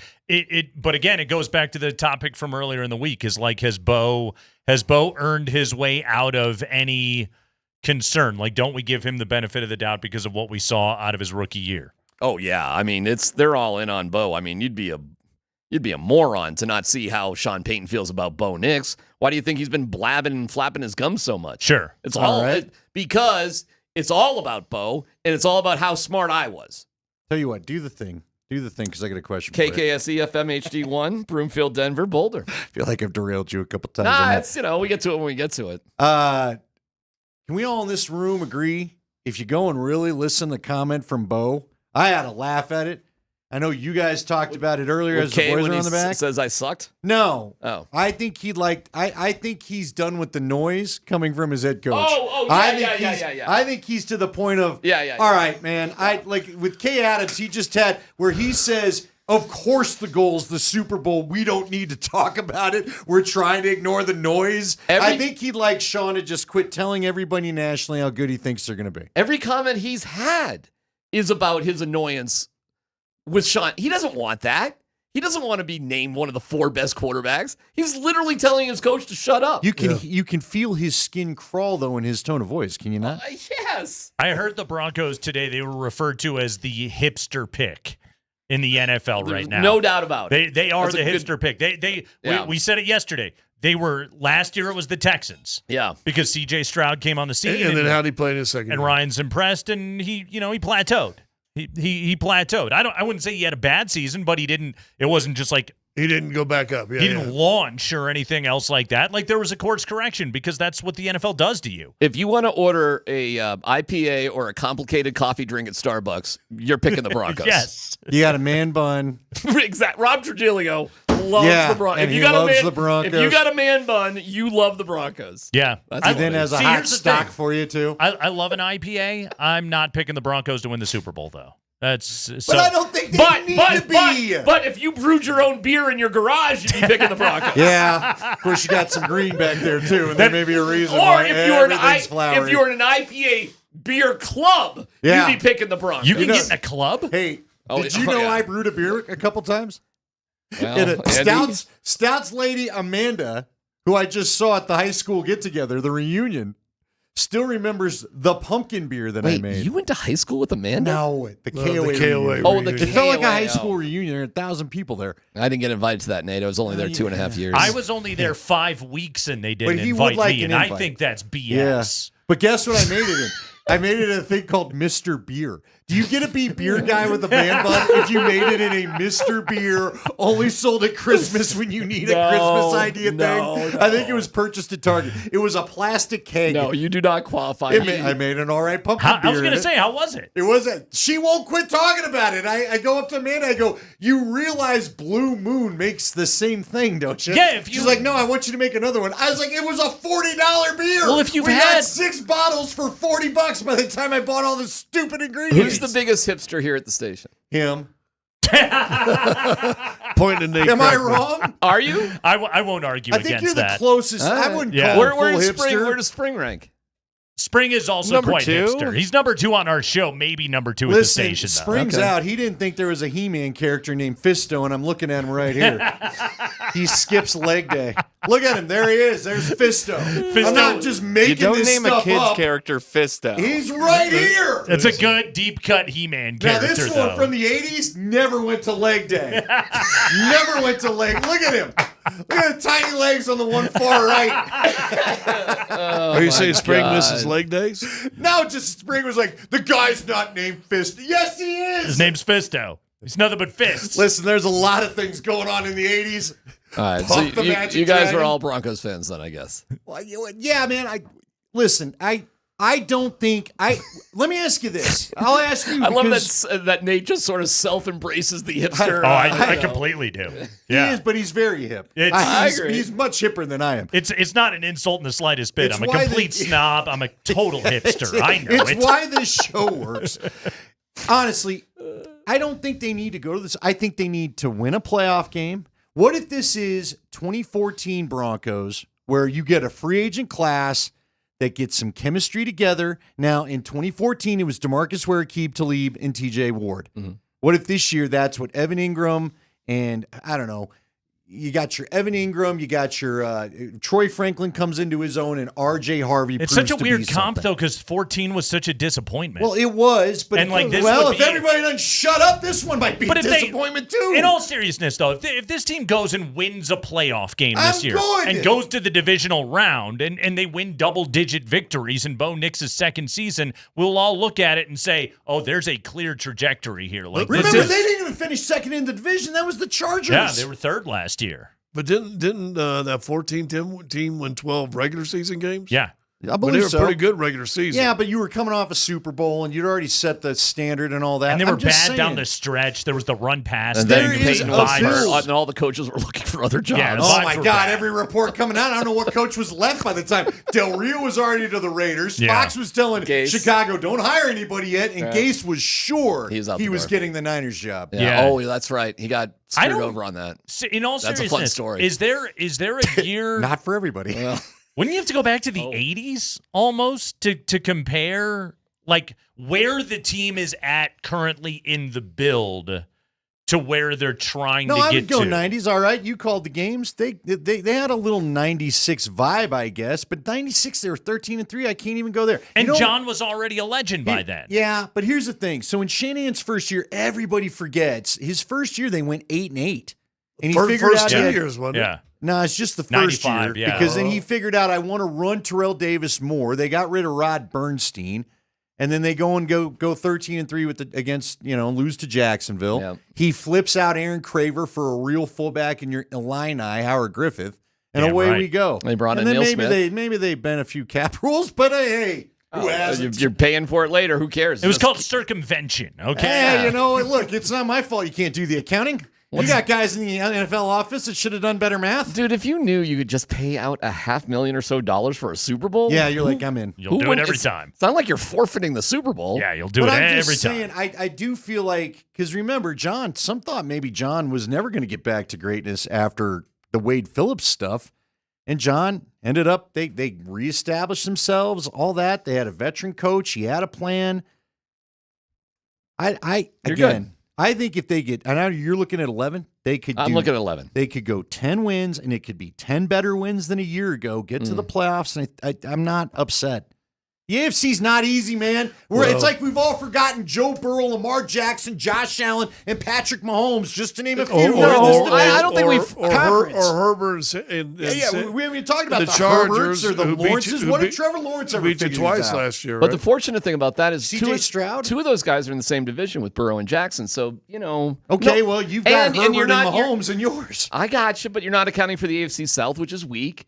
And, if you can play well enough, like as a wild card team, if you play well enough, you could be facing an AFC South champion, and you have a shot there. Yeah. You do. No, I'm with you. Give me a better matchup. I don't know. Maybe luck out and get yourself a home game, which would mean winning the division. Would you take Broncos Texans in Texas Yes. as a first round playoff Sure as game? hell over Broncos Buffalo. Of course. Or Yeah. Broncos Baltimore. Yeah, that's where you want to be. Yeah, at minimum you have to finish second in this division and be the 5 seed. It's a great call though, right there. Because you're either I going like to it, Houston though. or Jacksonville or wherever you're going. Probably not Indianapolis, but you're in a good situation Listen, right there. nothing in camp has my hope quelled for the season. Period. They don't look great right now. The offense, I'd like it to look better. I hope they go whoop on the Cardinals. I'm still excited for football this fall. I still think they can win this division. And I'm again. Oh, hey, I'm hipster, get that IPA going. Hey, you want the real hipster? Talk to our guy. I said it a month ago, though. Like I like this team to win the AFC West, and I do it 100% on the strength of what they are defensively. And if you want to talk about hipsterism, I'm looking at Kansas City's offensive line, and I'm saying they got problems over there. I love it. The hipster pick of the day. Josh Simmons at left tackle is a rookie first-round pick, number 32 overall. Like that's I think he's going to be a good NFL player, but that's the kind of guy that Bonitto can feast on all day long. They got questions at 3 positions positions on that offensive line. What do you think's going on with Nick Bonitto? I just think he's got a sore foot. Yeah, Okay. I think he's fine. See, Scott, they're not fun either. Yeah. You guys aren't fun. Why? What do you want? I know throwing you want conspiracy conspiracies. theories. and Oh, all I want that, to have some. but- I want to have some fun. Yeah. I want to have some fun. Okay, you want to have some fun today, DMac? You want to tune in today at 4:20. Okay, Of course. Well, of course you want to tune in at Hell 420. yeah. That's my style. Hey, you hipsters. But you know, once you've recovered. But you know where we're going at 420? We are going to the armpit of America, St. Louis, Missouri. How about that? To talk to our friend Benjamin Hockman of the St. Louis Post-Dispatch We're today. doing some serious hipster talk on the show, and he has to explain why the Cardinals lost 2 series this year to the Colorado Rockies. Did you see 6-5? Did you see the crowd today for that game? I did not. Was anybody there? Holy cow! Nobody was. I there. bet it was miserable. No, I mean, it's really hot and it's horrible. And The humidity is bad. I didn't watch 1 second of that game today. I followed it on Gamecast as I was doing other stuff. It was actually a remarkable game. Yeah. You realize the Hunter Goodman, 2-run bomb in the 9th? And, on top of hitting Moniak homered. Moniak, you should have seen the play he made in center field in the 9th inning. Yeah, there you go. See, good things are happening right now. They've won 2 out of 3. The fact that I hope people made money on it because we were talking about it. Oh, But you were all over it. we We were had- trumpeting it all afternoon yesterday. We had several texters, maybe a dozen or so people that did bet based off what we had said. We had a guy, as soon as you left, had already bet it. And he said he was really worried about it. You got to be kidding me with that number, though. Oh, Freeland was great last night. You can be one of the worst teams of all time, and you don't lose more than 8 games. And not only do you not lose more than 8 games, but 5 times in a row that it happens, you win the 9th game. It's great. It's insane. But what's more impressive? What's the bigger shock to the system? That they've lost 8 in a row 5 times, or that 5 times they've failed to lose the 9th? I don't know which one Andy, is more. it's definitely that, because if you look at They wake up. the worst teams ever, they all have losing streaks more than 8 games. All of them, and some are epic. Some are over 20 games. So the fact that you could still be considered the worst team ever, but not have a losing streak as bad as all those other terrible teams is actually kind of incredible. Like, it really is amazing. No, that's the number. It's bananas. Now, today they didn't because they won today, but they have lost 8, won 9, and then lose 6 in a row after that. Probably. Something like that. They did that in April, by the way, when they were really incredibly They're bad. coming home, right? They 4 against the Diamondbacks and 3 against the Dodgers. By the way, starting tomorrow. So right now, let's see. After the last couple of victories, I believe. Okay, so run differential as of today would be minus 326. I think now. They won by 1. Minus 326. Last year, the White Sox were minus 306. Oh, they're so the Rockies need to get to work a little bit too. Not have the worst run But differential. the bottom line will ultimately, I know what you're saying, but the bottom line is ultimately wins and losses. Ultimately. I mean, run differential explains just how crappy you are while you're losing those games. I understand. I mean, it means like it's not just bad luck. You are legitimately the worst baseball team we've ever seen. No matter what happens, they're in the arguments, no matter what happens, as one of the worst of all time. No doubt about it. But do you think they'll get 10 more wins? I was going to say, it's 10 wins for you to avoid the walk. We're almost in single digits on this bad boy. Do you think Dude, they will scrape what are up you 10 more gonna do wins? if they let you down by 1 win?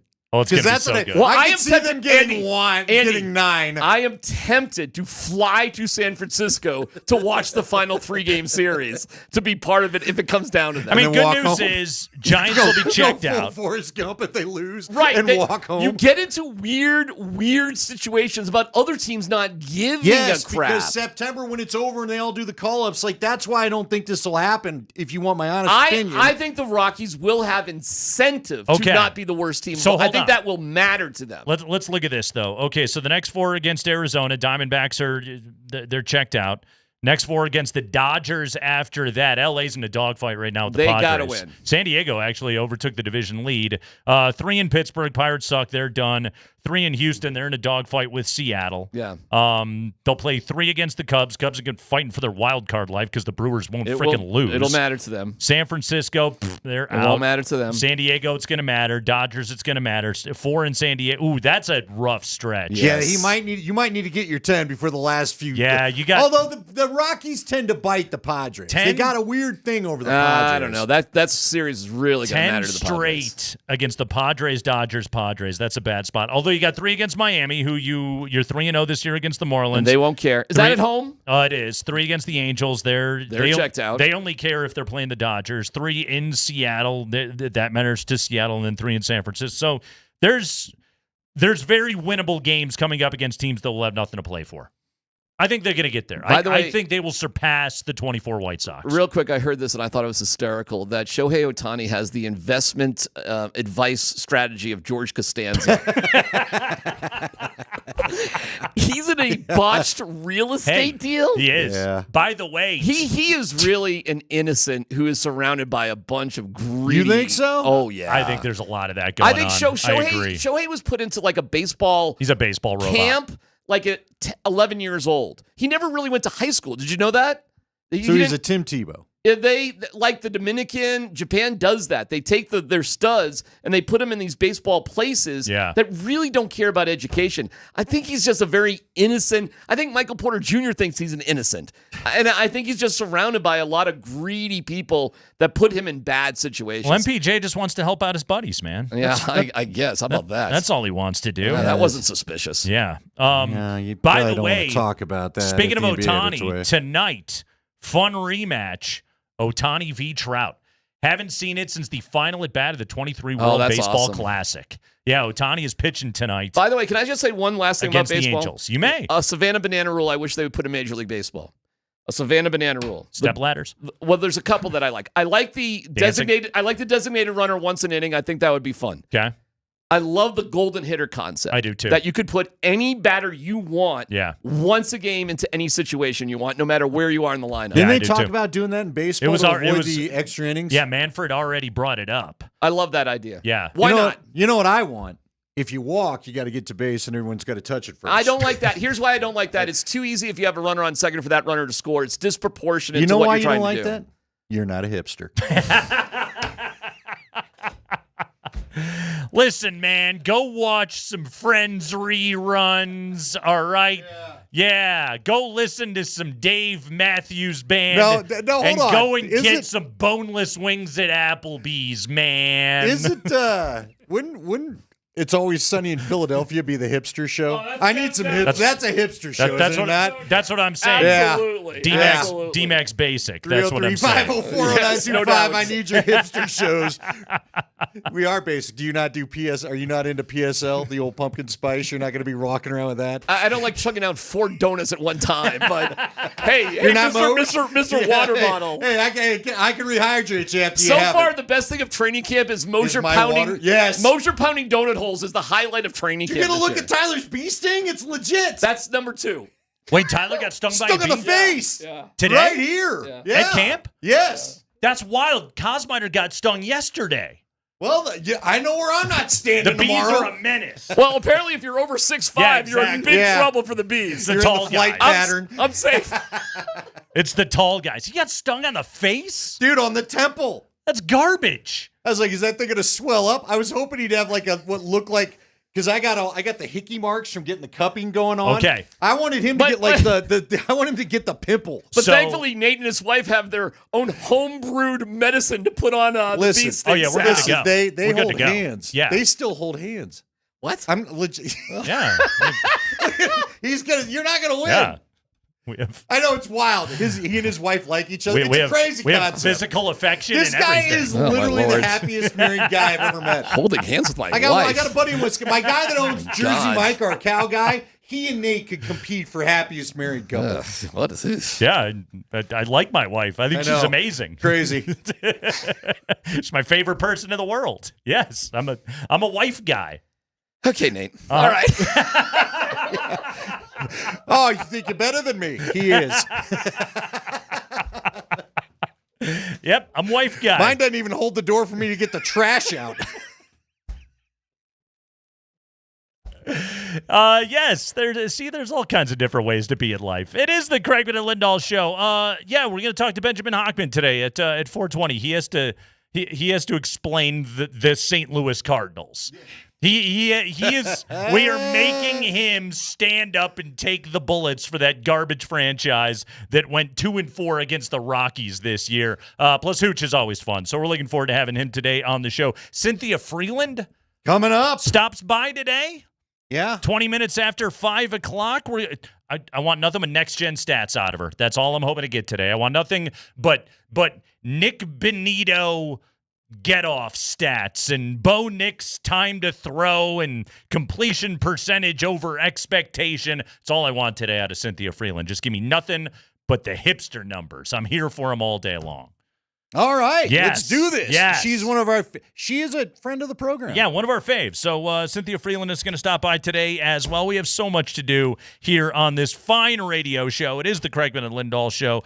We will take a quick break, Andy. When we come back, Sean Payton talked to his favorite reporter, Kay Adams, and Sean Payton once again trumpeting all of the expectation. We'll listen to that next.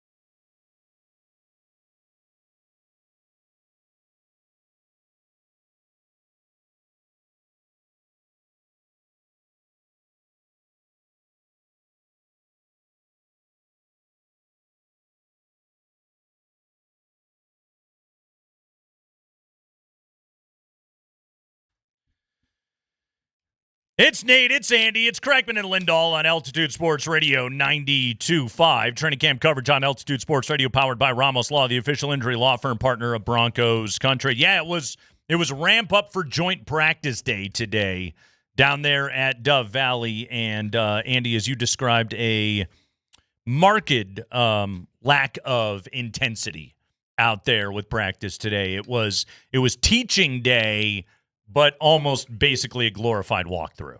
Well, it really was, and I'm not sure. I don't think it was intended to be that. They came out in shells. Tyler confirmed it was the shells, so we're using all the stuff,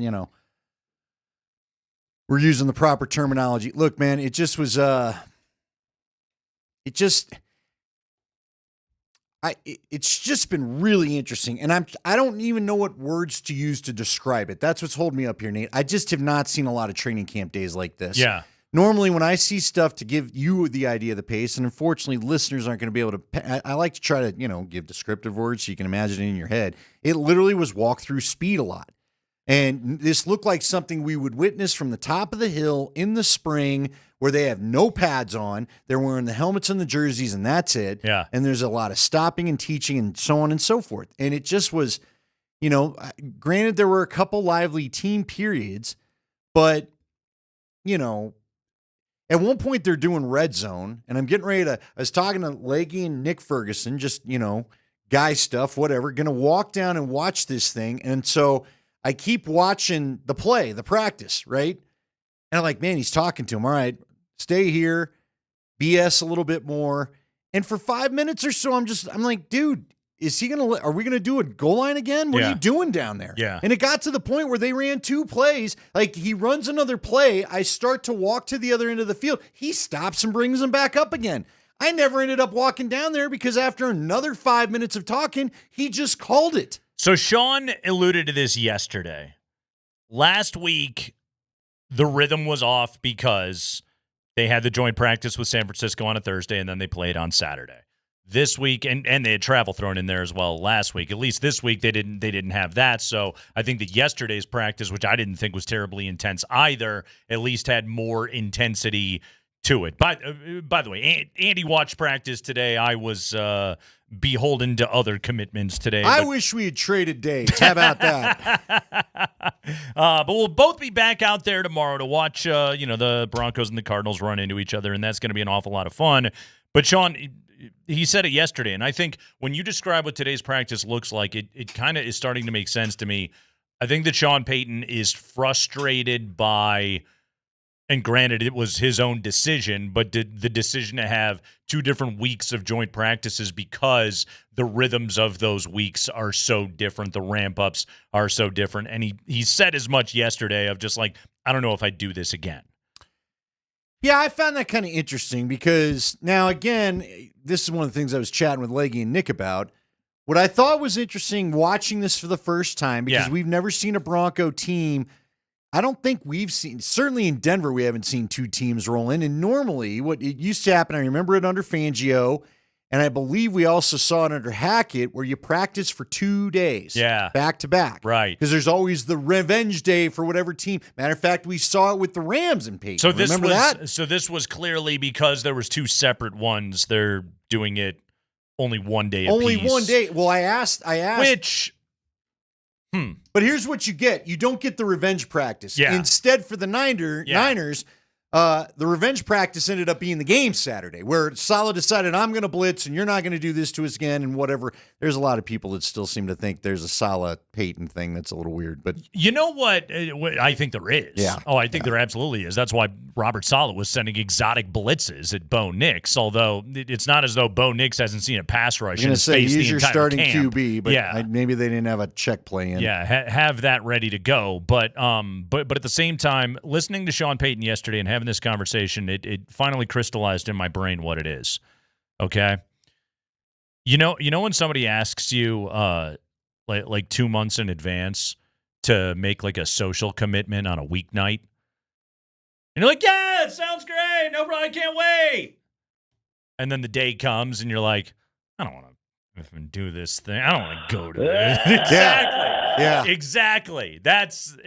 I'm exhausted. I just want to go home and go to bed. I don't want to go to a concert on a weeknight. What are we doing right now? Who's agreeing to this? Right, exactly. Oh, it was me. And it was you 3 months ago when you were like, hey, no problem. I can't wait. Yeah, because you were 4 drinks in and you decided that making a commitment on a Wednesday night was a good idea. That's Sean Payton right now. Now it's the week of, and he's just like, I can't believe I agreed to do this. You're absolutely right. But again, I'm kind of surprised because what I like about it is, look, I said it earlier. The intensity's good. The intensity's good. What I do tomorrow. But also, doesn't it take away some of the careful attention to detail that especially that an offensive coach like Sean Payton wants to spend? It does. But now look, I would understand if it was last year and you were bothered by this and you were juggling this, alleged quarterback competition from a year ago, but You're not. These are your guys. Yeah. These are your guys, okay? This is your group.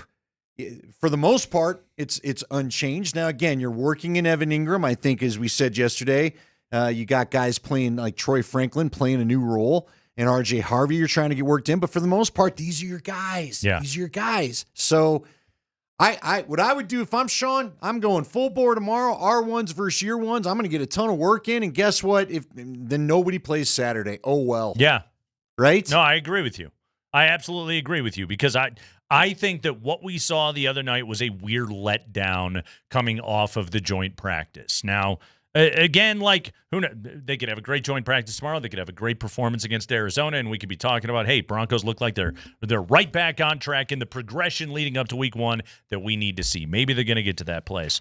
Sean Payton goes on the K. Adams Up and At Them's podcast yesterday. A little shout out to Rainier Wolfcastle. And Sean Payton talking about what makes him think the Broncos are a contender. A couple of minutes here. This is Sean Payton and Kay Adams. I think we've improved on what was already a very good defense. And we've improved quite a bit. And then offensively in the run game, and then the first thing everyone looks at, even free agents, when they look at deciding on teams, is do they have a quarterback that can – and I think the people that have seen Bo play in person in our division have seen, his skill set, his feet, his ability to get us into the right plays. And then I think it gets back to a series of acquisitions, not just one specific. And you have to be comfortable – like the first meeting with our team in the off-season program, and we're not into phase 1, 2, and 3. Like we'll spend 6 weeks in phase 1 where they're just over here lifting and running. And then when it comes time for the OTAs, we'll move into phase 3. But that first team meeting was, hey, I don't want to be uncomfortable or phased at all by discussing what it's like to play in the Super Bowl, what it's like to win a division. And make no mistake, and with all due respect, what Kansas City's been able to accomplish has been remarkable. So there's a tremendous amount of respect there for their run. And so I've always in this league thought of the 3 goals is win your division, best seeding possible, win a Super Bowl. Those are your 3 phases. And I just think that, yeah, on a near, and then I would say for us, more specifically, is starting fast this year. We didn't back 2 years ago. A year ago, we started 0-2 and then bounced back. But us starting fast at home and not putting ourselves in a hole where maybe week 16 could be played for something differently than it should be because of your start. Wow, there was a lot in there. There was, and yet one of the sentences I'd love to hear, he didn't finish. So, defense is better, agreed. Yep. And defense was already awesome. Yep. Run game, my response to that, Andy, honestly, is we'll see. Yeah. Yeah. For two reasons. I'll believe you have a run game when you prove it, and I'll believe you have a run game when you run the ball. Yeah, exactly. Those are the two reasons. Yeah. Are you going to use it if it proves it? Right, exactly. Like I think that R.J. Harvey is fun. I think that Dobbins is a good player. I like the depth at the position. I like your offensive line. Okay, prove it. That's my reaction there. It was interesting when he talked about Nix. He talked about his feet and his ability to get the offense into the right place. That's such a Sean Payton way to describe a quarterback that he loves, isn't it? Which is good. That's Sean Payton should love the quarterback for the reason that he wants them to be good, that they execute his offense and execute his plays properly with good feet and the ability to get the offense into the right spots. You know, he mentioned the acquisitions, didn't really specify too much right there, but we know who he's talking about. He's talking about Ingram and Greenlaw and Hufanga. Like, there were good acquisitions for this team. Then he went into his phase diatribe, and you could literally hear Kay Adams' eyes glaze over. Also, he skipped phase 2 somewhere in there, but I'm sure it happened. And then he actually got to what I thought was the most important thing that he said was the importance of starting fast. It's exactly what we talked about in Crosstalk today, Andy, of like the first 2 games are must-wins. You got to beat Tennessee. You got to beat Indianapolis. You can't mess around with those games. They should win them. They should win them, but like they are must-wins in week 1 and 2. A 3-0 start is absolutely out there for them. It is. Because, look, the Chargers are charging and getting everybody hurt. They got problems. We'll see how healthy they are. But get to that when you need to. You got to have those first 2 games. There's no way you can lose the Titans game, period. Yeah. That's just we cannot have a Raiders of Sean's first year here. Cannot have it. So that's going to be important. Yeah, well, what was phase 2? What was phase 3? See, now you got me counting the phases. They got into phase 3 in OTAs. Phase 1 was 6 weeks, and then phase 3 was OTAs. I still don't know what phase 2 is. I've tried. But also what's weird about that is, like, doesn't every coach have like a different definition? Okay, but let me ask you this too. It's like when you're talking. It's like when you're in high school and you're like, I got to second base, and you're like, I don't know what that means. Yeah, what bases? Are we playing on a common field? Exactly. Anyway, were you old enough there was a second base? See what you do. I know. Here's my thing. Why will he not finish the sentence about Bo? Because he's done it like 4 or 5 times this offseason where he goes, they want to know you have a quarterback, and then he goes into another thought. I don't know if he stops himself. Like, I want him to finish the sentence one time. I feel like I've heard that answer where you've got a quarterback that can what? What? Finish the thought. We all think we know what the end of the thought is. Right. But I'm not positive. Does he not want it? Like, he walks up to the door and then rings the doorbell and runs away. Just tell me what can win the Super Bowl, can be the MVP. Please finish the thought one time. I think what he loves about Nix is that he views him as the perfect profile for what he is trying to do. That Sean Payton is, and I think he takes pride in this, that he views himself as a coach that is less enamored with traits and more with what is programmable with his player. See, that's just it. Again, he's his perfect quarterback because he doesn't, we talked about this yesterday. He does not want Caleb Williams. It would have been fascinating had they passed on Bo Nix and still looking for one this past draft.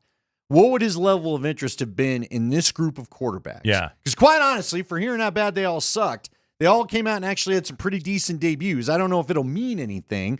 Jackson Dart threw a TD. Shador Sanders looked better than expected. Even Tyler Shuck threw a pick and then came back and threw a touchdown. He did. So most of the rookies actually had an all right debut. I would have been real curious to see if any of these guys would have fit his profile. And because my gut tells me they wouldn't have, and it's all the more reason he was more motivated to make sure he got Nix. Yeah, he was hot to get Bo Nix. He was like, Bo Nix he excels at exactly the things that are important to me in my system and what I want to do. Which is don't change my plays. Yeah. And don't, I'll give you 3 options. Pick one of those, but don't screw it up. Run my beautiful offense perfectly. Yes. And by the way, I hate 3rd and long. Yeah, well, yes. Which, guess what? As somebody that has watched the last decade of Bronco football, I also hate 3rd and long. Is that why he didn't run the ball more? Did he just not trust his run game? Because unfortunately, they were in third and long more because the run game couldn't pick up a couple yards than because anything the QBs and passing game did. I don't think you're wrong about that in the slightest bit. It's the Kreckman and Lindahl show. We'll take a quick break. When we come back, my goodness, I have got a college football note for you, Andy. We are in a new day and age in college football. Amateur sports no more. I'll explain what I'm talking about next.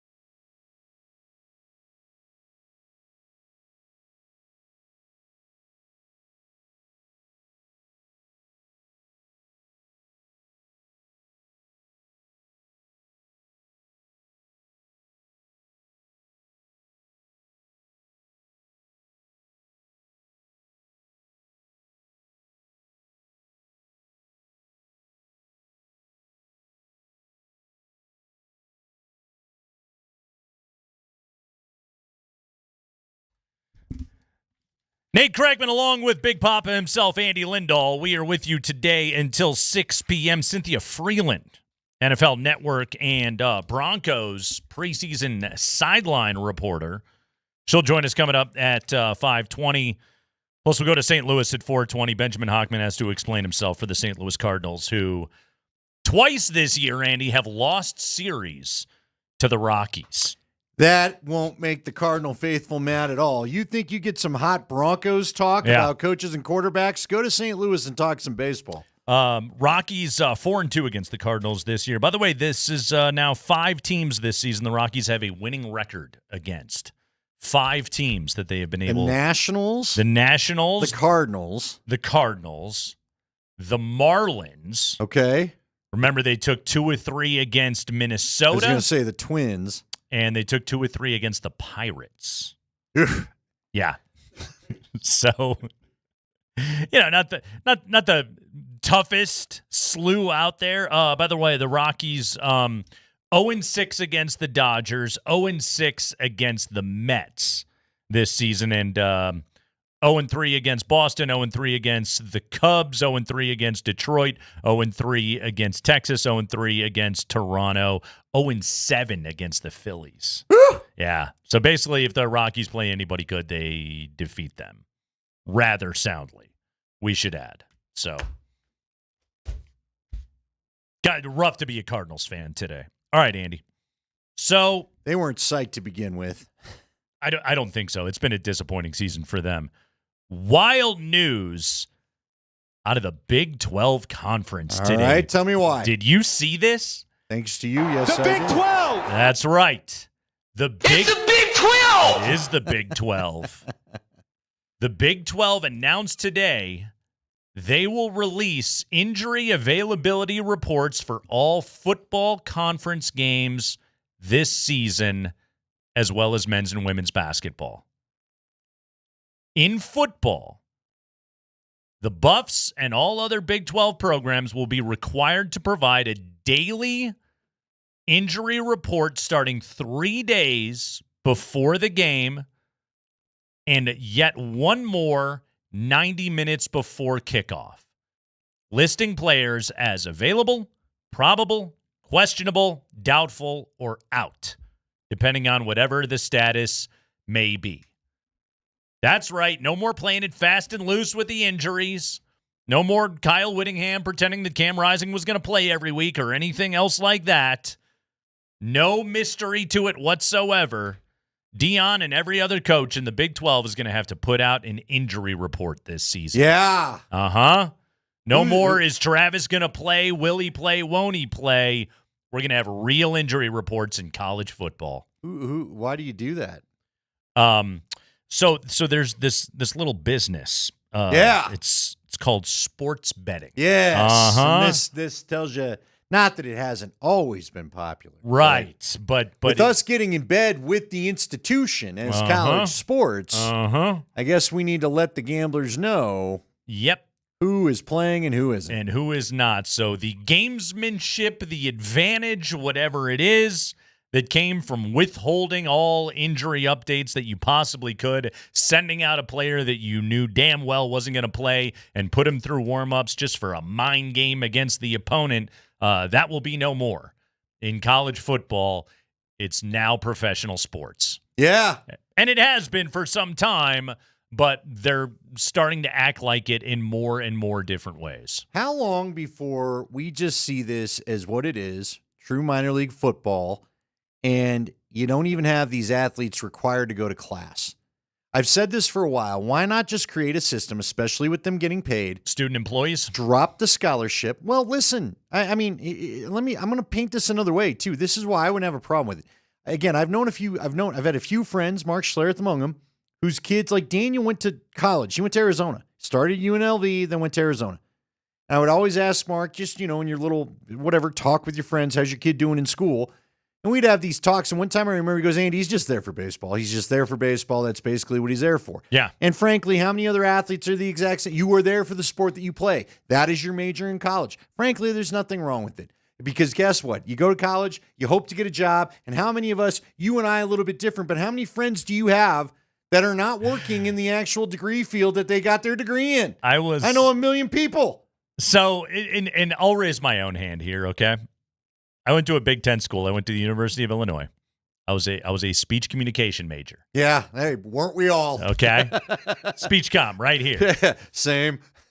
All the jocks were in my major. Sure. Okay. So who am I to talk trash? By the way, when we talked to Alex Palczewski last week, he was like, oh, you know my old O-line coach, Luke Butkus. You were at Illinois at the same time as him. And yeah, Luke and I were in classes together. We did group projects together. Quite frankly, he was kind of a know-it-all, but whatever. He was fun. Okay?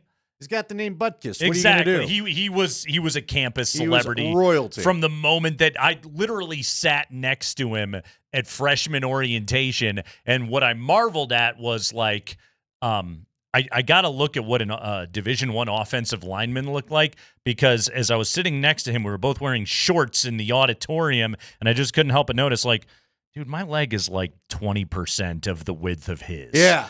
It's a big dude. Large human. So I got to look at D1 guys. But no, my point here being is that I was starting some college football prep early this morning, and I was reading some stuff, and they listed the players' majors in there. And it was a school where a bunch of guys were majoring in American studies. And it was like all the dudes were in American studies, except for the freshmen. It just said freshmen because they didn't have declared majors yet. I was like, what the hell is American studies? What is that? Yeah. Uh-huh. And then I Googled it and went to the school's website for it, and they were still building out the website. So I'm not really sure. Sure. I couldn't because tell it really you. wasn't. Yeah. Yeah, but it's to your point. They're not there to become scientists. Well, and so you know what I say? Let's just strip it all down. They're there to try to be football players. Yeah. And if they're making NIL money, I would take all the academic requirements away. Matter of fact, you don't get a scholarship, you get your NIL money. I got if another. You want to go to school, you can pay tuition with your NIL money. So I didn't know Daniel Schlereth, friend of the program. I didn't know that he went to UNLV. He did. He started at UNLV. Okay. Do you know the name of the UNLV baseball team? I don't. Okay. So the basketball team is, of course, the Runnin' Rebels. The football team is the Rebels. The women's basketball team is the Lady Rebels. The baseball team, I'm not making this up, Andy, is the Hustlin' Rebels. Why are they hustling? I don't know. Because in Vegas, that can mean something different. The Hustlin' Rebels, which I've never been to a Hustlin' Rebels game. They running real fast. I hope they play the "Every Day I'm Hustling" song as they run out there. Yeah, you better bust it down to first on a ground out to the second baseman. You better go. We're the Hustling Rebels. 'Cause you're the Hustlin' You don't Rebels. walk here, pal. Exactly. The coach has an automatic talking point right there. The Hustlin' Rebels. Do you want to know one of the reasons why he left? You probably have heard this from anybody you know goes to UNLV. It was imperative they not be on the strip at all. And he said trying to get anywhere in town with having to drive around the strip was a complete pain in the rear end. What's also interesting about it is, like, and I've had a ton of friends that have gone to UNLV and that were athletes in UNLV, guys that I've worked with and things like that. And I used to ask them, like, was that tough for you guys? Like, unless you played for, like, Tarks teams in the early 90s where it was just like, you know, wink, wink, nudge, nudge. Most of the athletes were just like, I was a college kid. I didn't have any money. Yeah. There was nothing for me on the strip. Now in the NIL days, live it up, kids. But yeah, like typical college kids, they're just like, yeah, we didn't go to the strip. Remember, our buddies at Circa tried to keep the QB at UNLV last year. Especially remember that now, thing? you've been in the strip recently. You can't afford anything over there. By the way, top-notch text from John. But for a hipster, Nate, you're yoked. You may not have D1 quality thighs. No, not really. No, but I could tell you the price of the store brand booze at every liquor store in town. So I bet you Luke Butkus couldn't have done that. Yeah, take that. I think he's like the O-line coach of the Packers now or something like that. Yeah, is he? Yeah, he's been around. He's a worked LaFleur guy all over there's a bunch of dudes that I went to college with that are NFL assistants. Aaron Moorhead was one of them. Yeah, there was a bunch of those dudes. It's so funny. Like, I'll be watching NFL games on Sunday, and just occasionally it'll just be like, oh, yeah, I had class with that guy. I know that guy. I know that dude. Uh-huh. Mm-hmm. Yeah. Injury reports in college football, Andy. It's a new day, man. It's a new day. Reports. It's a new day in college football. Yeah. That is the day and age that we live in. We'll talk to Hooch coming up here at 4:20, as that's Benjamin Hockman, by the way, if anybody doesn't remember. But Benjamin Hockman, former Denver Post guy, he's going to have to explain why the Cardinals lost 2 out of 3 games this week to the Rockies. By the way, Kyle Freeland last night, Andy, career strikeout number 900. Did you also, they had an interesting fact on the broadcast. I believe the first time in his career he got an 8th inning out. Was it really? Something to that effect. Somebody, if you heard it, text it in 303-504-0925. I believe it was like the first time in his career. It was either the first or the second, because I think he had a no-hitter bid. But yeah, they had some wild fact that he just... Kyle Freeland has 0 career complete games. Yeah. That's probably that? right. There's a very good chance that is correct. He did take that no-hitter into the 9th a few years ago. But no career complete games. Yeah, that's right. So then maybe it was his first... Wait, when did he get replaced last night? They replaced him in the 8th, right? It was in the 8th. Maybe they thought he'd get through it, and maybe... 7 1/3 last night, and then Vodnik got him out of trouble. All I know is that it's crazy that he doesn't have a complete game. I mean... In his career? Is he not one of the better pitchers in Colorado Rockies history? He's arguably the best. Arguably. Okay, there it is. Second time in his career, he got to the 8th. That's wild. Got an out in the 8th. Thank you. Yeah, Drew said it. And I was like, that can't be right. Well, it's wild, too, because he's never been a huge strikeout guy. Right. So, like, as kind of a semi-pitch to contact kind of dude of what he's been through most of his career, like, usually those guys can keep pitch counts down. Well, I would not have guessed that. Never. No, people are coming in. It's the second time in his career, other than the no-hitter bid, that he got an out in the 8th inning. That's wild. That's insane. That is wild. Yeah, 900 career strikeouts. Now, can you name the 2 Rockies with more career strikeouts than Kyle Freeland? Aaron Cook? No. Keep going. Tell you what. Think about it in the break. Go ahead. Get in the hunt, 303-504-0925. Nothing. Who are the 2 pitchers in Colorado Rockies history with more strikeouts than Kyle Freeland? We'll have the answer next.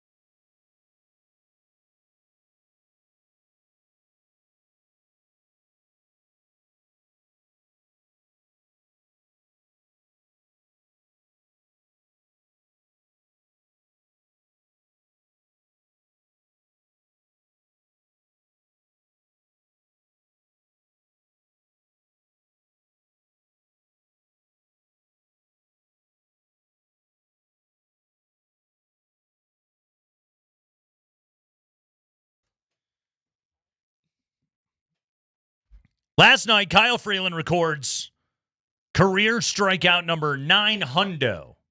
Andy, can you tell me the two Rockies with more career strikeouts in the purple pinstripes than Kyle Freeland? Okay. See, I would say Ubaldo because I'm trying to think of their strikeout guys. Yeah. So I'd go Ubaldo, but God, it doesn't feel like he played here long enough Didn't for have that the to longevity happen. for it. Not on the list. John Gray, by chance? Again, not long enough. Not long enough. He is actually fourth. He is just behind Kyle Freeland, 849 career Ks. Pedro Estacio. Number 6 on the list, 749. Did De La Rosa strike that many people out? 985. You knew it had to be JDLR because he was here forever.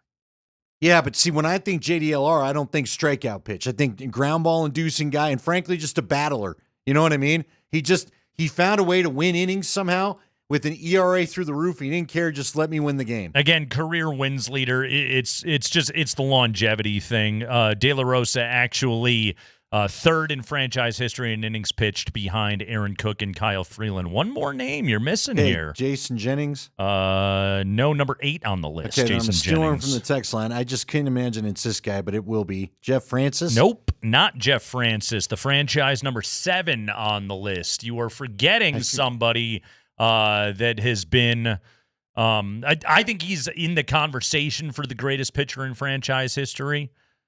Currently on the shelf, Herman Marquez. Oh, yeah. 1,059. Wow. Mm-hmm. Okay, so he's ahead of Kyle. 59. Didn't they show up about the same time? 59er. You wish it was 10 more. Roughly, but Marquez has always been more of a power pitcher than Freeland. Yeah, see, that's the hard thing. When you think about who the Rockies have had, Yeah. like, give me their big strikeout guy.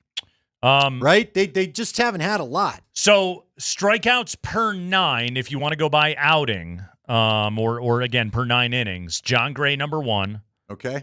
Followed by Marquez, Ubaldo, Estacio, and De La Rosa. That's your top 5. Freeland actually down at number 8 on this list. So you knew Freeland was going to have the longevity to get to 900 for the career. Yeah, we have a couple more people sending in Cook, and I remember Aaron Cook. I only guessed it because of his length here. Aaron Cook was famous for the ground ball. 10th on the franchise's He pitched a couple list. of the fastest games I ever saw at Coors Field. Let me hit you with one more quick fun little Rockies note here before we dive back into Broncos. So you may have seen last night, Pete Alonso hit career home runs number 253 and 254, surpassing the Darryl Strawberry, as the Mets' all-time leader in career home runs. There are only 2 franchises in which their career home runs leader has fewer home runs than Pete Alonso's 254. And I was a little bit surprised when I saw this. One of them, the Arizona Diamondbacks at 224. The other, the Padres. Manny Machado is the San Diego Padres' all-time career home runs leader with 187. That's it. That's the franchise's all-time leader. Now, that got me into the digging. So Todd Helton is obviously the Rockies' all-time career home run leader, 369. Very nice. Nice. Can you tell me who the active Rockies career home run leader is? Active Rockies. Oh my gosh. Like still on the Rockies. Like obviously Nolan Arenado, Trevor Story, still in the bigs, but Ryan McMahon is no longer here. He is off to the Yankees. Can you tell me who the Rockies' active career home run leader is? Is it Michael Tolia? Although, does that even count because he's down in the minors? I would still call him active. He's still in the organization. He's actually, of active Rockies, he is 3rd with 42. Because he's feast or famine. Very much so. He's Adam Dunn. I mean, come on. I'm trying to think about active guys. Active guys. My It's gosh. got to be Chris Bryant. It's like he's got 17 Rockies home runs. That's it. Rockies home runs. Rockies home runs. Active Rockies home runs. Is it Doyle then? Brenton Doyle is 2nd with 43. Here we go. We're back in it. I really, who else? It's Ezekiel Tovar. Shut up. 48 What? career home runs. is your Rockies.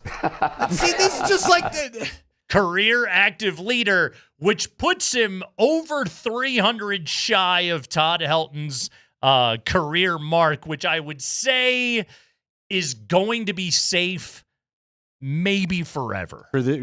Maybe forever. Okay, but still. Like, is Ethan Holiday going to be a 13-year Rocky? Probably not. No, if it goes the way it usually does, about 8 years. And You'd when like it's time that, for the big wouldn't you? fat contract, off they go. I would love it if he would. Yeah, we'll take it. I'm excited for him. No, again, Tovar is like when you're asking me about strikeout leaders, I can't think of profile strikeout pitchers. And now you tell me the guy that is known more for doubles is their home run leader currently? Baseball. Yeah, it's not good. It's not good. Nolan, 235 in a Rockies uniform. Trevor Story, 158. Ryan McMahon, 140, but they're all on different teams now. Where was Charlie Blackmon? Great. Chuck Nasty. Well, he's not active anymore. No, I know, but where was he in the annals? Oh, on the history? career list. Let's see. I only have the pitching leaders pulled up right now. Let me get the. I'm assuming Chuck would have been top. I don't know, 6, 7 probably. It felt like he could smack a dong.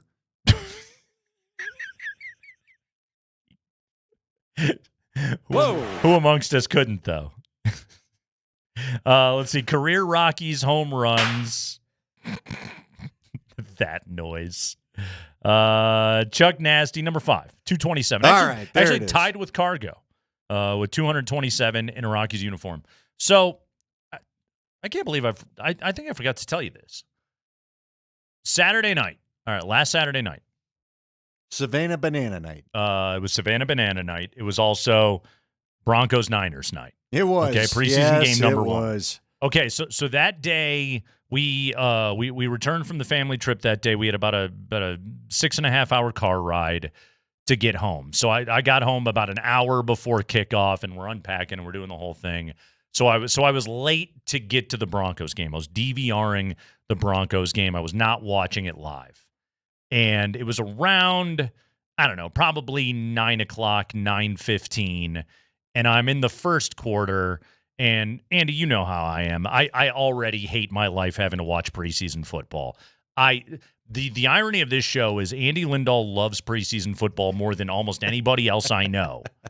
And I hate it more than anybody else. Yeah. I cannot stand sports where the outcome doesn't matter. I get that. I have a tough do time get with that. it. Okay.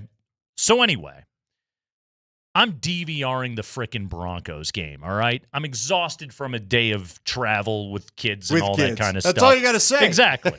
So I'm just trying to stay awake so I can just get through this so I don't have to wake up on Sunday morning and watch more preseason football. The worst thing I could do is stretch preseason football into a 2-day affair. So my kid is he's 4.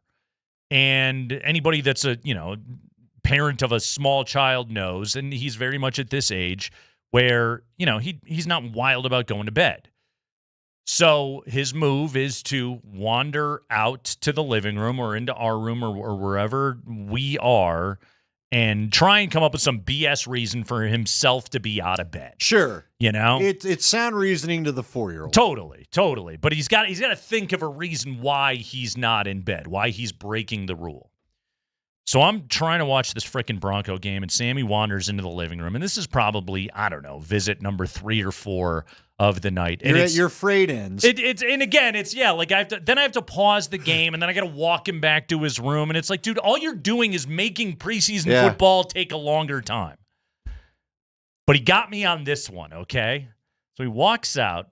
He sees that I'm watching the Bronco game, and he's like, I know what I'm going to do. I'm going to talk sports with Dad. And he says to me, apropos of not football, he says, Dad. Yeah, bud. What's wrong with the Rockies? And, dude, it stopped me dead in my tracks. Because, You've heard me do 1,200 different segments of me screaming about everything that's wrong with the Rockies, right? And my brain started doing the thing, the click, click, click of just like Montford and cheap and dumb and all the different reasons, okay? And they're all going through my head, and I was like, do you want me just to host a 3-hour show for you right now, kid? Just sit down. Because I'll freaking do it, okay? It's going to be your nighttime story now. But I against my worst judgment, I stopped and I just go, it's a long story, bud, but they're just not very good. Let's go back to bed. What I love is you can't. Again, the parenting I got would have been, not now, go back to bed. Right. But you feel like you owe your child an answer. I'll give him the dignity of an answer. Sure. Yes. You should have had him wake up to a pie chart that you'd put together for him. Here you go, pal. You want to talk? I'm going to run you through a PowerPoint presentation with numerous different baseballreference.com pages that I have screenshotted and put into this thing, and I'll get a laser pointer and we'll do this thing right now. You want to know how you stop that behavior? You wait till Bluey or whatever the cartoon of the day comes on and you go, all right, hey, remember you asked me that question? Here, we're going to pause this and we're going to go through what's wrong with the Rockies. Then you can watch it if there's time. Let's talk baseball, okay? Then you give him the 3 hours and you're like, hey, pal, time for bed. Let me tell you the combined war of their last 15 first-round picks, okay? Yeah. You want to do this? We'll do this. Once upon a time, there was a man named Bob Gebhardt, and then he went away, as did all hope for baseball here. Let me dive into the weeds and tell you the name Jeff Bridich right now, okay? Let's talk Jim Leland, angry and sleeping on a cot in the clubhouse. There's many layers to this talk right now, kid. Let's just go to bed. Next question. Mm-hmm. Yeah. But I did answer it, and again, it was just, they're not very good. Yeah. Go back to bed. Yeah. Yeah. And you know what? I got through that damn preseason game. I did. I finished it. I watched every Sam Ellinger snap through the end of that game. I caught every Cynthia Freeland sideline report. She'll join us coming up at 20 minutes after 5 o'clock today on the show. But we'll take a quick break. When we come back, how do you defend a baseball team that has lost 4 times in 6 outings this year against the Colorado Rockies? Our friend Benjamin Hockman at the St. Louis Post-Dispatch will attempt to do that next.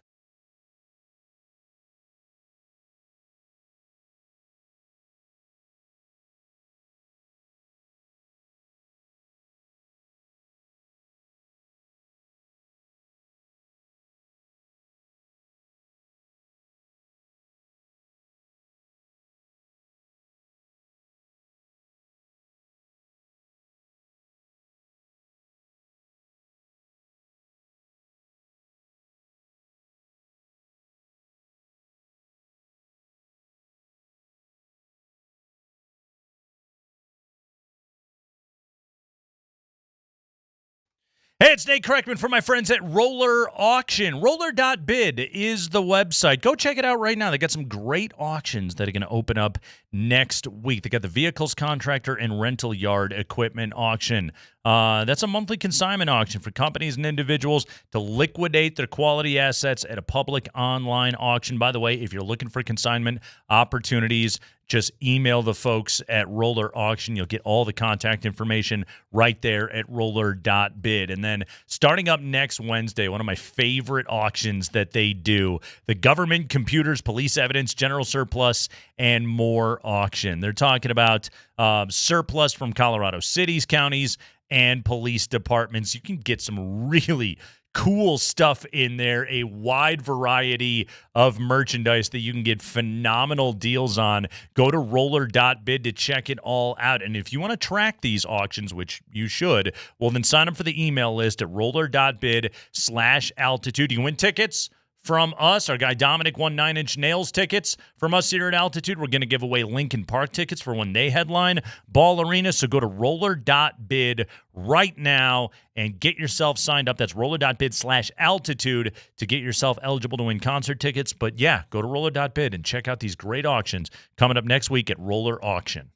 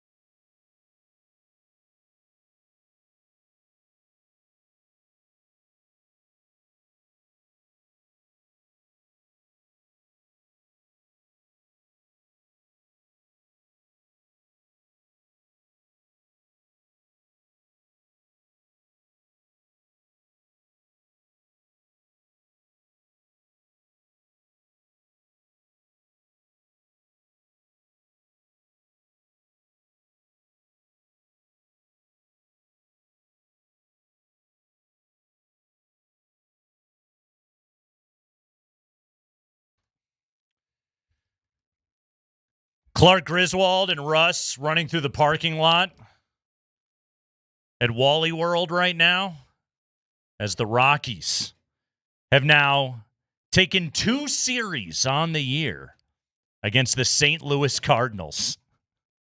6-5 your final today after a 3-0 victory last night in which Kyle Freeland twirled a gem.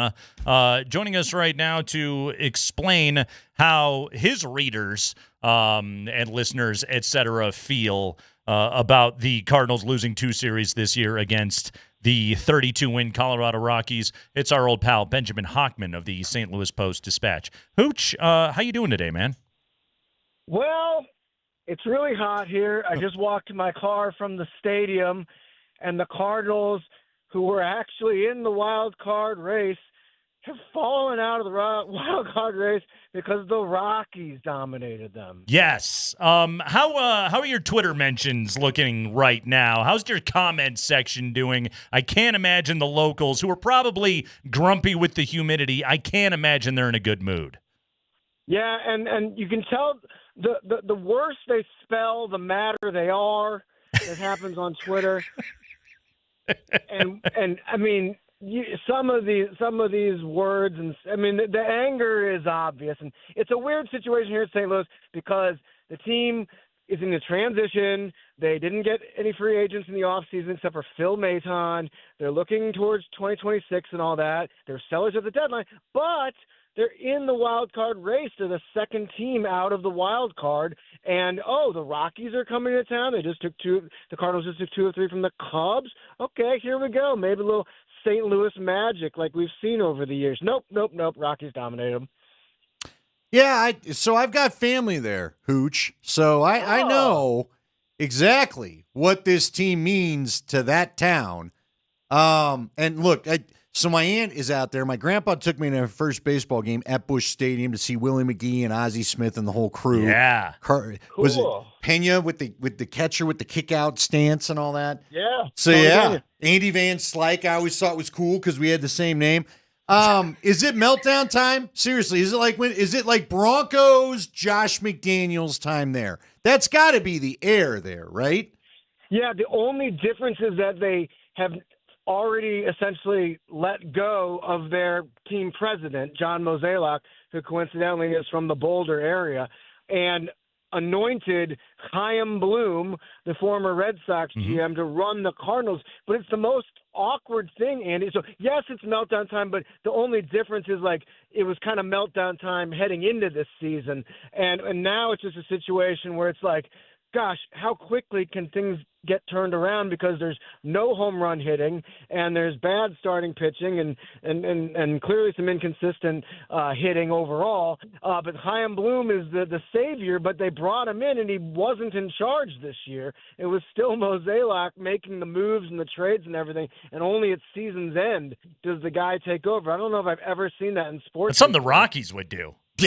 Seriously. Right, really. Right. So, yeah, we're going to get 2 new offices and 2 guys running the team and sharing the office. Well, actually, I mean, think about it. Right now, the Rockies are doing that because Walker is the team president in waiting because, why am I spacing his name? Yeah, Fiesel's still got the office. He's just chilling, collecting the check. And Walker is supposedly in charge of baseball decisions, but we have no idea. Okay, here's my question for you because I've wondered this all year, Ben. Is there like a pressure, not in the wild card stuff aside, if you're another major league team, you can't have the Rockies roll in and beat you, right? Is there not a little bit of a pressure on every opponent not to lose to these guys with how bad they are?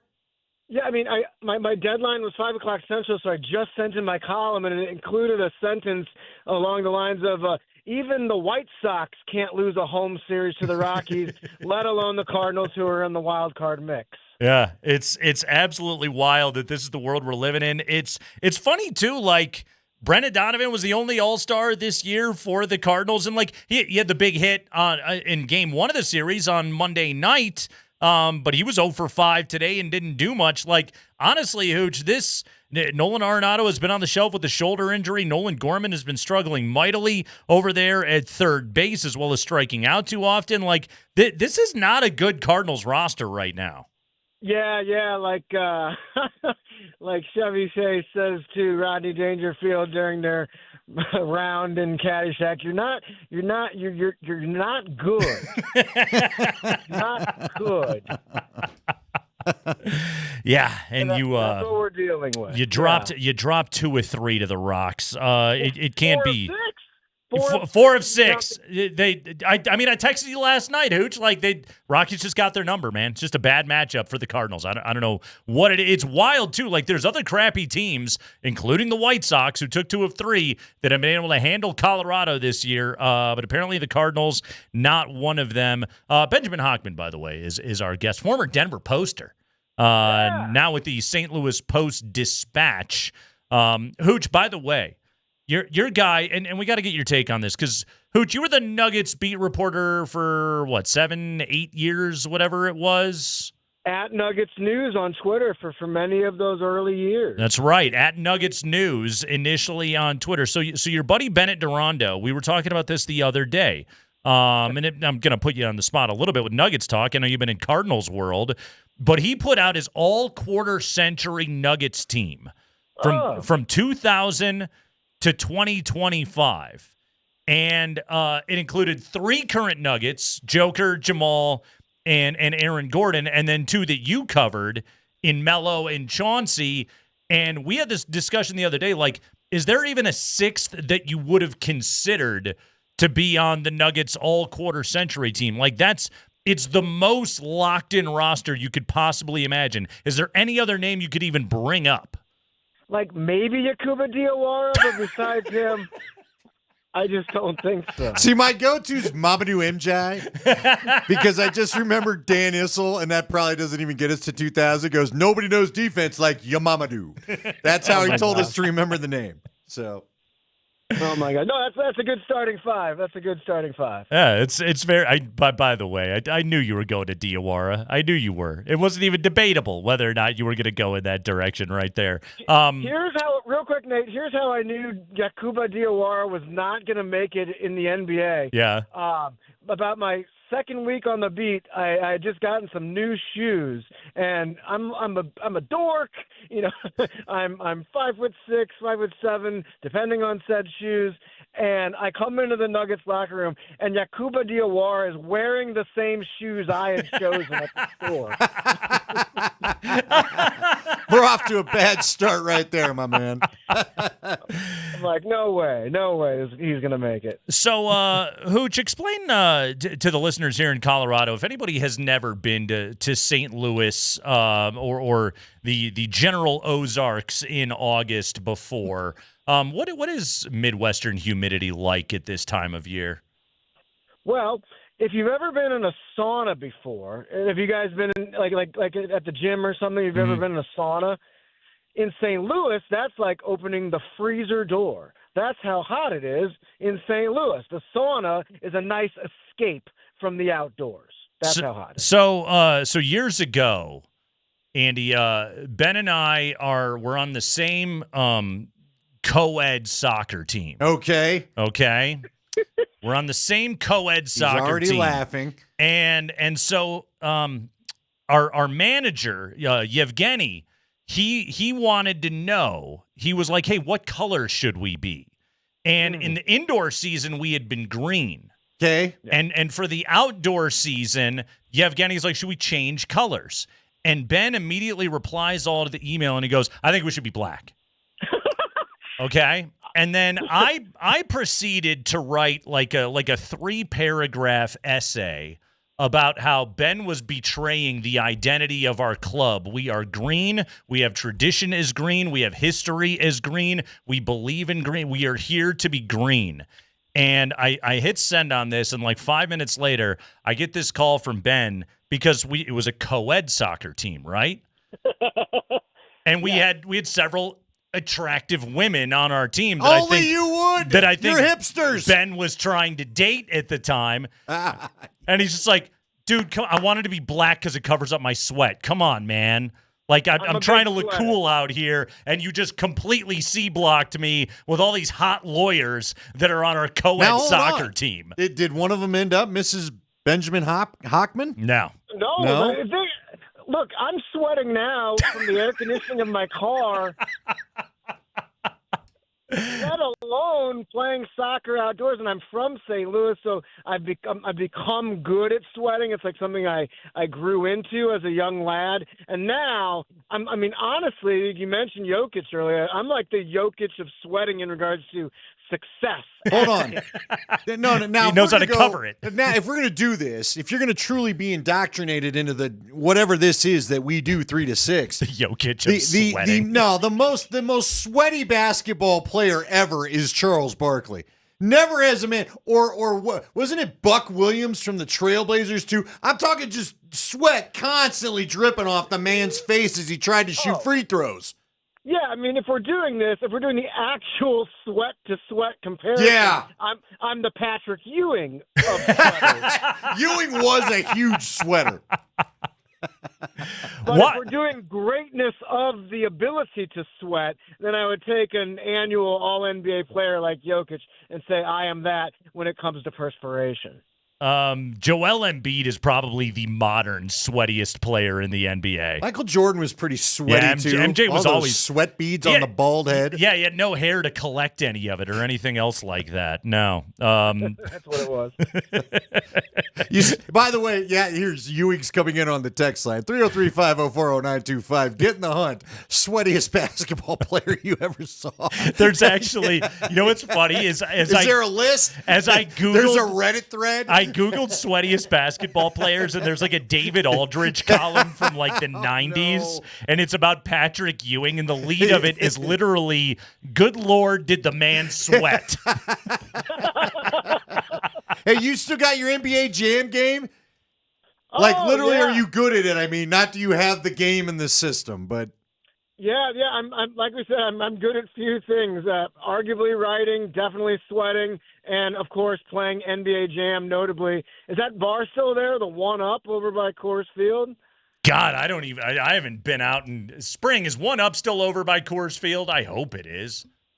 It may have closed. Oh, yeah, that sounds. It was a great place in the late aughts to early. What do you call the next decade? Teens. The tens.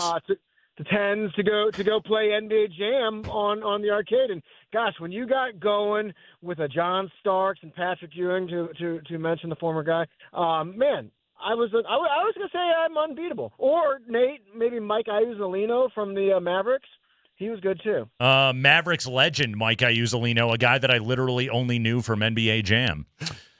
We've got a texter saying Tyler Kinley sweats like a meth head. Oh, man, pitching at Coors Field, it's not fair to anybody. Benjamin Hockman, everybody, the St. Louis Post-Dispatch. Watch the 10 Hockman, get him on Twitter. Ben, what are you on Twitter these days, by the way? Just at Hockman? I switched it from at Nuggets News to at Hockman, Hochman. And I still communicate with a lot of Denver sports fans. It's fun for me. I still feel like I'm part of the community out there. By the way, people are angry. Your bar is still open. Don't kill it. Okay, One Up is still open. Still there. Good to know. Good to know. Thank you to the young people that still go out. And they like the tacos. Okay. Excellent work, everybody. But is the NBA Jam game still there? It better. How do you have One Up without NBA If you Jam? can have Galaga, Yeah. you can have NBA Jam. You put Tournament Edition in there and you print money. That's all you do. Just collect those quarters. That's great. All right. Hooch, good work, man. Thank you for being the St. Louis ambassador of sucky baseball today. We genuinely do appreciate it. Yeah, and enjoy your hot Rockies. They're on a streak here. Yeah, yay. There he goes, everybody. That's Benjamin Hockman with Hey, by us the way, right there. speaking of old things. Your hot Rockies. I'm just going to transition. Uh-huh. Speaking of old things, do you realize that this is for the old schoolers, and we're going to get back to the Bronco talk here in a second. Elitch's has opened up the original Mr. Twister. It's now opened up and going again, I guess. Did you ever ride the old, I know it is North Denver off of 38th and I think it was Lowell there. Uh-huh. Not Lowell, 38th and Utica, whatever Lakeside. it was. No, this is Elitch's back Oh, in the day original before Elitch's. it moved. Now, Okay. there wasn't no Highlands, it was Elitch's. It started there. That was their original wooden coaster. I've ridden the original Mr. Twister a couple of times. That thing would threatened to throw you right out and onto the street. Came around one of the corners there. You've never, I guess, when did you move here? Was Elitch's already out of North Denver? Yeah. Highlands It at was, that it was point? already downtown by the time that I actually moved here. I do believe. I've been here, I don't know, 22 years? Dude, it's back open. Okay. Hey, you got the pass. Okay. Go on down. See, because I grew up, ours was the American Eagle. That was the wooden roller coaster. It's Six Flags Great America. I think the Lakeside one is the Cyclone. Okay. The Lakeside one. The teeth. There tooth legitimately chipper? was one time, I swear, we were in the back car, and Tennyson, thank you, Tony, 38th and Tennyson. I sweat on the tracks. We are loose. We are going to get launched onto Sheridan. What is happening? So, did you see all the KJ Hamler last night on Hard Knocks? Oh, my gosh. Yes, did I? A lot of KJ Hamler. Now, it was funny. It was funny when he was mic'd up. I can't repeat. When he was wide open in the preseason game and he threw in the ball. Yeah. Oh, bleep, oh, bleep, oh, bleep, oh, bleep. That was good. Yeah, it was good. That was maybe. He was a character. He was a character when he was here, too. Yeah, that was. He was always hurt and wasn't particularly good, but he was always a character. What were your thoughts? I'm struggling with this, bro. On episode 2? It got better. It was better. But it still wasn't really good enough. It was better. We got Buffalo Joe. Got Buffalo Joe. Okay, that's a good local connection there. Dove into some of the Damar Hamlin story that we talked about. I was glad to see the Damar Hamlin stuff. Sorry, AJ Hamler, Damar Hamlin. He got his shine this week. Him and Terry Pagula doing the CPR training. That's good. That was good to see. Got a lot of Mitch Trubisky and my guy Mike White. I was night. thinking about you with Mike White. How about Miguel Jameis Blanco coming up to him after the game and going, "Quit saying you're 6'5". You're not 6'5". Mike White, good to see. Good to see him getting a little bit of shine out there. We got the deep dive into Sean McDermott's skin cancer battle. Did not know about that. He's he referred to himself as fair-skinned. I'd still call him clear. But he absolutely is. Nice cocktail party at Terry Pagula's house. Yeah, what do you think? Who do you think were the high rollers invited to that? Hanging out with Vince Carter. That was kind of fun to see. Yeah, Vinsanity was out there. He's a part owner of the Bills. Did you know that? Well, wasn't there once upon a time where everybody thought they might go to Toronto? Right. Mm-hmm. Right? Yeah. And now they're certainly not. Yeah. I would say okay, but did it get better? Like, It was better. See, again. It wasn't great, but it was better. I can do this. Like the if it would have been more of episode 1 and it was just a Bills infomercial, I might not continue to watch. But I still feel like there was some of the Bills infomercial. Oh, there was still a lot of that. Maybe it just will be because they're just so good. Here's what I need. I need to know how stressed out you are about simply getting past the Chiefs in the playoffs. Sure. Because that's like the elephant in the room you won't address. Yeah, you're good. You've been really good. But it won't matter. The Broncos had this problem every year. Are you going to get past the Patriots in December? That was the question they always had to answer when they had Manning here. I also thought we got a very sanitized version of Bills Mafia in this episode. They tried to show us some of the, the ketchup and mustard stuff, the table stuff, and all of that. There was the one woman that described that her husband drank breast milk at one of the tailgates or something like that. I was like, whoa. Where did this come from? But I did like the fan stuff. Yeah. I like seeing the guys sitting in there. I would have appreciated more interviews with the dirtbags in the parking lot, but generally I thought it was, again, this episode was better. It wasn't great, but I can do this. I'll watch the rest of the season. We got some position battles. We got some focus on a couple of young guys. Buffalo No, I know, Joe. but again, here's the problem. It was kind of funny, though. I like the juxtaposition of them showing the party at Pagula's and then like Buffalo Joe at just like some sports bar with normal people. That was good to see. I do too. And again, I liked the little mic'd up guys in the stands talking about Mike White and remembering the stuff that he'd done. But this is the problem. I'm telling you, the problem is they're too good. They're just too good. Yeah. I'll be honest with you, even if the Broncos were on this, how many position battles would you have to break down? There just aren't a lot. Yeah. What hopeful would they go follow that's really got maybe Sherfield, I guess. Juan Newton? Yeah. You know what I mean? Right. But you know what's going to happen there. Yeah. Do you think KJ Hamler makes it? In Buffalo? Yeah. No, I think he was on their practice squad last year. I think he's probably back there because like their wide receiver room is pretty deep. Did you ever have a flashback? It's not great, but it's deep. To his time here, and everybody thought that those two, Jerry Jeudy and KJ Hamler, were going to be the answer? I just raised my hand. I'll speak for myself. I never thought they were. I like Judy. I got annoyed when they took Hamler in the second. Especially over Trayvon Diggs. Remember, you and I were on air saying, why would you not take the corner right He's there? a very good corner, and you're in desperate need of one right now. But, yeah, I was annoyed that Elway took 2 corners. Yeah, that was problematic for me. Is Bo Nix perturbed, annoyed at all with Sean Payton? We'll play audio that suggests it's possible. That's next.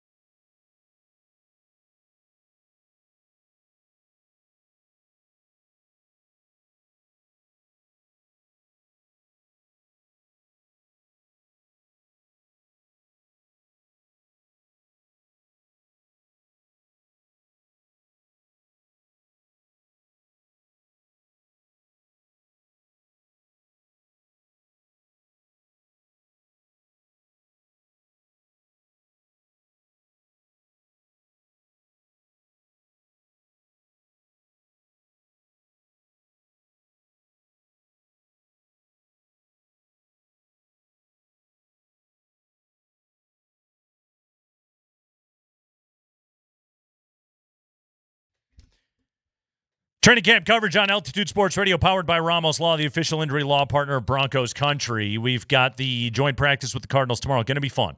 Can't wait. We'll both be out there. We'll both be observing it. We'll both be discussing it in depth tomorrow afternoon here on Altitude Sports Radio 92.5.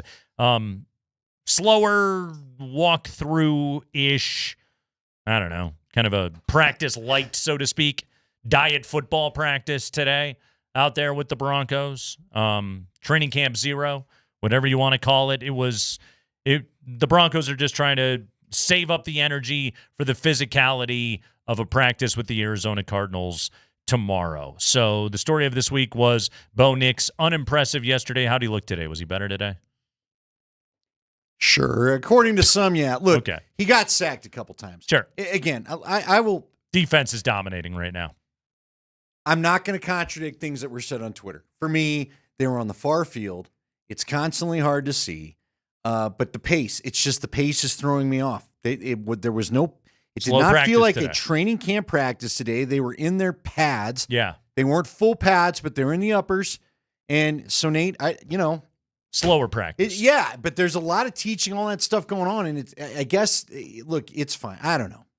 Dude, this is just one of those days where I just am like, it just feels like it's very offensive focused, which I suppose is fine. Yeah. They need more of the work than the defense right now from what we've seen so far.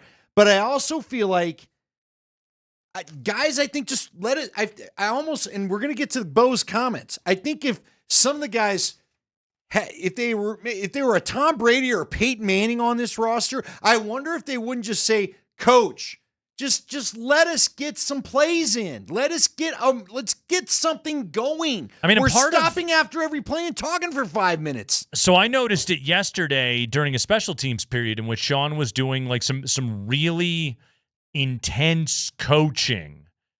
And it was also just like, dude, spit it out. Right. Some of the long-windedness at the podium, I think, is eating into practice time as well. Hell, we played the question about what makes him think that the Broncos are a contender this year, and it was suddenly he starts, going into a diatribe about the various different phases that they go through. I mean, the guy's just getting real rambly, and his players are listening to it. And hell, Sean Payton is a brilliant football mind. Like, absorb as much of it as you possibly can, but also, like, are you starting to eat into your practice time a little bit because you like the sound of your own voice? So he is hyping up this team. Well, Bo Nix and Cortland Sutton yesterday, we're talking about the good practice that Kay Adams called it yesterday on the Up and Adams show. I watched it, Andy. I did not think it was a particularly good practice for the offense. So here was how Bo Nix and Cortland Sutton responded to that question from Kay Adams about a good practice yesterday.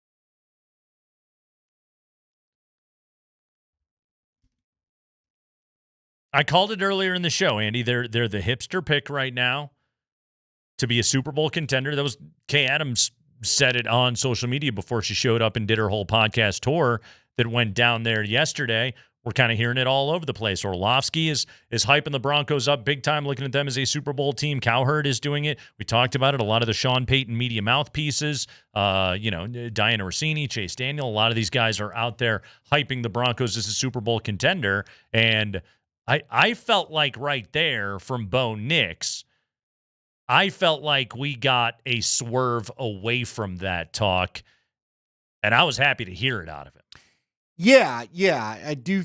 Again, I think they've had enough of every time I turn around, I'm hearing what coaches said about who we're going to be. Yeah. Again, it's normally, and what's amazing about this is, And he was the one that said it when he first got here. Let's do it. Let's not talk about it. Yeah. And looking at Russell Wilson and let's quit with the parades and shaking hands and kissing babies and all that other stuff. Great point. And yet he's the one that's done it so much this year. Now, I think the reason why he's doing it is I do think he genuinely believes they've got a shot.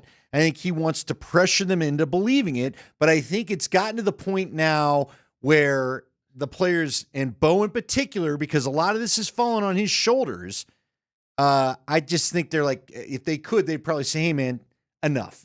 We're good. Well, we're good. You've latteed it up all over town. Right. Let's let this go now for a while. I mean, again, I watched that practice yesterday. Bo Nix, to his credit, has a lot of self-awareness. He was not good yesterday. And so I love the way he answered that. Well, I like the narrative that we had a good practice, but I didn't really think we did. And again, he turned it back on himself, which is what a good quarterback is supposed to do.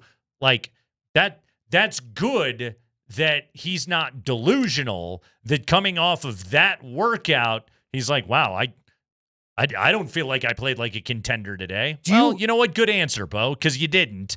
And you're only going to improve and you're only going to work your way through it if you're able to face the part of the job and look at the film and look at your own performance and say, I wasn't good enough. I got to be better than this. Here's what Bo Nix brings to the table as far as handling the job here. And again, I've said it. People don't believe it. But I've been told by enough people from around the league, there's an incredible amount of pressure on coach and quarterback here, period. Sure. And I get it. It's like that in every market. Again, this is a football town. When the Broncos are good, they're top of the pedestal, okay? So everybody's wondering what's going on. Bo is aware. Everybody loves me now. Remember, Bo went to Auburn. He's been in the middle of crazy SEC football country. I'm sure he went through a moment where everybody loved Bo and then everybody didn't. Yeah. So he knows how quickly this thing will turn, and I'm sure there's a part of him that just is like, can I just please go and prove I'm everything you're out there saying? I appreciate the support. I really do. I know you believe in me. But now I don't need... Diana Rossini said it herself when she was talking to she was talking to Rich Eisen, where she said Sean Payton's out there yelling from the mountaintops how much he loves his quarterback to anybody that'll listen. And I'm sure Bo's like, hey, all right, we've done it. Sure, Thank you. Sure. Now let me go about my business of proving the hype. Yeah. Because you just keep adding hype to my plate. The Auburn thing is such a good point, though. Like, Alabama kid goes to play at Auburn, the anointed one, and it didn't go great. And in many ways, Bronco football has an SEC kind of energy to it, an SEC kind of obsession with it that happens in this town. And right now, Nix he's the darling, but he knows what it turns out like if he doesn't play well here. He knows that. And I think he gets it. I think being from that part of the country and having played in that situation, I think he recognizes it when it's happening directly in front of him. And again, for him, it's like, I don't think he's shying away from the pressure in the slightest bit. I think he absolutely embraces it, but I think he also knows, like, if I don't walk the walk, this is going to get ugly on me in a hurry. And so I don't need to throw logs on the hype fire right now. And to his credit, like, okay, the YouTube thing, the in-between with Bo Nix. I watched it, Andy. I will raise my hand and say, it's not for me. Sure. I'm not here for rise and grind football cliches, okay? I don't need that stuff in my life. I roll my eyes. I've listened to athletes say that stuff forever, and I roll my eyes at it. The thing that I will say, though, is it is a window into the kind of stuff that Bo Nix likes and the kind of person that he is, because he's trying to build the brand right now. And I think he's surrounded by people that are wisely trying to build a brand around him that fits his personality. He's not Peyton Manning, okay? He's not funny. He's not quippy. He's not aw shucksy. Like, I don't think Bo's got. He's not a folksy guy. He can't do that part of it. So that he's not trying to do that right now. Bo Nix is more just like, I'm a bit of a football robot, and so let me lean into that side of my personality. And I think it exposes the part where, yes, he is a guy that is completely about the work. No, I'm with you. We kind of talked about that last week, as you can imagine. The thing that I don't love it either. But again, I'm not of the generation. Right. We got YouTube channels here. I'm not going to bag on the guy for having a YouTube channel and want to Oh, have a not at brand all. and monetize Build what a he is brand. right now. Yeah. Because everybody's doing it. Where I took it, because there was a lot of comparisons to the Russell Wilson thing. You said it best, and that's how it hit me. Bo's being Bo. Bo wasn't trying to play a character. Too many times in the Russell Wilson stuff, and frankly, some of this other athlete stuff, I feel like you're trying to sell me a character. Yeah. Bo, like I would imagine if I were to go hang out with Bo, that's who Bo would be. Sure. You know what I mean? Yeah. If I was allowed in the inner circle and just that's Bo. I'm into football. Yeah, okay, film me working out. Do you like? No, I don't like it, but I'm trying to get better. Yeah. Film me working out. I'm not here to put on a show. Not going to throw on my helmet and go throw to guys and act like I'm taking play calls. It was the backpack story Yeah. on YouTube. Yeah, exactly. That's a great comp. And that's who he is. 5 biggest stories of the day from around the NFL. Sad news from Broncos country that we will share for you. Plus other happy news, more jokery news from Broncos country. It's all coming up in the 5 biggest stories of the day from around the NFL. That's next.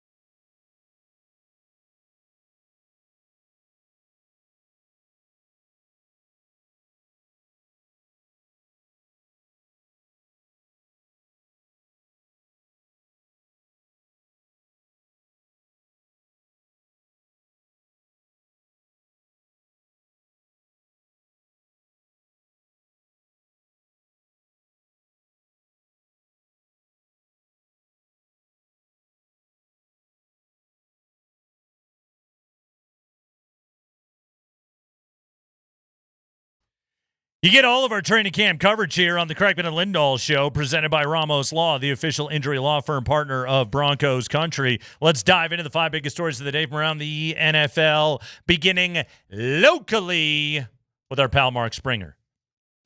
Got some Broncos notes here to kick off the high five. First, like you teased, Nate, some sad news. Former Broncos receiver Lionel Taylor, the first pro football player to catch 100 passes in a single season, has died. He was 89 years old, according to Chris Thomason of the Gazette.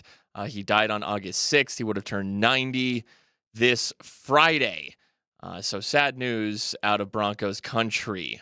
Yeah, Lionel Taylor, one of the Ring of Famers for the Broncos. Lionel Taylor played for Denver, Andy, from 1960 to 1966. You were the only one on the show that was alive at that time, Andy. What did you think of the career of Lionel Taylor? Not true, you jerk. I came along 8 years after he was done. I know he's been in the Ring of Fame. He's a name that I've heard my old school Bronco elders talk to me about. Another note here, he was the first professional receiver to have 100 receptions in a season. Yep. He did that in 14 games in 1961. That was an AFL season, though, so I'm sure the NFL doesn't necessarily recognize that, but can't say I know a lot about him other than I know he was a Ring of Famer. He led the NFL in receptions every year, 1960 to 1963. Actually, I think you're right. I think those would have been AFL seasons, but 92, 177, 78 in each of those years. Went over 1,000 yards 4 different times in his career. Wore number 87, Andy. Wore number 87 as a member of the Denver Broncos, a 3-time Pro Bowler and a 4-time All-Pro. The Ring of Famer out of New Mexico Highlands, by the way. How many NFL players came out of New Mexico Highlands? Yeah, that's not many I know of. Not a hotbed that I'm aware of. In Las Vegas, New Mexico. That's a little bit surprising right there. I once called a Metro State New Mexico Highlands basketball game. That's kind of my connection right there. But yes, the great Lionel Taylor passing away at the age of 89, all-time great Bronco. Go ahead, Spring. All right, now to the modern Broncos. Hey, how much of a joker was Lionel Taylor? I don't know. How much of a joker is Evan Ingram? I'd say we need a joker. Is he the joker? Is he the true joker? He very well might be. Sean Payton on Up and Adams was asked if Evan Ingram is the joker. So, what is a joker? You tell me. I'm going to tell you. Okay. It's a running back or a tight end that has elite, rare receiving skills. So Travis Kelce's a joker, Kittle's a joker, GQ star, Travis Sproles, Gibbs, Hawkins. So RJ Harvey. Yeah, potential. He doesn't have his joker wings Fifth yet. on He the doesn't depth have. chart. He doesn't You're have. making him work for it. What is that? Yeah, he doesn't have his wings yet. Okay. He'll get them. So is it Ingram? Ingram's a joker. He's a joker. Yeah. Who's the joker of your defense? Does it line with Schmidday Schmerin? I think Barron's one of those guys that can play a lot of different spots. Riley Moss can play a lot of different spots. And I would say up front, Zach Allen is one of those guys that can travel. But the term is it's and not even realizing it in those early years, we had Bush and then Shockey and then Sproles and Graham and Kamara, and there were a ton of jokers.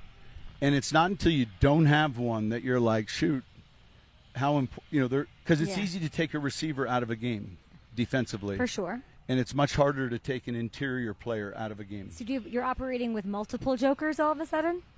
In a perfect world, you'd like to have 2 jokers. One at tight running end. back Okay. and one at tight end. So Harvey, I don't know what you're doing in there that you haven't gotten the okay yet, but I'm hoping that's what happens. Yeah. I mean, he literally has 0 NFL career receptions. So let's maybe wait for the first before we give him his Joker wings. By the way, Andy, did you know Joker's got wings? I didn't know about that. Yeah, you know what's crazy? Listening to this, maybe I don't. I'd like to one day, and it's tough to do in the press conference setting. Sure. And I think people have attempted. I feel like all of a sudden, when I thought to understand the Joker to be, I guess he doesn't. I suppose if you know 2 positions in the receiver room, as I guess Evan Ingram does, it makes you a joker. Like, to me, Evan Ingram is a receiver playing tight end that's very good at catching the ball. Exactly. Like, he's not a great blocker. Right. He doesn't have the frame to be a great blocker. Right. He can certainly get in guys' ways. Now, I could see R.J. Harvey here. See, again, when he first mentioned the term Joker. Yeah. The first guy I thought of, now I do like Sproles, but I thought of a Christian McCaffrey as a Joker. He can run the football effectively for you. If he splits out as a wideout, he's a problem because of his hands. And he can just do like multiple, like he could be outside a threat. He can be inside of, he can do like multiple things. I mean, that's just I it. just Like, don't feel like Ingram is that kind of guy. Yeah, like Jeremy Shockey. He was a it good tight end. Yeah, he like played it like 250. Like he kind of makes sense when you describe him that way. I know that Payton least like to talk about Jason Witten as a guy that he viewed as a Joker type tight end, that he viewed him as like I tend to agree with you. I think Evan Ingram's kind of a one-trick pony. I think he's very good at that one trick. And I think he's going to add something to the offense. Yeah. Ideally, though we live in a world where, R.J. Harvey puts up Alvin Kamara type numbers and then gives you the actual Joker that you're looking for. But as of right now, it sounds like Evan Ingram is the only Bronco with Joker wings. Again, is Joker just the receiving tight end and back? Is that just it? Yes. So is that what we just should imagine that's what it is? Yes, I think we spent a lot of time talking about this term for an entire year only to find out it's just a guy that catches passes. Trying to find a goddamn Joker. Fair enough, then. Mm-hmm. Fair enough. Yeah. So. It could have been Joker then. Just let's go. Go ahead, Spring. High five. Let's go to Cowboys training camp. Hey, they were on the road last week. They were at the LA Rams and they lost 31-21. Now they're at home. They're going to host the Baltimore Ravens this weekend. Micah Parsons remains out at practice despite not getting a contract extension and still wanting a trade. He was approached by reporters after practice, and all he said was, quote, "My mouth is closed." Okay, Jerry Jones, once again. Did he say it like this? Maybe. You shut your mouth when you're talking to me. Otherwise, he would have been lying. I don't know if he was literal about it. Jerry Jones, once again, he loves to talk to the media. He had a scrum, and he was asked, hey, you're at home. You weren't in L.A., now you're in Dallas. Does this help open the potential for contract talks with Micah Parsons? I don't know that necessarily talks will, but we've got a game coming, and he's under contract. He's not going to play, so good luck with all that there, Jerry. You know what's interesting? Could they file a grievance? Seriously, because you know what I keep hearing on the morning talk shows on NFL Network and ESPN is that Jerry's dug in because he believes whatever negotiations he had in a casual setting with Micah Parsons, that a contract was agreed to back in March without his agent present. Yeah. And that he's dug in on this is the number you agreed to. Now your agents decided you want more, and I'm not doing it. And like he's like almost personally offended that he took the negotiations serious, and Micah Parsons like, yeah, that sounds good. Let my agent handle it. That's the reason I'm paying him. Right. And that this may not go away because Jerry apparently believes he struck a deal in March without the agent present. So Jerry has always, and this goes back through his history, whether it was Dak or CD or Zach Martin or Zeke or anybody. Right. He has always been of the belief that it takes a conversation with the player to get it done. When Micah spoke to him, this is according to Parsons camp, that he believed that they were talking about leadership within the organization, and then the contract swerved into the contract stuff. Micah Parsons, who was represented by it's David Mulgeta, right? Yes. Is his agent, who's one of the most powerful agents in all of the NFL.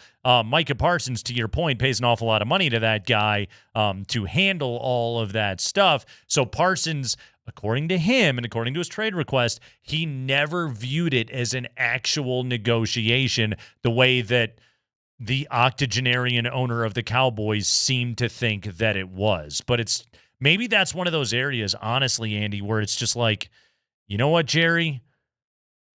Maybe it's time to let somebody younger than you maybe run some of this stuff within the organization. And I'm not saying because he mentally can't handle it. I'm saying because the old ways of doing business in the NFL don't apply anymore. Well, and the other problem is he came out and flat out admitted beginning of the week, if I don't feel like we're getting enough attention, I do something to create more attention. Yep. So we lead the sports talk shows in the morning. Yep.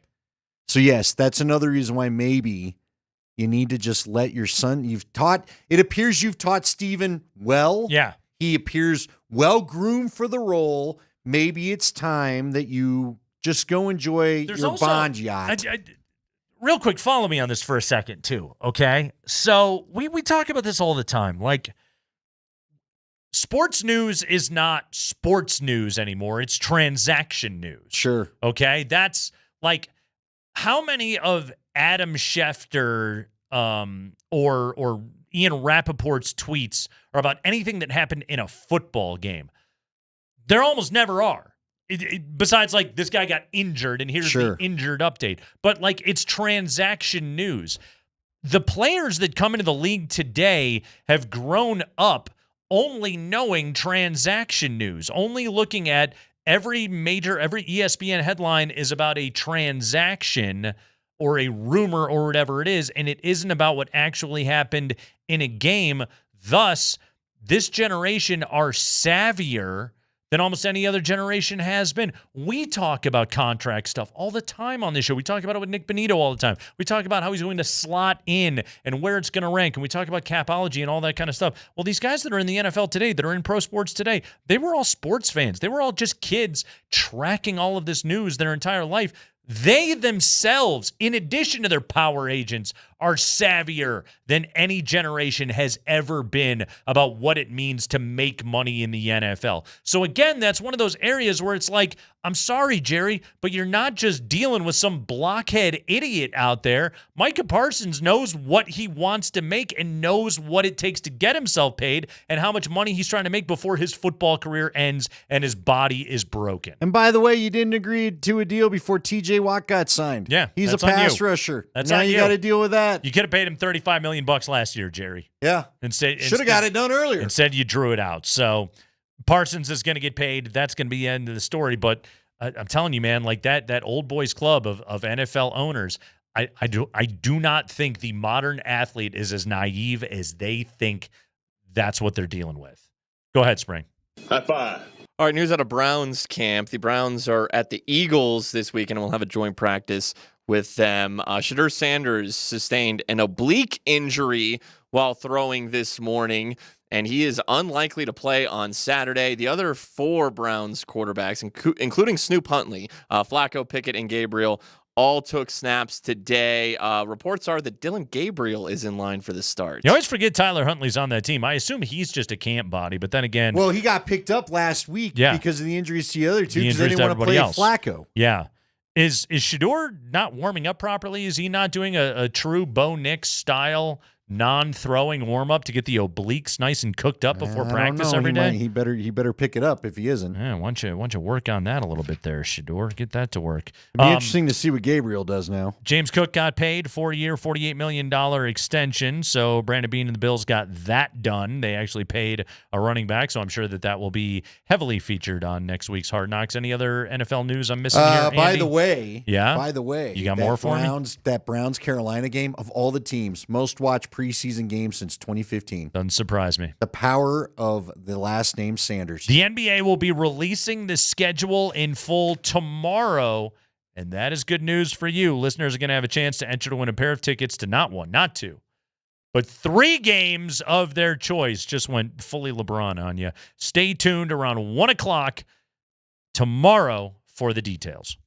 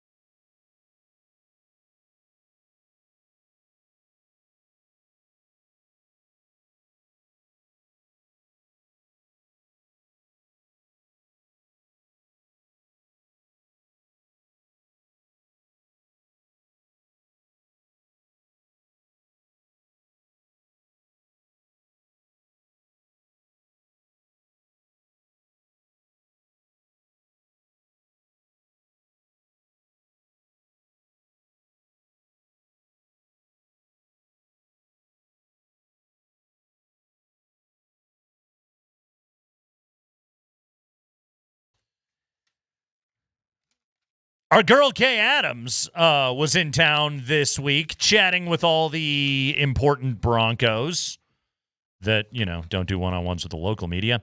Bo Nix, Cortland Sutton, Sean Payton, and Pat Surtain. She did sit down with the Defensive Player of the Year, Patrick Surtain, and she talked about, with Pat Surtain, just how good is this Broncos defense. This is via the Up and Adams show. It's unreal. I mean, I think we have the ability to be mentioned in history amongst the greats. But, you can't talk about it. You got to be about it. And that's with putting in the work every day. Everybody flying around to the ball, making plays. But with all personnel, you talk about Zach Allen, you talk about Nick Bonitto, Jonathan Cooper, DJ Jones, JFM, Malcolm Roach. Then you go to the linebackers, Alex and Dre, new addition. Then the secondary, you already know. But when you have that much talent on the defensive side, the sky's the limit. Now it's all about how can we control our own destiny and make sure we put out good tape and put out, good ball each and every week. So Best in the league going into the season? I believe so. Yeah, it's what he's trying to do. Andy, I bounced this question off of Tyler yesterday. After inside linebacker, what position on this defense are you most concerned about? Gosh, see, you've thrown me off because quite honestly, I'm not overly concerned about inside linebacker right now. Yeah, the reason why I specify inside linebacker is because they've got injuries yeah. And because it's like there's some unknowns. Yeah, but the unknowns have looked pretty good. Right. I think Dre Greenlaw is going to be really good on this team, and Alex Singleton is a good tackler, and they're not bad at inside linebacker. I'd say it's probably the weakest position on the defense. What about safety? Well, let's say Hufanga. If Hufanga's hurt, they don't have a lot of depth at safety. But again, look, your point's made. There's not a lot to be worried about if that's the point. They're so friggin' good. Yeah, and they've got a lot of depth. And just they are stacked most positions. At position group after position group on this defense. It is really hard to find a legitimate concern that's not injury based. Like if one of your all pros gets hurt, okay. If something happens to Surtain or Bonitto or Zach Allen or DJ Jones, all right, now I'm worried. But all things equal, and that's the only way really to talk about football in the preseason, I agree with Patrick Surtain. They got a chance to be the greatest defense in franchise history, and they won the Super Bowl on the backs of an all-time great defense. I was on the sideline for 2015. As you know, that's a hell of a high bar, but they might get there. Our next guest will be on the sideline coming up on Saturday night on 9 News. She was also there last week for the Broncos-Niners game there at Levi's Stadium. Joining us right now, NFL Network's own and Broncos preseason sideline reporter, Cynthia Freeland. Cynthia, welcome back to the show. How you doing? Woohoo! Glad to be here. Doing very well, thank you. How are you? We're doing great. Cynthia, you were dropping some of the next-gen stats the other night on the broadcast. It was very appreciated by us football nerds.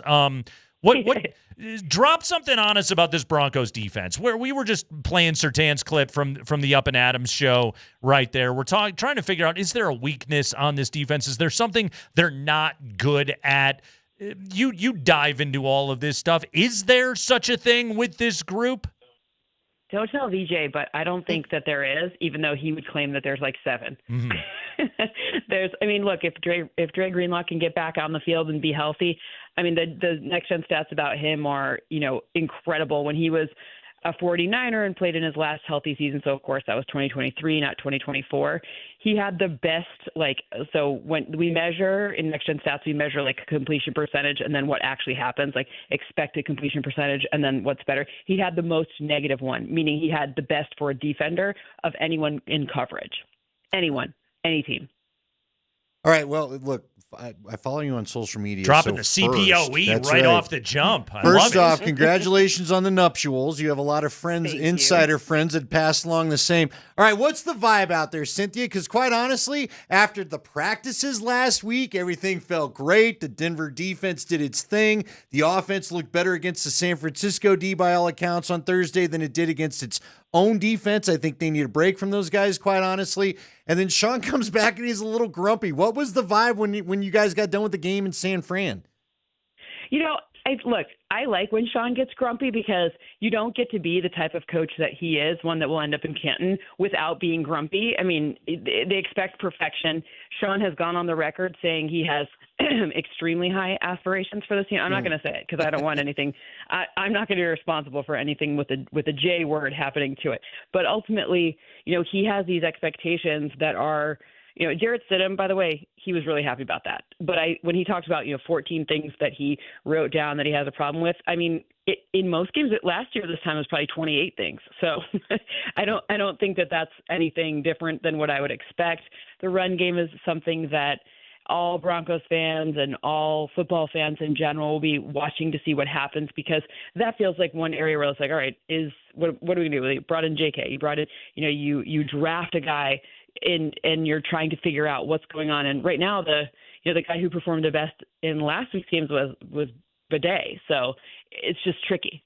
Cynthia Freeland, she'll be on the sidelines on 9 News coming up here on Saturday night, Broncos and Cardinals. Cynthia, Bo Nix in year number 2, if you were going to circle a couple of areas that you would like to see him continue the progression, take a step forward, what would it be? The funny part is that I think what happened last year was really smart, meaning they kind of did the easy stuff first, and then they did the harder stuff second.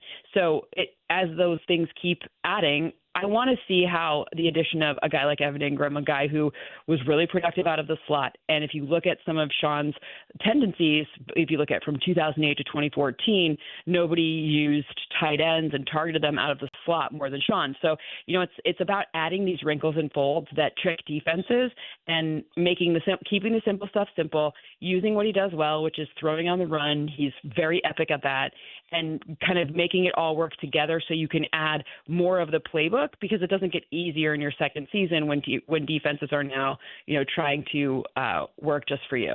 You mentioned CPOE earlier when talking about Dre Greenlaw in coverage, and Seth Walder of ESPN took a lot of heat this week when he threw out his bold prediction in the future power rankings. But one of the things that he pointed out was the completion percentage over expectation, that Nix was pretty bottom of the barrel in the NFL in that particular regard last season. That particular metric, completion percentage over expectation, break it down for us a little bit and give us an idea of how a young quarterback like Bo Nix can improve in that regard. It's imperfect, right? Completion percentage over expected in general is a measure of what has happened in the past. So they took all these years of past data and said, when it's 3rd and 7 and you're on your own 38-yard line and you throw you target the post, right? I'm totally making a scenario up, right? Yeah. That this is what happens this percentage of the time. It doesn't factor in separation. It doesn't. There are limitations. It doesn't factor in separation. It doesn't factor in, are you playing zone versus man? Are you playing? It doesn't factor in all the things that do matter. It also doesn't factor in. It doesn't know the play before. If you took a sack the play before, maybe you're a little messed up, right? Like you're a little shook, right? And perhaps, or if you just had a run the before, it doesn't know what happened the play before. So it's not perfect, but what it tries to do is kind of measure what is the average thing that happens in the situation, and then how does my quarterback perform in that situation. And I think it gets better. Why? For a couple of reasons. Number one, having your O-line having continuity will always make things better for your quarterback. And two, the principles that you're learning going from rookie season to your second season, we talk about a sophomore slump, but you also get a smarter quarterback. So this is something where you saw the difference. I'd be curious to know. I haven't looked at it segmented. The first, like if you took it the first quarter of the season versus the last quarter of the season, like what happened there? Because I would imagine that the trend line goes up and to the right, meaning he got better and better and better. All right, I know you're big, obviously, on the numbers as we discussed a little bit there. So I'm going to go to targets. We're all wondering who the second receiver is going to be. It feels like it could be Marvin Mims. Troy Franklin's challenging for that. But when it comes to actual targets in a game, who do you think will be second behind probably Cortland Sutton? Evan Ingram. So he's really wide receiver too, isn't he? Okay. Well, I mean, I think so. Like, I just feel like, watch this guy. I have so much respect for Evan. Now, he hasn't been on the best teams ever. And so, some of the things have always been like, well, he's great for fantasy and blah, blah, blah. No, he's great for reality too. Like the crisp route running, the communication, the things that he does when he's not the subject of a pass are epic. So I think he is probably going to be the second leading receiver on the team. And then if you're talking to me about the depth chart of the wide receivers, I think that, I don't even think this thing is close. I think Mims is, Sean has a type, right? Coach has a type. He wants the big guys. He wants, he wants some that are really, really speedy, but he wants big guys that can crush you in space. Cortland Sutton being basically the prototype of that, 6'3", like he has Clydesdale legs. He's really a special receiver. But I think Mims is a speed guy. And I think, Trey Franklin really has come on strong, but Pat Bryant has too. So I think it's a really good problem to not have a clear defined who's number 3. Where do you think Sherfield works in? Because he's been impressive all camp prior to that nice touchdown at the end of the half. By the way, that touchdown, we talked about completion percentage over expected. I just looked at it. The lowest completion percentage of any caught pass in the game last week on either side. Obviously, it was a deep touchdown, so you're always going to have a lower completion percentage, but it was sub 20%. So anything that's sub 20%, it's like most of the time that's the receiver doing some extra work to get there. It's rare that, unless it's a Hail Mary, it's rare that, to me, I say, hey, good job, wide receiver, for being able to get a handle on that. So, whatever. I don't think there's any question as to his place on the team, but what is his role? And, if you're talking about fantasy football, well, that one remains to be seen. Talking to Cynthia Freeland, training camp coverage on Altitude Sports Radio, powered by Ramos Law, the official injury law firm, partner of Broncos Country. Cynthia with NFL Network. She'll be back on the sideline Saturday night for Broncos and the Arizona Cardinals. Going back to Marvin Mims really quickly, Cynthia, we've been having this discussion. What are you telling people about what to do or how to view Marvin Mims as a fantasy component? I mean, if you can get him in a later round, you might as well stash him. Yeah. The problem with this offense in general, going too deep in your fantasy roster, is that the defense is so dang good that you're not going to be needing receivers late in games. Like, if you want to go get a guy who, if you want to stay in the AFC West, go get Trey Tucker from the Raiders. They don't have a defense and the defensive backfield's terrifying. So I think they're going to have to play a lot more passing game script wise later in the game. Whereas I don't think the Broncos are going to have to do that. So it just becomes a matter of volume and also later game volume. I don't think the fourth quarter you're going to need Bo to pass for, hundreds of yards. Yeah, no, and honestly, you bring that up, though, and I'm looking at Mims, and he is just such a classic yak target right there. High percentage throws to Marvin Mims. He breaks a pass, and boom, he could go. But it's just so tough to predict with kind of gadgety players like that. That's right. Kind of staying in that realm a little bit. J.K. Dobbins, let's go to the run game a little bit here. Let's do it. Last season, 195 carries, 905 yards there in Jim Harbaugh's offense with the Chargers. He comes over now to Denver, and he's sharing the backfield with R.J. Harvey. He didn't have a carry the other night. They're trying to get Harvey to work, and Dobbins was getting a lot of that third down kind of work. When all is said and done, and with J.K. Dobbins, there's always the health question, but when all is said and done this year, what do you think Dobbins' numbers are going to look like? I think it's going to be a split. I think there's going to be it's going to be situational football. Now, I mean, it's not going to be the same volume as Jim Harbaugh just wants to run the football.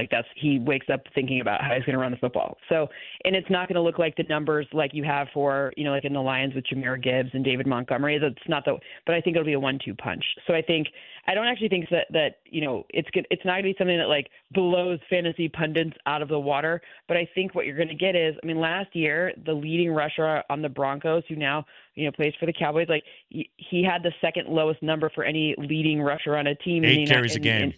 Exactly. So I think it'll probably be something a little more maybe they do a split that's 12 for one guy, 8 for another, maybe even more, because like I said, that defense is so good that you're hopefully going to have to run a lot more in the fourth quarter. You got to good look at Chris Abrams-Drain, just talking about the depth. Yes. Do you think that guy would be battling for a starting position on most other teams? Where do you think he fits in there?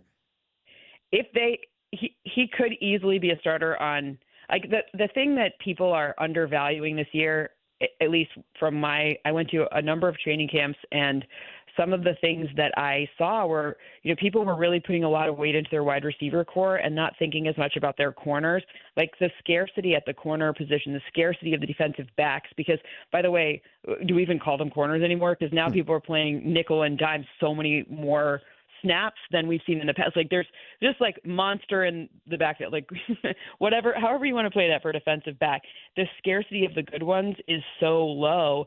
In my opinion, they theoretically should be getting paid more because there's fewer of them, but whatever, that'll catch up in due time. But ultimately I look at that and I'm like, he probably, if he doesn't make this roster, he's a starter anywhere else. Like if something were to happen, like he's a starter on, 26 teams. Yeah, he's a big physical kid. What do you think of Jahdae Barron, by the way? I don't feel like Steve called his name a lot, but that's probably because he was doing his job all right. I know he had a couple of nice tackles. What were your impressions of the rookie in his first game? I'm going to be honest.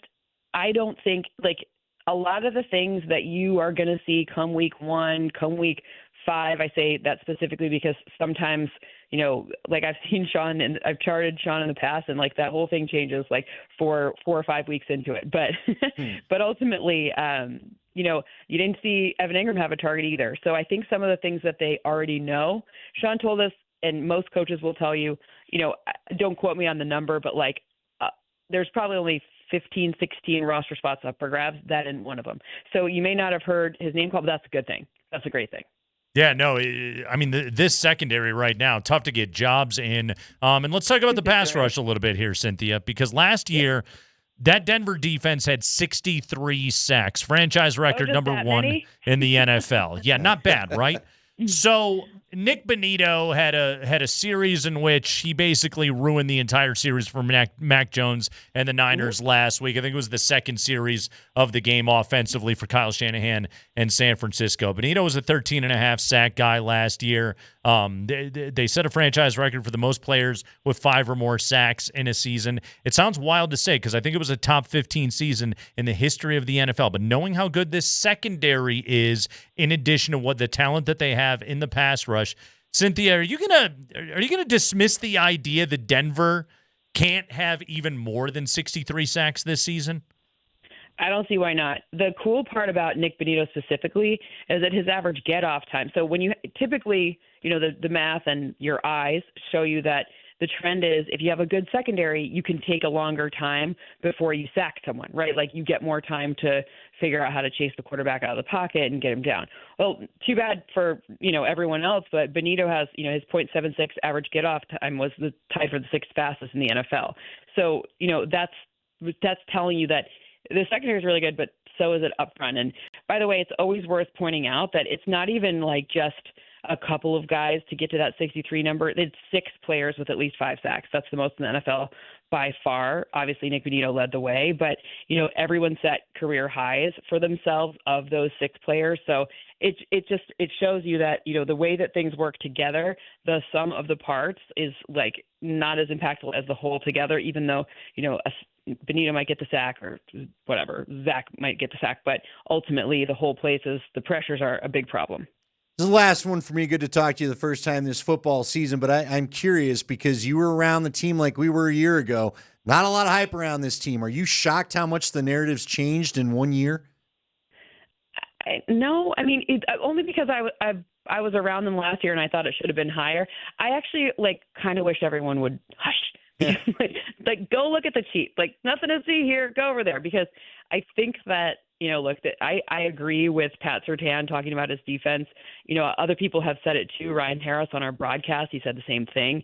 There's a lot of the hype is real in so many ways. And to see 3 what I would call very easy picks.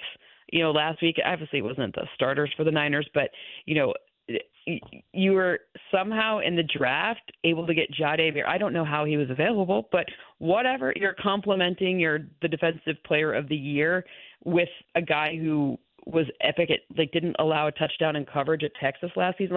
I don't know. It just feels like a nice situation. It could, I was naming the team, every year there's only 8 teams that can really win the Super Bowl, right? Really win the Super Bowl. And you would be silly not to have the Broncos as one of those, and 8, not 8 in the AFC, 8 AFC and NFC combined.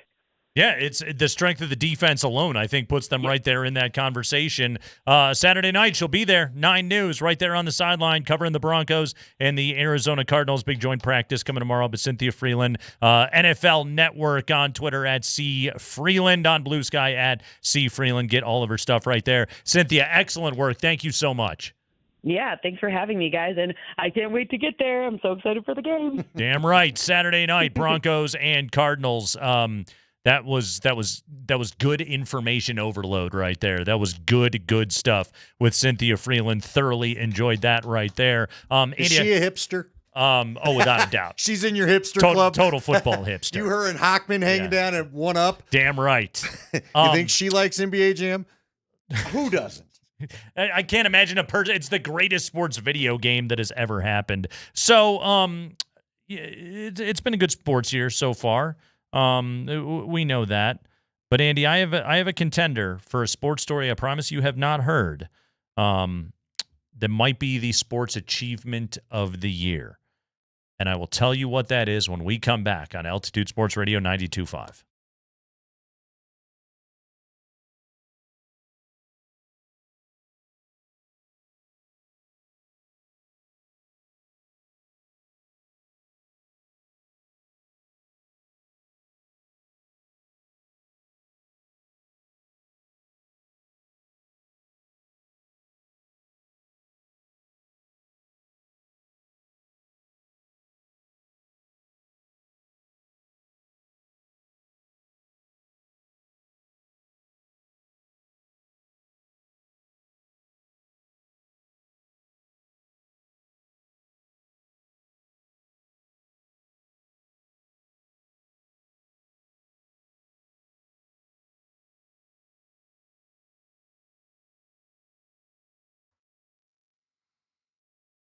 Guys, Andy Lindahl here for the Rocky Mountain Men's Clinic, talking to you about, the problem that some men deal with. Not all the men, but plenty of men do deal with it. And if it's a problem for you and it's causing you to not have as much fun this summer, not take advantage of the longer days, although they are getting a little bit shorter, that also means you're going to want a little romance coming up here in the fall. Of course, it's erectile dysfunction. If you need to talk to someone about this problem, the people over at the Rocky Mountain Men's Clinic are the place that you need to go and speak with.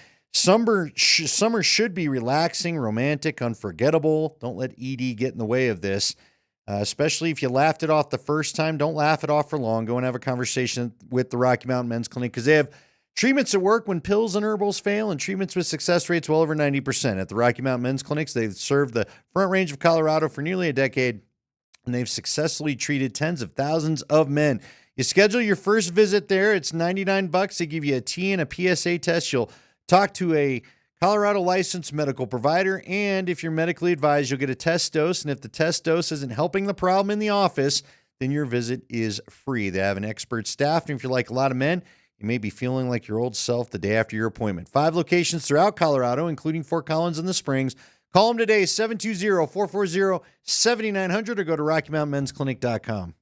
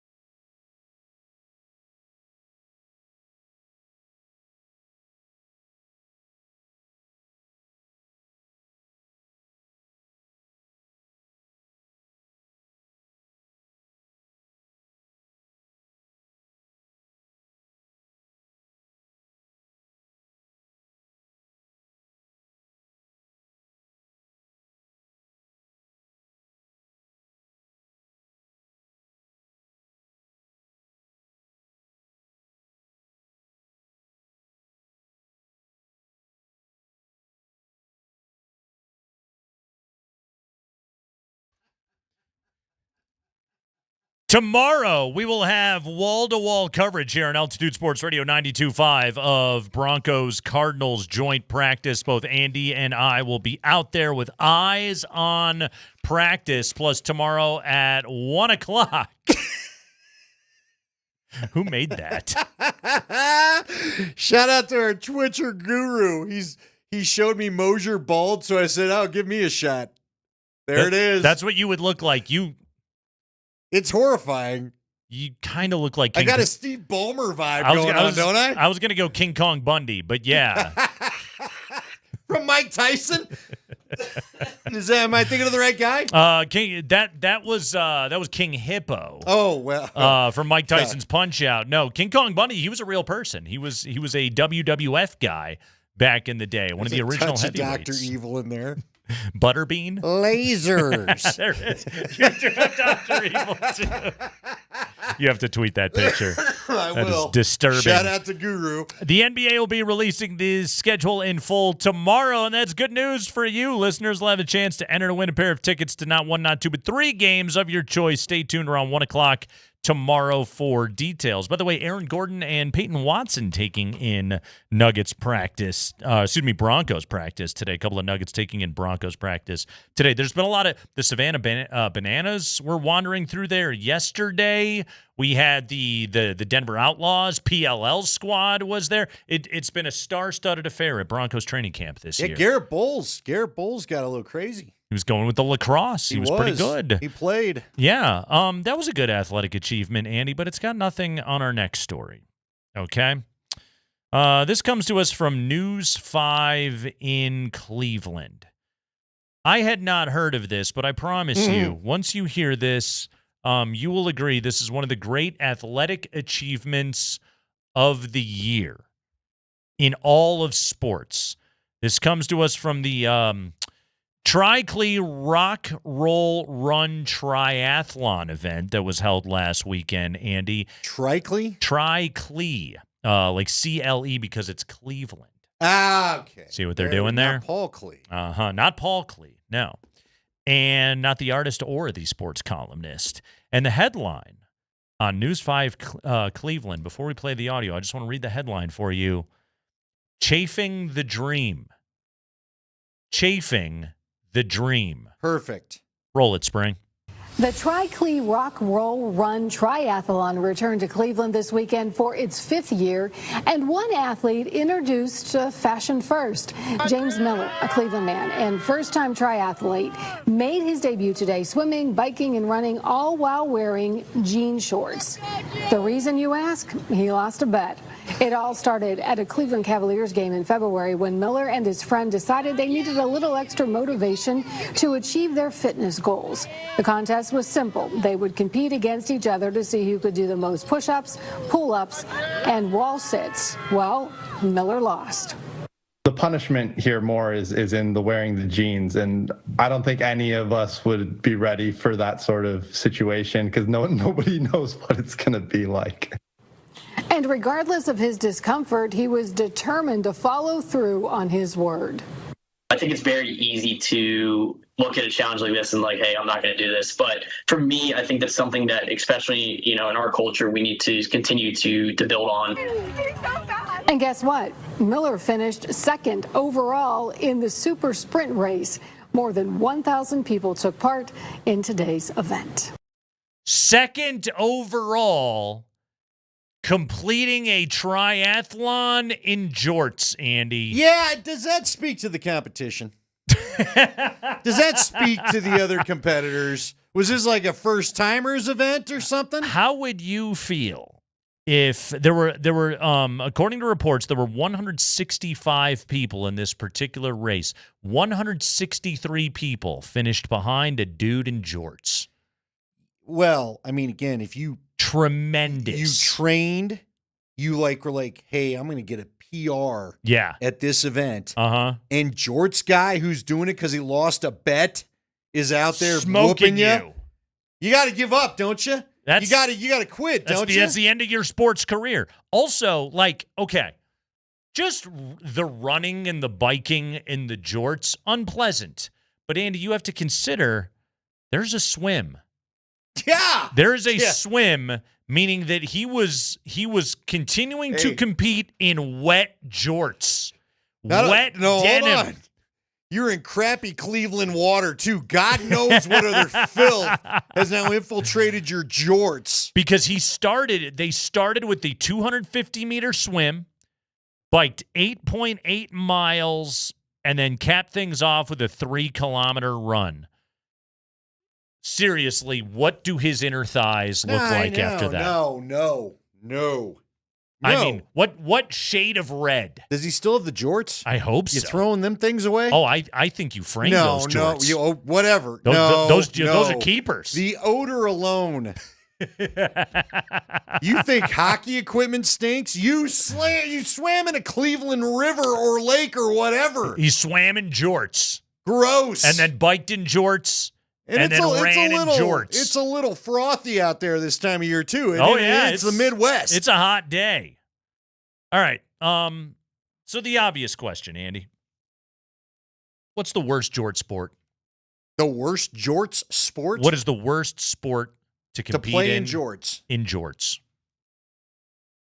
God, basketball's got to be up there. It's I had basketball high on my list as well. So here's I think can't be football. They wear tighter pants than jorts. That's a good point. Although they're restrictive. See, that's as I was thinking about this, I'm like, okay, any high running sport, the chafing is going to be such an issue. All right. What if you're trying to play catcher in jorts? That's okay. So now positionally you've entered another realm of sports that require flexibility. Yeah. Like, can you be a gymnast in jorts? I don't think you can. What about a sport with a lot of like sudden starts and stops? Yeah. How do you play tennis in jorts? You can't quick twitch in jorts. What is the worst of the jort sports? Honestly, triathlon's got to be high because now you're talking about damp jorts. You're like, honestly, like soggy jorts. You at least get the bike ride to dry off a little bit before the run, but those are still damp jorts by the time you get to the running portion. How would speed skating treat you? Trying to think of the Olympic events now, right? Because speed skating, it's a lot of groin Well, stretching. you got a lot of... How do you do that in jorts? You got a lot of... Yes. See, people are saying cycling. You know what's wild? Okay, apropos of nothing. This morning, while I was out for my morning run... Yeah? A girl on a mountain bike going up the trail passed me, and she was wearing jorts. Daisy Duke jorts? No, cutoffs. Yeah. Like mid-thigh jorts. Okay. So and I got to say, man, like she was powering her way up the hill. She was strong. What about sliding into a base in jorts? It's a lot of sand going up the old... yeah, that's tough to get out. Up the chute. You got to do the Psycho Steve Lyons. You got to unbuckle Whether it's softball or baseball, you got a problem. What's more respectable? A pre-hemmed jean short or a cutoff? What are you going with? Respectable? Yeah, what's more respectable? At the steakhouse, you need to go with the hemmed. You kidding me? You can't cut those things off and show up. What jorts? Are you even allowed to play golf in jorts? I was going to say, what jorts are you wearing to the country club? I don't think Murphy Creek's allowing you in jorts. I don't know. Cherry Hills? Cherry Hills. Sanctuary didn't let you out in jorts? I don't